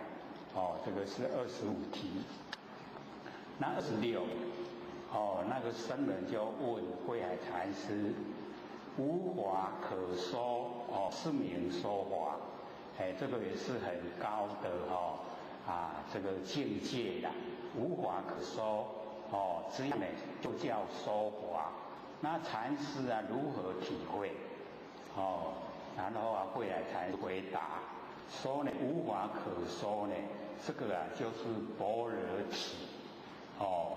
般若体它已经呢就是无法可说般若体呀，毕竟清净，无有一物可得，没有一个东西可以得，是名无华。那么即以般若，空即体中具河沙之用，就是我们那个般若妙智慧产生出来的，那个整个运用就好像河沙那么多，所以般若空即体中具备了河沙之用，即是呢无事不知，是名说法。所以我们了解说我们的般若妙智慧具备了什么都知道，这个就叫说法，所以讲无法可说，是名说法，这个程度是很高了。那么第27，僧人就问说禅师相信无情是佛，无情是佛是吗？那慧海禅师回答说无情呢不是佛，所以相信无情是佛，那个呢不对，所以他说不信。若无情是佛者，只要说无情是佛，那么佛人应不如死人。我们活的人好像呢比那个死去的人还不如。那个死驴死狗应胜于活人。那一些死的东西都比我们活的人还要好。所以经有记载，佛身者即法身也。所以我们了解法身以法为身整个虚空呢，全部呢都是我们的法身。那个这个法身从戒定慧产生的，从三明六通产生的。所以这个三明呢，是以宿命、天眼、肉尽。那么六通呢，是以天眼、天耳、他心、宿命、神主、肉尽，六通。所以我们的那个佛身是从三明六通产生。那么从一切的善法产生。那若说无情是佛者大德如今便死应作佛去。所以这个呢我们要了解说，我们以往一直在讲说山河大地整个虚空万象是我们的佛性所生发，是佛性的功能作用。他这边呢就讲无情就是佛，就是把无情当成我们佛性本体啦。所以我们要在这个地方能够分辨，能够了解，差一点点功能作用跟本体不一样。那无情是佛是把无情当成佛性本体，差别一点这边不是，是我们佛性的生发功能作用。那么第28，僧人问：为神一切名相及法相，以之以末，如何会通，即得无求？就是已经一题没有前没有后。然后慧海禅师呢就回答说：一念起的时候，本来无相无名。我们起念头呢没有形象，也没有名称，何得说呢有前后？怎么去说它有前有后呢？那不了名跟相本净。名跟相它的本来就清净，然后我们忘记有前后，就是记前后已经不对了。无名相的关锁，非自要不能开。这个名相那个关卡，我们一定要有智慧，有般若妙智慧才可以打开。那么中道者啊，并在中道；两边者啊，并在两边。所以呢，我们就是很容易住相啊，讲到什么就住在什么的相。那么不知现用啊，是无等等法身。我们现在所用的就是这个无上最高的，也没有跟它平等一样的这个法身。迷悟得失啊，常人之法，自起生灭，埋没正智，背却般若波罗蜜，就是我们自己把自己的妙智慧啊，已经放到背后了，所以我们了解说，这个迷悟得失啊，这个是我们世间人的方法，我们自起生灭，埋没我们的般若妙智慧。那么第29条人问这个律师慧海禅师何故呢不信禅？他就慧海禅师回答说：离忧难显。这个离它很幽暗不幽云，很难显现明显。名相易持，名跟相很容易我们来受持。那不见性者所以不信。不见性呢，他就不信这个禅。若见性者号诸为佛。是佛之人方能信入。我们相信了，才能够相信进入。那佛不演人，而人演佛。佛呢就跟我们在一起，可是我们都自己把佛远离了，而不认识他。那么佛是心作，佛是我们的心在做佛。迷人呢向文字中求，所以我们向文字中求的话，就是迷昧的人。那么悟人呢向心而觉。我们只要向自己的心能够觉悟那个就是佛。那么迷人修因待果，迷昧呢修了因等待果报。那么悟人了心无相，领悟的人了解说我们的心没有形象。那迷人执物所我为此，就是执着物就是东西所是这个四大假合的我认为是我自己。那么悟人般若应用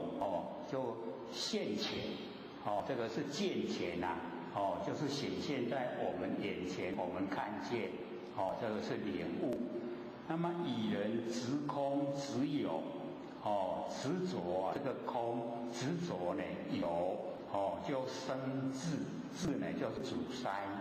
道呢就是要通流通通达，才是道，所以不能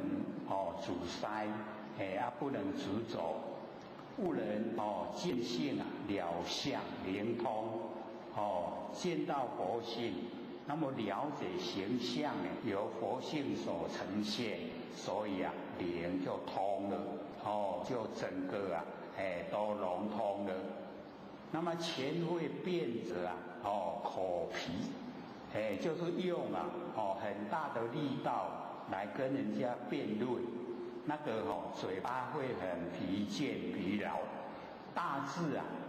体了心态，有大智慧的人体会了那个心很泰然，就是很安泰。菩萨呢触悟实照，菩萨呢看到这个东西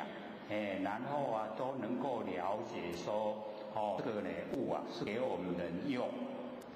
就像我们身体四大假合是给我们人用，我们借的四大假合的身体来修道，可以把佛性呢修正出来。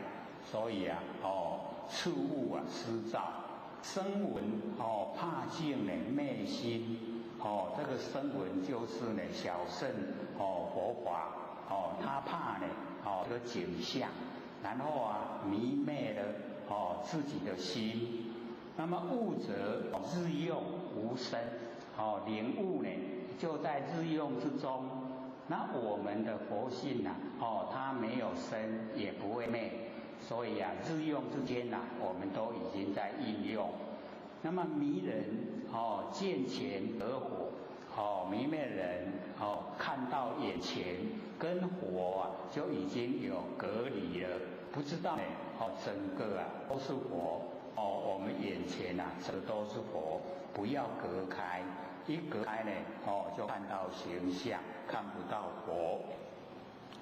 那么第30条，说人问啊，如何能够得神通？然后慧海禅师回答说，我们的神性啊灵通，譬说呢沙界，所以我们了解啊。我们的那个神性它很灵通，遍满周遍啊整个所有虚空丽莎呢一个世界，所有的世界啊都是我们的佛性灵通山河石壁呀来去无碍山河石壁呢没有办法阻碍阻挡我们可以来去自由，来去呢都没有障碍。刹那呢万里我们刹那之间呢就可以到达万里所以我们心一念越南在暴动，我们已经到越南了那个叫万里很快，往返无踪去跟回来都没有踪迹可以寻找就是很快火不能烧，水不能溺我们那个神灵火烧不着，水呢不能溺这个我们的佛性以人呢自无心智，说愚昧的人自己没有这个智慧，易得四大归空，就是要看见我们的身体可以飞到虚空所以要了解到身体可以飞到虚空吗？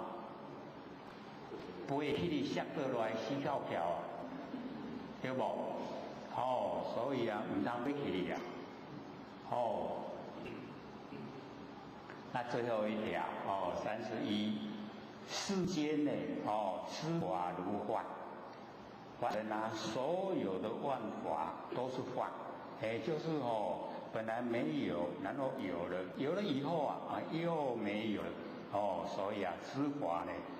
都是幻。那么生死犹如雷电，我们的生跟死就是很快，好像那个打雷那个闪电一闪就过了，一生呢就过去了。那么法身呢自在圆通，我们的身体有生死，我们的法身没有生死，自在自由自在，又呢能够圆通。那么出入山河无间，就是出入山河它没有把我们隔开的那个空间不会，我们可以呢进出山河。那么颠倒妄想本空，我们呢在妄想我们颠倒的时候那一些都本来没有的都空所以颠倒也是空，妄想也是空，所以要知道全部都是空，空了以后我们就不会住相也就不会颠倒，也就不会妄想。那般若无迷无乱我们有般若妙智慧就不会迷昧也不会呢散乱我们在凡尘啊，这个神呢都散乱，那我们有般若呢，就不会散乱，不会散乱，处理事情啊，就井然有序。那么三毒本是解脱三毒啊，就是贪嗔痴贪嗔痴啊它本来都是解脱它没有要依附啊哪一个人，是我们自己找来啦。我们把贪也找来嗔也找来，然后痴也找来，然后自己苦啊，自己受烦恼是不是贪嗔痴都解脱了？解不解脱？我们不找他来的话他不会来，对不对？所以啊，三毒本是解脱，那么何须呢？摄念观禅，因为我们当下都已经是到达最高佛程度不用再摄受我们的念头。这个摄念啊，就是我们有妄念，我们有妄想的时候啊，才要摄念。没有的都是佛的，所以就不用不需摄念啦观察。我们呢就是心不集中，都是散乱，才要观察。既然都已经集中了，都已经到佛的本位了，就不用。所以迷与人不了只因为啊这个没有用智慧的人与人不了解，从他觉力截断因为他不了解到这样，所以要建立这个觉力来截断他的这一些贪嗔痴他的颠倒妄想从觉力把它呢去除掉去除他的贪嗔痴，去除他的妄想颠倒不是寂灭真如，何时得登彼岸？假如说我们不认识寂灭真如就是我们的不生不灭的佛性本体。假如说我们不认识，那何时什么时候呢得登彼岸？什么时候才有办法到达清净的彼岸？意思也就是说没有了。你不认识的话就没有时间可以等到清净的彼岸。那假如说我们认识寂灭真如，认识不生不灭佛性本体，那已经就在清净彼岸了不用呢再这个来来去去，不用再找，然后呢不用再登，不用，已经在清净的彼岸。那么智者无恶可断智慧的人他没有这个恶可以断，因为有智慧呢他不会行持恶没有智慧才会作恶所以没有智慧才要去掉恶。那有智慧呢他没有恶运用随喜和善我们在运用运用完成的所有一切都随着我们的心随着心和，随着心善所以只要我们有智慧呢，我们运用的呢都是帮助众生都是属于善所以那个运用都在善的这个方向你应用恶呢，它也是一样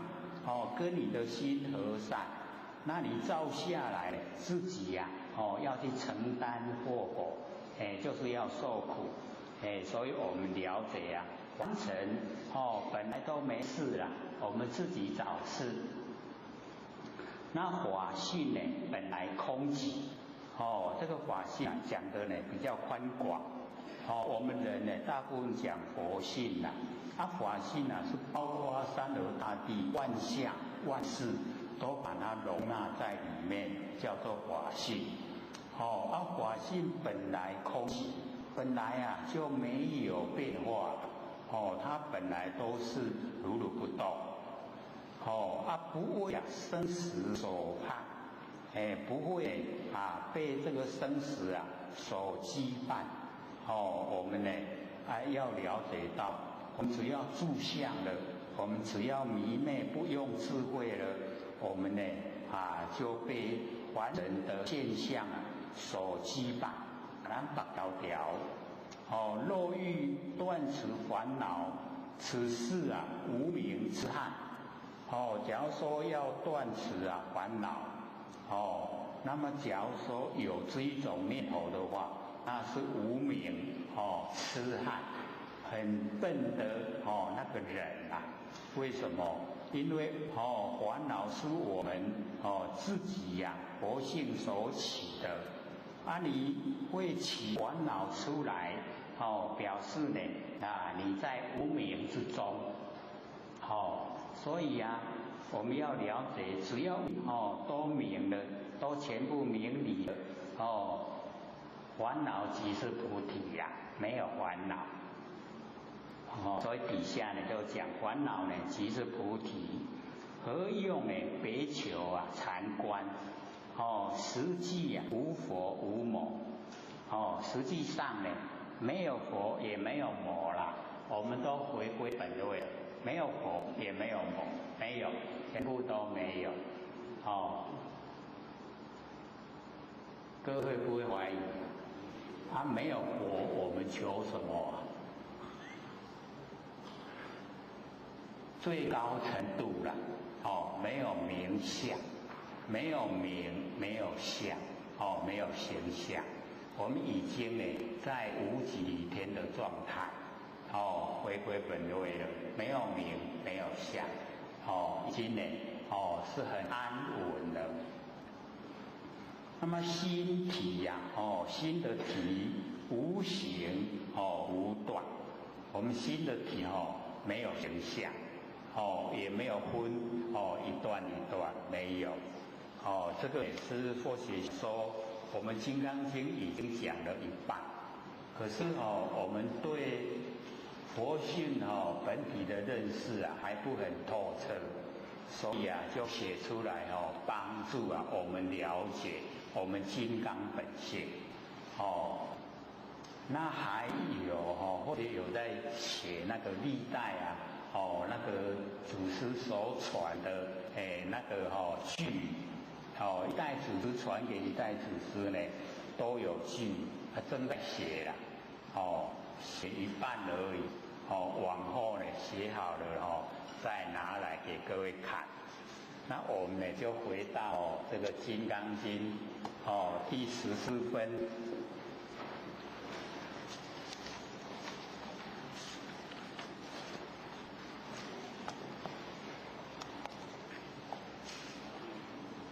各位浅显，我们讲《金刚经》第14分，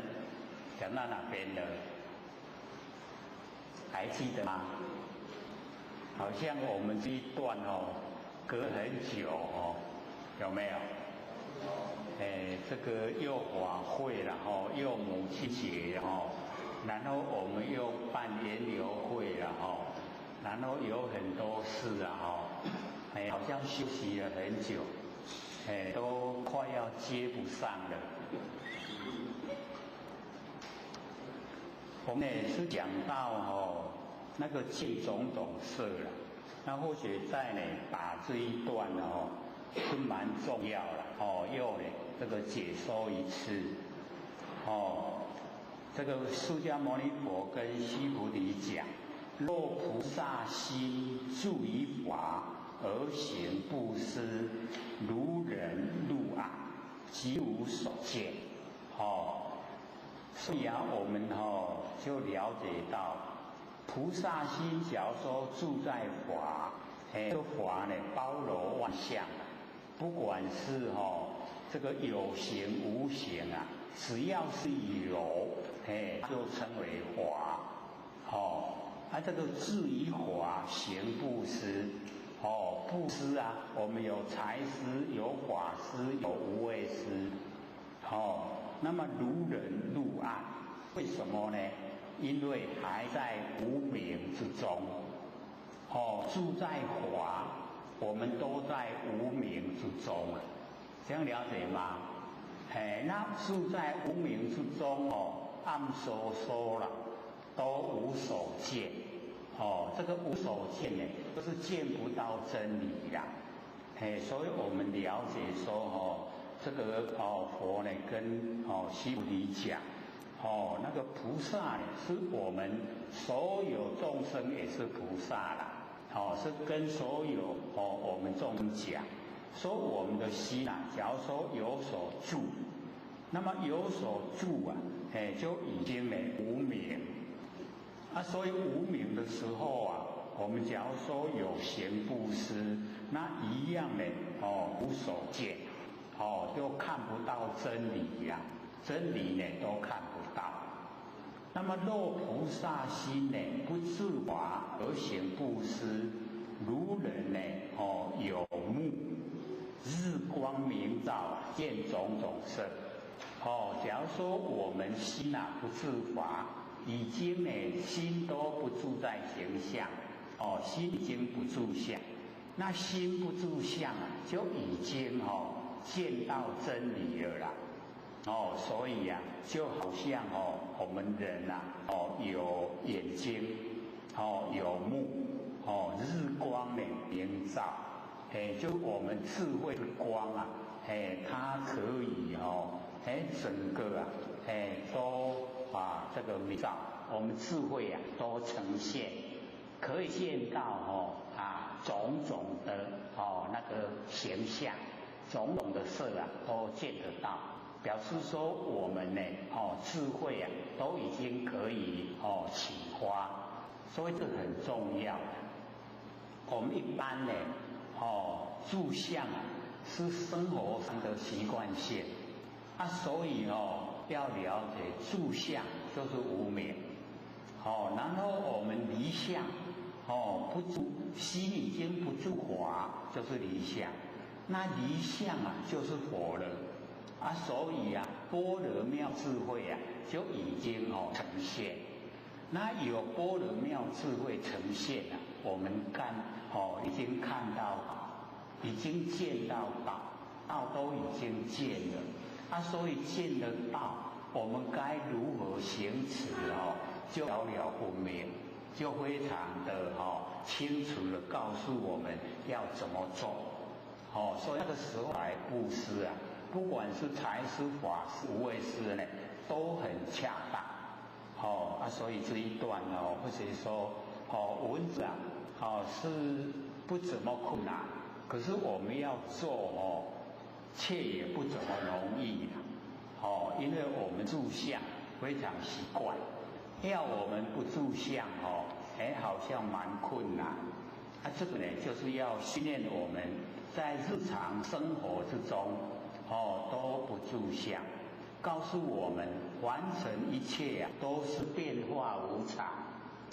不要住相。我们住了相，都还在相里面不动，可是真正的形象它已经变化了，我们都还住在旧的相，所以跟不上，跟不上真理的脚步，所以不住相。不住相各位姐有很多的好处啦。我们比如讲，我们住在语言相，刚好我们这个受到别人的冤屈呀，在骂我们的时候，那个语言相那个很厉害，对不对？我们一定会这个产生很大的那个痛苦，我们都离相，文字相、语言相都离了，伊咧骂足歹听，迄骂甲实在用要安尼要吐因为你都离相，你看伊嘴咧叮当，你已经离相了你也唔知影咧骂啥，你拢袂艰苦，对不？对。很实际哦。以后吼，人若咧甲你骂，你看人啊咧面足吼欢恶的时阵吼，咧甲你骂吼，你着赶紧离乡，赶紧语言相拢离开，吼，不住在语言，伊咧讲啥我无听，是有听啦，但是拢无入心啦，吼，拢无入咧心肝内底，吼啊，所以吼你都不受影响。啊无吼，讲一个上简单的啦，吼，骂讲好，你足成拄呢。啊，咱若就是想讲，哦，拄四骹落地，有艰苦无？迄上骂了上好听的啦。啊，所以吼，我们了解到，吼，这个是我们离相的吼最明显的吼那个啊得到的好处，心平气和。啊，你若讲吼，真骨来咧听嘛无要紧啦，吼，听着啦吼，啊，理想都慢一步了，也未理想，啊，你着要赶紧吼，吼，头壳甲转过来讲，哎呦，狗仔咧吠呢，记得哦，唔通旧的甲伊吠倒转去哦，吼。好不好？很好哦，你看啊，有人骂到咧骂，都唔通，吼骂倒转去啊，吼唔通做狗啊共款，咕去骂倒转去，安尼来吼，心平气和啊，对不？对不对？然后啊，对方看你，哎呦，甲你骂一歹听，你拢无反应，伊会歹势呢，会不会？哦，没也拍谁呢？哦，那所以啊，我们生活上啊不住相，哦，真的好。啊，人甲你学吼，那不住相嘿，啊无吼，人若是学了吼，较调开对无？会骄傲啊，对不对？哦，迄嘛袂使哦，哦，啊，所以不住相，哦，不住相以后啊。不管是人甲你学了，人甲你骂，吼，拢无影响，如如不动，心平气和。你看修道心才安尼，对不对？最起码的嘛，吼，这上介简单的啊，吼，啊，咱应对就要应对啊真圆满，吼，拢无得罪人，对不对？啊无吼，伤骂无好话啦，对不对？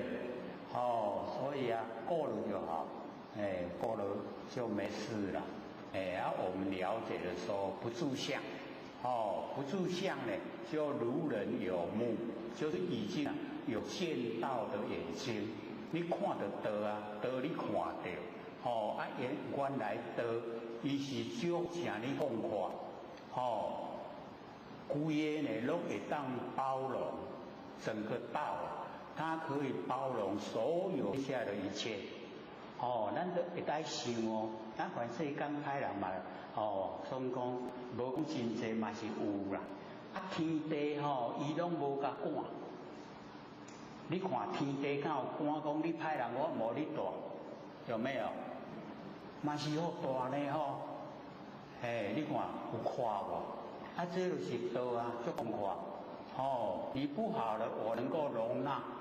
哦，能够容纳，有一天你会改过，哦，有一天你会行善，哦，然后啊，整个呢圆满，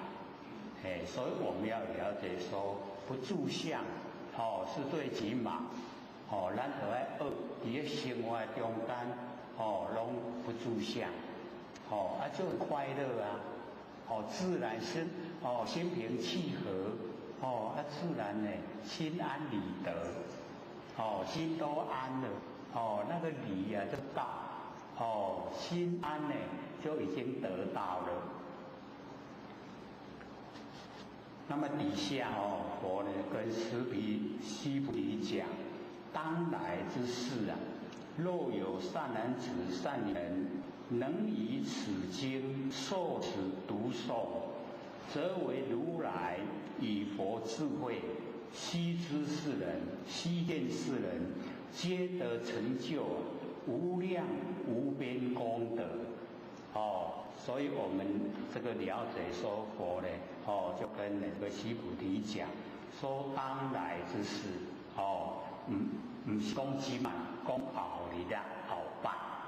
他就希望这一个经呢能够流传，能够呢一直绵延不绝啊，一直流传。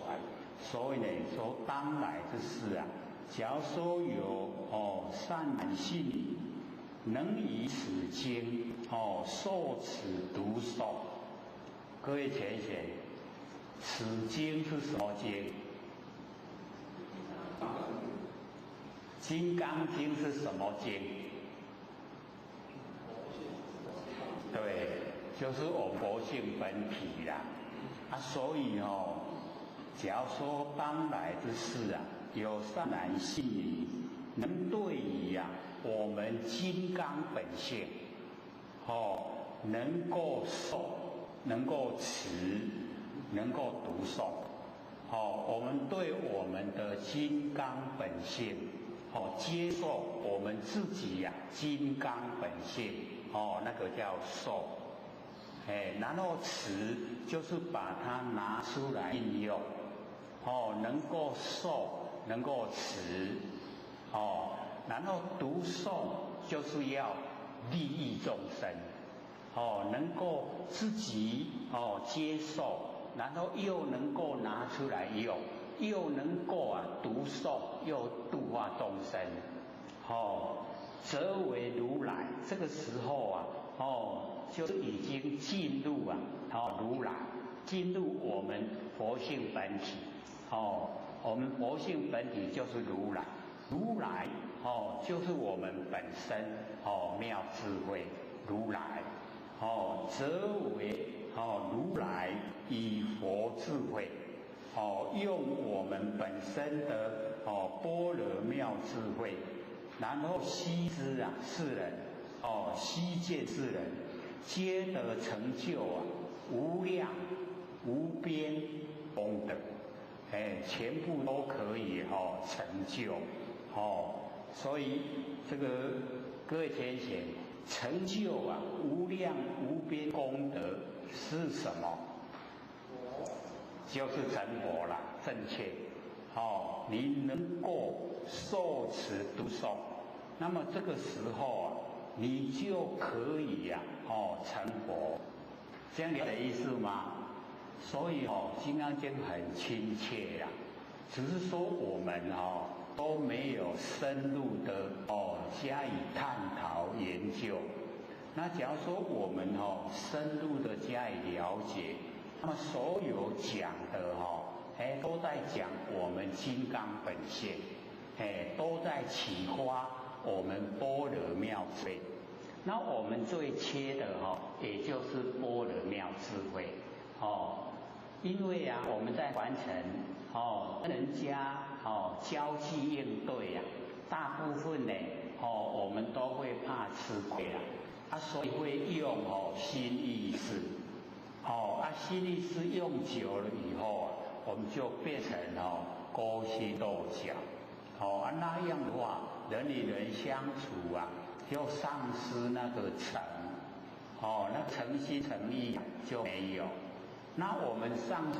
诚心诚意，就知道说做人价值都没有了，人的价值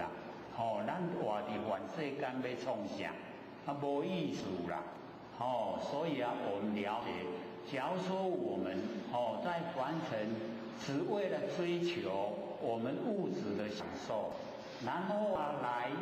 凡尘结个婚，生个2个孩子，然后就死掉了，这样有什么意思很怕生。我们能过到凡尘来，那个因缘要很多记住了，很多的善因缘记住才有办法有人身体，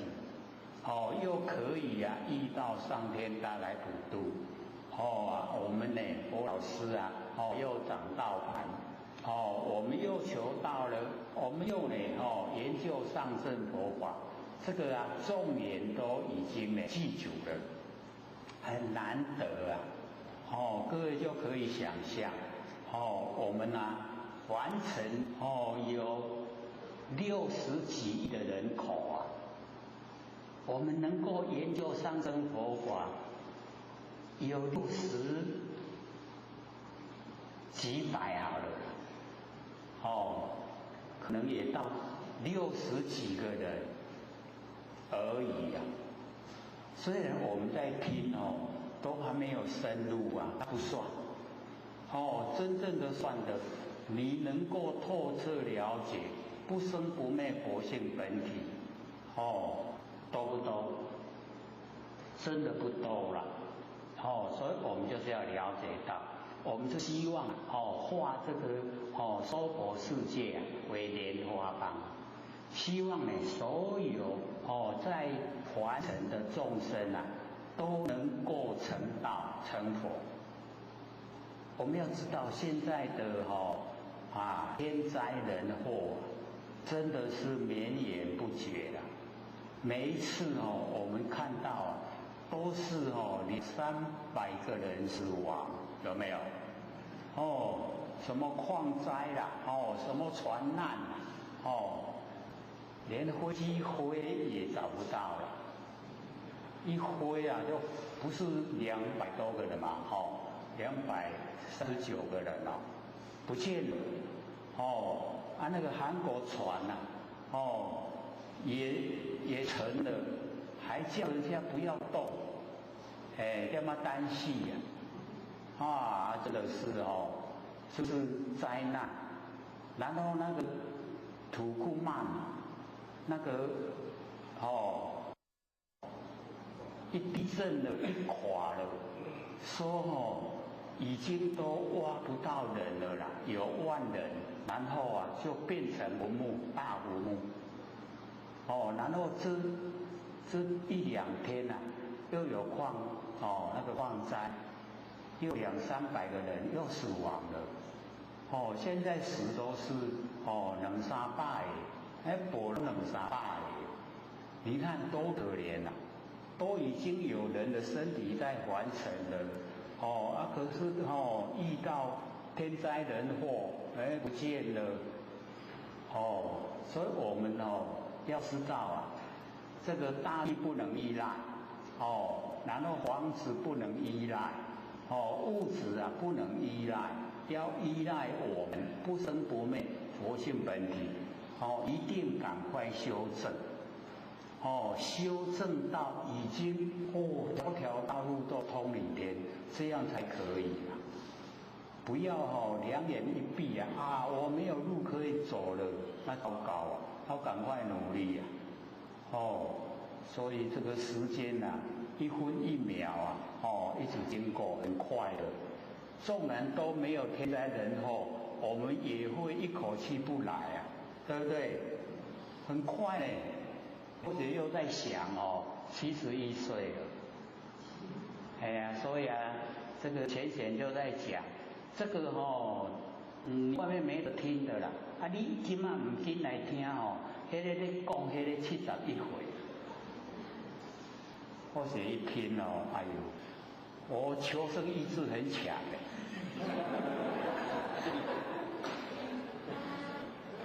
我要拜大家都成佛了，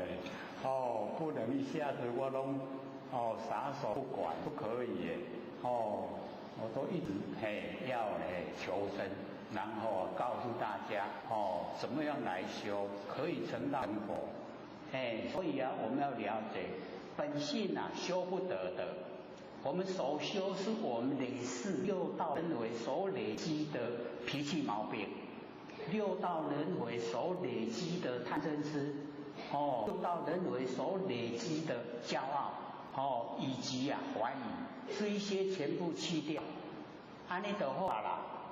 既然去掉就成佛了。安尼有简单无？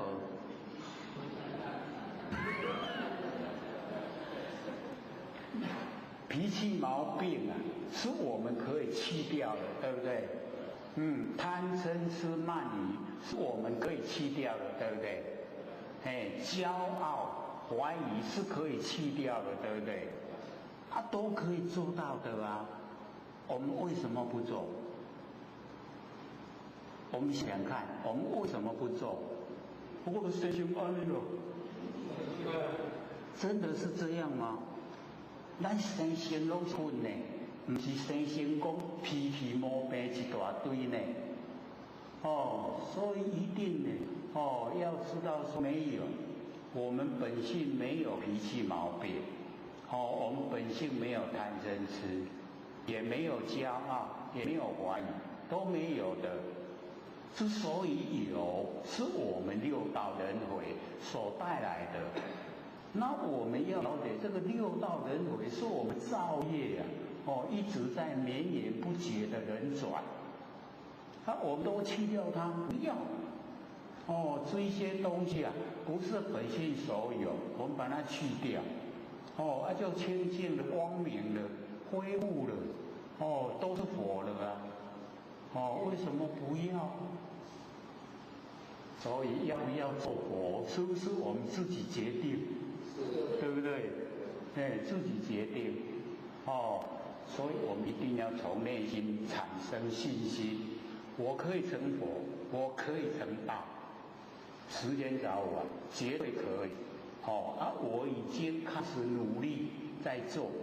脾气毛病我尽量去掉，这个对我没有利益。我发脾气对我没有利益，对别人有损害，那我何苦去做？不做。没有什么委屈的。这个是自己不好惹来的。脾气毛病都去掉，然后贪嗔痴也去掉。我贪个什么？一口气不来，什么也不是我的，都公所让人，那何苦去争啊？不争不争，贪嗔痴都没有，然后也不骄傲，为什么？都出去做人有什么摇摆？然后你都了解真理了，修得很好了，那么多众生都还没有这个求道得道修道，那你骄傲什么？所以没有骄傲的本钱，真的要努力自己修自己努力度人，这样我们一生价值就有了。这世人有价值，活了有价值。咱安尼咧做，假使我一口气无来，已经没有愧疚，对得起天，对得起地，对得起人，可以了。我们想想看，我们做到了吗？还没还没做呢。几岁未少所以就要及时当下，马上能够做。自己可以改的马上改，可以帮助人的马上帮助，一定都可以做到的，所以我们要了解到说，到凡人来，难道很不容易，都遇到这么殊胜因缘？你看我们佛老师都苦口婆心，一定要研究性理心法，北部的前贤有在埋怨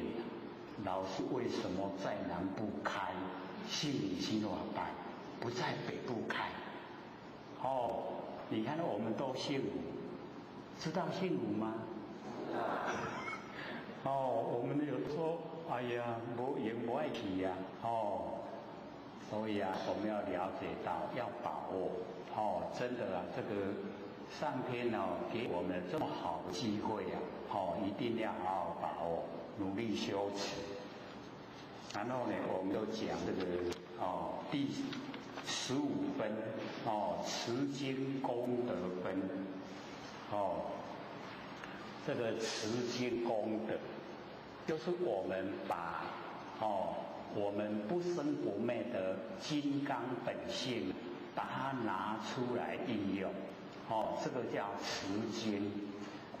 把我们不生不灭的金刚本性拿出来应用，在生活日常生活之中，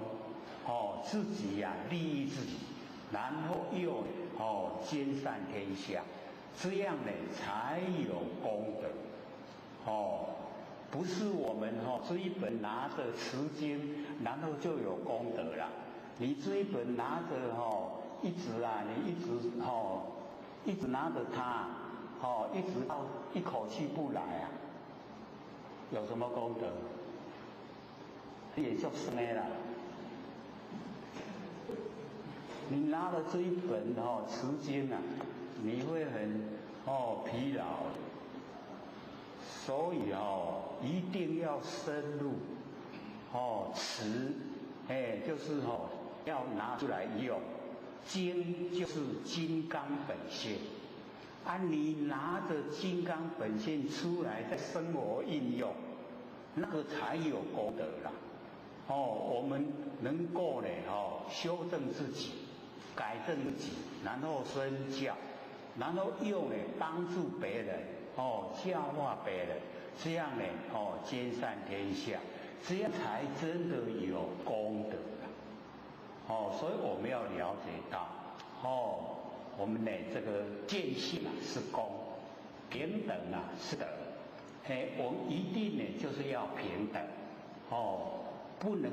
有那个高人一等的那个观念，大家都平等的，佛性都一样，不管什么职位啦，不管有钱没钱啦，都一样的，大家都一样，所以我们一定要了解到说，我一定要使自己见性，也帮助众生呢能够见到佛性，能够了解不生不灭佛性本体，能够进入佛性本体，然后能够发挥它的大用，帮助众生呢解除解除所有的烦恼，这样呢我们的生活就有价值了，生活就很有意思，然后我们一天这个开始吃早餐，然后就烦恼中餐，然后过了就晚餐然后过了就睡觉，然后又明天又早餐，不是每天都一样吗？我们就这样一生就过了，有意思无？实在真无意思所以要一定要记得，最有意思持经功德，你受持你自己不生不灭金刚本性，然后你拿出来用，修正自己，帮助别人，这样的话呢，那个真的就有意思了，就不是光每天三餐一天过一天，很快一生就过了，一转眼一生就不见了，所以一定呢，我们要好好应用我们金刚本性。须菩提，若有善男子、善女人，吃入荤，吃入荤呢就是早上，晨，以恒河沙等身呢布施。所以我们要了解到这个用身体来布施那个已经是布施的最顶点，因为身体是属于内财，我们所拥有的钱财是外财，外面身体外面的钱财，那个布施都很容易你要用身体来布施那个很困难。我们最爱则身最重则命，用生命来布施那可以说拿自己最珍贵的东西来给人，你看是不是很深重的？我们能够把自己最珍贵的然后布施给人，就等于你是可以无所不语，什么都可以布施，什么都可以给人，所以这样的生活态度我们就是了解到已经都无私，没有私心了，都是希望能够呢这个帮助别人，我们真的能够帮助别人，我们要了解到受帮助跟帮助别人那个感受是不一样。我们接受帮助当然很高兴啦，可是我们能够帮助别人的话，那更高兴。各位假如说有实际经验过，当人家问你这个路怎么走，你刚好知道指点他的时候，你告诉他怎么走，然后他已经朝目标走的时候，你是不是很高兴？对不对？这个呢就是表示说呢，施者比那个受者有福福更多了。所以我们了解说，人与人之间所最珍贵的就是那一点那个互相之间的那个情分一样灵魂同体，大家都是一样的都是众生，都是同胞所以我们了解说能够以身体来布施那个已经布施的顶点。那么中路分就是中无，复以恒河沙等身布施，还不止一个身用恒河的沙，一粒沙一个身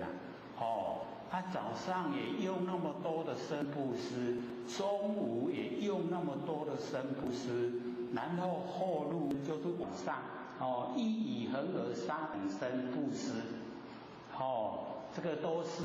生生世世都是用身在布施这个可以说非常难做很困难去做佛呢说这个底下的意思才是重要。说如是无量百千万亿劫以身布施这样呢无量的百千万亿劫一天那么多的身来布施还不够还无量的百千万亿劫以身布施。若复有人这个是用比较法了，闻此经典信心不逆，几乎胜彼用那么多的身来布施功德当然很大。可是呢佛讲说呢，假如说有人已经呢闻此经典，已经听到我们不生不灭真心佛性那个金刚本性信心不逆就是相信不会违背那个不逆就是不会违背的意思啦相信我们自己金刚本性，然后不会把它置之不忘。只有这样祈福就胜过于那个百千万亿劫的以身布施。那用身布施我们可以说很难做好了。可是要相信我们自己金刚本性容不容易？相对的非常容易，对不对？那佛又讲，你能够相信你的金刚本性你的功德就超过无量的那个身体布施，就告诉我们那么多的用身体来布施你一样还是在现象界你没有办法超越你相信金刚本性你相信了，你可以修，可以成道成佛，可以脱离现象界，可以回归到无极，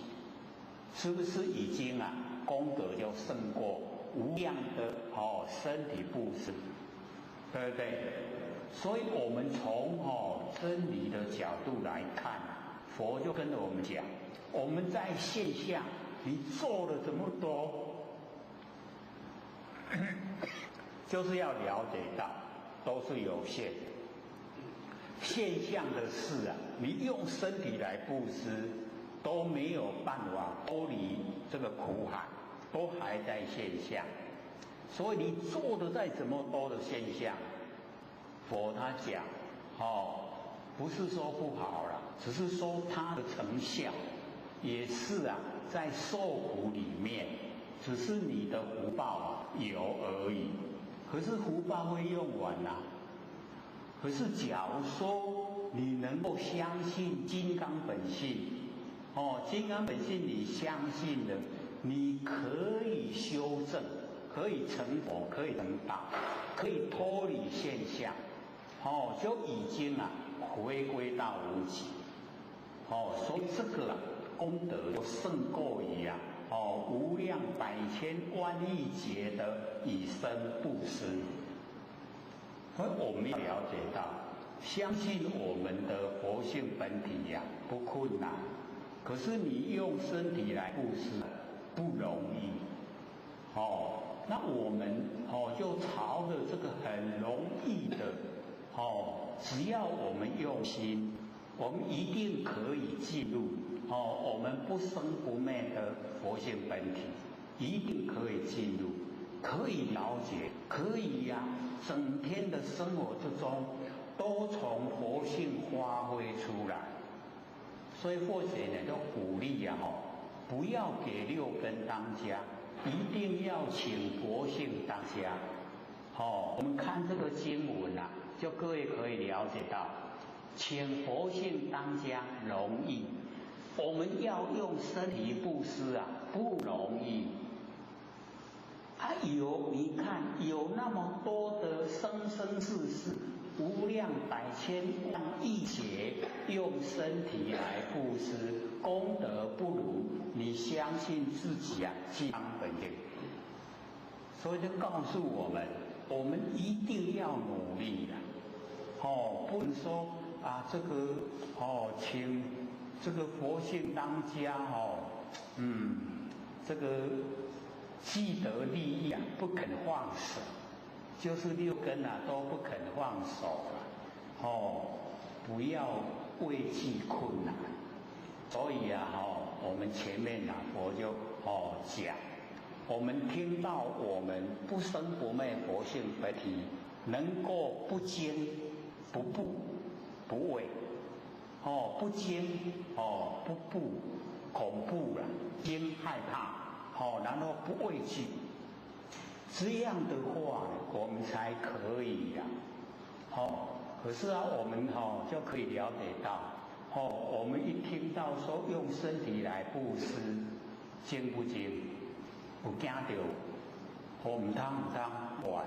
佮要叫我身体布施，我后礼拜不爱来所以我们就知道那个很困难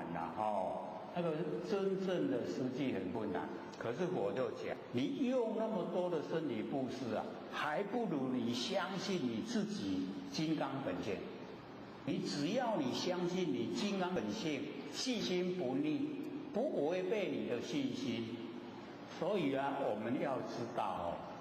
我们虽然说相信自己佛性可是都不够。我们都我有相信家己有信会叮当，那个都不够了。我们真的要进入日常生活之中，请佛性当家也不困难只是说开始会有一点点真的会有一点摩擦。六根当家久了，你不给他当家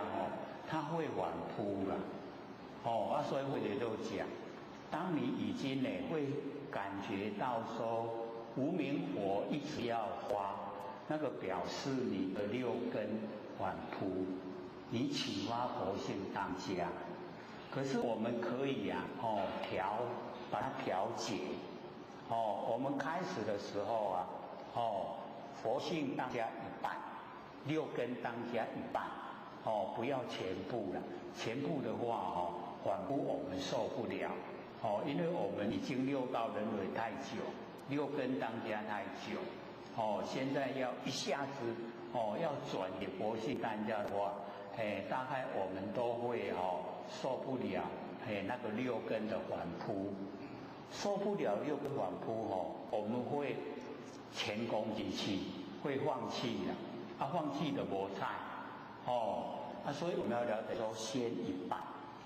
一半呢请佛性出来当家，一半给六根，这个时候妥协一段间，六根它自然会降服，他知道我不是主人，以前是主人都睡觉，所以他很名正言顺就当家了。现在主人已经清醒过来了应该钱币都要交还给他。我们有这样的那个妥善的安排就会慢慢的习惯。所以各位就可以了解为什么受持受持本经功德无量无边，就是你能够把金刚本性全部都当家了，那个叫真的你拿金刚本性呢出来应用了，这样了解吗？我们已经快5年上课了，快5年的时间了，我们现在要收果了，要收果实啦，真的要给佛性当家了。这样的话，我们就真的功效都呈现。你佛性当家了，一口气不来没关系，身体是水火风土，还给天地了。我们已经平常都佛性当家了，一口气不来，佛性呢，这个真的非常快的高速公路到达里边。现在我们都不盖，路都不盖，以后怎么走所以现在要努力，就是启发佛性出来当家，当家了以后，我们真的踏入了修道的轨道，已经进入了，所以那个成佛成道已经呢，不是大事，是已经很容易就到达了，所以我们要了解到，完成教人家的他的成就都是在中间的，而我们这个成就是已经到达顶点的，是我们回归到本位，所以我们要了解，很多说我是从哪一天下来的，然后我要回去哪一个天，那一半年啦，还没等到位的，所以我们这一次很努力的就可以回归到本位，回归到本位以后我们可以跟随南极老仙翁，然后看这个天地混沌，老仙翁看7次我们1次也没看，难道我们就没有参与吗？有7次我们都在其中只是我们6道轮回看不清楚你看那个老师那个哥谢谢你有没有？那个说累劫累世咱就每一个缘会，每一个六道轮回，咱都嘛经过，拢唔知影，误影尔，对不？你看释迦牟尼佛那个10大弟子隔胎不明，就是已经再来还成降世了，他知道他前世是什么？请问我们知道吗？唔知啦，唔知在做啥。我们隔胎就迷了所以我们都没修了。我们有修的话还可以知道到10殿要转人的时候那个孟婆汤不要喝，你就可以隔胎不迷可是为什么不行呢？迄真世人变我的阿公现在讲说变我的孙那你怎么去教他？所以不行，还是要喝一喝袂记袂晓袂记无你是喊仔囝甲抱阿公等一下。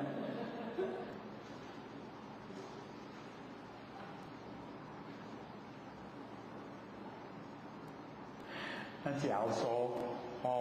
前时做阿嬷，今仔出来做某，那你啥去啊？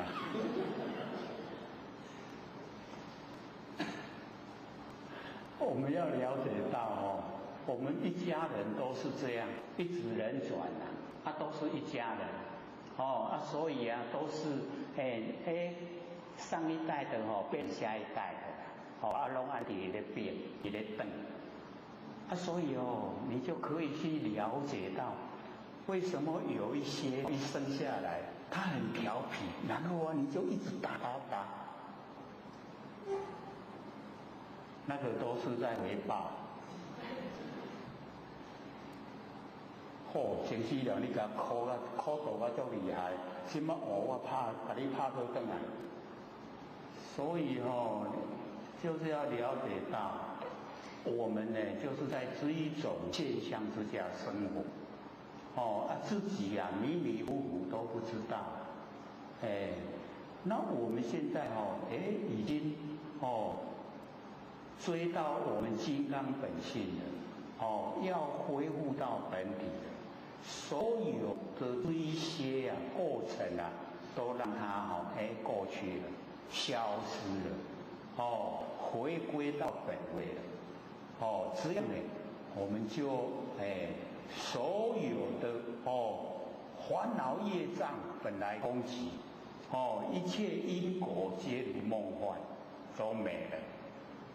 不然的话，我们还是生生世世都一样。各位就可以了解为什么有的一生下来，人拢安尼婆婆塌塌安尼喝着安尼长大，有的就地上爬着长大，这个这整个过程我们就这样了解，都是我们自造业、自受果，自己造来自己接受。那我们研究了、了解了，原来这一些呢，我们所遭遇的都是我们累世所做、所经过的，那好与不好就看我们现在的心。你现在接受的不好，就是你累世之间你对人不好，你现在接受的都是好，人家呵护，那个呢表示你累世之间你也在照顾别人、呵护别人，所以你看非常现实啦，都是这样，只是我们没有研究不知道而已。那研究以后我知道原来是这样，自动自受，那我们呢就现在不做不受，全部业都不造，当然你就不用再接受果报，没有了。然后我们帮助人家，然后撇开不记在脑海，因为我们记在脑海，它会变福报。帮助人家你记得变福报，帮助人家全部抛开，你进入佛性，就是我们呢深植德本，那个德我们已经呢种植了，这样就可以自然都回到我们的那个本位了。所以各位一定要勉强自己，佛性当家。有没有决定要让佛性当家？有。我们已经讲了很久了，有啦，拢有在想我们要佛性当家。现实一来了还是六根当家。六根当家比较既得利益啦，都拢真顺好啦，够你做啦。没有多少的时间让我们因缘啦。你讲好啦，不再做，真紧啦，念的6000年、几十年过去啊，佛性当家呗，有啦，都还未做，很快各位先生，很快所以一定呢要请佛性当家。何况呢师学受持读诵，为人解说，只要我们信心不逆祈福就胜彼，所以要了解说，只要我们相信自己的金刚本性，这样的福啊，就胜过于无量百千万亿劫的以身布施，就已经胜过了。那我们又能够呢，施学受持读诵，这个呢就是要利益别人，兼善天下。不是说自己得到好就好了，也是希望别人他也得到好，为人解说，就是也为人解说呢。我们不生为佛性本体，须菩提以要言之是经有不可思议、不可称量、无边功德。就是我们金刚本性呢，它有不可思议。我们的佛性本体它呢，真的不可思议了。不能用我们的头脑来思，不能用嘴巴来论议，不可思议，不可称量，袂当来去看外当，因为都没有形象啦，无边的功德，我们的佛性有无边的功德，所以再怎么大的事，再怎么利益众生的事，都是从金刚本性发挥出来。那相反的呢，我们危害众生呢，也是从金刚本性发挥出来。所以我们一定呢善用，好好的利用我们金刚本性。那么如来为发大圣者说，为发呢最上圣者说，所以我们就是了解要呢有那个大圣，就是要回归本位，成仙做佛，那个呢就是大圣，最上圣，就呢不是治疗，不是治疗案，我们自己好了就好，因为我们呢六道轮回太久，都会先保护自己，我自己好了，然后再来帮助别人，所以那个自己比较私心的那个呢是比较根本，那假如说一下子他就花心能够照顾大家，而不把自己放在前面，那个都已经也是有在修。你像这个阿难，他也都是一样，他自己还没有这个得度成佛，他已经花心了，是要度众生。所以那个呢，我们就是了解到，那个心已经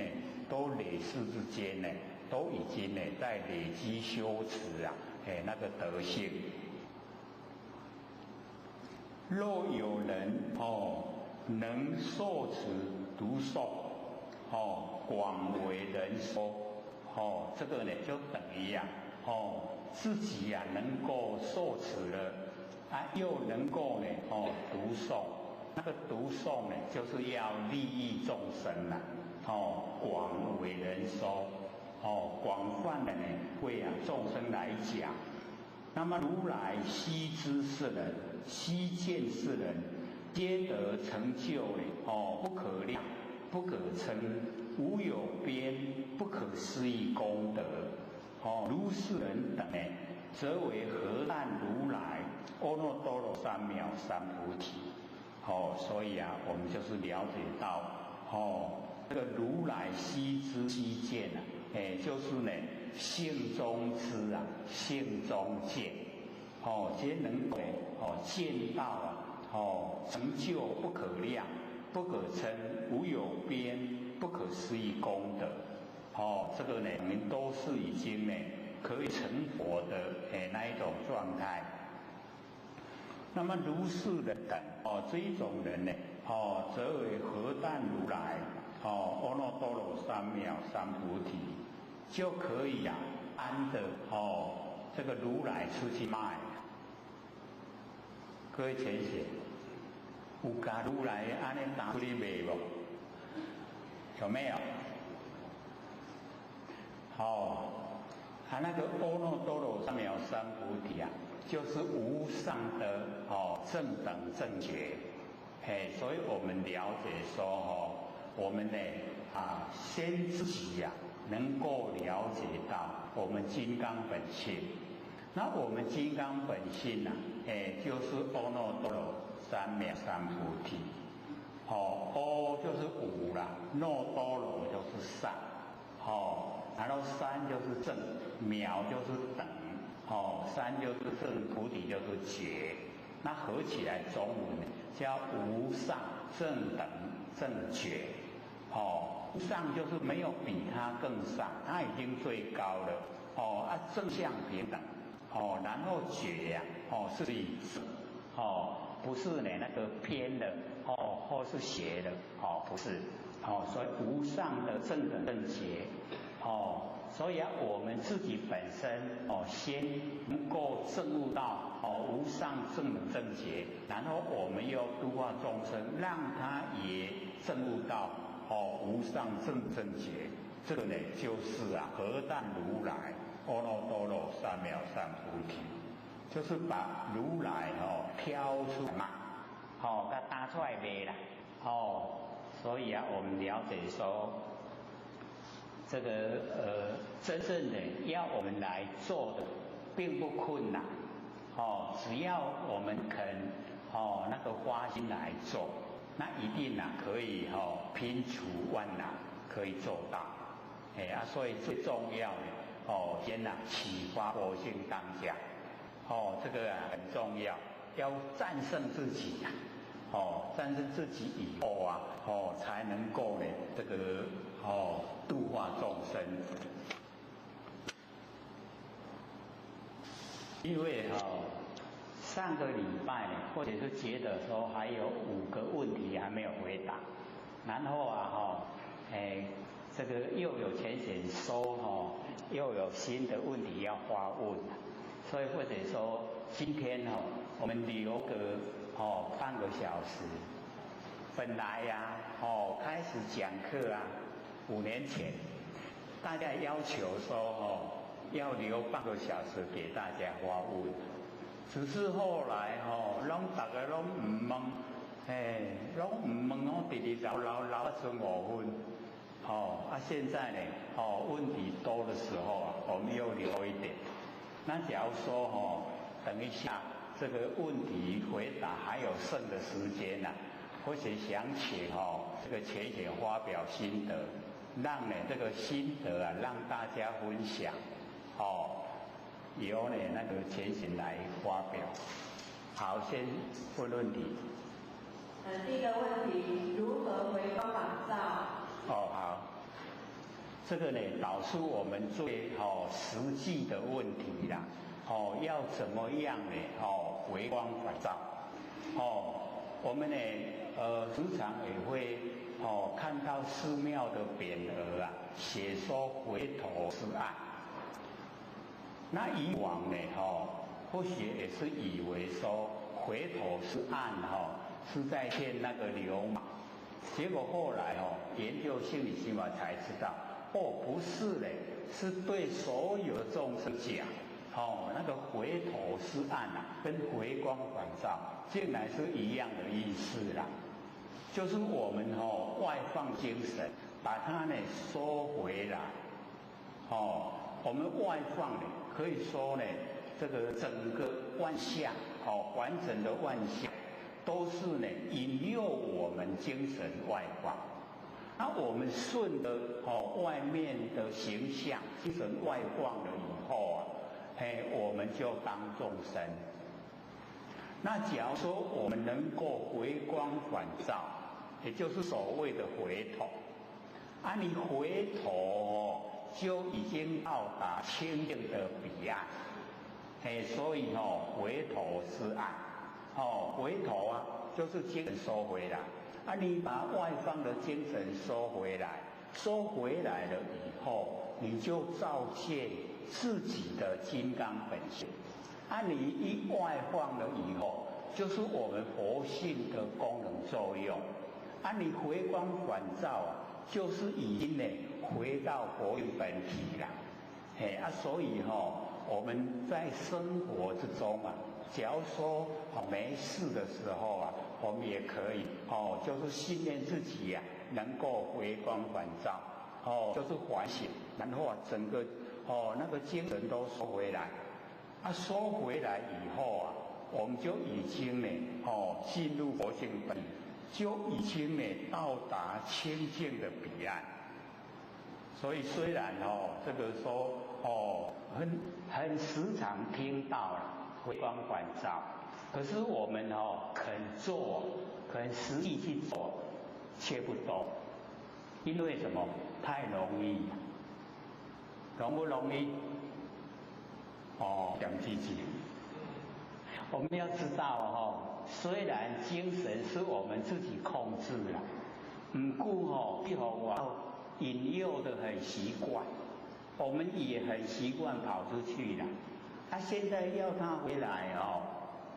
爱就可了呀，回来吧。所以或者又讲，为什么那个佛制定戒律起食不超过7家？或许还跑到新子狮头山去问那个修道人，他说那个是佛制定的戒律我说没有含义吗？他说没有。我说不是那个意思所以各位同学，我们不是有7口吗？对不对？7家就是我们这7口了。祈求我们去乞食是不是求？求7孔眼睛2孔回来，耳朵2孔回来，鼻子2孔回来，嘴巴1孔回来。当时道亲听到说下个求甲命令伊转来就好我讲你无做啦，你命令看卖，看伊要转来，肯不肯你即摆8点档看惯势莫看目睭转来，目睭2空转来，哎呦莫啦，我看了再来转啦。所以要了解到，真的要求啦。你3餐的时候，你就是要去乞食，要去求回来，回来。各位浅显可以试验看看，当你眼睛正在看电视，回来2孔耳朵正在听声音，2孔回来。你鼻子闻到好吃的气味，2孔回来。你嘴巴正想吃，1孔回来。做做看，你就会知道，有样的佛制定戒律真的是有它的含义在。要求啦，不是用命令的啦，命令的不听啦。把你甩到一旁去了，所以要求他回来。所以我们求我们的6根7孔回来。我们7孔回来以后，你的回光返照才踏实，真正的你能够回光返照，已经不被凡尘事引诱，凡尘事引诱你的力道已经降低了。那我们现在凡尘事的引诱很强，一下子就把我们引走了，很快。所以我们要训练自己或许讲的修道方法拢要跟咱自己做对头啦，对不对？都是要跟自己作对，不好做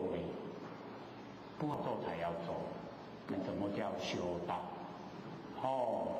就是这样真正的修道。好，下一个。请问在课堂上有解说提到法障应舍，请由讲师讲解。这个呢，我们要了解到说，这个法上应舍，何况非法？非法就是没有法了，没有法我们当然都去掉。可是啊，正当的法我们需要借着法来修，才有办法成佛成道。那法上应舍，这个是释迦牟尼佛他经过非常久的时间，他已经修阿耨多罗三藐三菩提，这法就已经很殊胜很高，他已经修到程度，结果啊，经过500世，没有一个已经成道的佛给他受记，他就讲，哎呦，怎么我修到这么高，这个所有已经成佛的没有来给我受记啊，所以他才把阿耨多罗三藐三菩提舍，一舍掉以后啊，燃灯佛以我受记，如一来世当的做佛，号释迦牟尼，所以他才讲法上应舍。这句话是从这里来的啦。这么好，你不舍，就是我们讲的百尺竿头，丢掉啦！我这个一挖壳啊，百尺竿头，我挖壳，今麦我若放弃，我就吓死呀，知道吗？可是你百尺竿头不肯舍，就缺那么一点点所以啊，你放了以后啊，你这个色身没去啊，你规个法身充在整个宇宙虚空，所以啊，十方虚空见前身，所以那个就是法上应舍。咱也没啦，我们都还要法来修也唔能放了无半行啊，所以还要了，那个是已经到达最高了才要呢法上应舍，好有吗？佛说非汝勿莫取，请刘讲师讲解。这个呢是以前或许就看说有一个幻士啊，他去问释迦牟尼佛，他说有没有一种法从众生直接修到佛？那释迦牟尼佛跟他讲有，他就讲非汝勿莫取。然后那个幻士都知道了。那佛一听说，这个这么深的法，怎么你知道？他说，身体呀，不是我的东西啦，非汝物嘛，莫取，不是你的东西，你就不要拿。那这个东西呀，这个身体也不是我，也不要的啦。佛说对，就是这样。非汝物莫取，不是你的东西你就不要。各位同学，我们假如说听到非汝物莫取呀，会想到这样吗？辛苦都不爱滴，我的死翘翘啊，你唔通，是不是？所以这个真的是要得世修才有办法一听得懂。身体不是你的，这个是天地的物质，真的是这样。你真的一放了以后，身体呀不是你的，一放了以后，你真的的法身呢，跟十方虚空已经融成一体。可是我们住相身体这好用呢，好用无？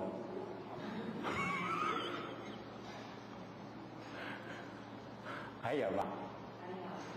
请问我们日常生活中学习做万缘放下，一念不生，学习中那个我的思修，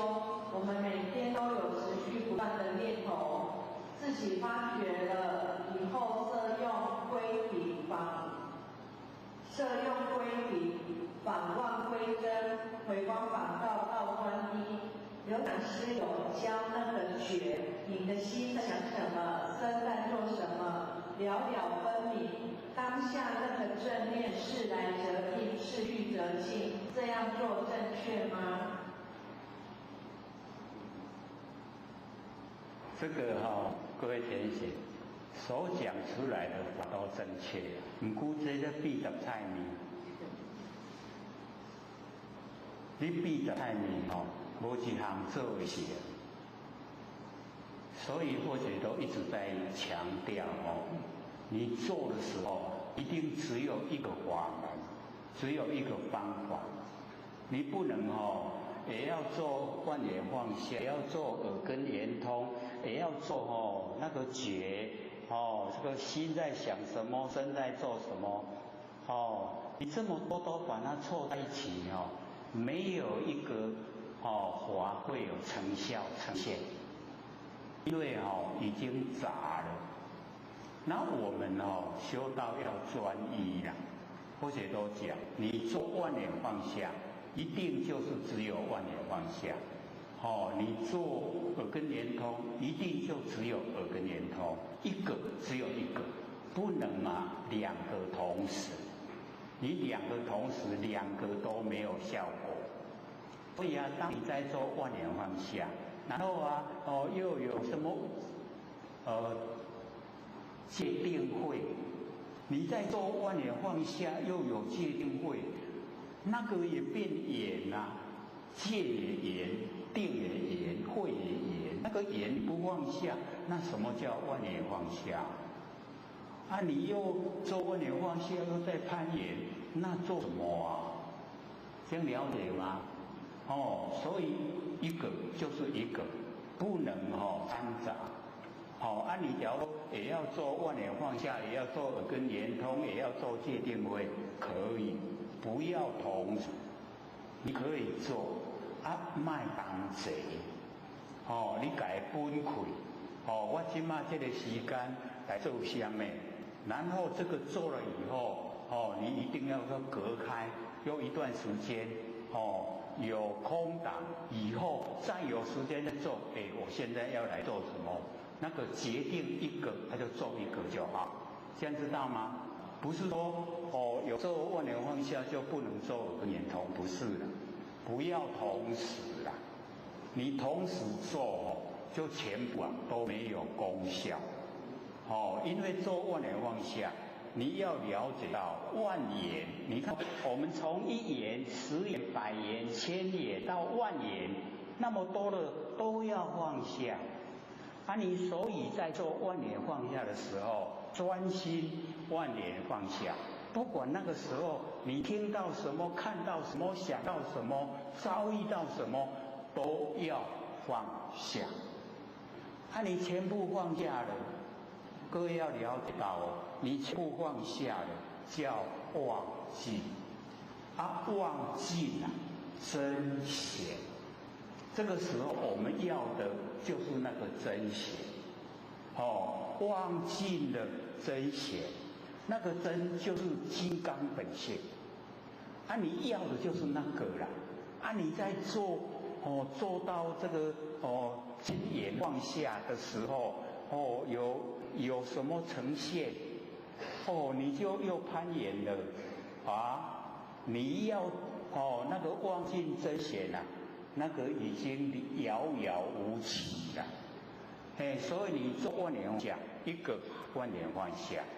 不管遇到什么听到什么，全部都要放下，这样才真的叫做功夫所以我们为什么很久功夫做不出来，就是不专心我们万缘放下的时候还跑到耳根圆通，还跑到戒定慧，还跑到那个觉不行一定要把它隔开。你做功夫呢，一定要一个一个就好好，再说如果我们没有发觉自己念头，不知道方法到让念头持续下去，就是妄念没完没了的新意识，就像那个心理对谈，有生灭，有对待。那想请问，心理对谈跟师知天告知有什么不同的地方？或许发现哦，他这个问的问题呀，真的都是的太迷。这可能他去吃到那个面摊去吃一定都是太迷，所以他才会这样都把它整个凑合在一起来问。所以我们要了解到我们修道一定是要专一，不要掺杂。所以他前面一问说我们念头一个接一个没有知觉，那个确实啊，我们的习惯就是这样，一个接一个，一个接一个都没有发现说那个念头是这么的绵延不绝那个呢，等于是我们在这个修持的过程里面啊没有去回光返照。那我们呢，能够回光返照，发现说我们的这个念头它为什么会一个接一个？当你有回光返照来观察你的念头，它就会那个念头啊，它就会断，它不会延续的，它就断。所以我们了解在这个你有回光返照的时候，念头会断，表示你那个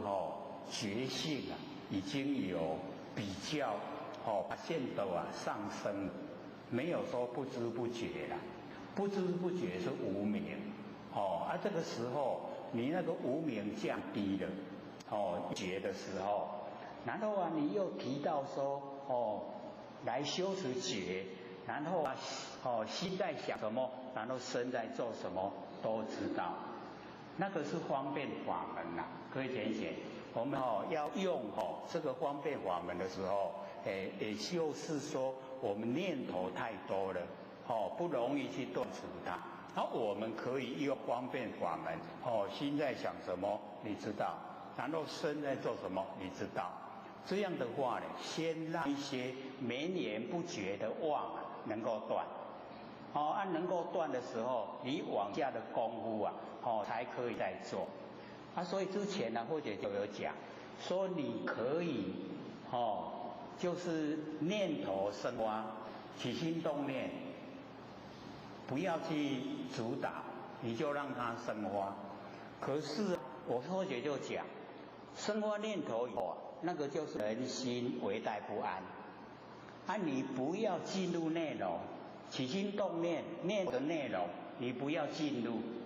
然后你回过头来看怎么生发。那个生发念头是我们微妙难见的道心。这个时候为待不安人心那个起心动念起心动念内容你不要进入，进入就烦恼。你回过来看怎么样生来的那个生发的生来的那个重要它生发念头了哪里生那个能生的就是佛性本体所以那个就是微妙难见的道心。你转过来一样念头，可是你不要记内容，你转过来看你生发念头的来源，你就已经看你的佛性本体。所以法无定法看你适不适合。你要讲这好修，或者就讲北部有一个前贤，他做万年放下做到很生气为什么坑没来，很生气。然后听到这个妙难见的道心跟那个为待不安的人心他做得很高兴，一直笑，欢喜充满。你看就看我们适合哪一个法门，你就修哪一个法门。只要你专注它的效果都会一样的。所以我们要了解到，不要都把它掺在一起呀。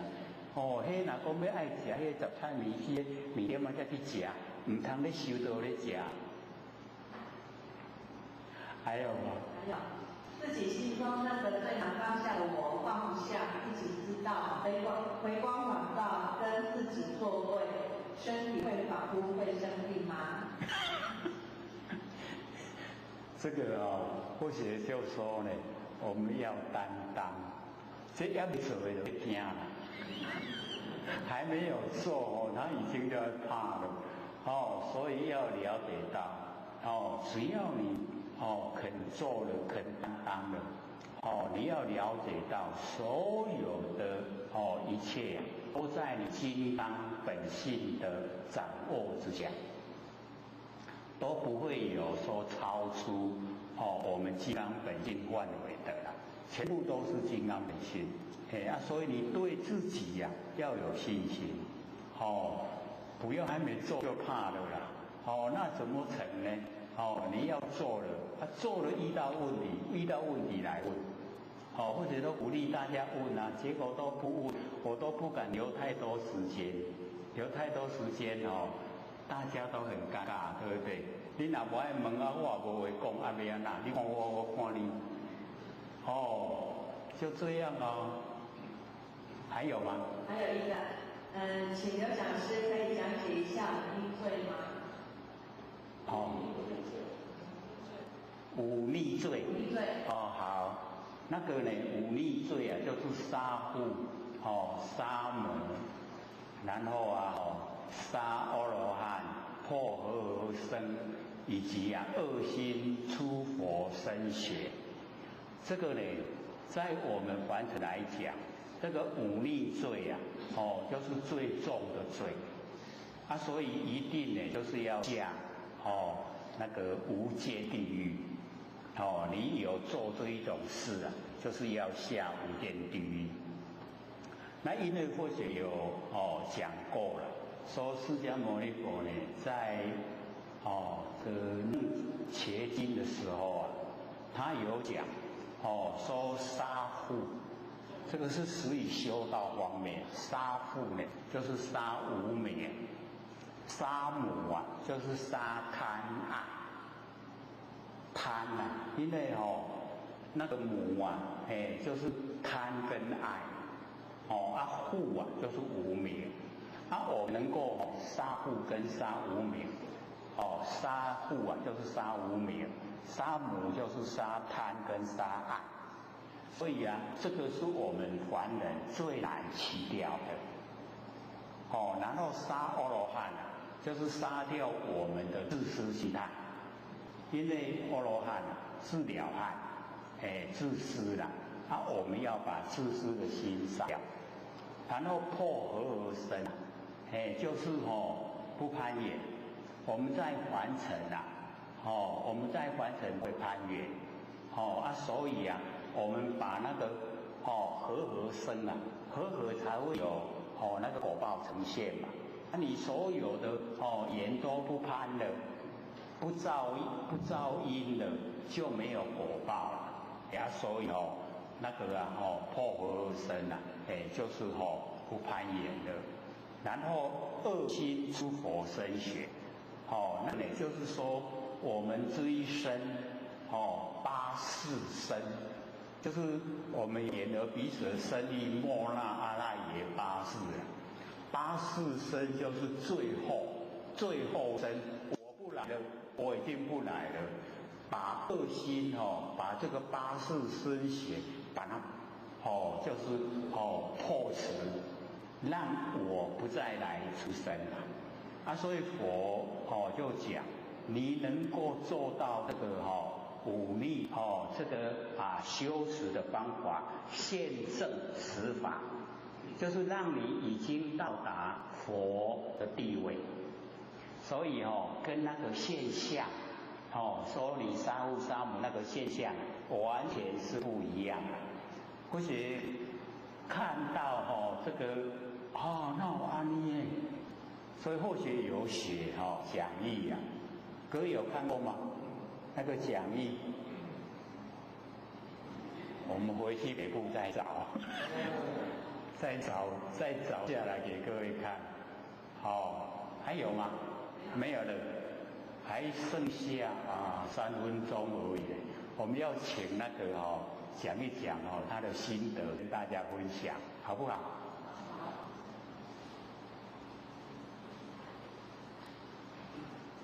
鼓励大家。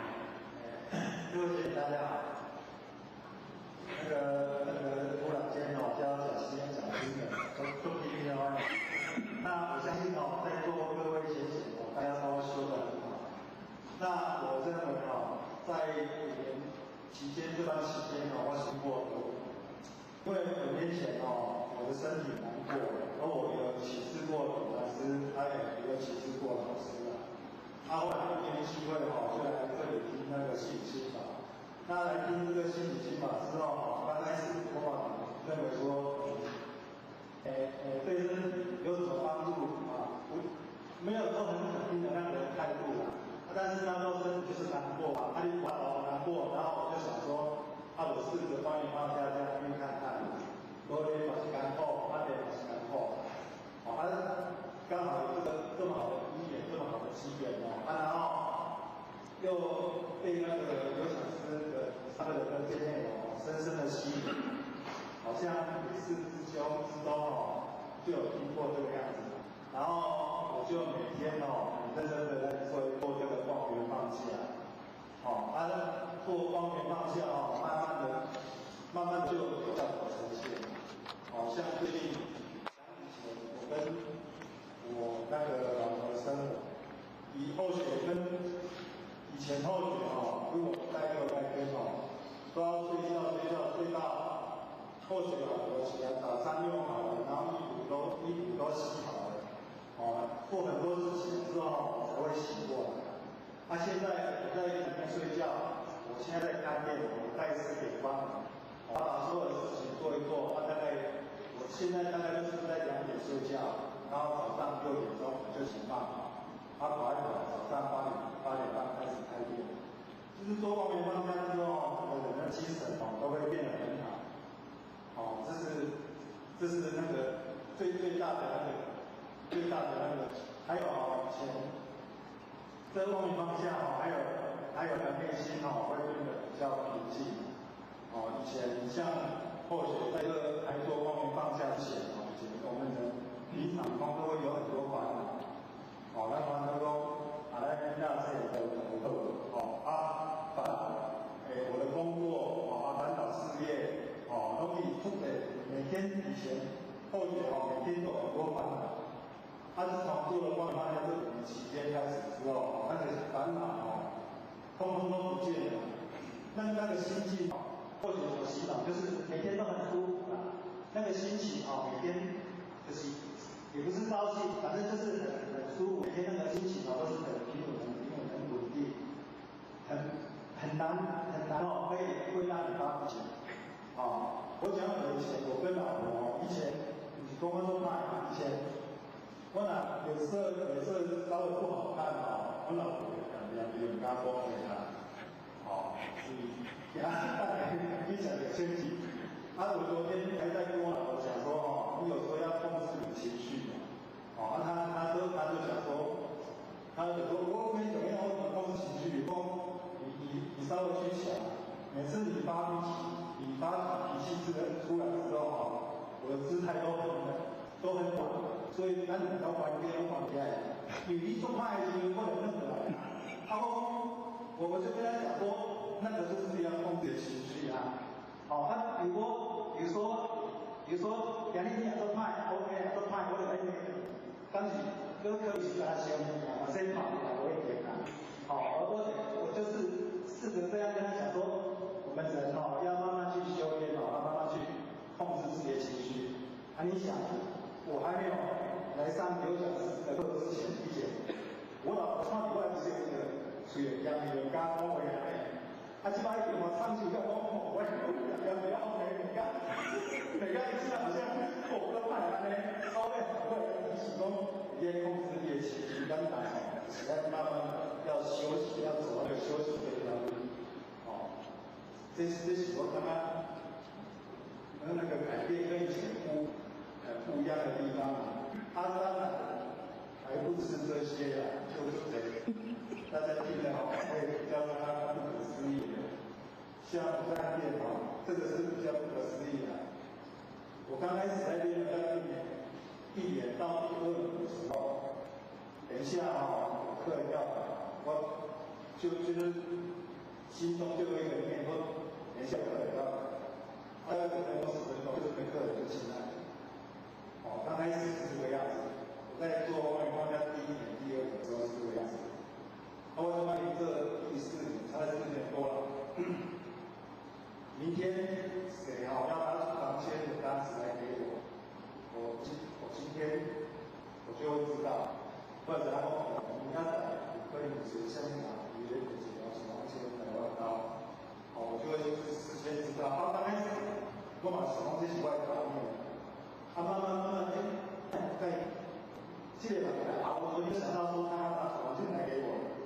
后来我就在说这是佛系的那个是。那力量，那个能力，就是这是他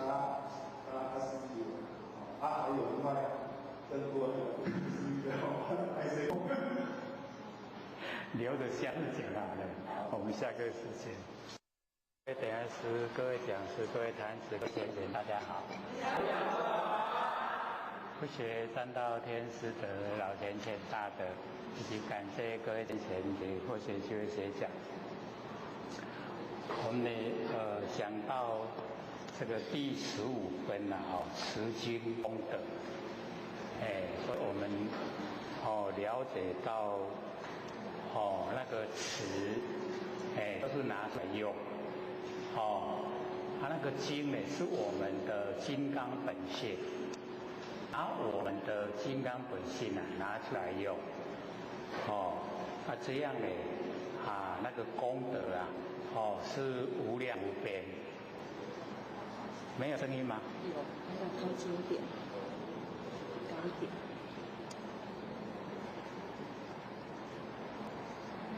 我们上个礼拜有讲说用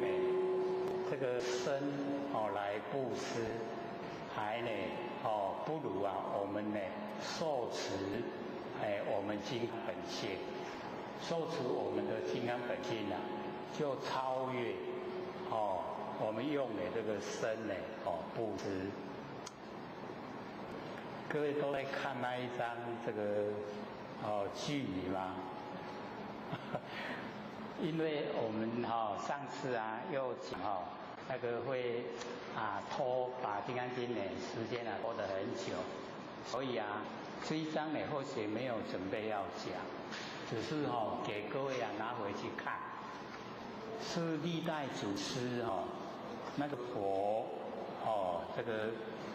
传承的那个句语是非常这个重要的那个句语像这个释迦牟尼佛呢这个传给摩诃迦叶的时候说法本法无法，